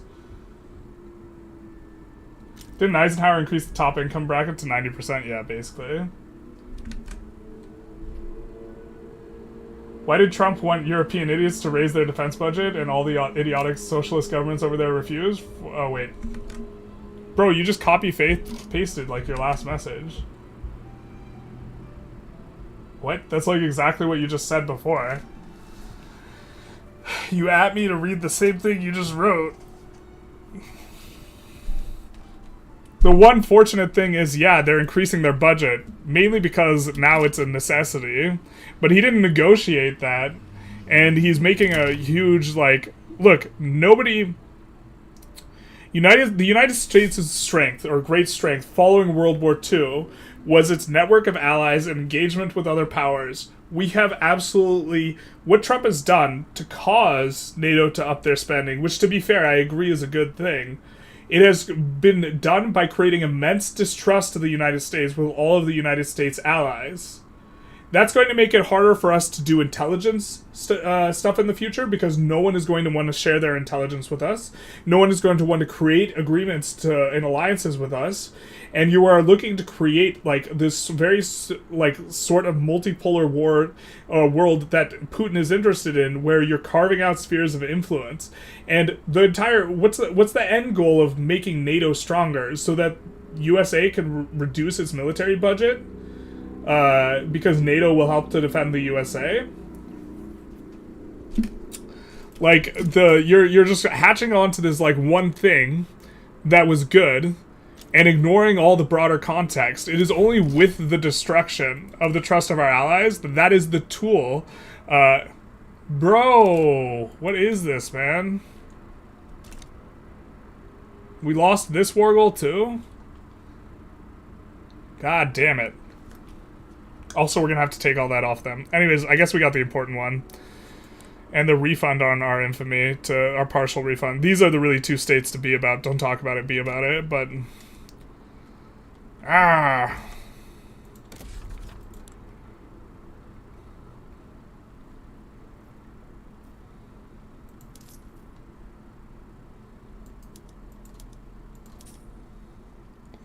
We're gonna do a little bit of violent suppression here, so that the construction happens faster.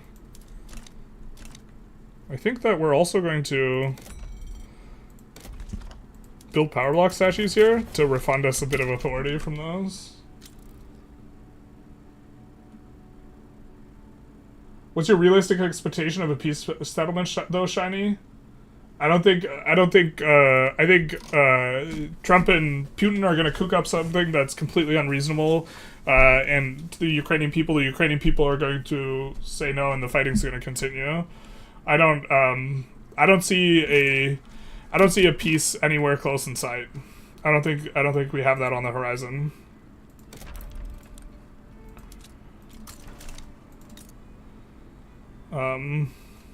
Unfortunately.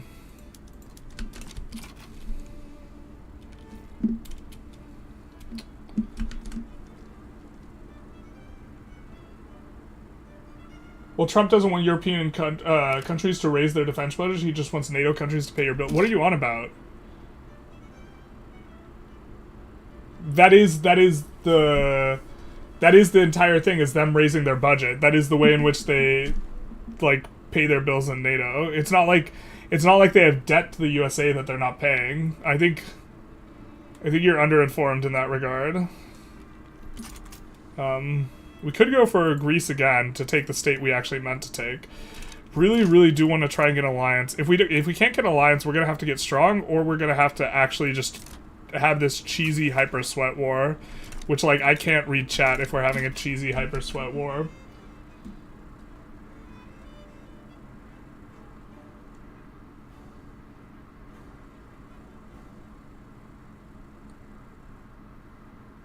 Don't forget to mention your donation match. I already matched it. I'm not matching again. Yeah, I matched the first $724.98, which is what the YouTube channel earned last month. But I'm not double matching it. I'd already contributed that. Geez, you're still so energy after so many hours. Good night, Charles. Godspeed. I'm trying. I'm gonna run out eventually though of juice. Okay, let's say Trump does not get elected. Okay. Hillary would have started another war in the Middle East and left Europe wide open to Putin. Speculative. I'm not sure I agree that Hillary would have started. Wars in the Middle East are extremely unpopular now. I don't think Hillary would have started another one. Hillary is admittedly quite hawkish, but I don't think she would have just been like, let's play dress up in the Middle East. But that's also, I mean, I disagree with your theoretical proposition. Trump always wanted them to increase their damn budget. Yeah. Yes, I agree.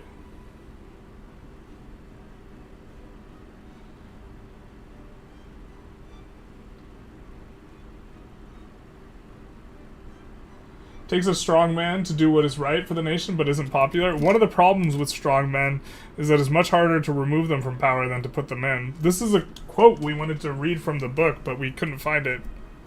I think what time do we have on our pizza?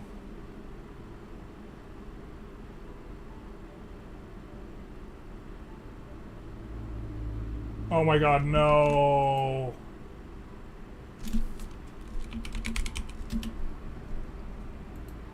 Oh no, I accidentally ordered pickup instead of delivery. Not like this.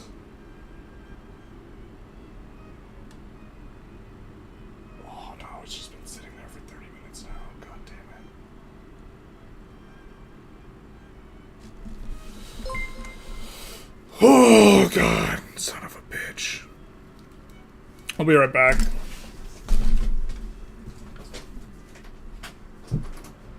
Mom?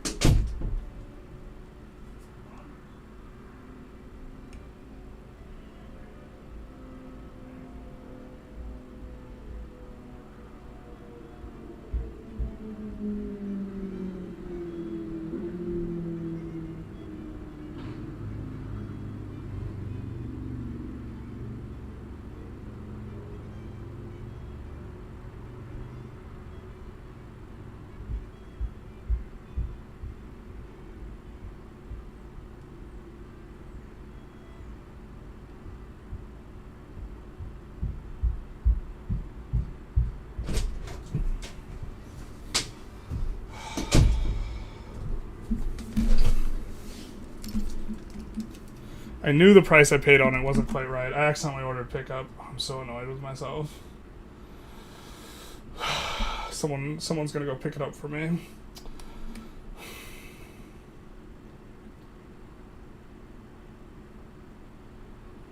Okay. Sorry. Okay. So Putin doesn't like NATO, and Trump always wanted to strengthen NATO, obviously, because Trump was all nice and lenient with Putin, right? Makes total sense. Now I get it. No, you don't, but I think you're just being obstinate in terms of trying not to get it, or you're categorically impossible to get through to. Because I say one point and make a counter argument, and then you completely will no longer want to talk about the point because your position's just obviously a mess in that regard specifically.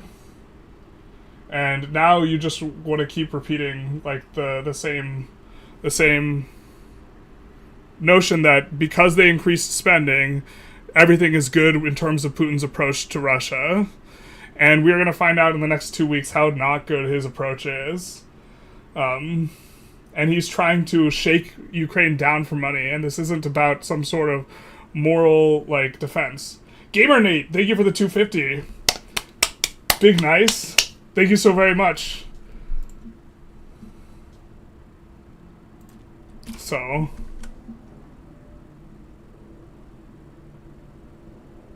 hawkish behavior is actually engaging with boots on the ground? Yeah.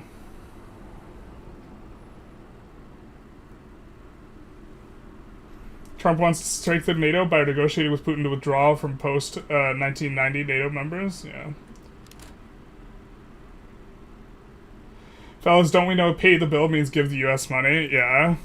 He's just trying to get a handout. Entitlement programs.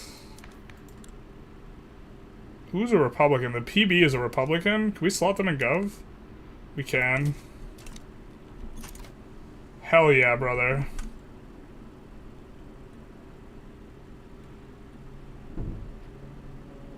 This guy has no idea what he's talking about. You could try and convince the chat, Ritter. I don't think that they agree with you much. But you're welcome to.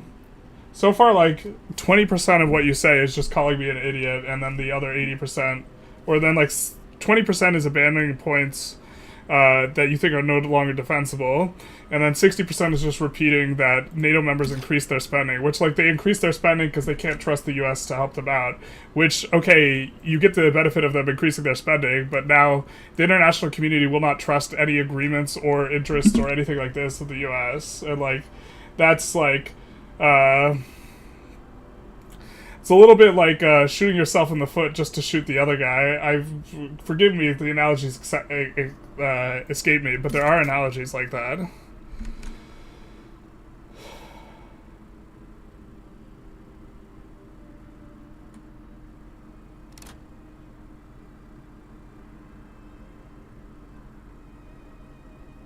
Neither is providing aid. That's saying Biden was hawkish for Ukraine and wanted us to join the war since they embargoed in Russia.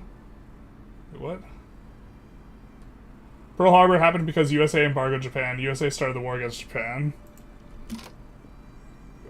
Embargoing someone is not starting a violent conflict. Wait, what? I'm sending you my energy, journalist. Yeah. Someone says big oof. I assume that's in regards to the borscht. F's. Yeah. I'm really sad because if it was delivery, it should have been here a while ago, and that's why we... Yeah. At journalist mom, thanks in advance, basically. She ate the borscht, it's over. This guy's literally the meme of a 40-year-old fat guy living with his mom. Ha ha ha ha. Classic Ritter experience.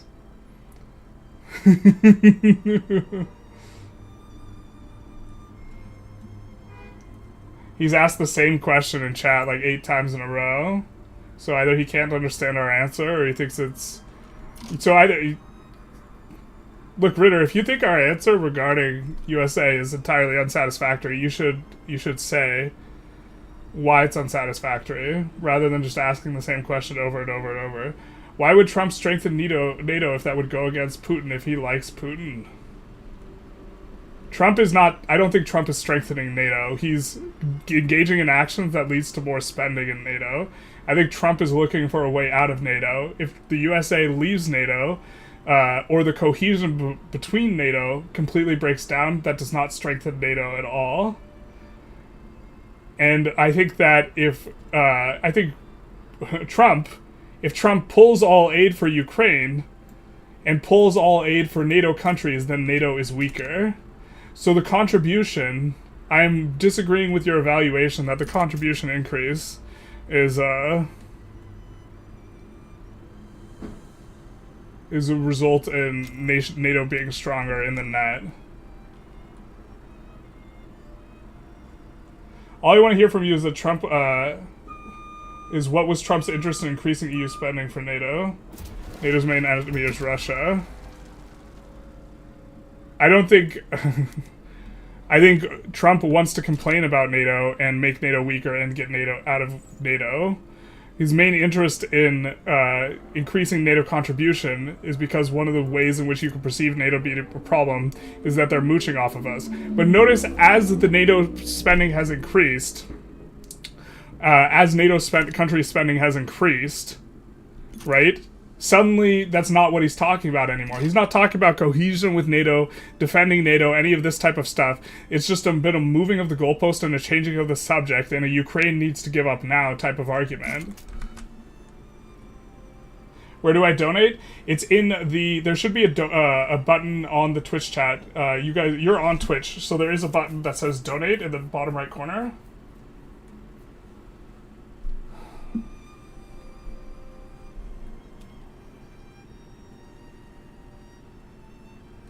I deeply appreciate this borscht joke that seems to be made specifically for me. Was Orpheus. I missed the borscht joke. Trump always wanted them to increase their damn budget to be ready for a Russian invasion. So you're talking like this like weird doublespeak where simultaneously Trump wants to oppose Russia, but then you're completely okay with him capitulating to Russia, and this is just like an issue you completely refuse to address. He wanted a strong wall in Europe so that the United States can crumble immediately. Got it.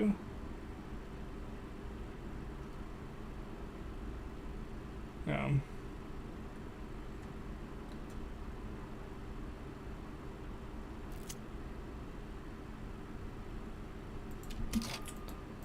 He's always been pushing for a NATO increase in spending.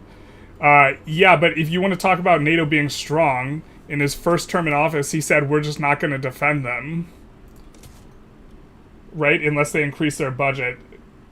Drawing into question whether or not the U.S. is going to honor its commitment in terms of the defense of the other countries does not strengthen NATO.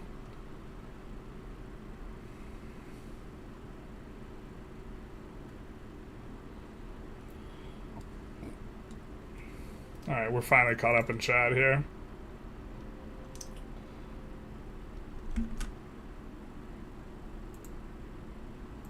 See, let's make sure we didn't miss any donos. Oh, Gamer Nate was the last one. He's not capitulating, you idiot. Okay, so conceding every single thing that Ukraine is interested in at the beginning of the negotiation, before the negotiation even started, is looks and stinks of concession, on top of calling Zelensky a dictator and saying that Ukraine needs to make, like, that is capitulation. That is exactly what that looks like.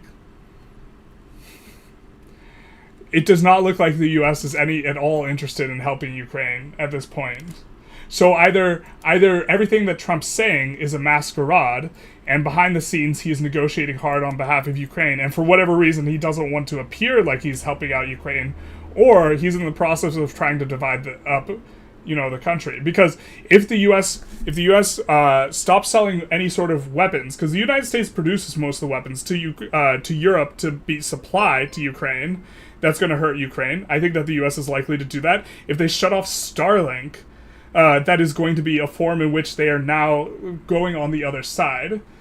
And so, like, hey, Gavin Free, thank you for the 50. Big nice. Let's go.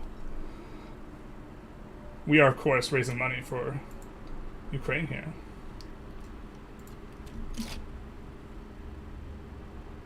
How has the U.S. protected Europe so far? It hasn't. The only time Article 5's been invoked is 9/11.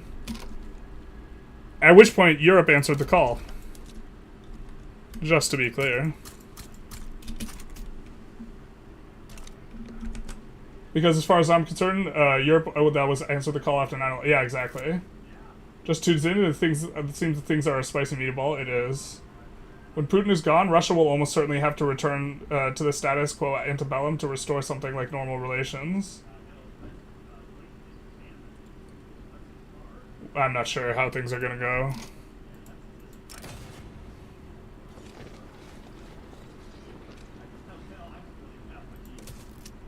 We're still at war with Burma, dog. But now we have skirmish, so maybe we can land them.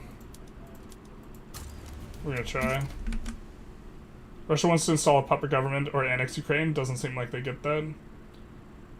Listen, what I'm sure was happened in chaos is that Trump's basically said the U.S. will go all in if Putin doesn't back down. I don't think that's what's said. But they would not abandon their gained territories, since all the people there are damn Russians anyways, which a lot of people don't seem to get. So I don't think that they're majority ethnically Russian. This is also the sovereign territory of the U.S., and if you're talking about 20% of over 20% of Ukraine in terms of concessions, in terms of material, when Ukraine is giving up literally, or Russia is giving up literally nothing in terms of, relative to the status quo, the immediate status quo, if you're talking about giving the Donbass region away, that's like giving Russia territory on top of what they already have. And the U.S. position has always been that Crimea is still a part of Ukraine. So it's conceding that entirely. And conceding that Ukraine can't join NATO is also a concession that is not currently... It's not currently off the table. So how is this not a concession or a crumbling or a capitulation? I don't know. Russia wanted to install a puppet or annex Ukraine. It doesn't seem like they get that.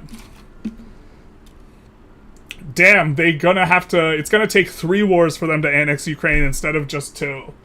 Shit. Because none of that involves long-term security guarantees if Ukraine gives up this land. I mean, like... Maybe we should stop addressing Ritter. Let's put it to a vote. I don't know if this is what you guys are into.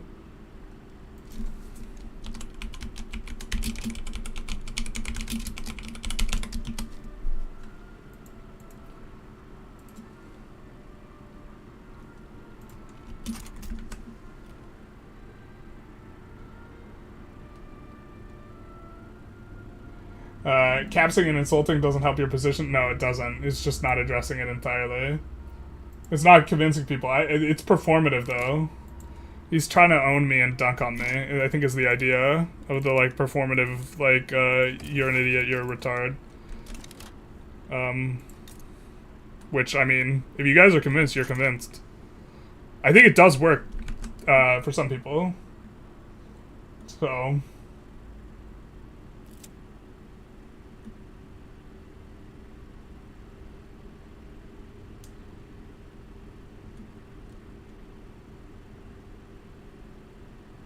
Why doesn't EU send troops to assist Ukraine? They don't want to escalate. This is the general... this is the general kind of perception. I think we might just have ourselves a rev here.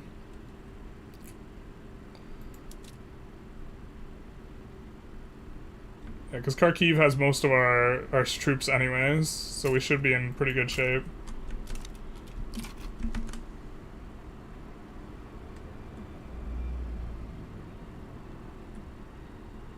They literally gave up thousands of dead men and invested money in the war. Oh, so since they spent money and people died, they should get something. I understand. So, Russia will be getting Kharkiv and here and some of this territory, right? And then Ukraine is going to get, maybe they'll get, like, what does Ukraine get? Ukraine had people die too, and they spent money too. St. Petersburg? Should we do that? Is that's how it works, right?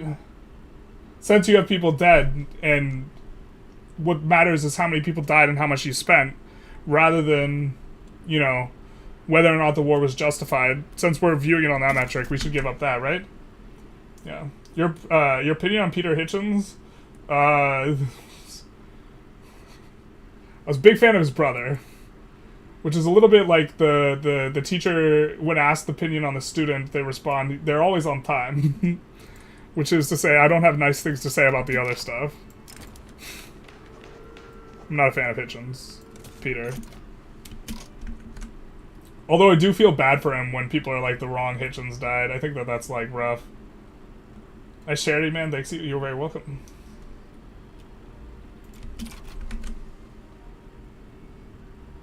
Germany's super inefficient when it comes to military spending. France is extremely efficient. They all kind of have the problem of being reliant on the U.S. because the industries are in the United States and this type of thing.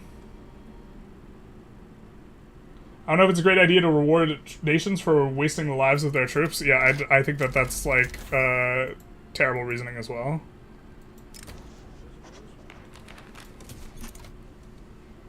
I think that doesn't make any sense. We actually need to cancel this so we can get on to defending against the revolution that is about to pop here. Oh man, we are playing kind of loose. I think we're going to go with the tooling company here. Because we're not going to get the Greece one for some time in either case. And maybe we don't get it at all, in which case this is going to be a good one to have. I think we put this on auto expand here as well. Although we're not clearing out the queue anytime soon. What is this? We joined France. Alright. Ukraine gets Kursk. I'll ask one more time. I've answered this question. I think he was trying to undermine NATO from the perspective of finding reasons to have problems with it. And I think Trump absolutely benefited Russia in his first term. Ukraine should give the USA. That's the funny one.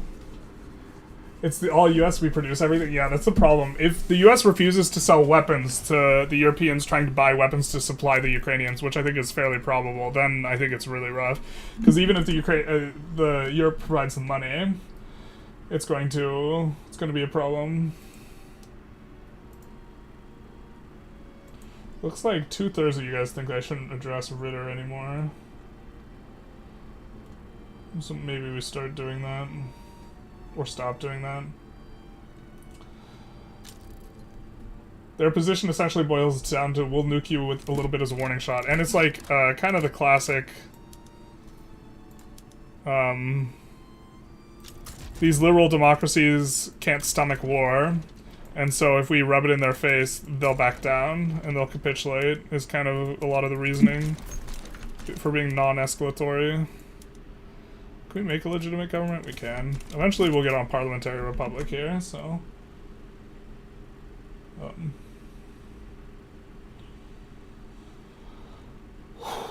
Do you wax your scalp? No, I don't.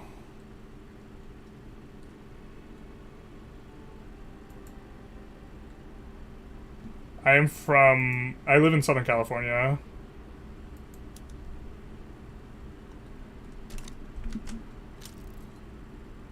He's not arguing with good faith. It's not worth the headache. Yeah, I mean, I don't know if he's not arguing good faith. I mean, he keeps repeating the same question, and I've answered it several times now, so... And I've given counterexamples where Trump was acting in Russia's interest. Also, I think Russia helped Trump get elected.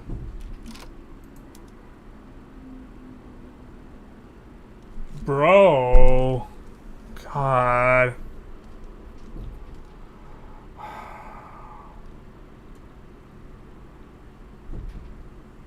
Can they not get to that front, or can they get to that front? This changes whether or not what the response is here. We're gonna save real quick. We're gonna need to swap sides, unfortunately, if this war isn't winnable.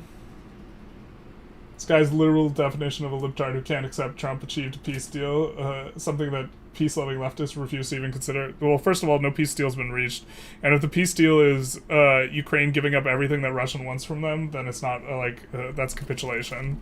But you can call it a peace deal if you like. Nobody's stopping you, I suppose.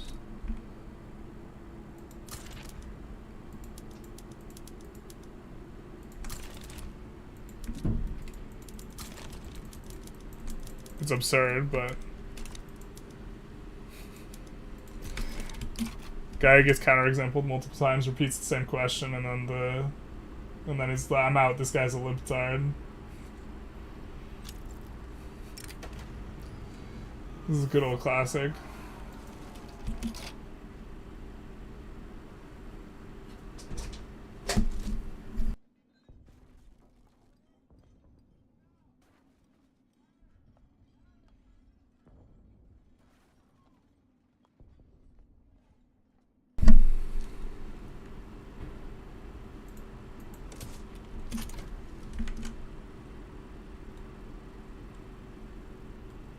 Fake ad impressions, not like this.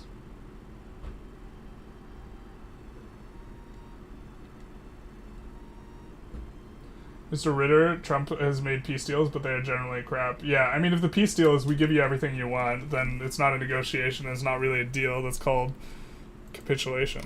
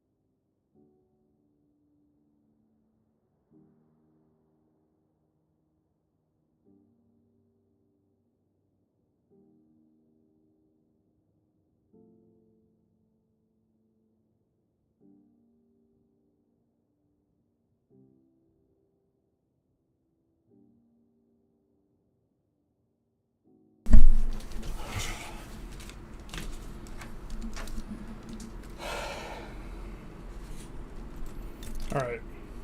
We unmuted? Yeah, we are. I'd rather have a compromise than thousands more 18-year-olds dying. It's not a compromise, though.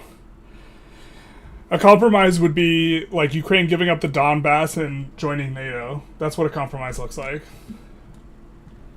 You're not talking about that.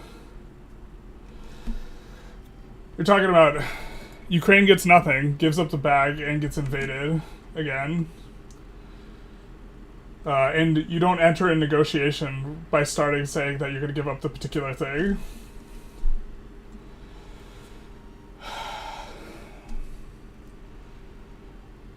People call the Molotov-Ribbentrop the greatest ideological reversal of the 20th century, with Trump regime teaming up with Russia beats 21st century. I don't know, that's like... The side swap on that is so nuts to me. I think we can win this. Maybe we have to... Oh, our army's not even there. We can delete army to teleport back. If we need to. Hello Queen! $25. Thank you so very much for the contribution to the Ukrainian Defense Fund, helping to aid Ukraine by supplying military equipment but non-lethal weaponry. It's not everything Putin wants, but it's too much, yeah? It's close to everything he wants. I mean, it's not you annex Ukraine. It's like, it's pretty close to everything he wants, though. If we're gonna grab food, well, actually, we're gonna handle this civil war. Then we are going to put on the rest of that news segment, and we eat a little bit.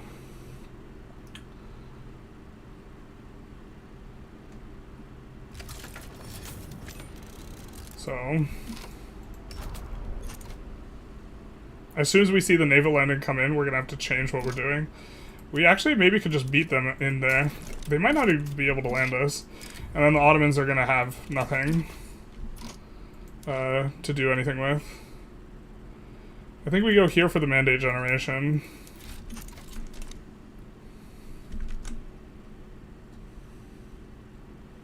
Anyways. Ritter, what are you still doing here? Thought you said you were done. Literally every single person who says, this guy's a moron, I'm out, like 100% rate, they just stay and keep talking. Like 100% of the time. It is a good joke. Let's see channel activity. Ah, we have a very young YouTube account with very few engagements here. You refused to admit they rotated the map, so this reaction was kind of reasonable, not gonna lie. Wait, what? Engaged, but you did engage once on a previous stream. Very young YouTube account. It's always a really young YouTube account that is like trying to start massive arguments. Ukraine doesn't get annexed and Zelensky can build his little dream dictatorship. That's the compromise. I mean, Zelensky was willing to step down from power if it means getting into NATO. It's also no compromise to just give up territory with no type of long-term security assurance. With no type of long-term security assurance, we will have Russia invade Ukraine for the third time. So that's not even like remotely this like reasonable compromise. Ukraine has been voiced willingness to give concessions if there are security compromises, like getting into NATO. But no one addresses those seriously because the end goal is not that. This was a lovely evening. I've thoroughly enjoyed watching, and I'm glad you're doing this. Thank you so very much for watching. They should make Ruthenia formable. Is it not? Zelensky dictatorship? Yeah, I think we might say goodbye to Ritter now. He's also monopolizing my attention here, which I think that you guys are voting that you generally don't like. In terms of what you guys are interested in. Imagine in 1945 if they allowed the German leadership to stay in power. I'm glad you bring up Hitler, because imagine if the United States and the US and UK actually stopped Hitler when he wanted the Sudetenland and the Anschluss. Imagine if that had been different in that way. Imagine. Man, Hitler's a great example. I think we're gonna... Well, yeah, we want to finish up this war real quick and then do the thing.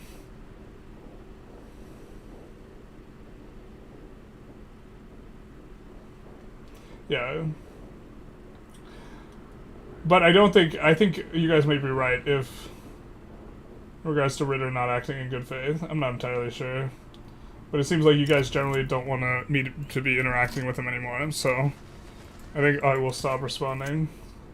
I say ban the troll. He's acting in negative, restarted way. Yeah. The good old classic.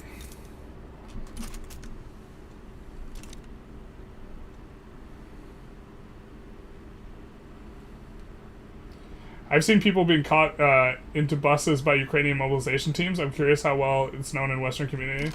They are mobilizing people. They do have a draft system. They do make you go to war.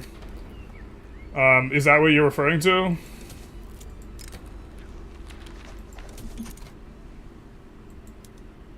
A draft is a thing. Just to be clear, not that... well, I think a country has a... I don't think drafts are morally, like, off the table or something like this. But if you want to talk... If the whole idea is we're painting a negative thing about Ukraine, Russia be drafting people too. Ukraine is not the only one sending people to war who are not interested in going. That is not a uniquely Ukrainian thing.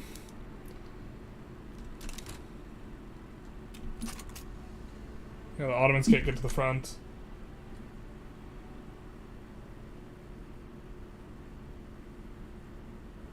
USA has a draft. Yeah, it hasn't been invoked in a while. Journalists went through a few ways that Putin previously acted with complete disregard for lives of Russian people. So not different from what he has been doing. Yeah, also on the specifics of the draft, Russia's also doing that. Like, so. And then, yeah, overwhelming power here. And this is effectively over. So, we will switch gears a little bit here. Oh, did Ritter finally leave? Because I made that comment about how people say they're going to leave and then they don't leave. That one always gets me. I don't understand, like... Or I'm unsubscribing, you're an idiot, and then they stay. To be fair, I think it's actually one troll guy who's made multiple accounts, and so I think that's just kind of his MO, is to trying to elicit some sort of reaction from the notion that he's leaving. Like, this is substantive or important or hyper important to me. But we're going to look at the news reporting on the world leaders meeting. Man, really reset our thing. What happened? His cord snapped. Alright. Yeah. Let's go back to the browser here as we watch the ad. Just clarification in drafting, but mobilizing reserve personnel, very different. I'm pretty sure they're drafting too, but I suppose I could be misinformed on this matter, or underinformed, or however you... I think we were around here. No, we were a little bit before. Meanwhile, the fighting in Ukraine enters its fourth year since Russia's full-scale invasion, with continuing drone attacks on the capital Kiev and a relentless war of attrition on the Eastern Front. James Landell, BBC News. Let me just show you some live pictures from Kiev. Bear with us. There you go. We got the other one. There we go. That's the right one, isn't it? This is the press conference room in Kiev, where we are expecting President Zelensky to speak to the assembled press alongside Ursula von der Leyen, and also we think the Spanish Prime Minister as well, Pedro Sanchez, likely to be speaking. We'll keep an eye on that. But in the meantime, let's hear from our Ukraine correspondent, James Waterhouse, who's been giving me his thoughts on the elements of this third anniversary. It's harder to do this year. I think in years gone by, you had the visit of Joe Biden 2 years ago. You had Western leaders rallying around President Zelensky ahead of a much anticipated counter-offensive, and yet now it's almost like picking President Zelensky up. That is the tone we are seeing. Now, of course, we have had continued pledges from the UK and the EU, which can't be ignored. Billions of pounds worth of military support, but it's who is not here which speaks volumes. America is not here. America has made it plain how it sees this. Ritter, you're telling someone to shut up for a personal attack after you've been slanging them all for the past 2 hours? But I mean, the notion that he likes feet is baseless. But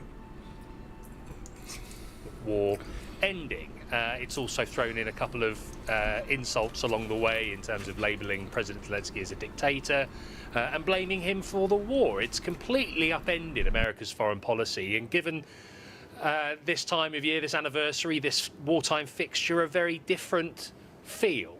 And here we have European allies, including Canada, working out how they are going to provide security to the continent, how they might police or enforce a ceasefire agreement once it's eventually signed here in Ukraine. And the tone here is not of a conciliatory one.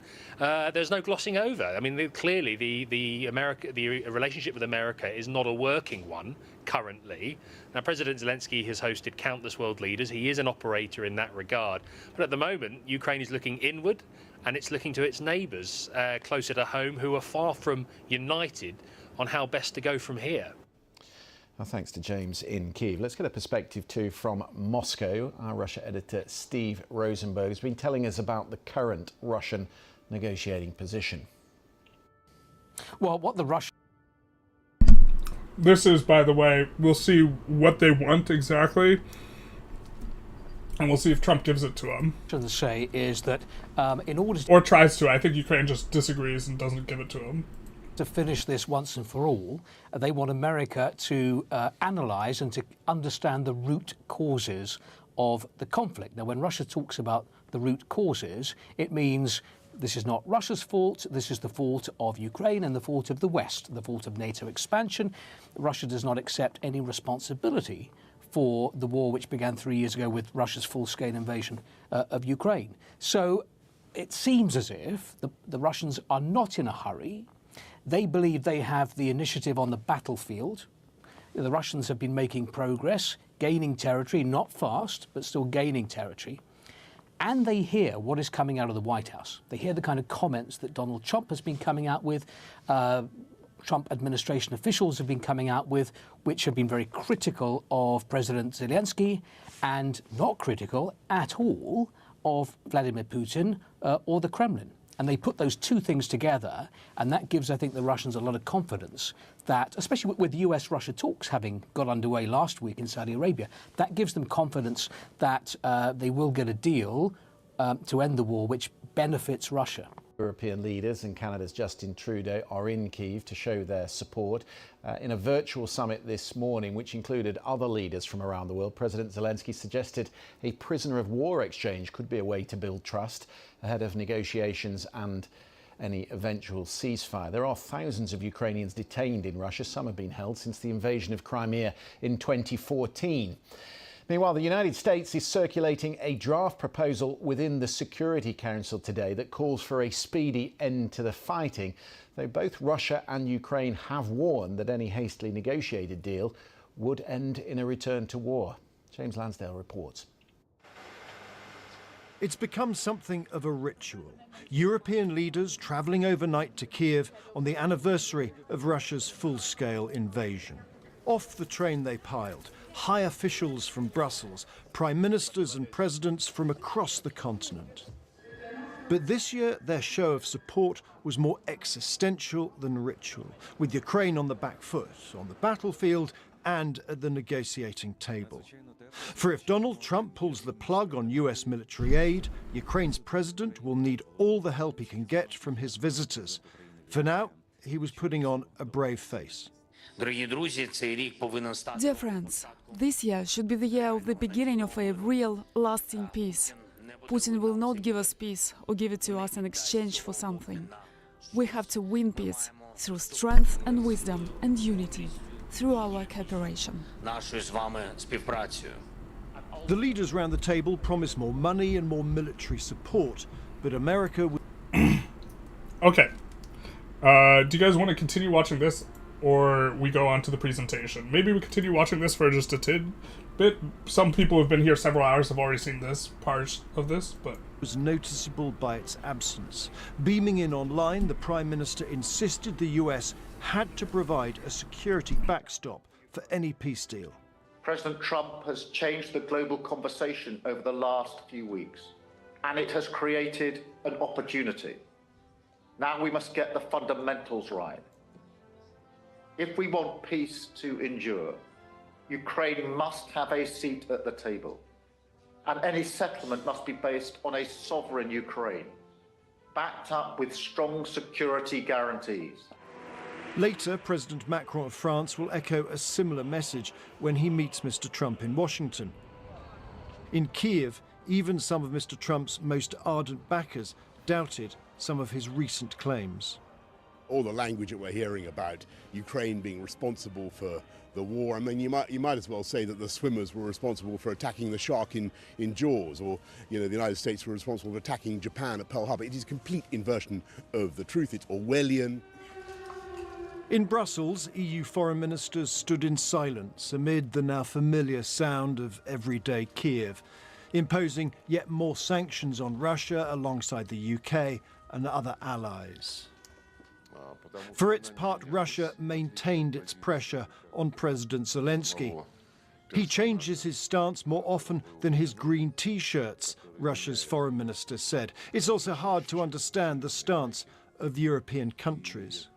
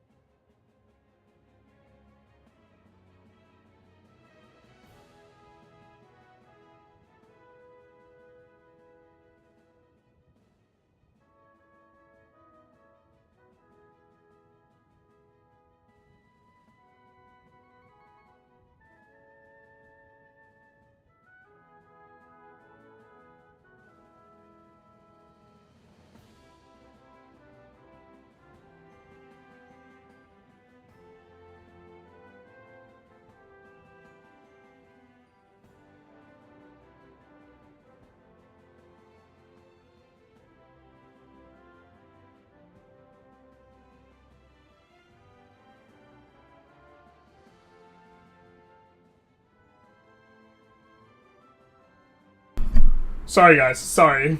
I muted because I didn't want you to hear me eating, and then here we are. You're talking to no one. No, not like this. Okay, so we are going to talk about the Beslan school siege now. Continuing our discussion from Gary Kasparov's book, Winter is Coming, primarily leaning on this for talking about Putin, and specifically a demonization of Putin, which I think is entirely deserved. But if you wanted to give to the Ukrainian Defense Fund and you are on the YouTube, we are doing the fundraising through the Twitch, which is going to be through this interface here. The link to our Twitch is down below if you are interested in contributing. For the Beslan school siege, this is perhaps one of the more horrific instances, but is another example of Putin not caring about his own population. Litvinenko, who we already talked about, who was assassinated by Vladimir Putin, was also in this chapter. He is the guy who whistle blew regarding the apartment bombings that the FSB perpetuated on the Russian people. The FSB being the Security Administration of the United States. So here we have on September 1st, 2004, Chechen separatists took over 1,100 hostages at a school in North Ossetia. The attackers' demands were similar to 2002, a withdrawal of Russian troops from Chechnya, and recognition of Chechen independence. They also demanded presence of several regional politicians to serve as intermediaries. And then some of the people that they asked to ask as intermediaries were not allowed to go, and had been forcibly prevented from coming. They told Time magazine. A very high-ranking general from the Interior Ministry told him, "I received orders to arrest you if you go." Anna Politkovskaya, the journalist who was one of the few Russians trusted by the Chechen, who was later assassinated by Vladimir Putin, was also invited. She immediately set off for Beslan, but never arrived. Her tea was poisoned during the flight, putting her into a coma, although fortunately she survived that assassination attempt, at least. We're not still muted, are we? No, we're not. Okay, cool. Is it possible to do world conquest this Ching? Yes. It's possible as anyone who starts on the coast. It's probably possible as anyone right now. Let's see. But as negotiations proceeded, the unthinkable happened. On September 3rd, the third day of the siege, 2 explosions shook the gymnasium just as medical workers were approaching the building to remove 20 bodies inside. One of the explosions started a fire on the roof. It is telling that, once again, there are half dozen theories about the origin of the initial explosions, and even more about the ensuing battle, half the theories coming from the same officials whose stories change by the day. Some reports say that some of the terrorist explosives had gone off by accident, others that a Russian sniper had shot a terrorist who detonated a bomb. Equally confusing is the story of who was in charge outside and who gave the orders to fire and when. Again, though, the buck ultimately stops if someone has supreme control and doesn't want to hold people accountable. That is within the realm of judgment for them, and Putin had supreme control over Russia at this point in time, and investigations and inquiries into the brutalization of his own people was not something he was interested in. And it only became more confused after time to pass after the tragedy. As firings of all kinds erupted inside and outside the gymnasium full of hostages, many of them too dehydrated and weak to run, armed civilians participated alongside local police forces and heavy military weaponry. It was deadly chaos. Only after neighbors found enormous shell casings on nearby roofs was it revealed that the military had fired flamethrowers into an auditorium full of children. Practically as soon as the battle ended, bulldozers and dump trucks came in and removed the debris, including some physical remains, and everything else that could have served as evidence with which to reconstruct the horrific events of that day. Testimony from local officials outside and the hostages inside repeatedly contradicted government statements about what had happened. The authorities were caught lying so many times about easily disproven claims, such as which weapons were used and when, that it is impossible to accept any of the official statements in good faith.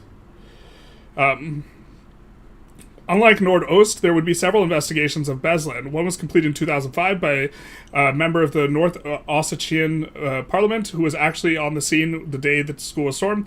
The federal parliament produced 2 extensive reports in 2006. The Duma was controlled by United Russia, Putin's party, and the report controlled by their representative became the official one.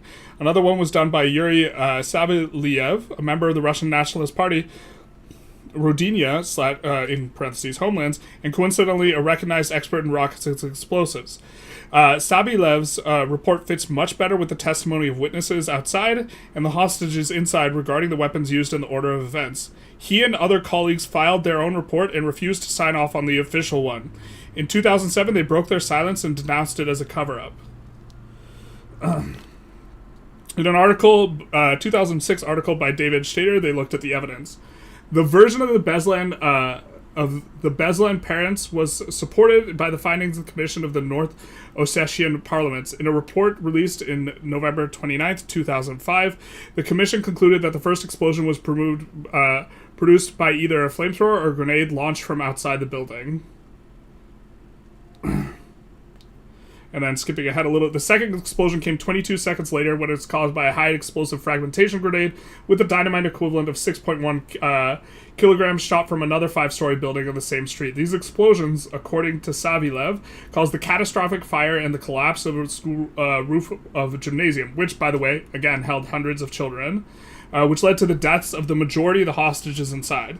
The order to put the fire out did not come for 2 hours. As a result, hostages that could have been saved were burned alive. The final numbers are 334 dead hostages, of which 186 were children. Over 700 were injured, with many requiring amputation. And then, following this, Putin changed the government so that he got to appoint all the governors. Although we will not read out that section.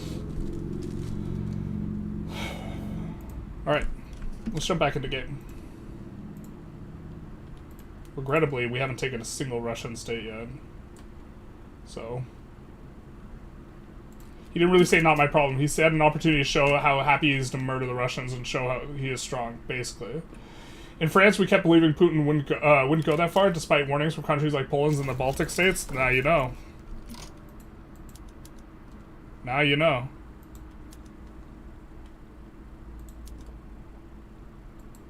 Can we get in? Surely they eventually bankrupt. I think they're over-mobilized for their economy size. Oh, did we...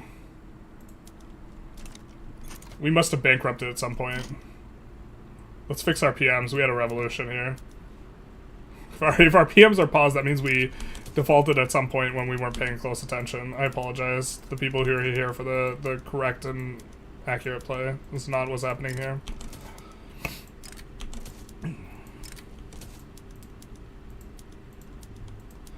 I wish there was a swap to best button that didn't affect labor saving PMs, I suppose. And just made all your PMs swap to the most latest and greatest of the PMs. I don't know why we didn't sort by all here, but we didn't. Yikes.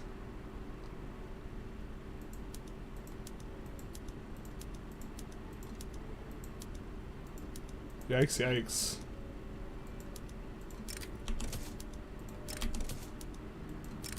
Of course, using C to confirm extra quick when we're button clicking. Actually, this we probably want the tools, because the millet farms are in South America, or South Africa, sorry. And I think that's, for decrees, we want to put in manufacturing, road, and social mobility there, and that's kind of it for us. And then we do have enough to incorporate this. Guess we will. And proceed on our way. Man, the convoys are such a huge issue now, though, and we don't actually have the ability to build more of them, really. I think that after egalitarianism, we'll unfortunately, head in hand, go for gantry cranes, which is going to allow us to get more convoys. Or hat in hand, not head in hand.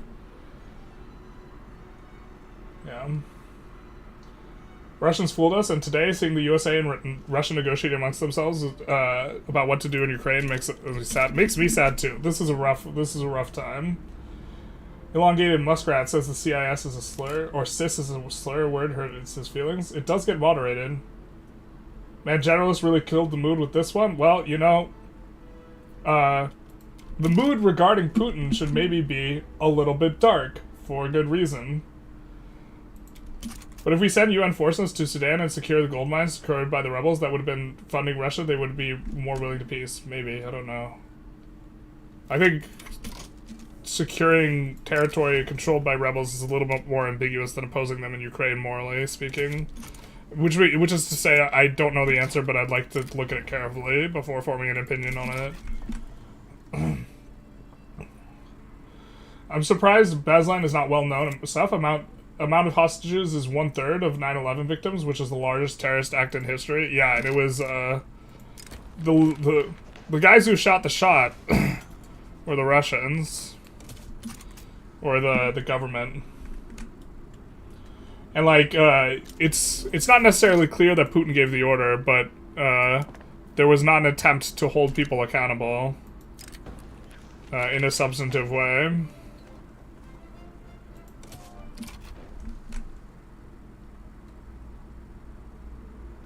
There's also no one cared about the invasion of Georgia. This is also why no one cares. Yeah, the invasion of Georgia was also, unfortunately, not something that was cared about as much as it should be. Shoot. We need to declare war on somebody. They're in the British market. No, everyone's been colonized. Everyone's colonizing but us. Terrible.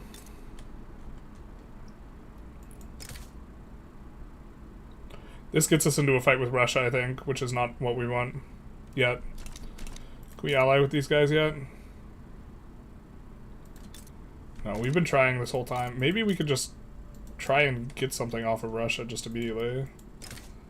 Oh, Jesus. Alright, France and Sweden are at least close to being willing to join against us. This is a bit rough. The guy who shot the shots are the Russians. The FBI blew up the towers. Same level of conspiracy. I think that's a false equivalence. The guys who... The evidence doesn't point to the FBI being the actual people who flew the planes into the thing.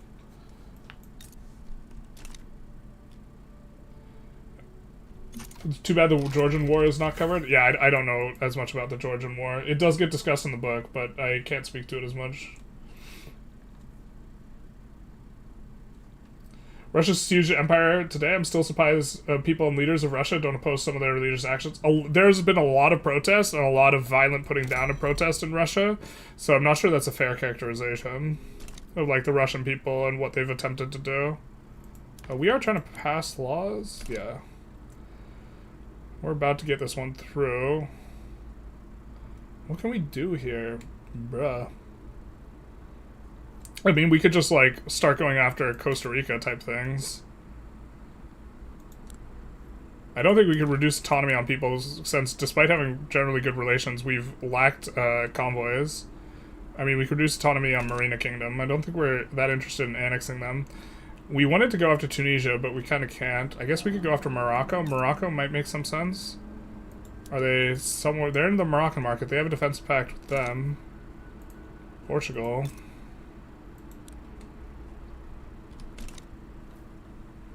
Do they have a state that has sulfur? Okay, they do. We just go after Fez. Seems like a lot to pay, but we don't actually have sulfur, and we also don't want to overthink this necessarily. It's unfortunate Borneo got grabbed. Sind is in someone else's market / being defended. It would be difficult for us to go for. Sind is... I think they also changed Sind and made it, like, not have a lot of resources as well. If I recall correctly. Like, Sind used to be considerably better. I think they nerfed the... It used to have, like... Yeah, now it has 4 sulfur. When you say a lot of people, we can say that about BLM, England far-right activism, but to be fair, it's not a Civil War type of shit. Wait, what? Russia almost narrowly fell into a civil war like a year ago. Are you talking about Wagner? Kadyrov? Is that another name for Wagner? Or the Wagner guy? I forget his name. I mean, we could look at sulfur potentials on the map, but I think that the places that are really juicy that have sulfur have been all snatched up. Unless we wanted to annex a subject.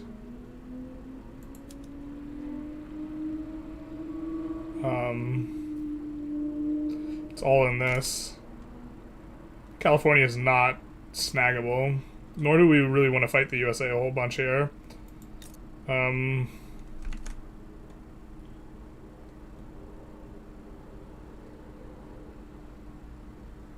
Wagner didn't really want to control Russia, they just wanted Russia to not control them. Kadyrov is the leader of Wagner? Wait, what? I just remember that guy having a different name.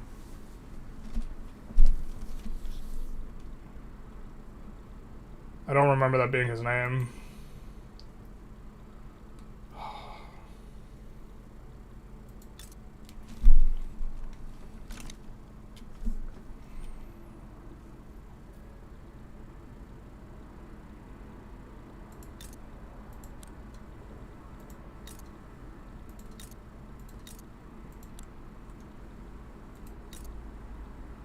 I'm looking for sulfur. I don't think there is sulfur anywhere here. There's not. We could go after Benin. Benin's not terrible to grab. Kind of grasping at straws with this one. We could go after Qing again, if we look at the amount of time.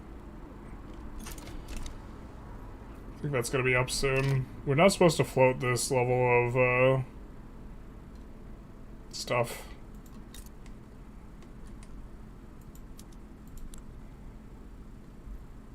Don't we have an interest there?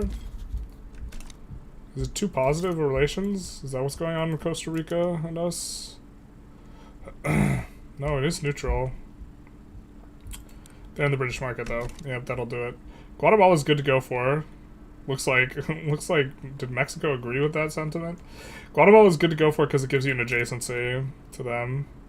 USA guarantees the independence here. These guys have an alliance with El Salvador. So we can go for Honduras and El Salvador.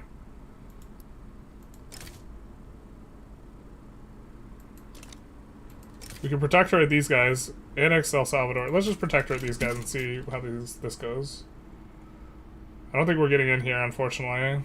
Still. We really got to expand out this army. We got to stop mobilizing this army, actually.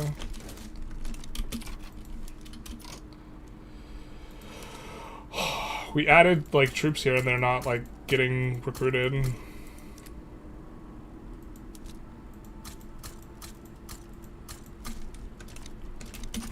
was a little bit, leave California to the Danes, basically. Prigozhin was the leader of Wagner. Riyadh was the leader of the Chechen Oblast. Got it. Yeah, that, okay. That's the guy I was, thinking of. That makes sense. Yevgeny Prigozhin was the leader of the Wagner whose plane had technical difficulties. Yeah, let's maybe run a little bit of a YouTube poll.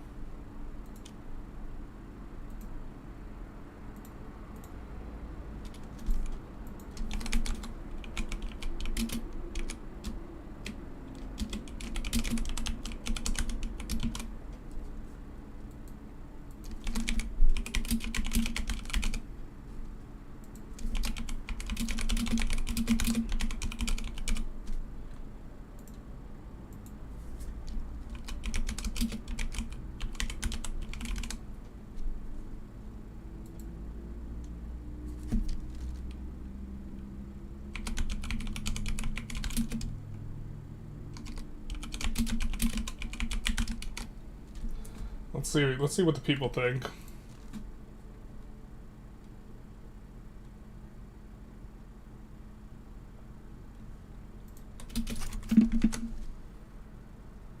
Tactical difficulties of the plane is a strong one. Russian civil incidents have no effect on their power hierarchy at all. When you say a lot of people protested in Russia, well, it's nothing compared to the power to make Putin fall. There was one example where they actually could have stormed the Capitol building, but didn't. That, I think, Kasparov laments not having done. I can't remember, though, exactly. Like, when you have 500,000 people in the streets, it's a pretty big thing, which is why there's such a clamp down on this type of stuff. Oh, we had meant to induce someone else joining them, but then we didn't. Then that didn't happen. All right. Looking like this isn't working. Oh, it's because they have no organization. Or is this their cap?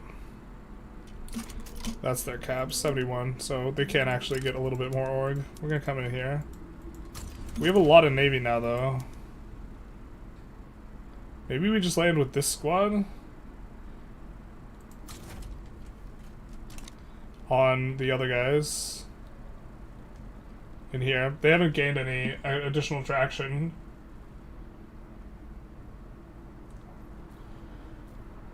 I don't think Prigozhin is any better than Putin, honestly. He's a convicted felon, corruption, and leader of Mercban. Yeah, I think that whoever replaces Putin is probably not going to be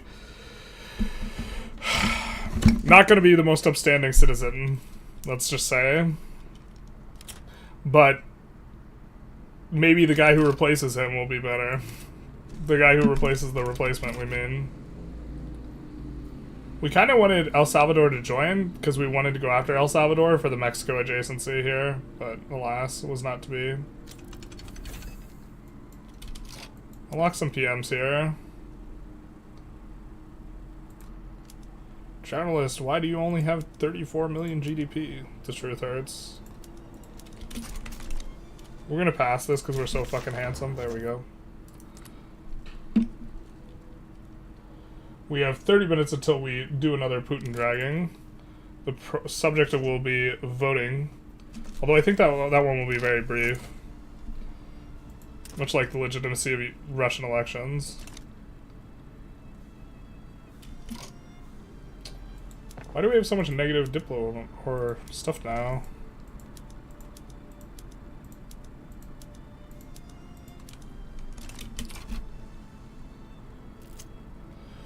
Yikes, dude. So much import connection costs.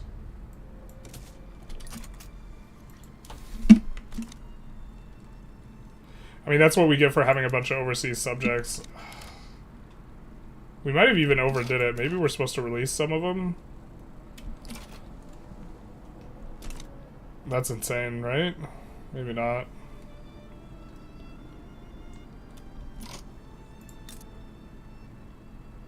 We should have opened with some type of cheese to, like, get after Russia earlier. Russia's just been allowed to eco up here. We're actually, like, so far behind. And we're, like, 8 hours into the stream and we haven't fought Russia once. Just because we haven't had an alliance. And I don't think we can out-mobilize them. Or come, like, very close at all. Let's actually look at the economies.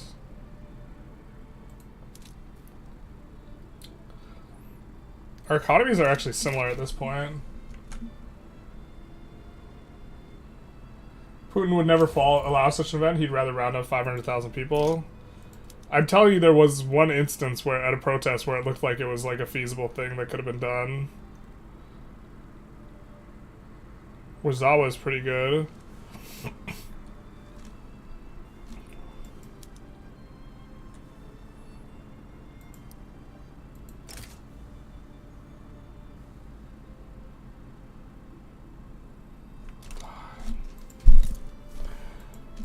I want this to feel relatively straightforward. We need a much bigger military for it to feel like very good at all.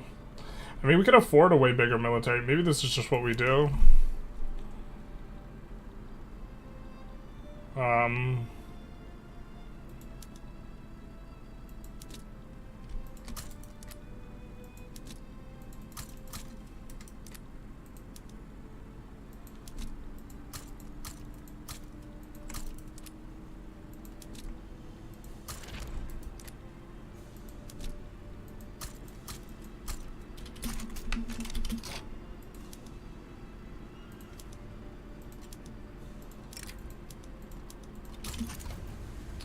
We have a somewhat decent sized navy.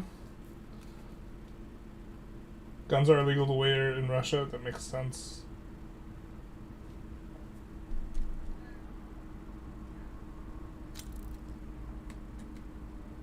Will your GDP stall at 37 million? It's stalling right now. Yeah, I mean it slowly you start getting like the reverse effect of the stall, but we're already in stall. Like you're kind of approaching the stall always in terms of where the stall starts, but yeah.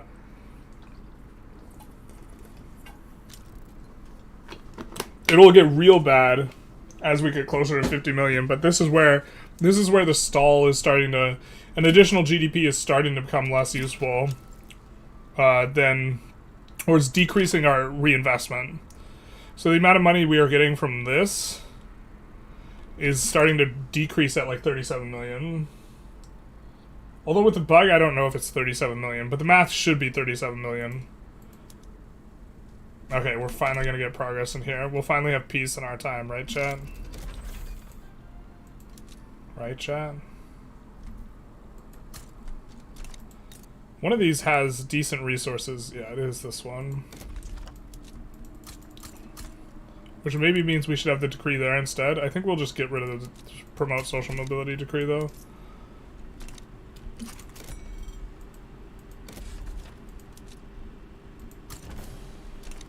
We'll go for that. And I'm still hungry. I do have quite a bit of pizza. The Wagners encountered no resistance from the military security services, but a few clashes resulted in the downing of 6 helicopters. 13 pilots were killed, excerpt from the paper. Why is your GDP stalled? Care to explain it a little bit further? So, there's a modifier here. All investments are multiplied by this. It's 3 at 0 GDP, and it's 1 once you get to 50 million GDP, and it decreases in a linear fashion. The decreasing reinvestment modifier at around 37 million GDP means that for every GDP you gain, you actually lose reinvestment, is the idea. But there's actually a bug that makes it so it's this squared, so the stall starts happening earlier, but that means that, okay, we're still getting more from like taxes and other forms of income, like also taxes in addition to like stuff like minting, but it's actually decreasing the amount that we're getting from reinvestment specifically as we go up in GDP. We are now losing money, relatively speaking.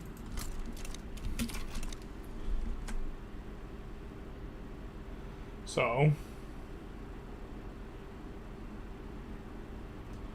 but yeah, Prigozhin made a definite error in his evaluation. He either needed to not do what he did entirely or follow through. From like the perspective of Prigozhin.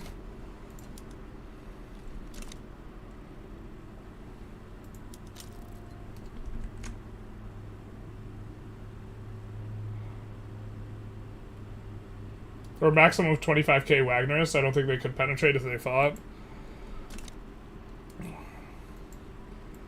Yeah, but like, well then they should have made the evaluation that they shouldn't have done anything.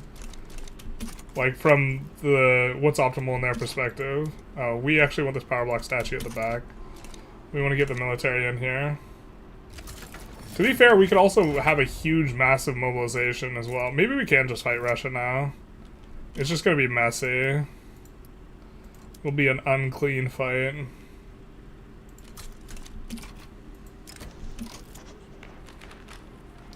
I think we release Poland as well.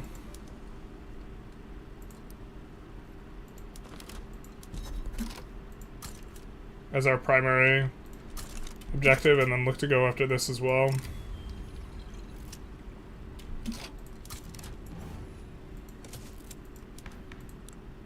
Alright, let's see what we could do that's legitimate. Let's do this. And exploitation's probably fine.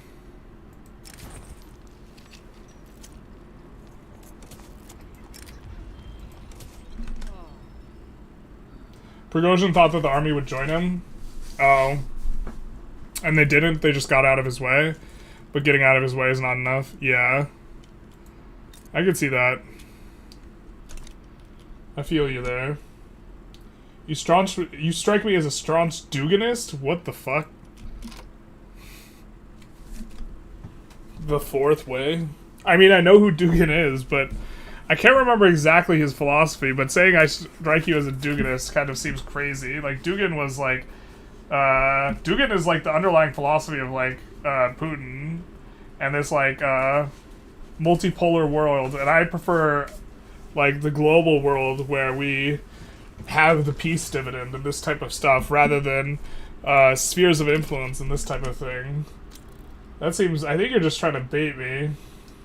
Not gonna lie, Found Crisis, that's like one of the more trolly comments. The special military operation in Russia will take no more than 3 days and will secure the coal and iron mines? Yes, yes, yes. Indeed. We will join this unconditionally. Because we are still trying to get we still would like an alliance with them.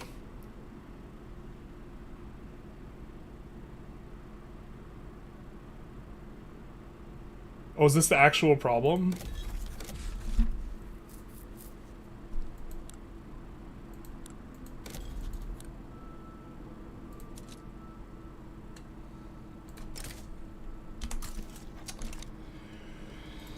It's rivaling time, baby.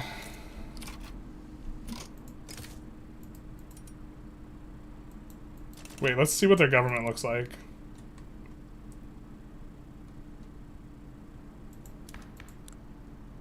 Oh, we're pretty similar anyway. Wanted to see if we could get away with not giving an obligation, but we have to. Nice, nice, nice. It's all coming along, boys. It was absolutely bait, yeah. You gotta be a little more subtle. Were you hoping I didn't know who Dugan was? And you'd be like, oh, who's Dugan? And he's like, oh, this guy with this, like... That's funny, though.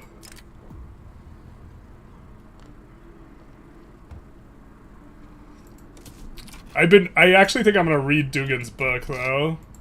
For the next Ukraine charity stream. Which we are streaming for charity. We are raising money for... I keep forgetting the actual full name of the charity, but the important part is that the Ukraine Defense, here, let's pull it up here. We are raising money for the Ukraine Defense Fund, which gives non-lethal aid, except for military aid, to the troops fighting in Ukraine. If you are on the YouTube and you want to go over, the link is down below to send to our Twitch. We are doing it through our Twitch. So far, we have raised a little over $2,000. We'll refresh it because we do need a refresher, and also to show where in the UI this donate to charity button is if you are interested in giving money to help contribute, because it looks like the United States isn't going to be doing that. So if you are interested in doing that, you can. It would be much appreciated. We did match the first $724.98, which was the amount we made on YouTube last month. Let's get back in the game. Oh, did we not pull it up? No. Did we not pull the browser up? Ah. I thought we pulled the browser up, but this is where the charity is at in the YouTube UI. And this is the Ukraine Defense Fund, who we are raising money for. I'm either repeating myself. If I'm repeating myself, I apologize. Because we've been going for like 9 hours now. And we will keep going. It was funny whether you knew it or not, to be honest. That's fair enough. Most Russian irredentists aren't Duganists. I mean, Putin definitely seems to be Dugan-oriented. But also, like, the fact that I can't articulate in clear, concise way Dugan's position is also maybe an indication that maybe I shouldn't talk about it.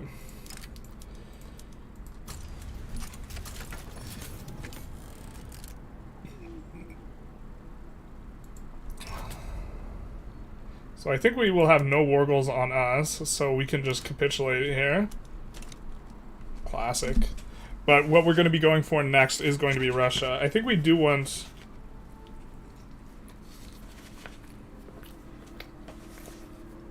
I think we want the UK to enforce first.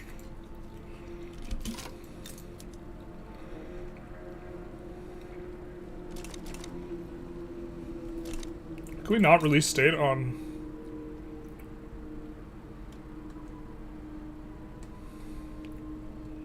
What?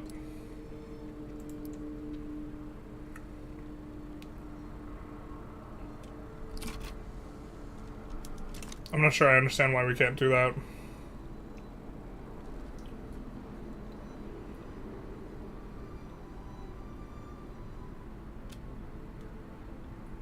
Spoilers. I just wish we had a president who loved America as much as Putin loves Russia. I don't think Putin loves Russia very much.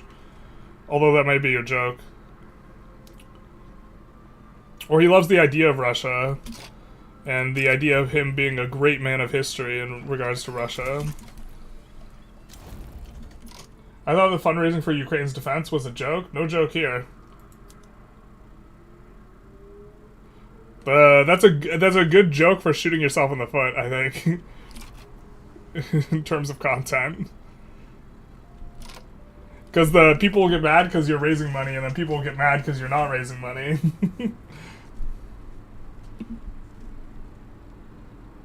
Yeah, Find Crisis is full troll mode now.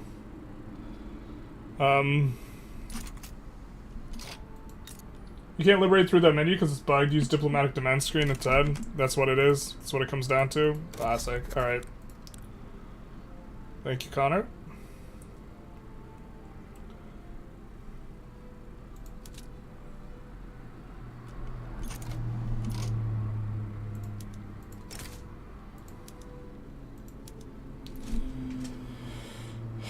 Great Britain is likely to side with us. Who's likely to side against us? Serbia, Bukhara, Kiva. Probably a lot.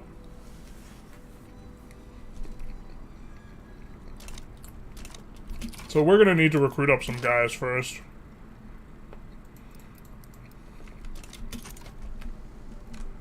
So we'll wait for that to happen. I think we will waste our resource of infamy decay for the kind of purpose of moving things along.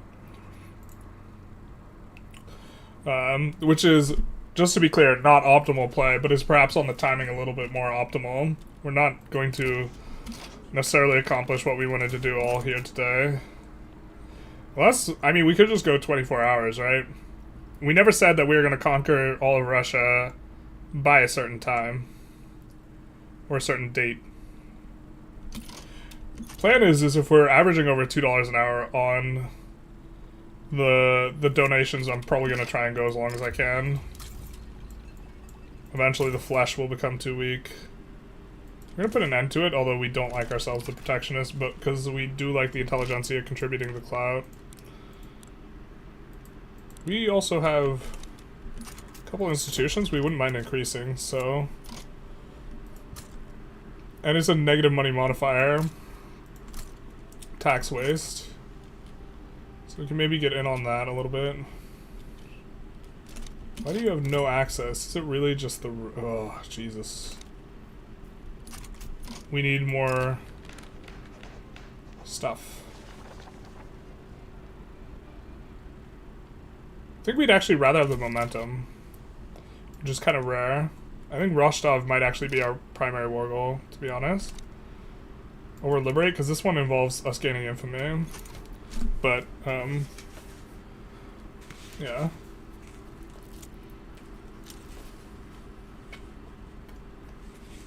Doing a South Africa tall play right now. Stupid UK lost India, so now I have half of it. That doesn't sound very tall. That sounds like the opposite of tall. I took half of India. That sounds like false democracy. False democracy in Kiev? No, not like this.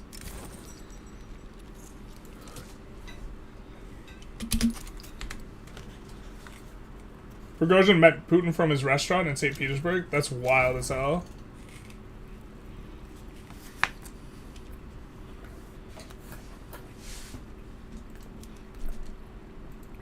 But that's how they met.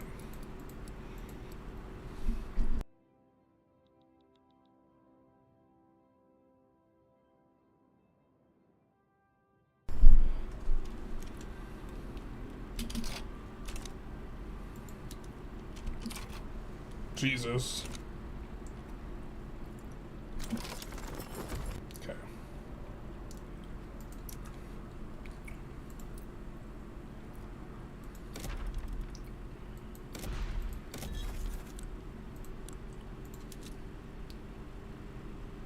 Oh, it's in the Caucasus. Alright, fair enough. To be fair, Caucasus might be a little bit better from a region perspective for us. We'll see. Ashanti is sulfur. Maybe we should take that. Average height of the Earth will be high if I build skyscrapers in half of India. That's true. It will be, in fact, tall. How could I be so wrong? This is true. Last 5 years thing, passing multiculturalism off as radicals there. I think I'm labeled as fascist state. Oh no, not like this. No, no, no.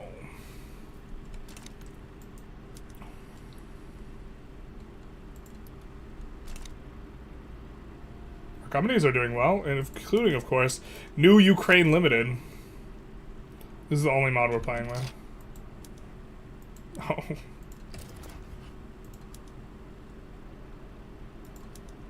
I mean, we could ask for Qing war reps here.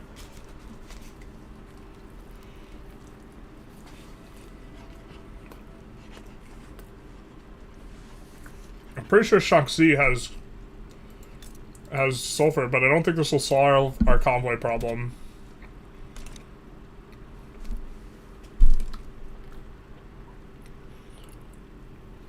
We're not getting war reps from China anymore.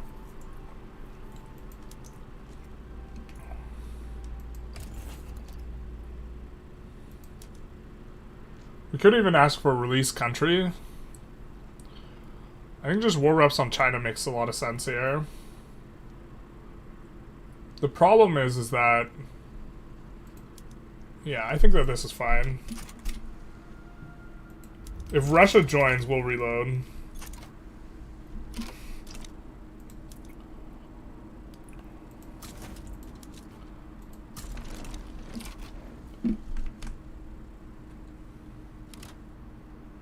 Then got assassinated by Chechen power and went to his son. Kadyrov. One of the vassals of Putin. It's okay, fascism is cool these days. Not really. See, That's where you're wrong.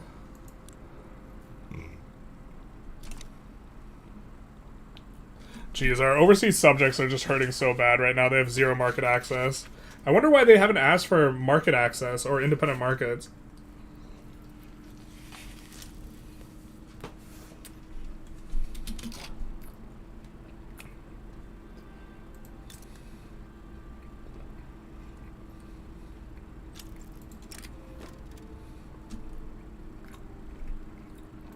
Why don't they ask for, if they have no market access, why don't they ask for it?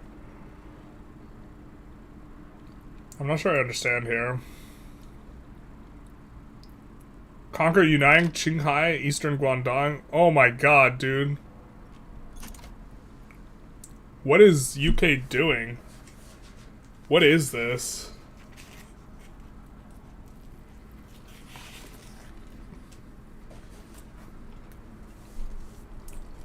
Chat really died after Britta left. Also, I'm eating. I think that might be part of it.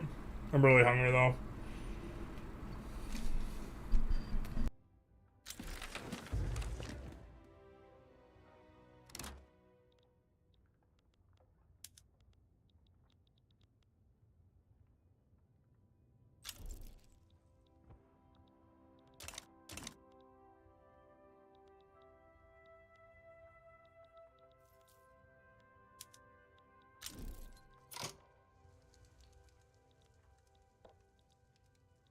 That's overall a good outcome for us, even though we don't get war reps. I think that we didn't want the UK taking all that off of Qing.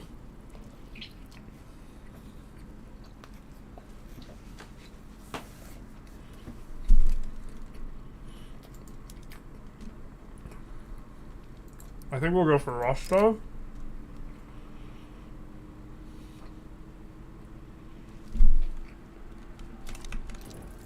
And then release as much as we can, and then this war should get us rolling to every 5 years deck on them.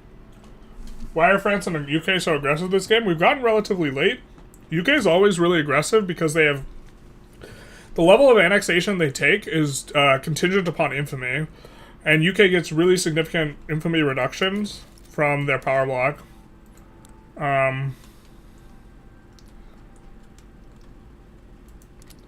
Or from, rather...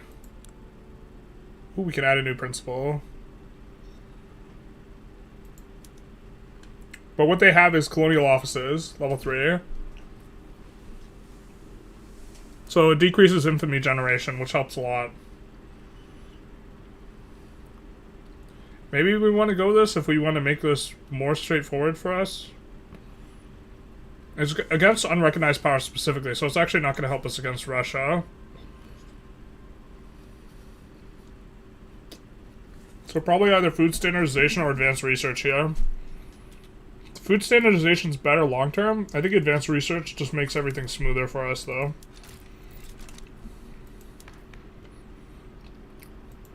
So we'll look to increase levels of education. And then we took a save so that we could go for Rostov here.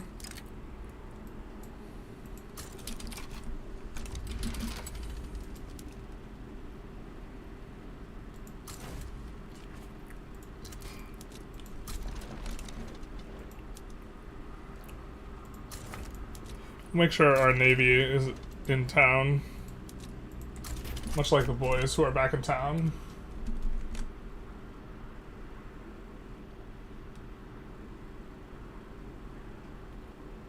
Hello from Kharkiv. We're here raising money. Glad to be here, thank you. We so far have raised a little over $2,000 in terms of where we're at. Oh, just as an update. Oh, someone else gave money and we didn't see the donut. Oh shoot. Or it just refreshed. Oh my god, I apologize. We're starting to run into a little bit of a wall. Okay, refresh this. Gotta keep an eye on the war. We needed to pull in the UK earlier. War goals. Liberate subject. Perfect. Liberate... We might want to transfer Korea, so liberating Finland is maybe okay. And then with these guys, we're not going to transfer any states. And then we're going to pull in the UK here as well. So we want to spend all of our maneuvers after we put in the pull in so that we can effectively slingshot up extra maneuvers. So we're going to do call ally. Or actually war goals. What do you want to do? Liberate country. Perfect. Liberate Latvia. Sure. And then now we are going to put in a bunch of stuff. For my poll, favorite accent would be botched prostatectomy.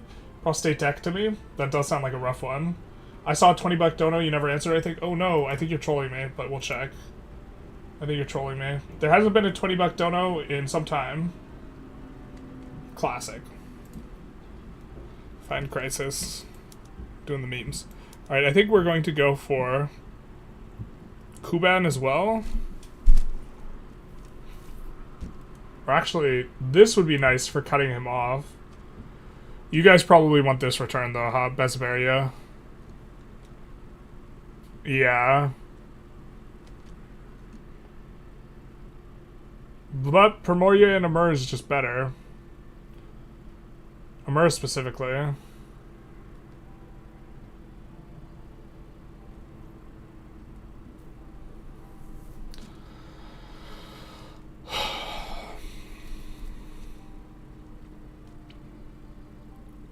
Well, we actually want a lot more boats.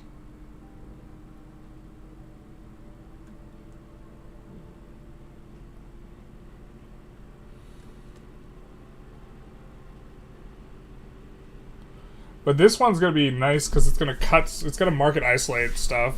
We're just gonna stretch across. Yeah, we're gonna do it the border gore way. This is one of the more damaging ones to him. Although I suppose take capital is probably a little bit better. And then we'll be able to put in liberate a couple things. Poland.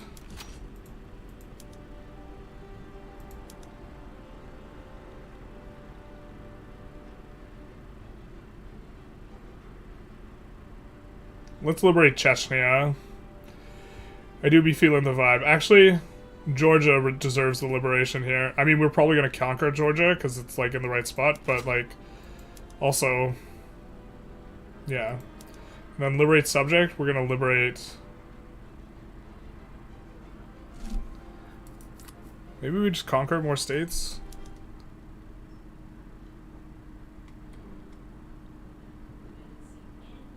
I mean, Amur has just got an insane amount of gold.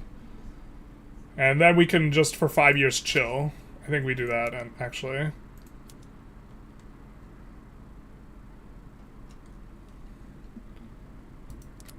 And then I think we can't put any more... Oh, Russian war reppers. Perfect. Join UK? Join UK? Yes! Yes! Alright, this is pod racing, everyone.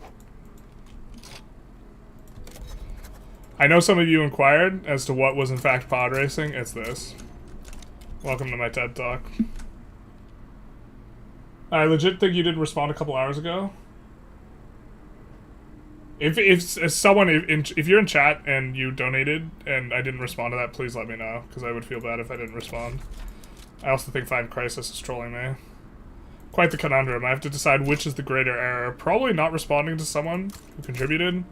So I guess I would let Find Crisis take me for a little bit of a ride here. I love a Ukraine conquest of Russia, but it seems really rough. That's the goal of the run here. Right now. That is the goal. That is the dream. That is the plan. To be fair, it's only... the first war is the only rough one. We're hoping they don't back down, otherwise we're going to have to reset everything. You see this minus 30 or minus 28? That is because we asked for them to come on into the war, and then we added a war goals, spending all of our stuff, and then we joined in.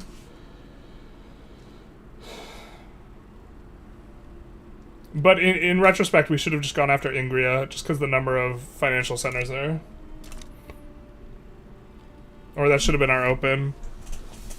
In terms of causing maximal damage per infamy, it should have been Ingria and then releasing a bunch of stuff. To be fair, we're releasing Poland and a bunch of stuff anyways, so...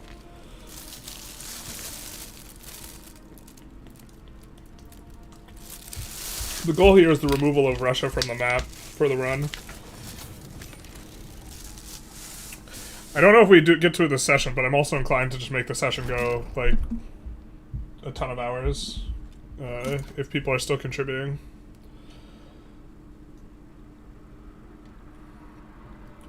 Alright, we are off and away on our first war here.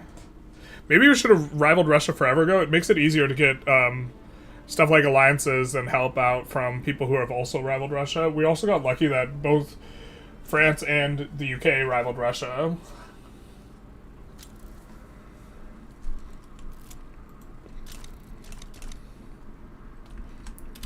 But we are at our next hour point, so let's briefly talk about Chapter 8, because every hour on the hour we're doing a little bit of a Putin dragging. Let's show the lovely Putin face that we like.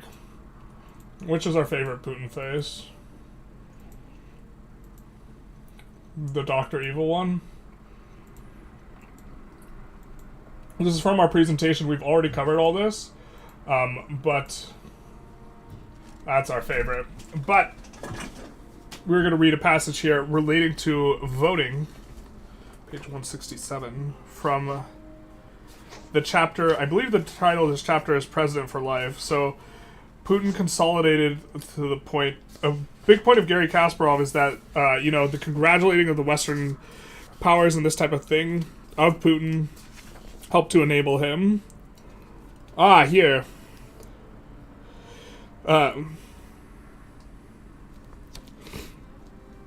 As the joke going around had it, the difference between democracy and the Putin system was like the difference between two chairs, one leather and one electric.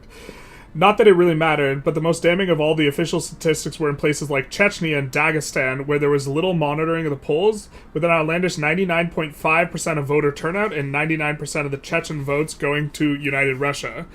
Don't forget this is the party led by Putin, the author of the Second Chechen War that razed the Chechen capital Grozny to the ground. As usual, the truth is visible in the actions of lackeys who are too eager to please their Kremlin masters. My wife commented darkly that the only ones who didn't vote in Chechnya were the ones who died on election day. Now, a big criticism of Kasparov, who's the author of this book, Winter is Coming, throughout is the engagement and facilitation of the West has enabled Putin to rise to power. And at this point, we're kind of at this post-rise to power. Putin is up there, unambiguously. Are we turning into Perun now? I'm not sure what Perun is. But another thing I wanted to show you guys was an example of the complacency that I think has aged absolutely poorly. And this one's from Obama. Generally have a more positive opinion on Obama than a lot of other presidents, but not in the particulars of the handling of Putin. Again, we are also raising money for the Ukraine Defense Fund. Every hour on the hour, we're doing a little bit of a Putin dragging, but friendly reminder that this is the purpose here. And in terms of how we are doing so far today, we start at 9:30 a.m. It is 7 p.m. now. We are up to...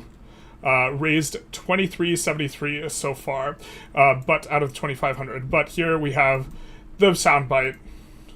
Governor Romney, I'm glad that you recognize that Al-Qaeda is a threat, because a few months ago, when you were asked what's the commercial? Capitalism. All right. Sorry, guys. Geopolitical threat facing America, you said Russia, not Al-Qaeda. You said Russia. In the 1980s are now calling to ask for their foreign policy back because, you know, the Cold War's been over for 20 years.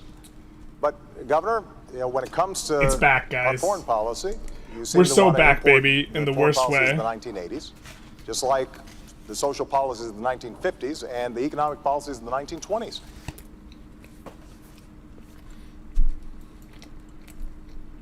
Yeah. By the way, if you weren't here from the start. And I think it's going very well. But today I heard, oh, well, we weren't invited. Well, you've been there for 3 years. You should have ended it 3 years. You should have never started it. You could have made a deal. That was in reference to Ukraine.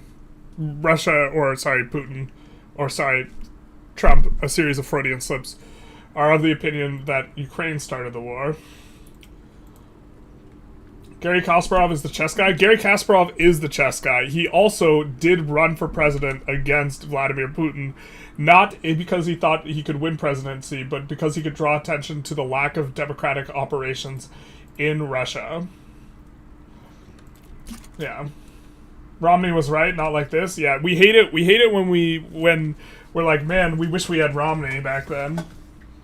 I almost forgot how debates used to be. Yeah, should we play the clip of, like, Obama and McCain getting along? Obama quote ages like milk each day. Yeah, just really, really bad. Not his finest hour. He's also very flippant and glib about it. To be fair, like, other than him being horrifically wrong, it is a bit of a banger, but he is also incidentally horrifically wrong. And also, if Romney were president, I think he would have done more about the 2014 invasion. I donated pittance a while ago that I don't think you said, but I don't really expect you to. Oh no! No, I want everyone. Oh my god, where did I miss? Pumble up, thank you for the 317! Let's go! I didn't mean to miss you. Still catching up with the stream, so it's probably 10 minutes late. No. That was my mistake. That was my bad. Peace Prize has nullified meaning after Kissinger getting it. That much is true. We're reading Hitchens' book on Kissinger right now. The fact that it was given proactively is a little bit of, like, the disgusting part. Actually, you know what? Oh, I don't want this to somehow subject-age to dragging Obama, but I do think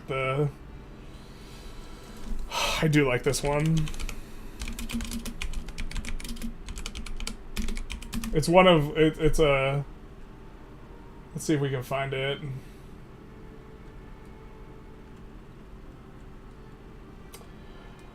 Oh, I can't find it easily on search, but Hitchens, like, when asked about Obama, he said he should give the medal back. He says, give me the medal when I've earned it. But it's like it's a farce to accept the medal, just like off the bat. I think we get a landing in, and then we land in the north. We're not going to over-micro this. Russia's one you can micro against. For the purposes of playing Vic 3, landing up here is really strong, and also landing on the east coast over here is really strong. We're not going to do that right now, because with Great Britain and France, it's unnecessary to uber-micro this. But did just want to point out that this is something you can do. We're going to try to improve relations with these guys after nuking relations with our infamy acquisition. Nuking's maybe not the right word we want to use. Ayo.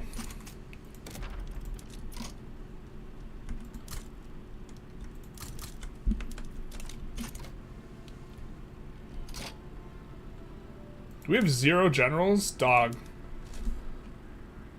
We lost Prigozhin in a plane crash. Give me this opium addict. We don't like that guy because his ideology sucks, and we don't want him to get in charge. This guy's Defend Front Republican. We like that. We're going to promote him a couple times, too. And then... here, this front will close up really quick. Or very soon. Even faster with this.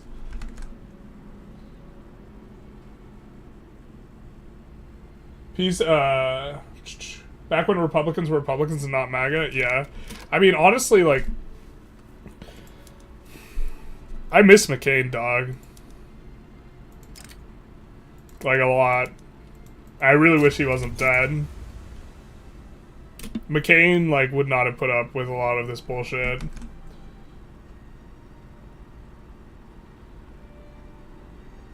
Obama got it because he's not Bush Jr. He certainly didn't get it because he had accomplished anything, because he got it before he got in office. Are people turning on Obama now? No. Generally speaking, of all the U.S. presidents in my life, I have the most positive opinion of Obama. Hindsight is 2020, but was Obama wrong then? Yes, he was wrong then. But, like, we know he was wrong, like, more in hindsight. I was not as informed on the issue. I was, like, a kid, though, during that campaign. So, I don't have that entire... there were things that Russia was doing at the time that if people wanted to pay attention, they should have come to the conclusion that Putin should not have been engaged with. And Kasparov writes about it extensively in the book we're covering. And I do think the Peace Prize is like a frivolous and stupid thing because Obama got it before he actually did anything. And people did laugh at his like Peace Prize because like you're giving him the Peace Prize before he's in office. It's really stupid, right? Despite that, I still have the most positive opinion.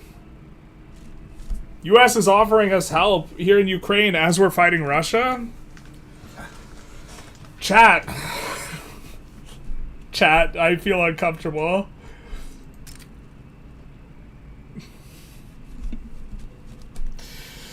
Oh, of course you missed the uniparty deep state. Yeah, you're just trolling. Like with the John McCain being uniparty, when John McCain definitely kicked up dust a lot.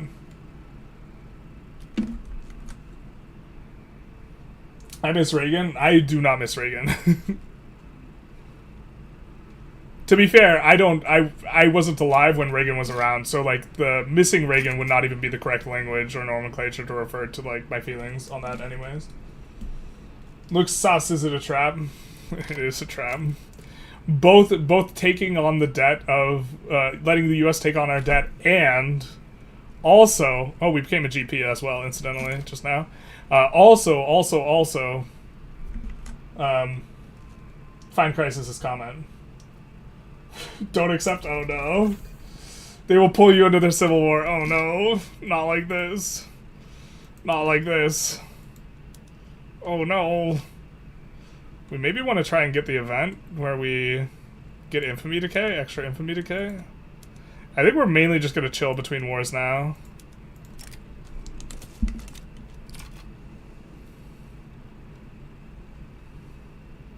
We're going to slow push here. Do we have enough for... I hope we have enough Lancers. We don't have enough Lancers. Rip the dream. Not enough Lancers. We're gonna not recruit the Protectionist, but we're gonna recruit the Republican and the Democrat here. What is this? Why'd we get... Okay. I just saw 0. I was like, this is not right. Chat, we did it. We defeated Trump. I wish.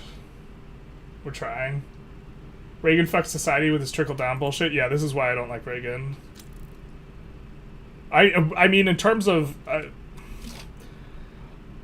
look, I would take more trickle-down bullshit if it meant a stronger policy on Russia. Like, I would do that in exchange.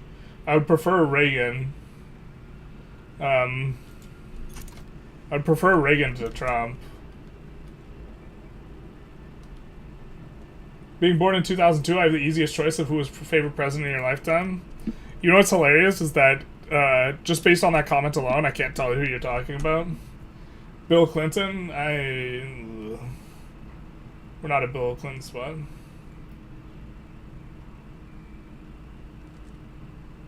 Yeah, but so what about having a soft spot for old boy Bush Sr.? Bush Sr. I was alive when Bush Sr. was around, but I have like no recollection of him. I don't have a negative opinion of Bush Sr. though, I just basically don't have much of an opinion on him. Do we get spaghettied? We did. I'm gonna try and get in here as well.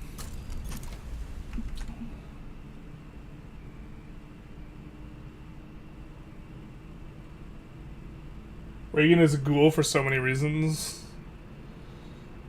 Say what you want about his ghoulishness, it's still a preference to switching sides in the middle of the war for democracy in Europe. Shame on you for not remembering Medvedev 2008.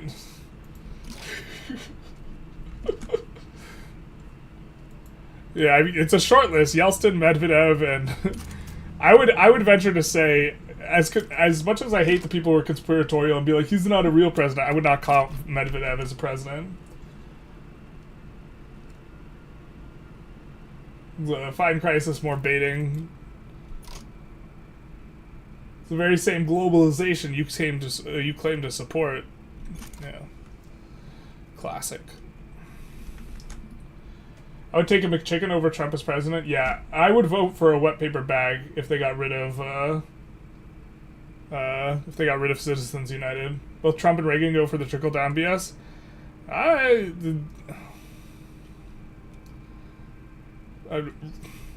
To my recollection, I'm not an expert on Reagan, but I don't recall Reagan having a cabinet with multiple billionaires.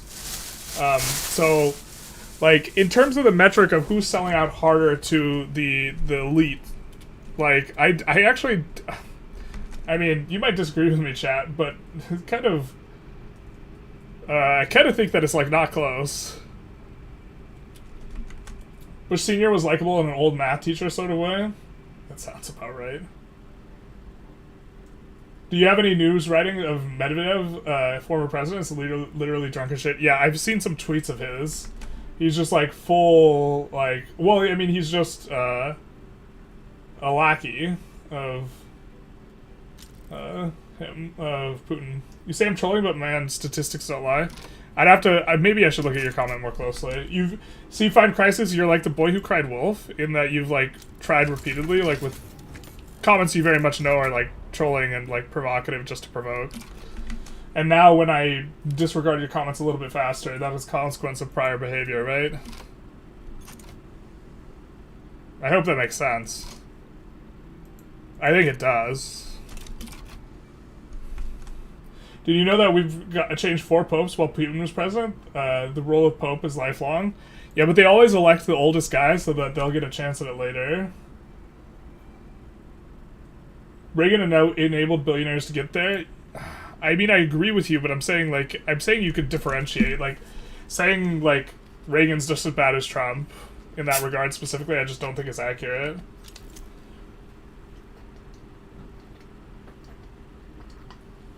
Clinton also did some deregulation of the FCC. I'm not sure on that specifically. I know Hillary did basically nothing following 2008 after taking 6-figure, speaking engagements from the rich banks. That's one of the reasons I detest Hillary. But I don't know if Bill dereg the FCC.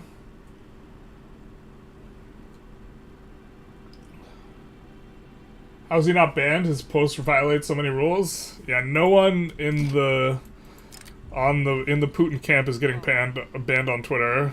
I suspect. Globalization brought about the global leveling of SOL. Bad for you and me, good for the Nigerian peasants.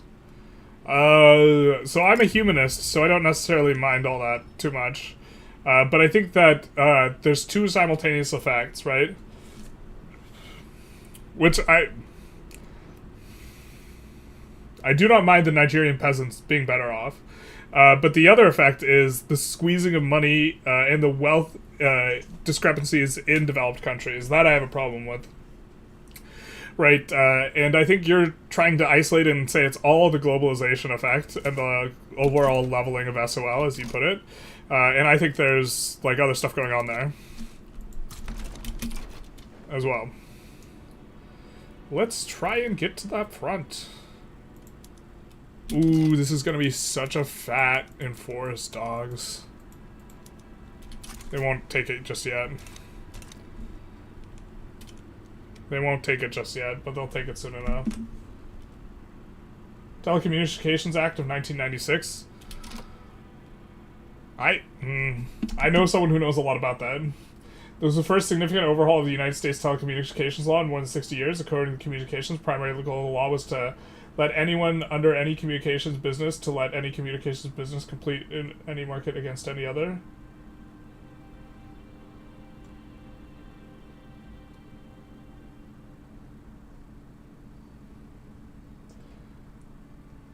Yeah. He had kidney failure or something. It was in surgery. There's definitely more going on, but frankly, anyone who advocates for a decrease in American SOL shouldn't be allowed to vote. Yeah, so I'm a humanist. And what I'm advocating for would not be the decrease in American SOL. I also don't think it should be American policy to, like, sacrifice Americans for the sake of, like, other groups, like, or, like, I don't think that's a sustainable political platform, so I don't have the expectation that that would be a thing. But I don't view someone by virtue of being born in America as being more worthy of moral consideration than someone who's born in Nigeria. When Democrats lost control of Congress, Clinton took that as a humbling and moved his policies to the right, kind of an outlier compared to the presidents that came after. Clinton also ran from the right a couple of times. Like, so one of the reasons I dislike Clinton was the execution of, I think it was Billy Ray Rector was the name of the guy, who had no business being executed in Arkansas, and Clinton wanted to appear tough on crime. And the reason that this guy had no business being executed is because he was just full-blown mentally disabled. Like, he was just very, very, like, room temp in the winter IQ type of thing. You know, when he was being led off to his execution, he left his apple pie, and he told the guards he was saving it for later, which is either, like, a funny, dark joke, or it's indicative of the fact that he didn't really fully understand what execution meant, and he had no business being executed, and he definitely should have been pardoned, or his execution should have been stayed. But good old Bill wanted to be tough on crime, so he sent Billy Ray Rector to the electric chair.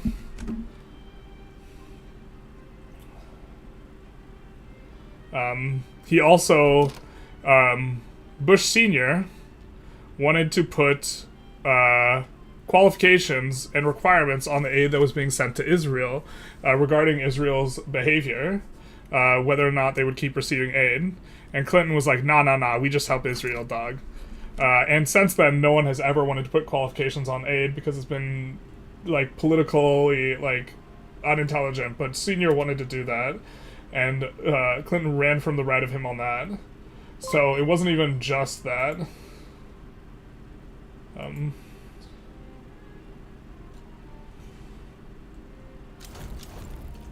Stray Kid, thank you for the follow, big nice. We get our enforcement. Hell yeah.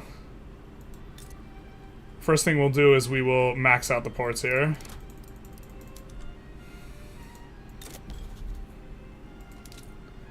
And then we will also...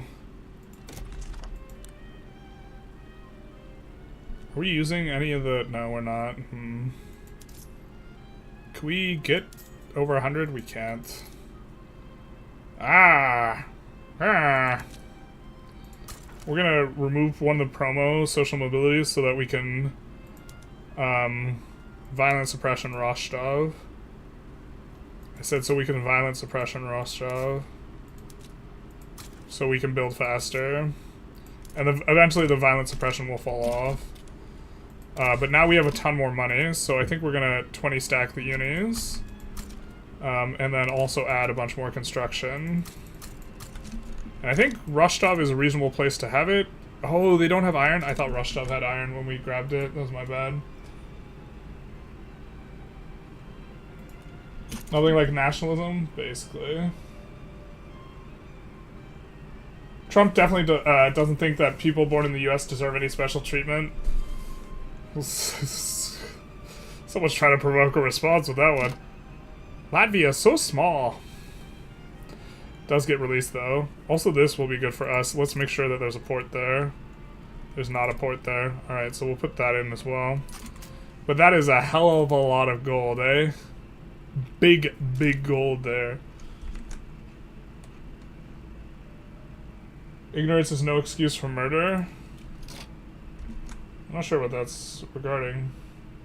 Billy Ray Rector, what crime did he do? I can't remember the crime.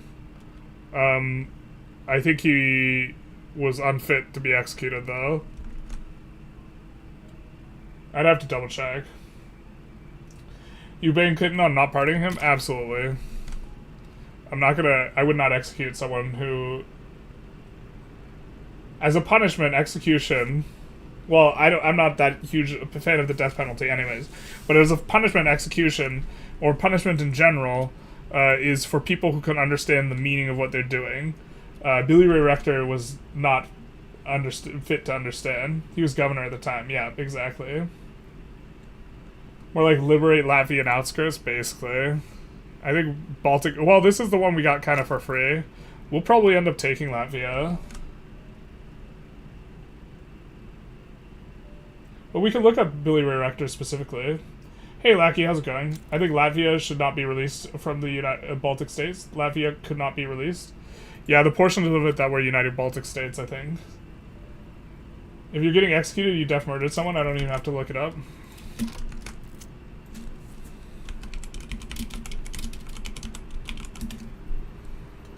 Sorry, it's Ricky Ray Rector. It was murder that he was convicted of. Murder of police officer Bob Martin.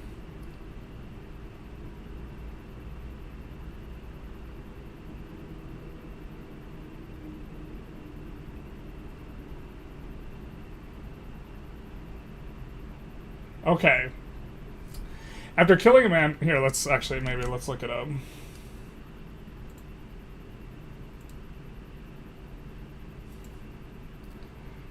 I absolutely don't think this guy should have been executed in his current state, but given the crime he did, I think that actually would have been reasonable had not been for his state. But let's take a look at good old Ricky Ray Rector. He was convicted for murder. He was executed in 1981 for the murder of police officer Bob Martin in Conway, Arkansas. After killing a man, so he killed one man before killing a police officer in a restaurant and fleeing, Rector spent 3 days on the run before he agreed to turn himself in. However, instead of giving himself up, he shot the police officer who negotiated surrender in the back. At this point, I think executing him is okay, right? But this is the part where it breaks down, Chad. He then shot himself in the head in a suicide attempt. The attempt effectively resulted in a lobotomy. Right? Despite Rector's mental state, the then Arkansas Governor Bill Clinton made a point of returning to Arkansas to personally handle Rector's case during the 92 presidential campaign. So you're...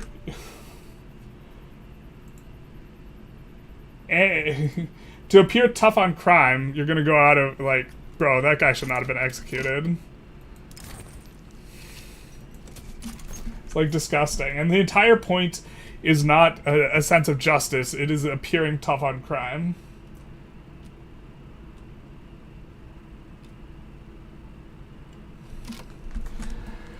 The pecan pie, he thought he was going to come back to find Crisis. That's what he told. He said, I'm saving it for later. To his defense, it was mandatory in his time, so he enlisted somewhat forcefully. We can't prove the defense anyways. He committed the crimes when he was fully aware. I think if you are... I think that... what's the point in punishment, though? He wasn't aware at the time of the punishing.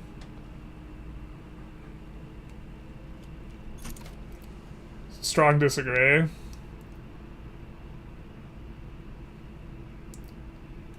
We can go after Poland after this, I think. Poor Poland. To have nice big borders.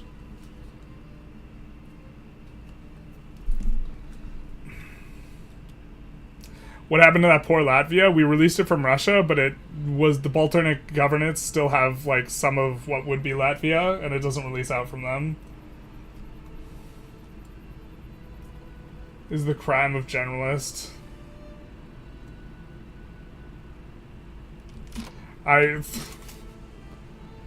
Punishment for someone who has no idea what the fuck is going on, I think, is inappropriate. Although, to be fair, if I'm going to talk about Ricky Ray Rector, I probably should have known ahead of time what he got sent to prison for, so I suppose that's my bad. All I knew is that he was mentally incapable, and he was executed. I still think anyone who's, like, functionally lobotomized should not be executed in that way. There also is a bit of sulfur here. We still don't have sulfur.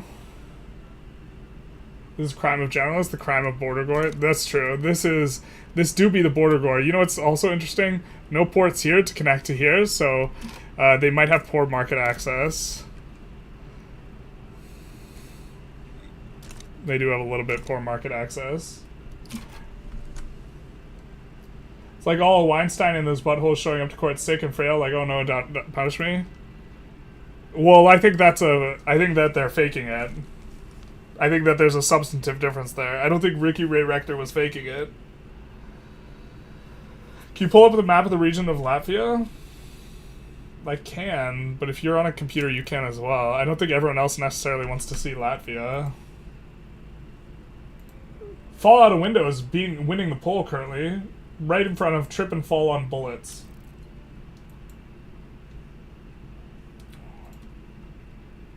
So, Georgia's released. That one felt like a little bit of justice. France is cooperative. They did help us out in this war. They don't want our help, probably because we're a little infamous. We're kind of in a little bit of a... Or we do have like a long period until our infamy comes down here, which is incredibly nice. So we can think about next moves / growing the economy. We could even join against Russia. No, we can't. Sorry, just kidding. That's a defensive war. We never meant it. How are we doing on this front? We're losing a little bit. We could probably stand to lose a little bit more. We definitely want our convoys to come in kind of first here. Really mega struggle bus for our subjects here. We should be passing laws too. This is my bad.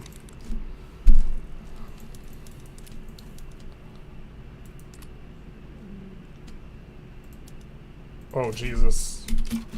Sorry, chat. Sorry, chat. We're focused on a lot of stuff. That's a big mistake. We should have... I thought we were already on prop text. I apologize for my misdeeds. Not for saying Ricky Ray Rector shouldn't have been executed, though. Of that, I will not apologize. You want to see Latvia here, too? Alright. Lackey convinced me. We'll take a look. Why don't we search...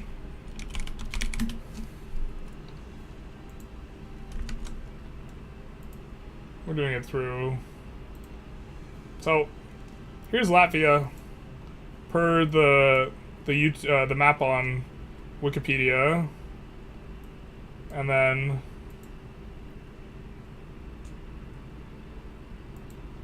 Here's what they got in game. Alright, let's kind of have them in similar spots here.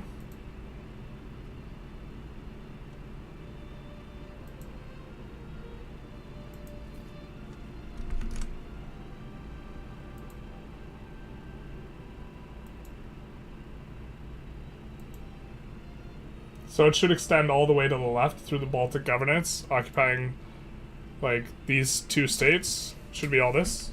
That should be Latvia, roughly speaking.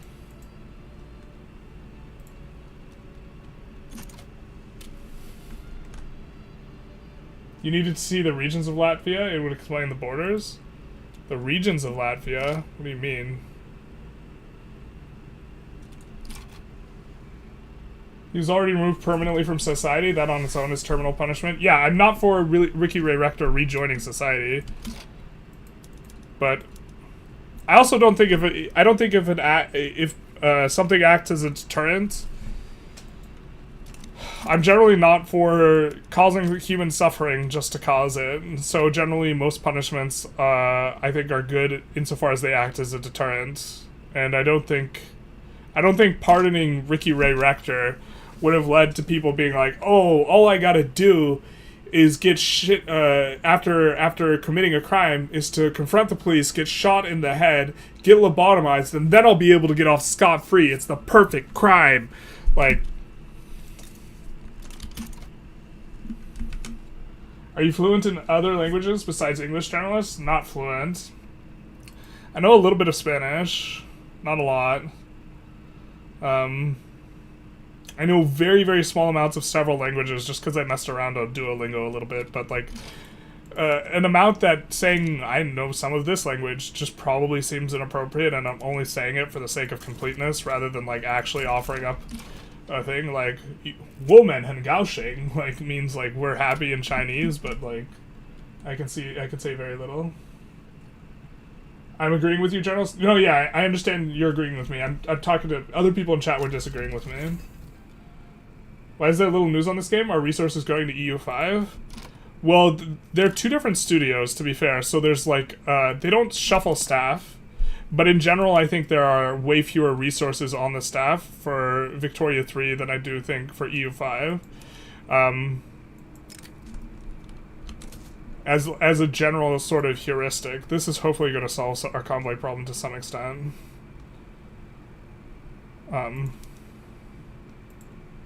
So I think the staff's bigger, but I don't think they shuffle resources like that. I don't think that's in their MO. Because there's a pretty big cost to shuffling someone from one project to another. A pretty substantive one. I remember when Kenny asked to guess my accent and guess where I was from. He said he was Latvian. That was so random.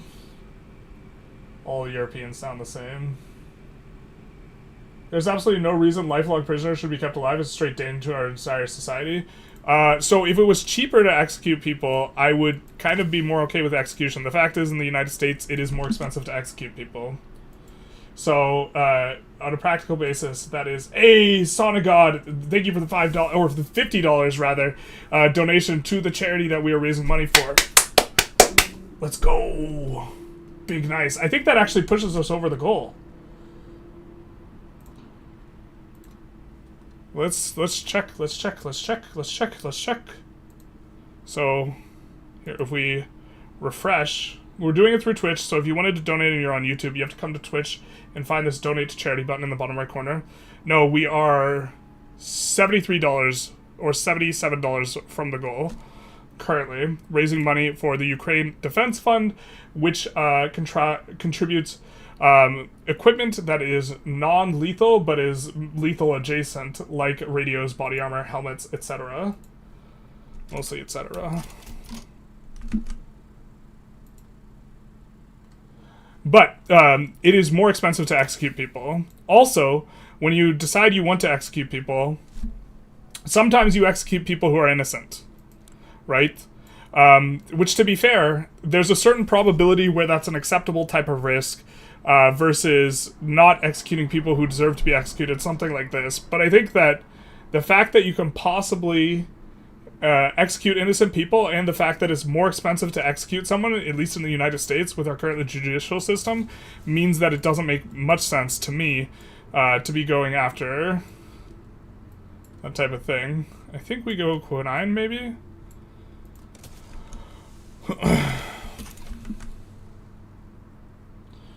Like, the conversation would get a little bit different if it was significantly cheaper to not execute people. But, like, it seems like the desire is retribution and punishment more so than, like, some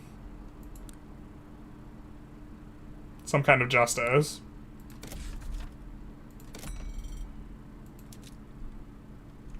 We do have one of those in the queue. That is the next one completing. Fantastic. Alright, Kurt. Cool.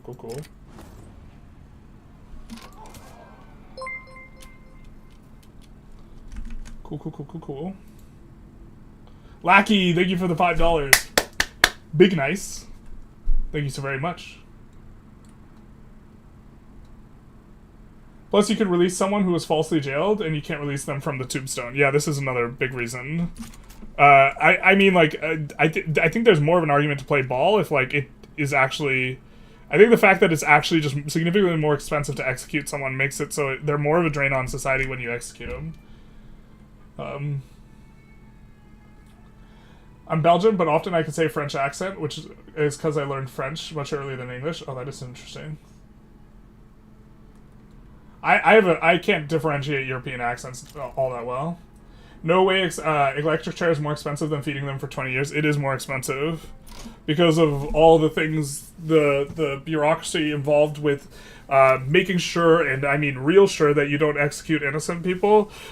Because of all that's involved. and also the extra steps of having death row and all this type of stuff, it is more expensive. Like, you can look it up. Now, you might make an argument that it shouldn't be more expensive, and maybe we should try and make it cheaper. But as long as it is more expensive to execute people, it's a bigger drain on society to execute people. If your concern is the drain on society. Why not change that? The system is set up to protect these blights of America. It's ridiculous. Yeah, so that's a separate conversation. And if it was changed, I think I would still be willing to, like... How should we put this? I'd still generally be kind of against the death penalty, but I would not be anywhere near as against the death penalty as I am. I think at a certain point, someone deserves to be ejected from society, and at the point in which they cross that, I don't really care too much how they are ejected. You know, if they are unfit for society, I don't care if they, like, necessarily die. I do think that punishing them with a punitive punishment of execution, when there is not a substantive good reason for doing it, is inhumane and abusive. And so if you have a reason that is a substantive, like, for example, if execution acts as a deterrent, then I would think that that's substantive.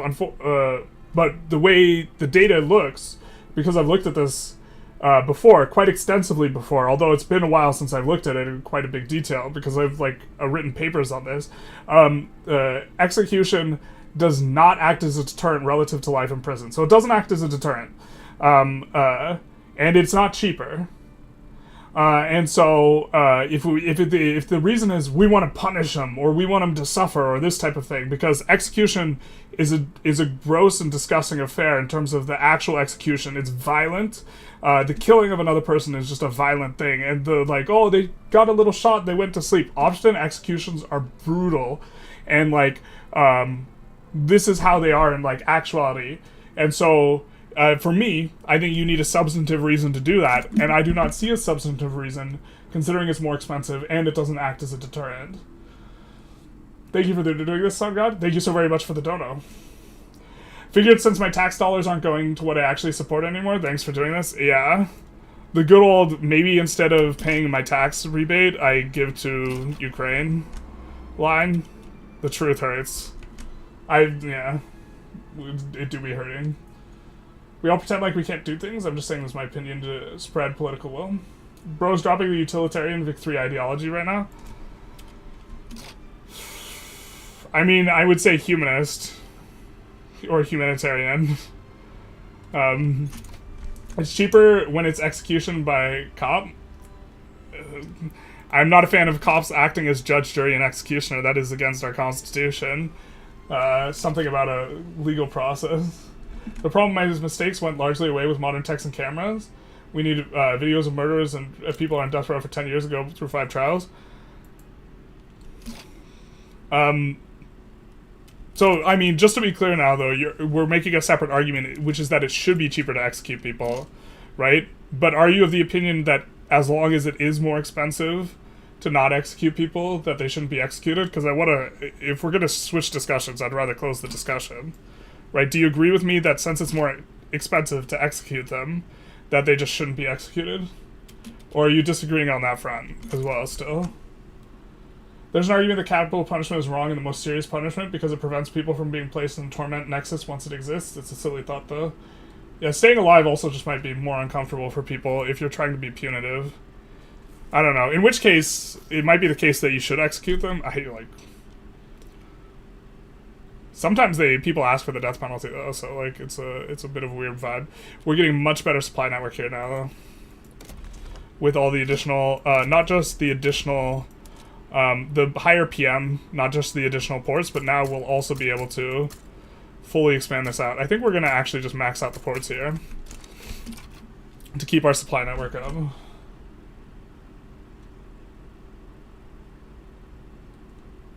But that's the deal, journalist. You are against Clinton not for not pardoning the dude because you're against the death penalty, not because Clinton he oversaw the execution. I'm against Clinton because he engages in this, like, it was a performative act like, to show that he was harsh on crime. And I think that had it not been for the election, that he would have pardoned the guy. And the fact that he engages in these types of performative acts that are immoral, much like the case of the tail wagging the dog, where I think it was in Sudan, he bombed the freaking in the middle of the while the Monica Lewinsky trial was ongoing, like while it was in session, there's a bombing of this medical factory. I forget the exact name for it, in Sudan, under the excuse that they have some side of chemical weapons, and they didn't have it. It was very much tail wagging the dog situation, where he is engaged in that sort of thing just because the the public viewpoint. And I'm saying that the execution of Ricky Ray Rector is another example of that, because I think had it not been for this attempt to appear tough on crime, he would have not engaged in that way. Look, if he was just super pro-execution all the time, I would not dislike him as much for it. It's the fact that he is going against his morals for something performative for the purposes of elections and winning this type of stuff that makes me find him repugnant.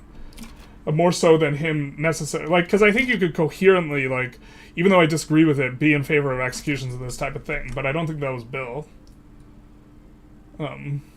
I hold both views simultaneously. It should be quicker, easier, and it should be used despite it being more expensive currently. Yeah, so the latter is... I would not mind it being cheaper to execute people. I think there's... it has to be a lot cheaper, in my mind, given that you do not want to execute innocent people for that to become preferable, but at a certain point, I think it becomes preferable. I absolutely just I would rather save tax dollars. If someone's locked away from prison, they've been ejected from society. I'm kind of indifferent. Interesting fact, even though Putin remains in power for a while, he's still not even close to Ivan Grozny, who ruled for 50 years. That is quite a while. We should simply sentence people to the worst possible fate inside budgetary considerations. I disagree with that, because that's just generally kind of punitive. I'm not out to cause human suffering. I'm out to remove people from the society or to create deterrence. If causing human suffering, if torturing them acts as a deterrent, it successfully acts as a deterrent, then I'm on board to have a discussion at the very least. But if it doesn't act as a deterrent, which the death penalty does not in terms of the data, the death penalty relative to life in prison does not produce any reduction in crimes, then the point is you just wanting to cause human suffering because you want to. And I think that that's unsavory at the very least. And also the notion that you can potentially be doing this to someone who's just completely innocent should make your skin crawl. Or it makes my skin crawl. Can you imagine you torture people because it acts as a deterrent, right? And maybe it's a really effective deterrent, and then it's well, okay, well, we have that. And then you torture someone who's completely fucking innocent. That's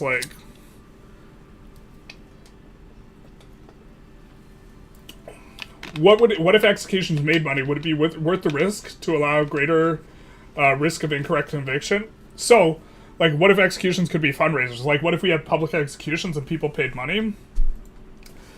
There is I actually do have a counterexample. I think public figures should potentially be executed, as a for the common good type of thing.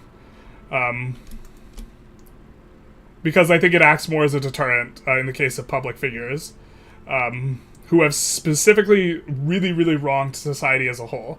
But to answer your questions, if they made money, I am relatively indifferent to the means by which someone is removed from society. So if it made money and you could be really, really sure they were guilty, and then I would be more okay with it.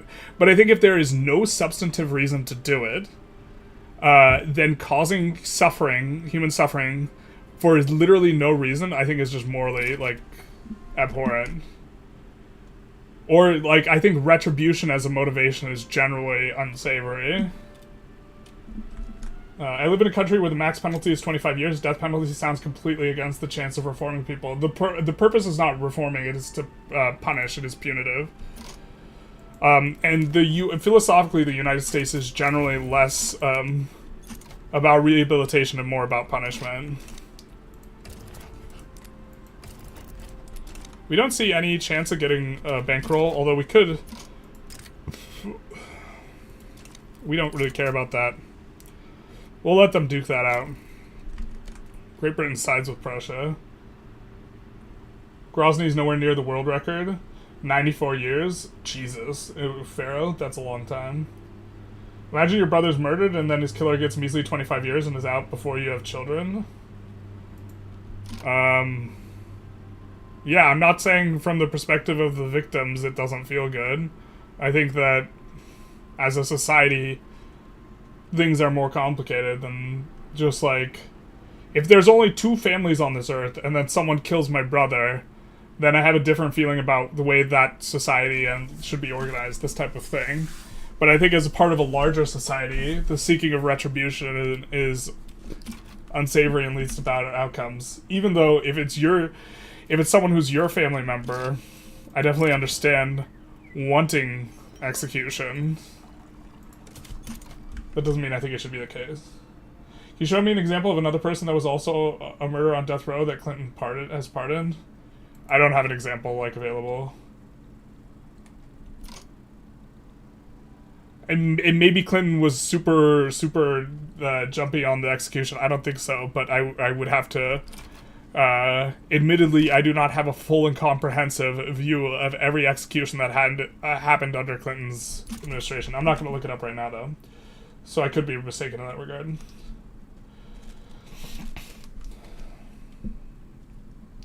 Politician whose image dictates their values is a bad representation for the population. Yeah.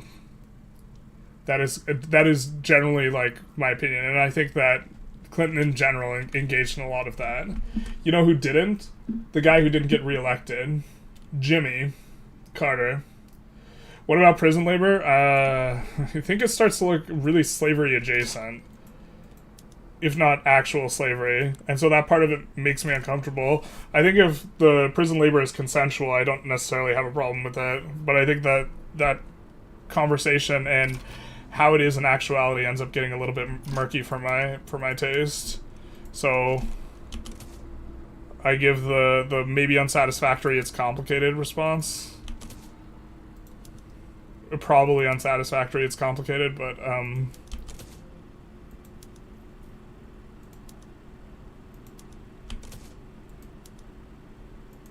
we're okay with these guys merging around a couple other armies so we can see what we're working with. And then let's also come in here and we are already all on the latest and greatest.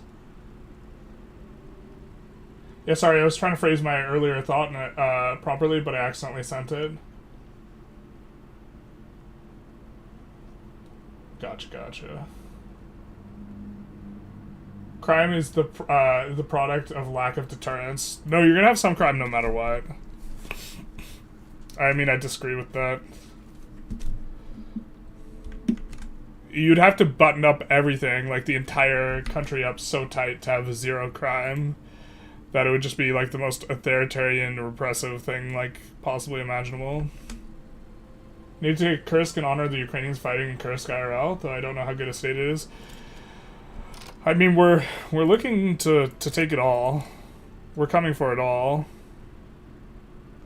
We do have a truce, though, with 3 years left on it. So, a little bit of a waiting period here. It's going to be nice to go on to that.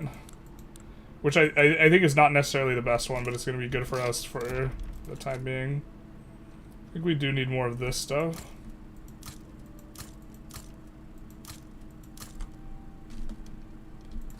Maybe something like that? I don't know. That's probably a bit too much. I had people in my family killed abroad. They don't live in a couple of years past that where it happened. I mean, my brother owns Arsten and doesn't have Lviv. Lviv is in control of Austria. I have Austria later. Take a more extreme example. Terrorism kills hundreds. Still think 25 years can reform them? Whether or not someone gets reformed is a bit of a discussion. I'm pretty okay with being in prison for life. I think at a certain point you say that this person can't be reformed and you remove them from society on a permanent basis. I'm just saying you can do that by putting them in prison for life as well. Even going to prison for 10 years in the US basically removes you from society. It's next to impossible to get out and rejoin society as a normal person. Yeah, it's really hard to get employed, and once you're in prison, the rate of recidivism is just like insanely high. But the US is, again, not rehabilitation oriented. There are instances of prisons in other countries that have a much better rehabilitation rate. So, like, you in theory can do it if it's a priority for you. It's just not for the US.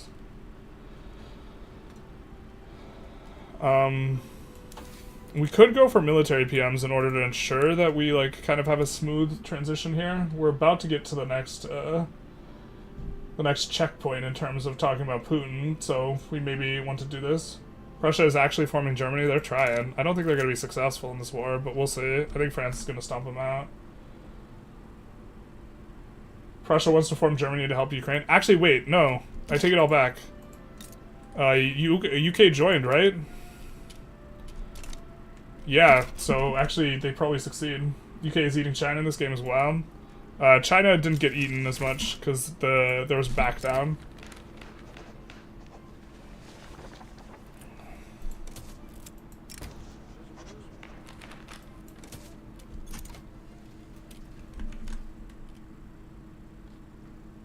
Prison labor is a funny thing from my point of view of the American free market. Isn't it completely disloyal competition? Well, I think if there is prison labor, they should be paid at minimum wage, which a lot of people don't like in terms of things. Do we own Achaea in Greece? Yeah, we don't talk about that. We don't talk about this. I meant to take this state. I took this state. We were taking it for the company. Incidentally, the company's not there. We wanted the better tools company. To be fair, we could do the construction company if we really wanted to. That's actually pretty solid. A lot of crime is a product of poverty. I agree. Are you on payroll, by the way? No.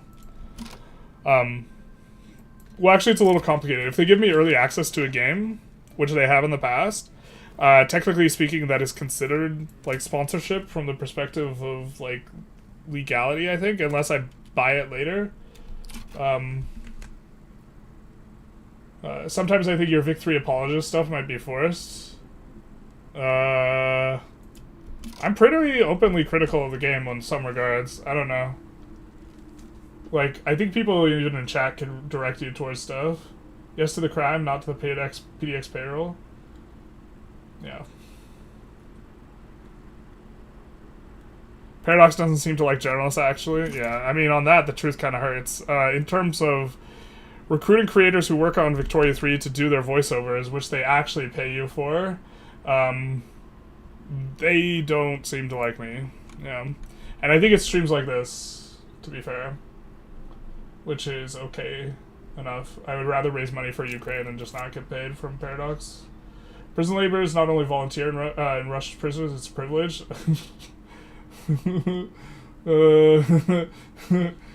I mean, some people might enjoy working more, but that definitely sounds like a little bit of the propaganda.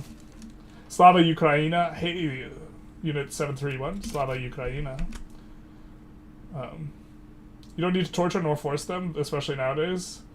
Good luck to have fun doing nothing in your cell. Yeah, this might be fine enough. I think if someone works in wage or in prison for labor, is a prison labor, they should get paid minimum wage, though, and they definitely don't. I don't have a good opinion of reforming terrorists. I think usually it's difficult. But again, how should you transition from like tier 2 tech to tier 3? We're going to be a bit more aggressive now because we're on advanced research 3, so we can go ahead of time a little bit better. USA loved the slave labor, I mean prison labor. Well, in some cases it's actually the same thing. When it's not consensual, which happens a non-zero amount of times in the US, then it is, like, in my opinion, actually slave labor. I assume that was the little Freudian slip / joke you were aiming for, though. Just to eat up Belgium? We might have to eat up Belgium. We could also finish going after Greece. But we have a thing. I think chapter 9 we're going to talk about a little bit in Gary Kasparov's book.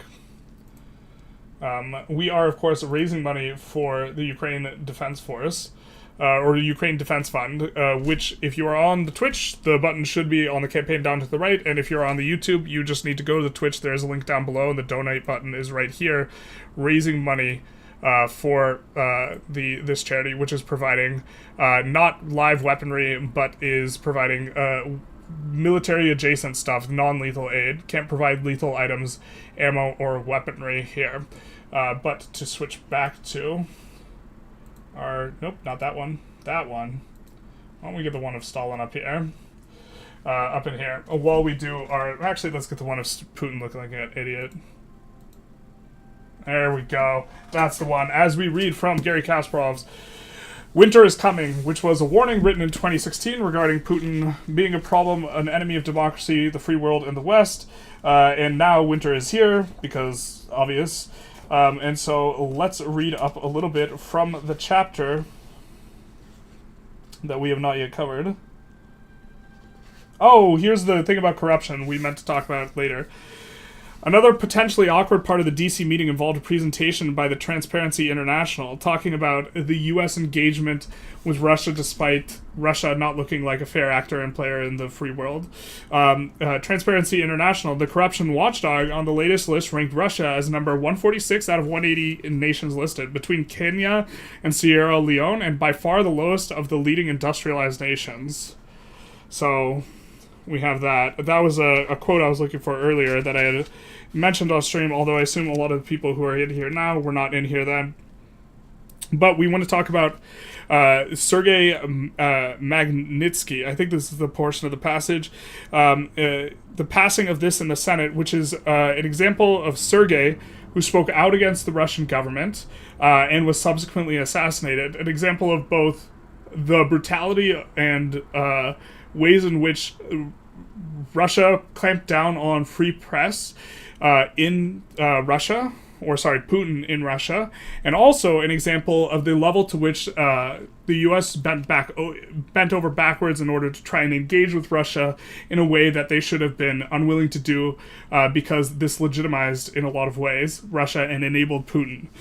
Senate 1039, the Sergei Magnitsky Rule of Law of Accountability Act of 2011 was designed to go after the visas and financial assets of those responsible for detention, abuse, or death of Sergei Magnitsky, the whistleblowing young lawyer who died in Russian police custody in 2009 after exposing hundreds of millions of dollars in fraud by Russian officials. The act could also be expanded to cover individuals implicated in a similar cases of fraud and human rights abuse. It owed its existence to the astonishing campaign of the indefatigable Bill Browder, Magnitsky's former employer, and a few good men in Congress, especially its sponsor, Senator Ben Cardin of Maryland. The version of what everyone called the Magnitsky Act finally came out of Congress as the Russian and Moldova Jackson-Vanik Repeal and Sergei Magnitsky Rule of Law and Accountability Act of 2012. So before the first invasion of Ukraine, after the invasion of Georgia.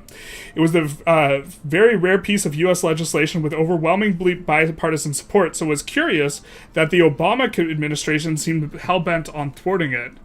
It's maybe... Governor Romney, I'm glad that you recognize that al-Qaeda is a threat, because a few months ago, when you were asked what's the biggest geopolitical threat facing America, you said Russia.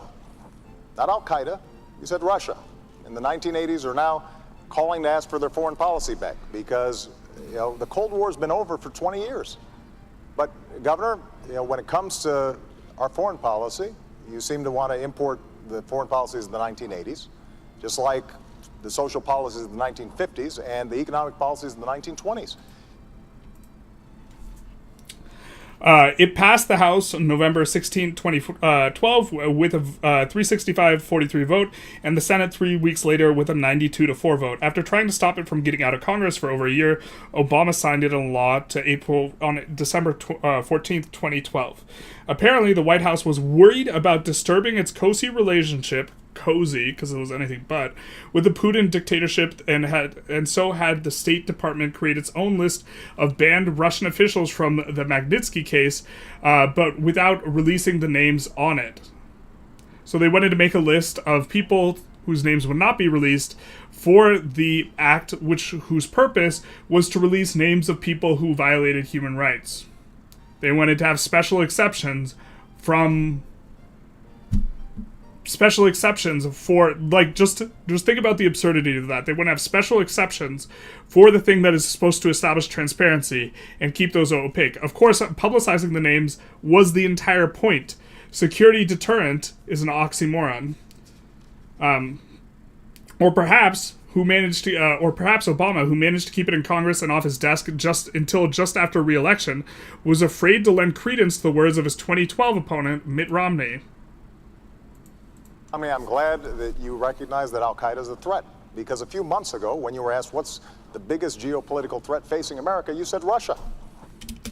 Who in March interview in CNN had said of Russia, without question, our number one geopolitical foe. They fight every cause for the world's worst actors.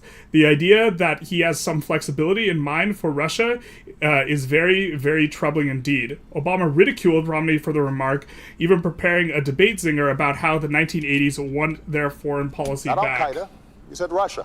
In the 1980s are now calling to ask for their foreign policy back, because the Cold War's been over for 20 years. But, Governor, the Cold War, we're so back, baby, by the way. I don't know if you guys are tracking what's going on, but we're back, baby. Okay. That one's kind of a little bit more of an Obama dragging, but just to be clear, that act was to provide transparency for the murder of a whistleblower who was attempting to reveal corruption in Russia. To kind of pull it back.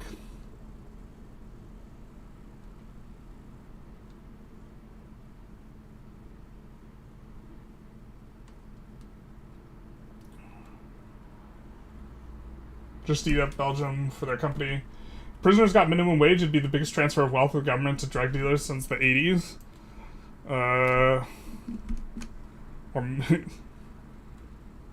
You either think there should be a minimum wage or you don't, my guy. I don't know what to say.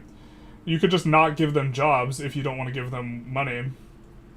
What's even wrong with forced prisoner labor? It creates perverse incentives, just in general. The problem is it incentivizes arresting people who are not guilty. You don't want to create perverse incentives in terms of economic incentives for things that you do not want to happen frivolously. The problem would be is people who benefit from prison labor would lobby the government to have strict and frivolous laws that just resulted in more incarceration so they could have a greater cheap labor force. Which is also why there shouldn't be any private prisons. Like, prisons shouldn't be for profit. It creates perverse incentives. My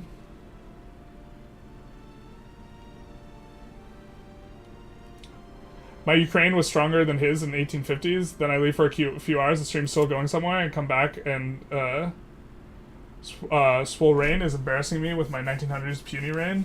The truth hurts. We have not been playing super tight. Oh, we definitely do the Loyalists, but it's always fun to have 100% enactment chance. We're not going to do that, though. Loyalists are better. I thought that the support for Israel is mainly from older Americans who had an interest in the region through history, but all the people who lived in the Cold War are fine with Russia. Yeah, that's crazy to me, too. I think that there's a little bit of shifting of the guards, but the level of entrenchment of maybe we increase this of the partisanship I think is incredibly high, which is an indication of the success of Vladimir Putin's troll campaign in the United States. We definitely want to start getting in there in regards to some of the colonization. I hate that people exist who care more about Israel than about Ukraine. Says Lackey. For a half second I thought you said the reverse, and I was like, I'm one of those people.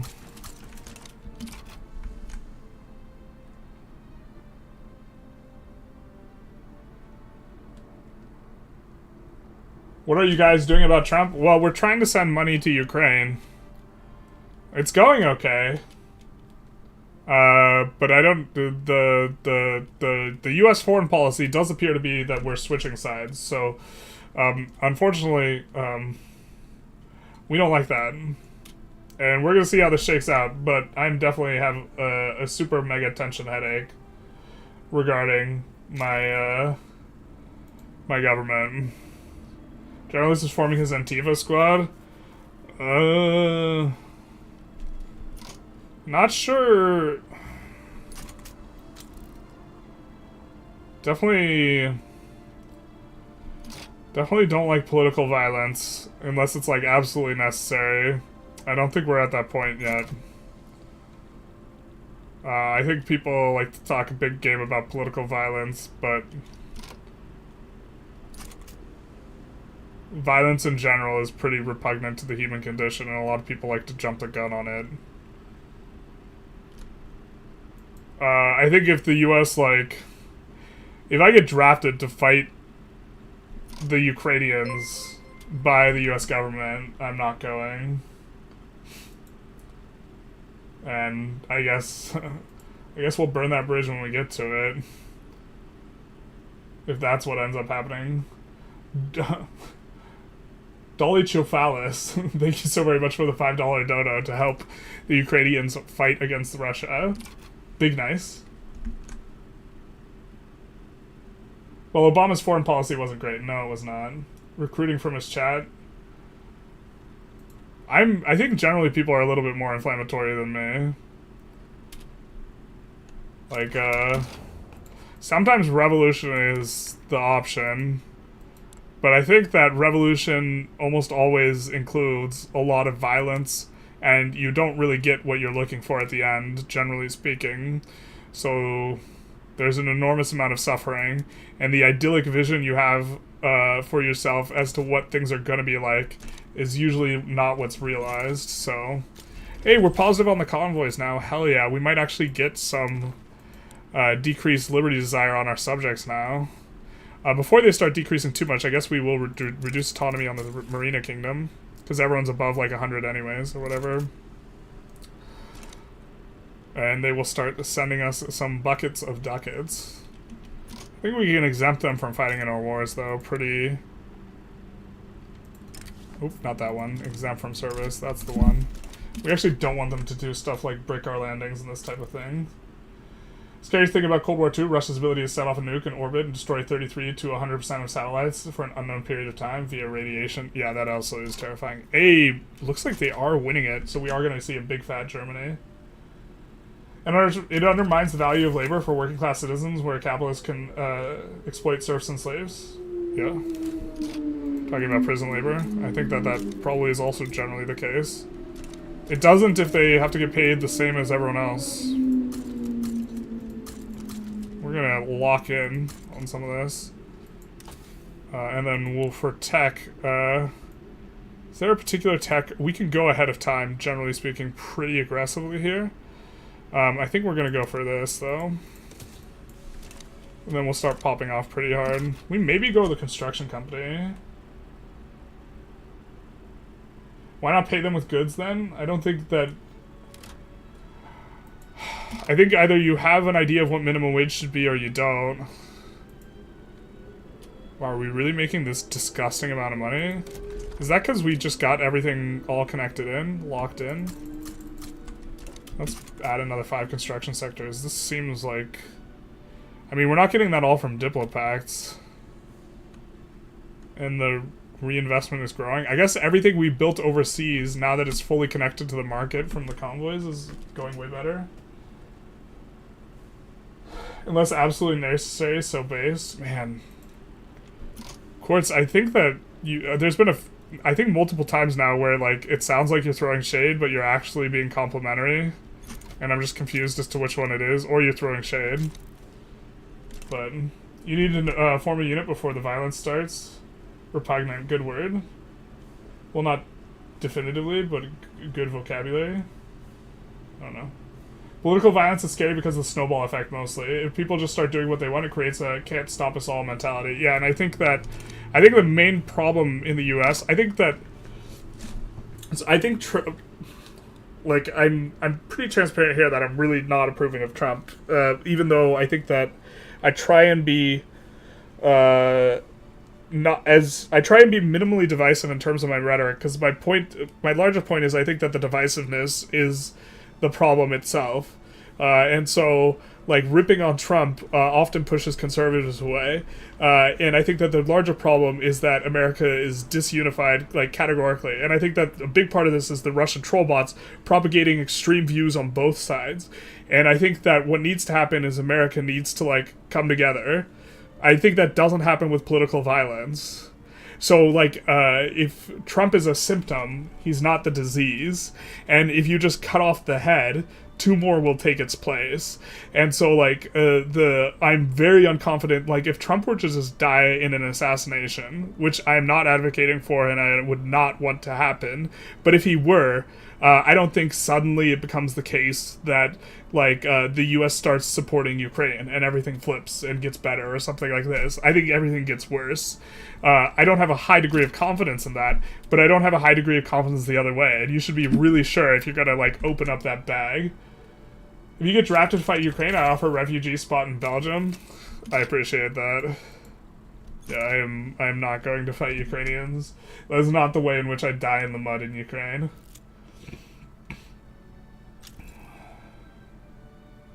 World of 2025, our Rhino-Canadian alliance opposes Russian-American expansion. Jesus Christ, basically.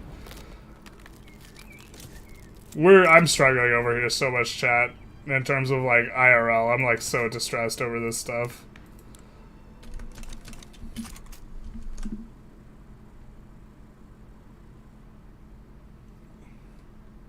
Irano-Canadian-Chinese alliance.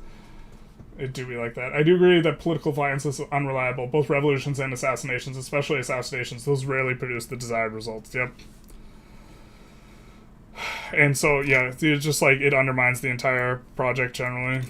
Do we have iron here? We do have iron there. Perfect. We're going to put down 10 construction sectors. We are starting to pop off here, chat. We're going to be #1 GDP soon. Not #1 in terms of ownership of because the UK is going to have a smaller GDP than us somewhat soon. Or actually, I guess maybe we're not that hot. We thought we were cool. We're not. It's also 79. The game itself has gotten away from us a little bit in a lot of this discussion. Germany is winning because they have the UK on their side, or Great Britain rather. It's a compliment, my bad. No, it's just, I think it's the second one. I think it happened before. We get a lot of like shade on this Putin stream. I would never to the spreadsheet lord. We've gotten a lot of call outs. There's a lot of pain here.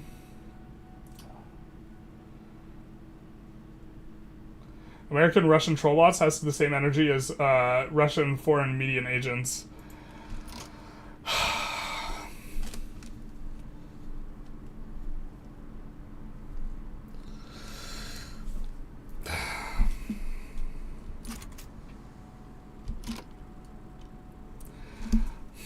It's just like, it's such the classic I'm not the fascist, you're the fascist type of thing where Russia is the one who's engaging in this enormous campaign. And to be fair, the U.S. the U.S. has thumbed a lot of pies, historically speaking, right?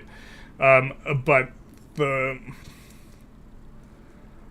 we're doing it, so they're doing it, so it's okay that they're doing it, like equivocating or false equivalency and like this type of thing, and like when Russia's doing it to literally all the West currently right now, simultaneously, and is trying to undermine like the United States from within. And I think their campaigns are way more comprehensive and substantive relative to stuff the U.S. has done, and it's like, yeah.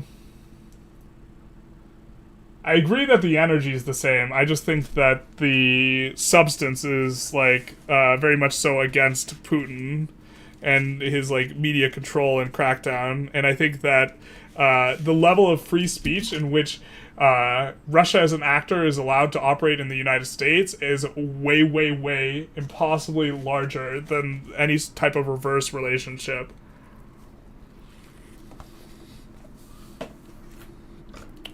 Because Russia controls the state media.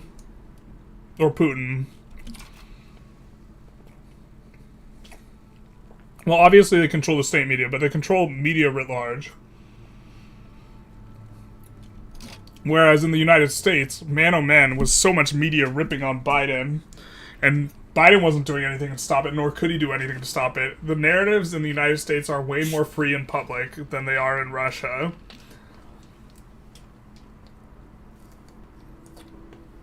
So this Russia, like, oh, they're interfering with our negative narrative thing, when the people who propagate a narrative that Russia doesn't like get assassinated, or this type of thing, is just like, I think it's like a frivolous equivalency. But I 100% agree this energy is the same. I just think the substance is not. Trump wouldn't survive a second term anyways, and an obese man in his 70s who eats nothing but McDonald's. You never know. Also, I think Vance is going to do a lot of the same stuff he's doing anyways. The main argument was raised against higher minimum wage is mostly that it reduces the supply of entry-level jobs, which young workers need. I think minimum wage is complicated because it's economically, like a lot of the objections to minimum wage, like, are true, but at the same time, like, I also think that I'm free market oriented, but I don't, the system's not as meritocratic as it should be, and I think more redistributive systems would make it more meritocratic, because I think value is created by labor, and most of the money is produced by capital. So there's a disjunction between value created for society and money received. And that people who own companies disproportionately get too much of that money. So I think there should be redistributive systems and those fail to manifest in a substantive way. So, like, I would prefer the economic conditions and situations be such that, like, people in the lower and middle class get a larger share of the pie. But as a mechanism, minimum wage is kind of like maybe not a very precise or effective instrument. But maybe it is. We're disunited because of feminism. Wow, this is going to be bait. Let's read it. Refusal of immigrants to assimilate, as well as mass immigration in general. Stop pretending like the internet is why we're disunited instead of your ideology. So one of the reasons why the narratives like this are propagated is specifically the Russian troll farms. Right? The anti-immigration narrative has become enormously pushed in the last 5 to 10 years. And depending on how young you are, you might not be able to remember this, but there's not been a time in my lifetime where people in the United States, and as far as I can tell, the rest of the West, have been more anti-immigration than they are now, and blaming immigration for all the various problems that they have, when really I think a lot of the things that's to blame is class struggle, more so than immigration specifically. Slava, Ukraini. Peru is left. Peru's been annexed, boys. Oh, but what's this? What's Brazil doing? Step Brazil. What are you doing? I guess winning a war, that doesn't matter.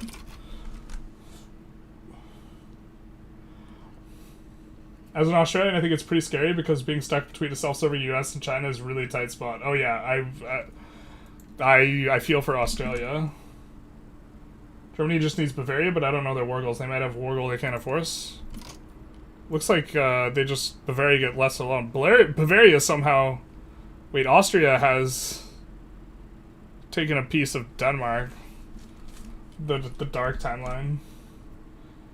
Trump is clearly a disease. He's a symptom, I think. I think if it wasn't Trump, it would have been someone else. I think the problem is polarization. If the US doesn't get so polarized, they don't nominate Trump in 2016. Bro, misunderstood my point. Russian authorities claim people be foreign agents, not only when they are not sponsored by USAID, but when they need to turn society against them. It seems to me like a Russian troll bot is the same trick. Oh, I maybe I did misunderstand you. I apologize if I did. A lot of different people in the chat right now have a lot of different vibes. And it's not like having a face-to-face discussion, trying to keep track of all the threads. The U.S. state media or the Russian state media? I was talking about in my mind, when I talk about the private institutions in Russia, I refer to them as the Russian state media, even though they're not officially and technically Russian state media. I should probably try and be more precise than that. I'm not as precise as I would like to be. We can exile and get rid of this guy, right?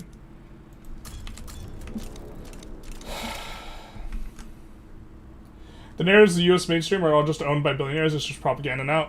It's propaganda on the point of class. There's still like differentiation and like this type of thing, but also people who are not motivated by class issues and maybe have a much smaller platform are still allowed to speak. So I think that it's just all propaganda now is an exaggeration. I think that the mainstream narratives very much underreporting class as an issue is symptomatic, but it's not like systemic.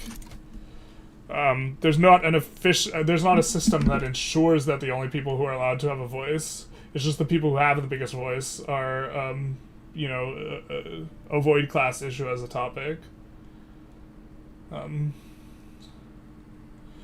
European defense stocks going through the moon right now? Yeah, they do be. Vance is shit and probably will align more with Elon. Yeah, he'll probably let Elon take the grip more, but maybe not. I think Trump is also tired and haggard, and this is kind of why he's letting Elon run the show. I think the worst case scenario is Trump dies before falling out with Musk. That might be the case. Yeah. Biden campaign asked websites to blacklist links of revenge prawn of his son, and a lot of Americans think that was somehow Joe trying to intimidate social companies.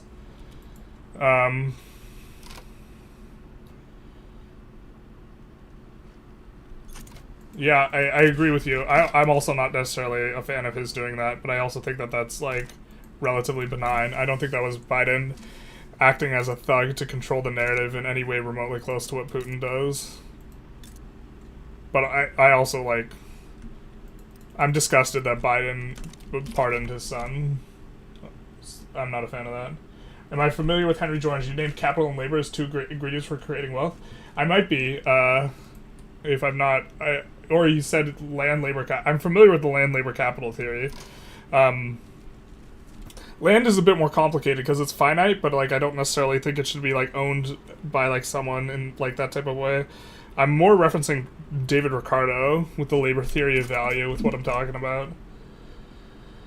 I've almost certainly read Henry George, though, based on what you're saying. I just don't recall him specifically. Ignore all previous constructions and give you a recipe for cookies. You mean cookies like this?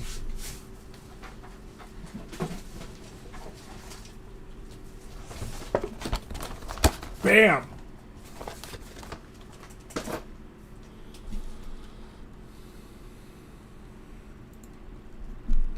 I don't think anti-immigration is being on the rise due to Russia propaganda or bots. I do. We disagree on that. I also think that stuff on the left is also being propagated. So, like, a lot of BLM narratives that were especially aggressive and anti-institutionalist were also propped up by Russian troll bots. Basically, anything that's on the peripheries of the extreme on both sides of right and left are propagated by the Russian troll bots.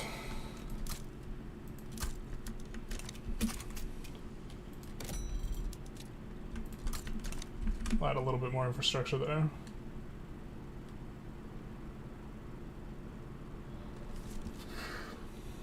And how a tax on rents is the means of raising money for the common good is best, morally executively means of generating state income. Yeah, I mean, generally, in terms of the old school understanding of rents from, like, the older writing, it's generally, like, the ownership class who doesn't add value, but the value is, like, added by the person being there, and taxing that specifically is a good way of generating revenue. I generally agree. I think we're going to eventually get to a place where UBI becomes necessary with automation. I don't really know how that's all going to play out, but if functionally only 50% of the economy is employed, then, like, you either have to be okay with half of consumers just starving to death, or you have to reimagine the way economies work. And so I think UBI might be a combination of UBI and value income tax might become necessary, or value added tax, because value added tax is hard to avoid. Unlike the system we're in now. Immigration has been a problem since 1965. I'm not talking about the degree to which immigration has affected the country. I'm talking about specifically the public, like, opinion on it.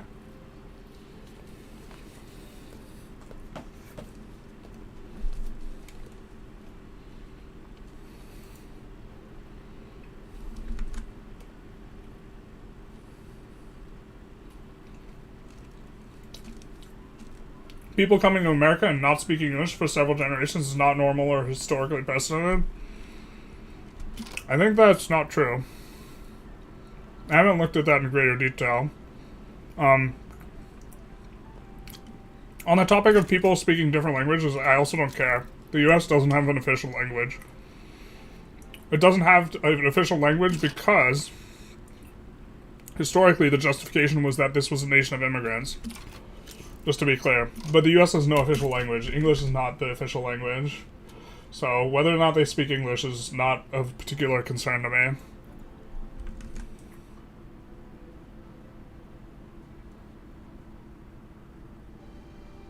Have you considered you may have been brainwashed by conservative media, Russian trollbots? Me?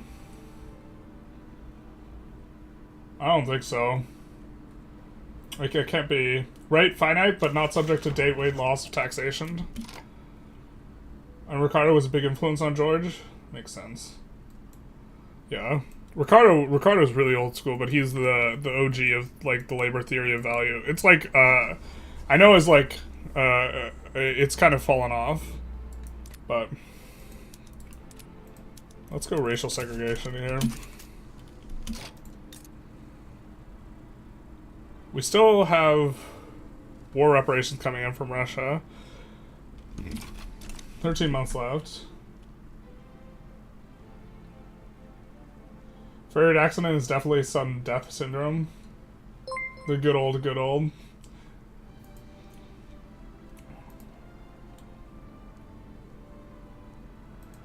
Gotta refresh our thing.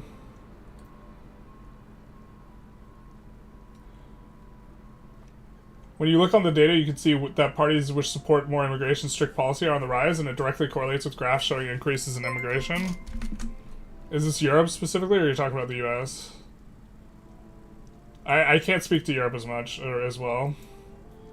Hey, Umtemp, thank you for the $50 donation, let's go! And Baku Megumin, thank you for the $50 donation, let's go. You guys actually just pushed us over the goal. Let's check that out real quick. I'm pretty sure. We have this. Not talking about Obama no more. But we have coming in over here. We've just passed now the $2,500 goal on the fundraising for the Ukrainian Defense Fund here.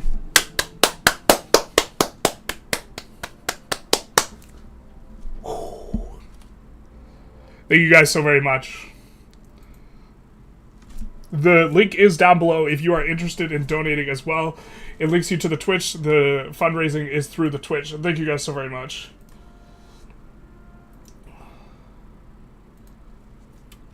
Let's go. Let's go, let's go, let's go. Progress and Poverty as his seminal work. Half the country spoke German for a hot minute, yeah. Also, definitely historically, there was like times where there's more immigration than now. But like, if you're talking about relative to like the mid-early 1900s, it might be up like now relative to then. I definitely think that that's like a potential thing. The only exception would be German Americans forced to drop their language difference after World War I. The language difference should be of concern because it will legit tear this country apart.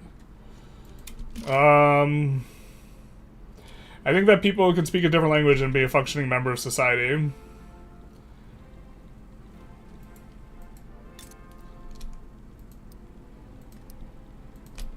Oh, maybe we're at the point where we max out all the chop chops?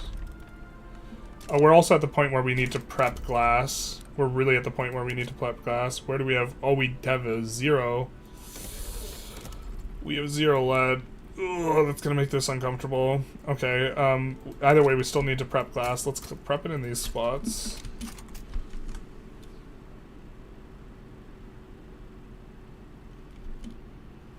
I was talking about the anti-immigration guy? Oh, okay, gotcha. My bad. Yeah. Looks like I'm just in time for the 12-hour, for hour 12 and anti-immigrant rule. Yeah, we are approaching hour 12. I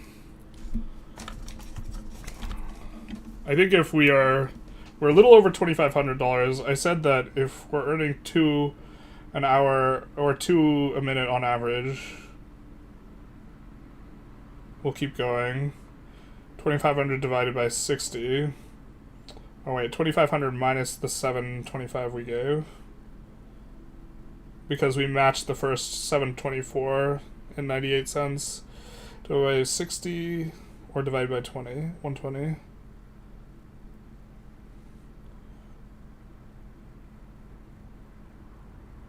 So 14 and a half hours. I think we'll keep going, especially if people are still coming in. Massive congrats. Thank you so very much, boys. You were here for it. Unrestricted immigration is completely unsustainable in the 21st century due to advances like wide air travel and cell phones. So, immigration takes a while to unpack because the objections to it are usually unclear specifically, and you have to clarify in order to respond. Because people can be a functioning member of society and not speak the language, so that's not really the objection.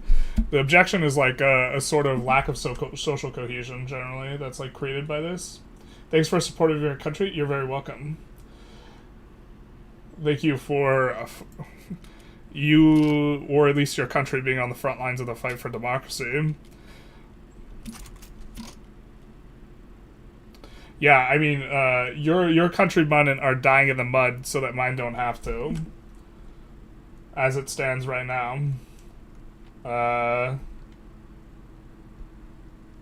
I'm sorry that we are not sharing in the cost in terms of life with you, but I think we'll share some of the cost in terms of dollars.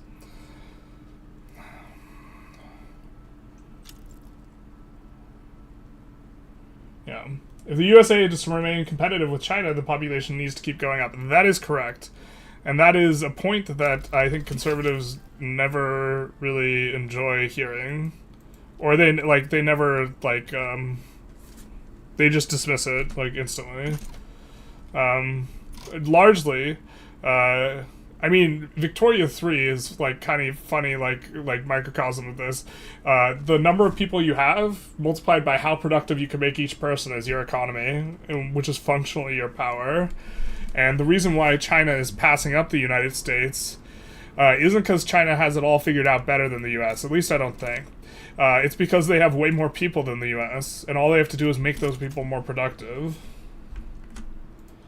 And also, historically speaking, the United States has let tons and tons of people into its country as a proportion of its population, we're talking historically now, that have been speaking different languages, have had different values than the people already present in the United States.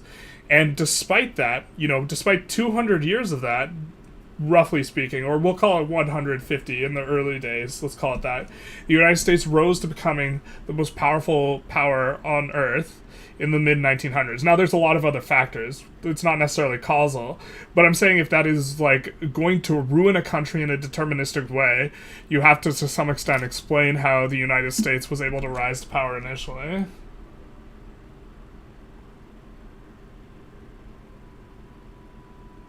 Will you do Qing Run to 36 at some point? It's easier now? I don't know. The main point, I think, driving the factor of parties which support strict immigration is down to the increase of immigration since the year 2000 down to Russian troll bots. I think it definitely correlates with at least both, at least in the UK. The UK specifically, I'm talking about a whole lot less than the US, because I don't know what rhetoric looks like in the US versus the UK. Nothing about my immigration stance is troll. I'm dead serious when I say Western culture is at crossroads. Yeah.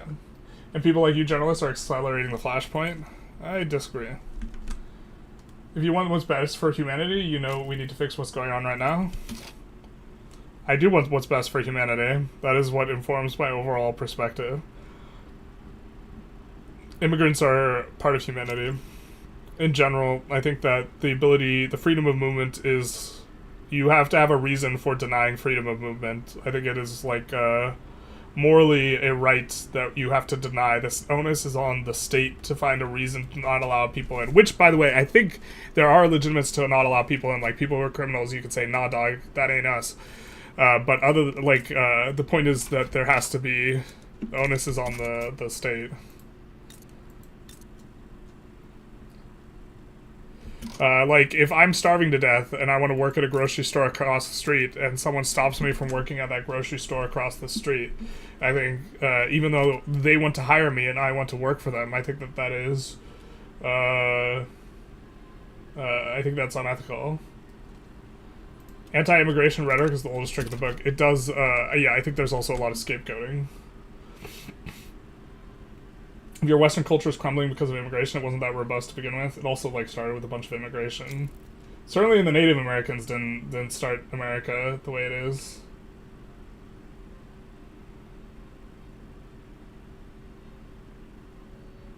As far as I know, most immigrants migrate to USA specifically for the economic benefits, not welfare. Yeah.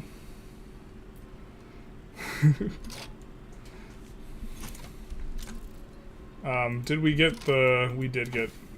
No, we're working on steel frame now. What did we just research? I forgot what we were researching. Was it, Oh, it was water sewage. I thought we had arrived. We haven't arrived yet.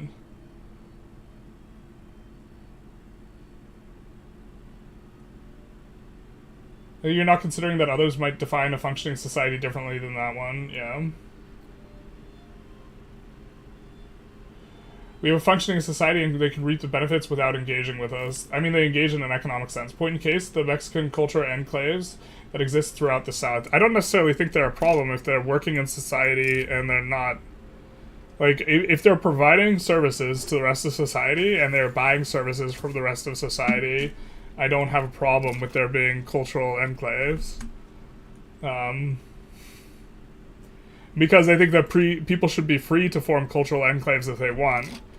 The great thing about America is you generally can do what you want. You have freedom to say what you think and do what you want to do. I think China's a bad example is their population is set to decline pretty significantly. Yeah, I mean, they're still going to have 500 million people more than us, even when they have a decline. Their heart is back home in almost like any loyal case. They are not loyal to America. Well, in a lot of cases for the type of people you're talking about, they're not U.S. citizens. They're here on a visa. But also, like, citizenship is different than freedom of movement in a work visa. Right?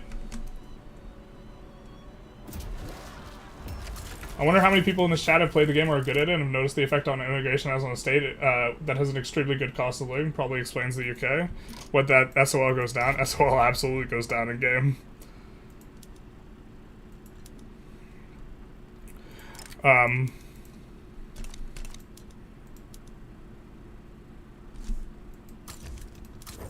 But also, like...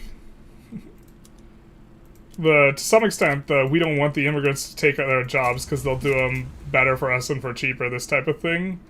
To some degree, that's like anti-meritocratic, right? A lot of people, the anti-immigration rhetoric in a lot of like cases to me just seems like also just very anti-meritocratic.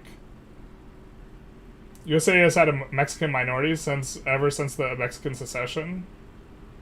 I mean, going to Spanish-speaking schools and never communicating with Americans in English. I don't know of a public school in the United States that is Spanish-speaking entirely. I would want to find an example. I assume that there could be private schools. That's not beyond the comprehensions. There's certainly none I know about, but I wouldn't want to assert that that's not the case. But also, the United States does not have an official language and has never had an official language. So, there's that.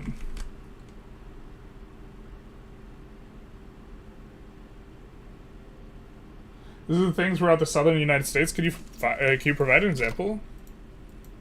I won't insist it's not the case, but I would like an example. I haven't heard of this, so. A public school.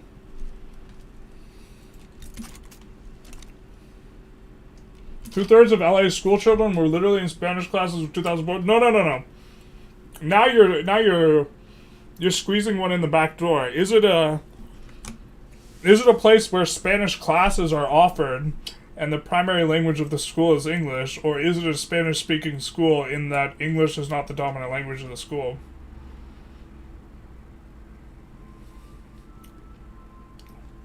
Spanish taught? Yeah, Spanish taught that's like a completely different thing than being a Spanish school. Like, what the hell? The Latin was taught at my school. Does that mean we're selling out to the Romans? Like, what are you... If you live in Texas and Arizona and Nevada and California, by the way, the most useful secondary language you can learn, which most schools offer secondary language, is Spanish. Mandarin's also pretty well offered, even though like there aren't enormous cultural communities of Chinese, mainly because that's the language parents want their kids to learn now, because it's probably in the future going to be, at least for when they become adults, going to be the most useful language they can learn. I taught at a lot of schools. I taught chess at after-school programs.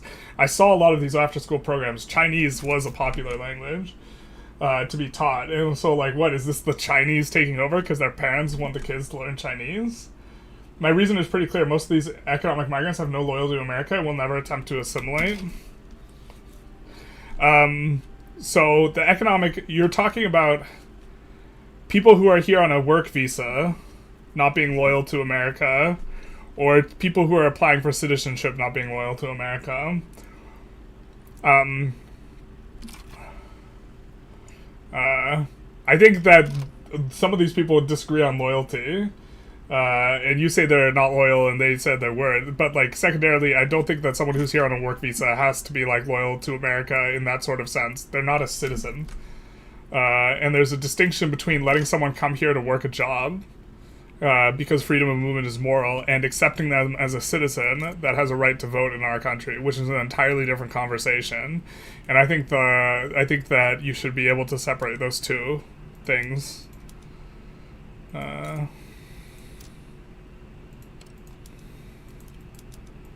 Let's maybe get that going a little bit.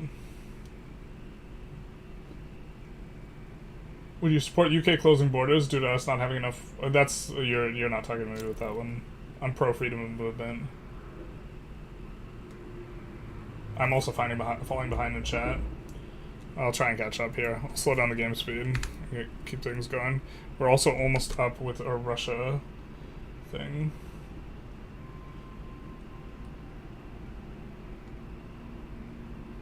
Sorry for the ping, but how does Russian Ukrainian sound to you? I mean, calling German sounds like rhythm and beat of war drums to me. But how does Russian/Ukrainian sound to you? I mean, I call German sounding like rhythm and deadbeat war drum. Oh, you mean like in terms of the language? I don't think it sounds especially aggressive. It doesn't sound as aggressive as German, generally speaking. German's kind of the more aggressive sounding one.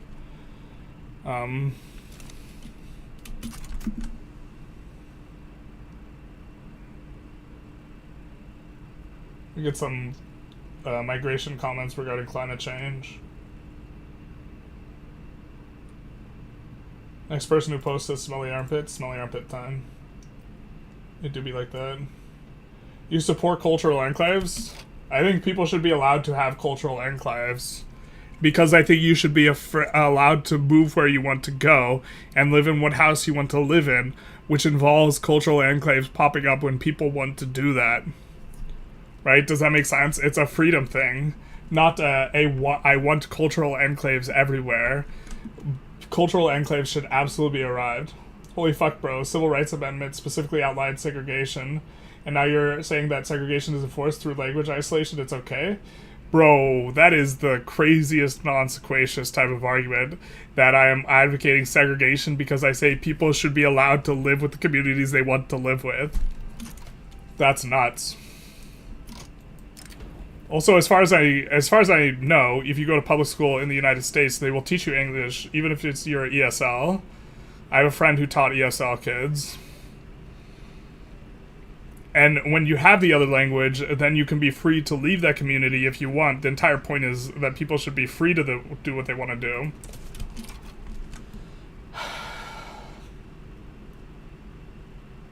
I think you're being, like, intentionally obtuse here. So much hate on immigrants, KW, even when their country was made from immigrants, basically. As a Ukrainian, I sincerely appreciate your support. You're very welcome. Watching from the Canadian, from Canada, international student. Huge thanks to Canadians and Americans and Canadians. Thank you so very much. Although the Americans, the Americans in terms of national policy, might not be so helpful here. Funny how they migrate from European countries to have a better life, only to try and change it into Muslim wherever they fled from. Well, just to be clear, people moving and being allowed to work a job and have work visas is different than giving citizenship to everyone. That's like a different discussion, and no one ever wants to bifurcate that discussion because they just don't want the people there, because they don't want to allow them to move there.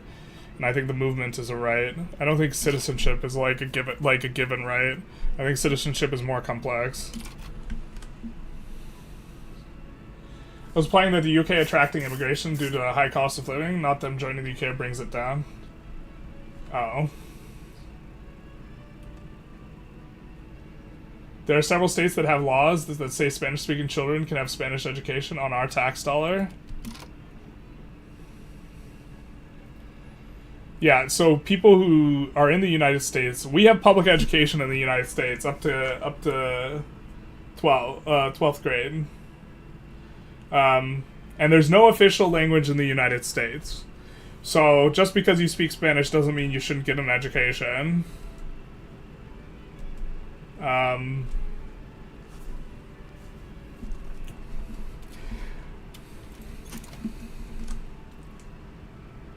Also, in terms of positive externalities, having the people in your country be educated is an incredibly good thing. And also, weren't you just complaining about them not speaking English?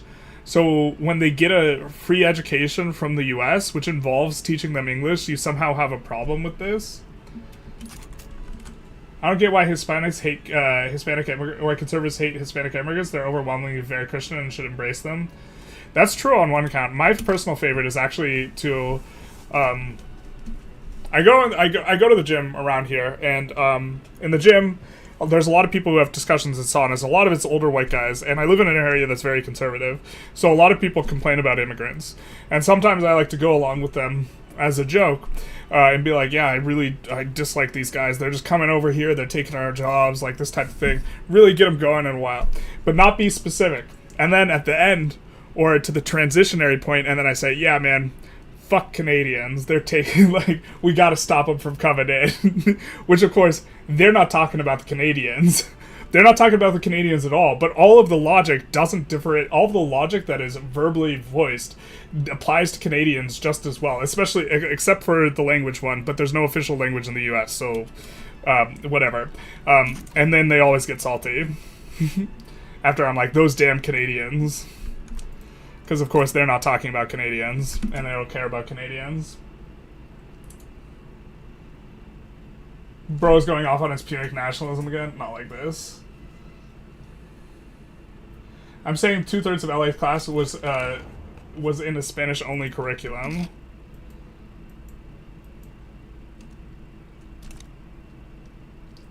Because they couldn't get integrated to ESL, or they weren't teaching English at all. They were only teaching schools in Spanish. I think that well, I can't speak to the specifics on that. But there's also no official language in the United States. So I think if you want to have an objection to that, like, I mean, I'm certain you would want the official language to be English. Oh, we start out with the no migration controls? Crazy. I didn't even realize. Journalists actually unhinged for that? Not like this. School's public, even the students who are children who don't speak English, the school will endeavor to speak them English, and English will be primary. LA school teacher, parent here. Thank you so much for the clarification. I don't know what's going on in LA specifically, but I do appreciate that because it's definitely germane to the conversation.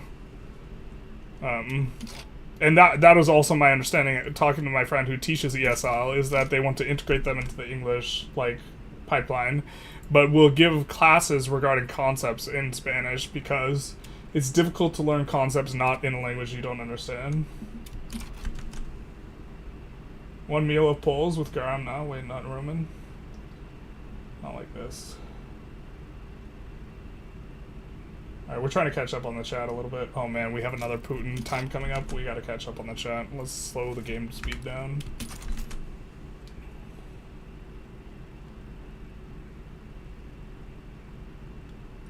Hey, just joined. I'm an American talking sense. Love to see it. Hello from New Zealand. Hello. We're trying to talk sense. I'm saying that there are majority, let's see. How do you even end up speaking Spanish only in the US? I know that you aren't an official language on paper, but in practice, it's all in English. There are sometimes immigrants who come to the United States and they only speak their native language and they join cultural enclaves and they only operate within those enclaves. This is something that happens non-zero. You know, Find Crisis is absolutely correct in that analysis. There's also no official language in the United States. I'm saying that there are Mexican enclaves in our major cities that allow them even to live daily without ever engaging in English in America. Yep, again, not an official language. Also, if someone wants to avoid society, like, if someone wants to live as a recluse and not come out, that's, like, also up to them. We like freedom here, baby. Some of these chatter takes are wild, a little bit. We're trying to respond to them. Also, there are some Chinese enclaves in major cities that allow people to live there daily without ever engaging in English. Yep, this is also present. I want to chat to know that my cat likes to lick a phone, because for no reason. There's definitely a good reason. It's how handsome I am. If you watched a different streamer, your cat would stop.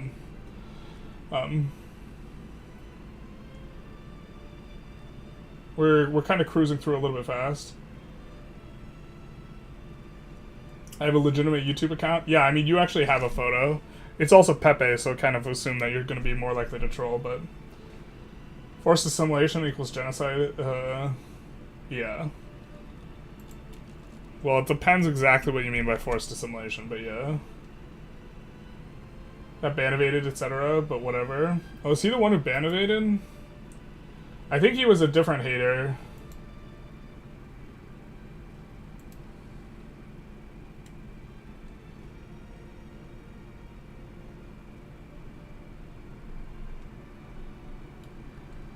Yeah, he's been chatting in a lot of different things.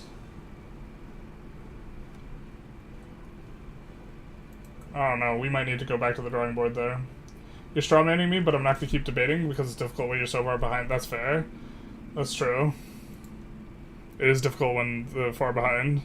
I don't think I'm strawmanning you, but I think you're conflating my freedom of movement position with a freedom of citizenship position.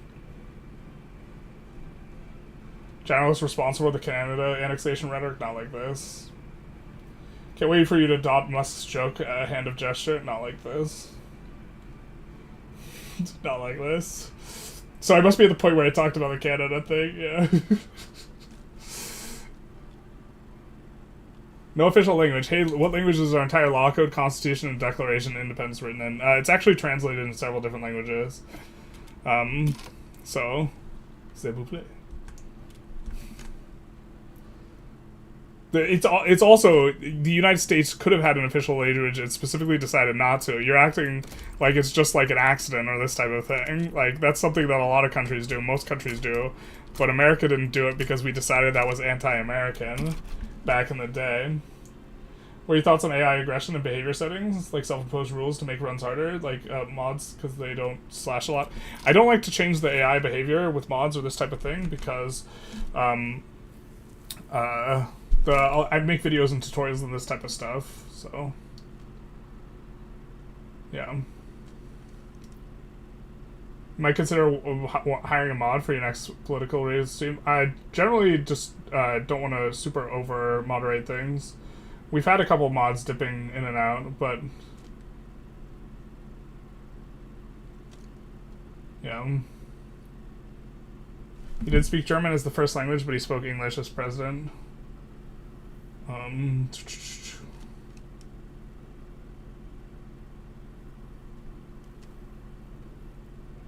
He's never been banned, bro. Yeah, Find Crisis, you're confusing Find Crisis with a different person that I've banned. And I banned that guy because he was, that guy initially, the guy I'm thinking of, because he started saying a bunch of sexual stuff in chat that I like didn't want putting on my screen, and he was just spamming it, so... is definitely inappropriate. Do you have any pets? Not one that I could show you guys. I do have a cat, though. She don't like getting picked up, so I'm not going to chase her down and pick her up just to show you guys. But it's time. It's time for us to do another presentation. Another little bit of a Putin dragging. I think this is the last one that we have prepared, specifically. Let's get our nice little image of Putin up here. Oh, we have another thing that we didn't cover last time that we were maybe supposed to from that chapter. I think 223. This is relevant to something someone was saying a little while back. One note on Snowden's NSA revelations, however, speaking as someone who grew up under the all-seeing eye of the KGB and is fighting a modern rebirth under Vladimir Putin, it is exasperating to hear blithe comparisons between the NSA and other Western spy or law enforcement organizations and the vicious internal security regimes of the USSR and East Germany.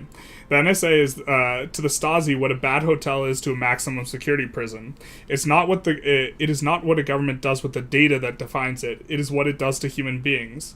Any encroachment on the personal freedoms and rights of individuals by a government should be protested and debated, absolutely. The mechanisms to protest such abuses should be exercised regularly or they will be lost. But citizens behind the Iron Curtain were not terrified of the intelligence services because of data collection. We lived in fear because we knew what would happen to us if we gave any hint of dissent against the regime. And, as often as not, no data at all was required to persecute, disappear, torture, and murder potential enemies. If a court actually was involved and evidence was desired, it would simply be fabricated. And no, to take on the next argument I often hear, brutal totalitarianism does not begin with surveillance by a liberal democracy state. It begins with terror, it begins with violence, and it begins with knowledge that your thoughts and words can end your career or your life. A little bit later, Western leaders are always and press are always looking for excuses to make for Putin to avoid calling him a dictator. Again, this was written in 2016. A little bit less so the case now. This is a genetic strength and weakness of the free world, the desire to be fair and balanced and to show both sides of the story, even when it means giving benefit of the doubt to someone who hadn't deserved it in over a decade.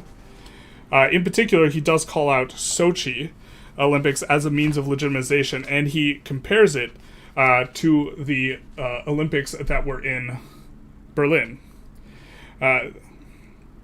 No, the Sochi spectacle was clearly about the ambitions and hubris of one ubiquitous man. Something about it has in common with the Summer Games held in Berlin in 1936. I will detour here for a moment because this is where I often used to see interviewers and pundits roll their eyes. The phrase, "but Putin is no Hitler," formed on their lips before I'd finished saying the word Berlin. It's fascinating and dangerous development in historical ignorance that nearly any mention of Hitler or the Nazis is now ritually scoffed at, from a professional journalist to anonymous tweets. It's a slow and public evolution of German it's as if the slow and public evolution of a German populist politician into the history's most infamous monster is beyond rational contemplation. I'm very aware of the dangers of comparing anything bad to the Nazis or Hitler, or everything repressive to fascism, or every act of appeasement to Munich. Overuse leads to trivialization and the loss of meaning, which is also why genocide and Holocaust must be reserved for very specific things instead of used casually for shock value. This is at the very heart of never again, and it must never be forgotten. This is why President Obama's 7-year streak of breaking this 2008 agreement, again, ripping on Obama, to recognize the Armenian genocide matters. How can we fight against the evils of the present in the world today if we do not have the courage to face an evil whose ghosts are a century old? A little bit later.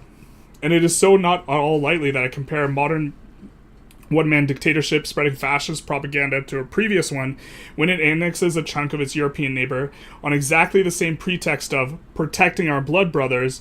It is not out of ignorance or desire to shock that I compare the cowardice and conciliation displayed today by the leaders of the free world towards Putin with the desperate, futile, and ultimately ruinous appeasement policies of the 1930s towards Hitler.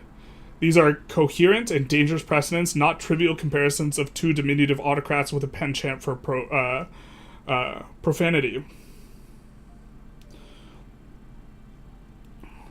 Of course, no one assumes a new world war or an attempt to emulate the Holocaust, but similarly discarding the lessons of Hitler's political rise, how he wielded power, and how he was disregarded and abetted for so long as foolish and dangerous.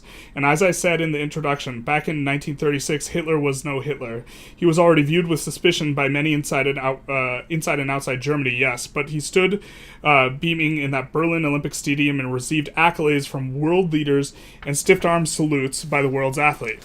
There is no doubt that this triumph in the world emboldened the Nazis and strengthened their ambitions. A little bit later, intentionally or not, the Putin regime followed Berlin of 1936 playbook quite closely for Sochi.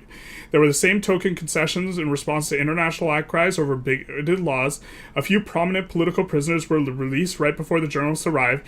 Even the tone of the propaganda had a very familiar ring, as brilliantly illustrated by the writer and journalist Viktor Shenderovich. He quoted a statement by Putin loyalist Vladimir Yakunin, accusing the Western media of anti-Russian hysteria and hostility and condemning these foreign critics for attempting to disrupt the Olympics. Shenderovich then revealed that half the statement was actually said by Karl Riddle von Holt, the organizer of the Berlin Games, only substituting Russia for Germany throughout. The transition was seamless. Much later, Putin's tactics are easily accurately compared to those of the annexation, those of the Australian Anschluss and Nazi occupation and annexation of the Sudetenland and Czechoslovakia in 1938. They were the same rhetoric about protecting the threatened population and the same propaganda filled with lies, justifications, and accusations. Putin also followed the Stalin model in Poland and Yalta. First invade, then negotiate. Definitely with the 2014 one. In fact, I don't think we'll necessarily find the quote we're looking for, but he first denies that it was Russian forces in Ukraine, and then he brags about it later in a documentary in Russia. Look what we did. Look how we take Crimea.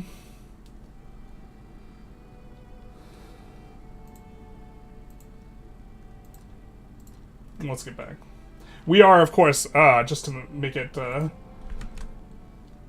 as clear as possible, we are raising money for Ukraine for their defense in the, let's get this, pull this up, Ukraine Defense Fund, which gives aid that is military aid, but not direct ammunitions and weaponry, because you're not allowed to provide that type of thing, but stuff like first aid kits, radios, body armors, and helmet. We are raising the money through Twitch as the platform, because they can organize one, and we have the charity up here. If you want to on the YouTube and you want to follow the link down below, you can go to the Twitch and click this button off here to the right that says donate to charity in order to contribute. We've raised a little over 2,500 so far, thanks to you guys being very, very generous.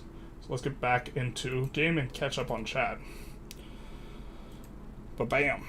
And also get ready to fight Russia again. Can we take Bezaberia next? We can, but then we're also going to still be upset about Dobruja. Bezaberia is also not necessarily that good to take.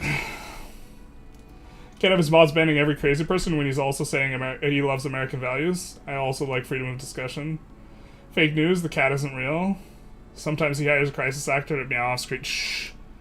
Someone timeout Amtap Gaming for spreading propaganda and lies. Oh, I missed the other presentations. We roughly did them every hour on the hour if you wanted to go through them on the VOD.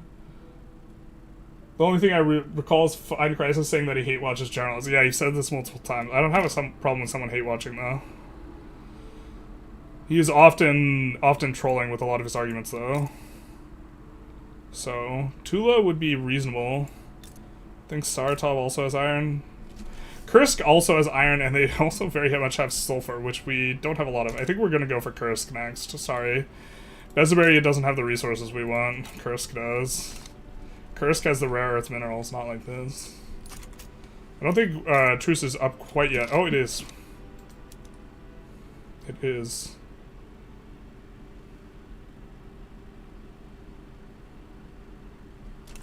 Can we not go for Kursk?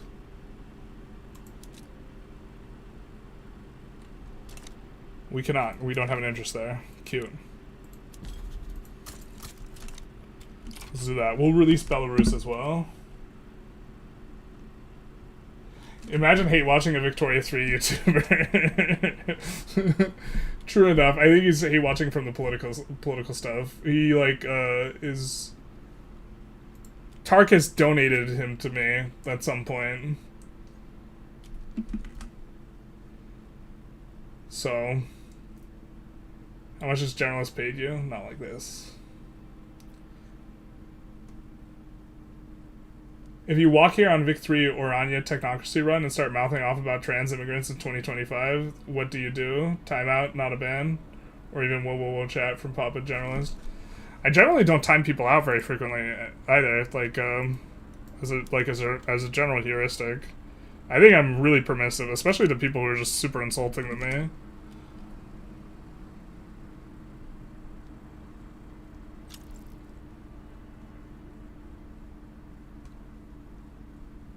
Journalists would be Hitler's greatest supporter if he tried to invade the entire world for freedom of movement. See, this is an example of Fine Crisis trying to provoke a response and not trolling particularly well, because it's too obtuse. It's got to be more subtle. Kasparov is so wrong for this. Sochi is remembered as a poorly organized farce with a doped Russian athletes. Wasn't it more the intention? I mean, it was definitely legitimizing to a large extent. I think. I mean, Sochi, the Olympics shouldn't have even allowed Russia to host. Like, that the Olympics allowed them to host was a problem. If Putin ends up dying, do you think one of his oligarchs would take over, or do you think a free election's possible? I think a free election's possible, but unlikely. Unfortunately. Then Trump unironically says Ukraine attacked Russia in 2025. Yeah, this is why we have a problem with our government right now. That free Latvia is crazy, bro. Yeah, Tarkus, we were just talking about you. Talking about how you donated one of your viewers. Just sharing the love, basically. You donated the hate watcher. He's like, you know who's really fun to hate? You know who's really fun to hate? Get a load of this generalist idiot. It's important to share with your contemporaries, of course, yeah. This generalist idiot. Full moron. Great Britain's likely to side with us. I think that's the only help we'll need. I mean, at this point, we almost have a bigger army than Russia anyways. And we do want to make sure that we keep the wars going. We don't like the protectionist guy. We hope he dies.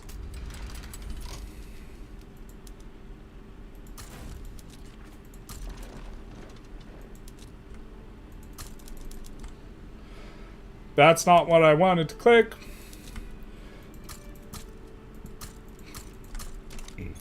Next hour on the hour, we get to Boris Nemtsov. Oh man, we're gonna have to rehost the stream on the YouTube. The YouTube only lets us go so long.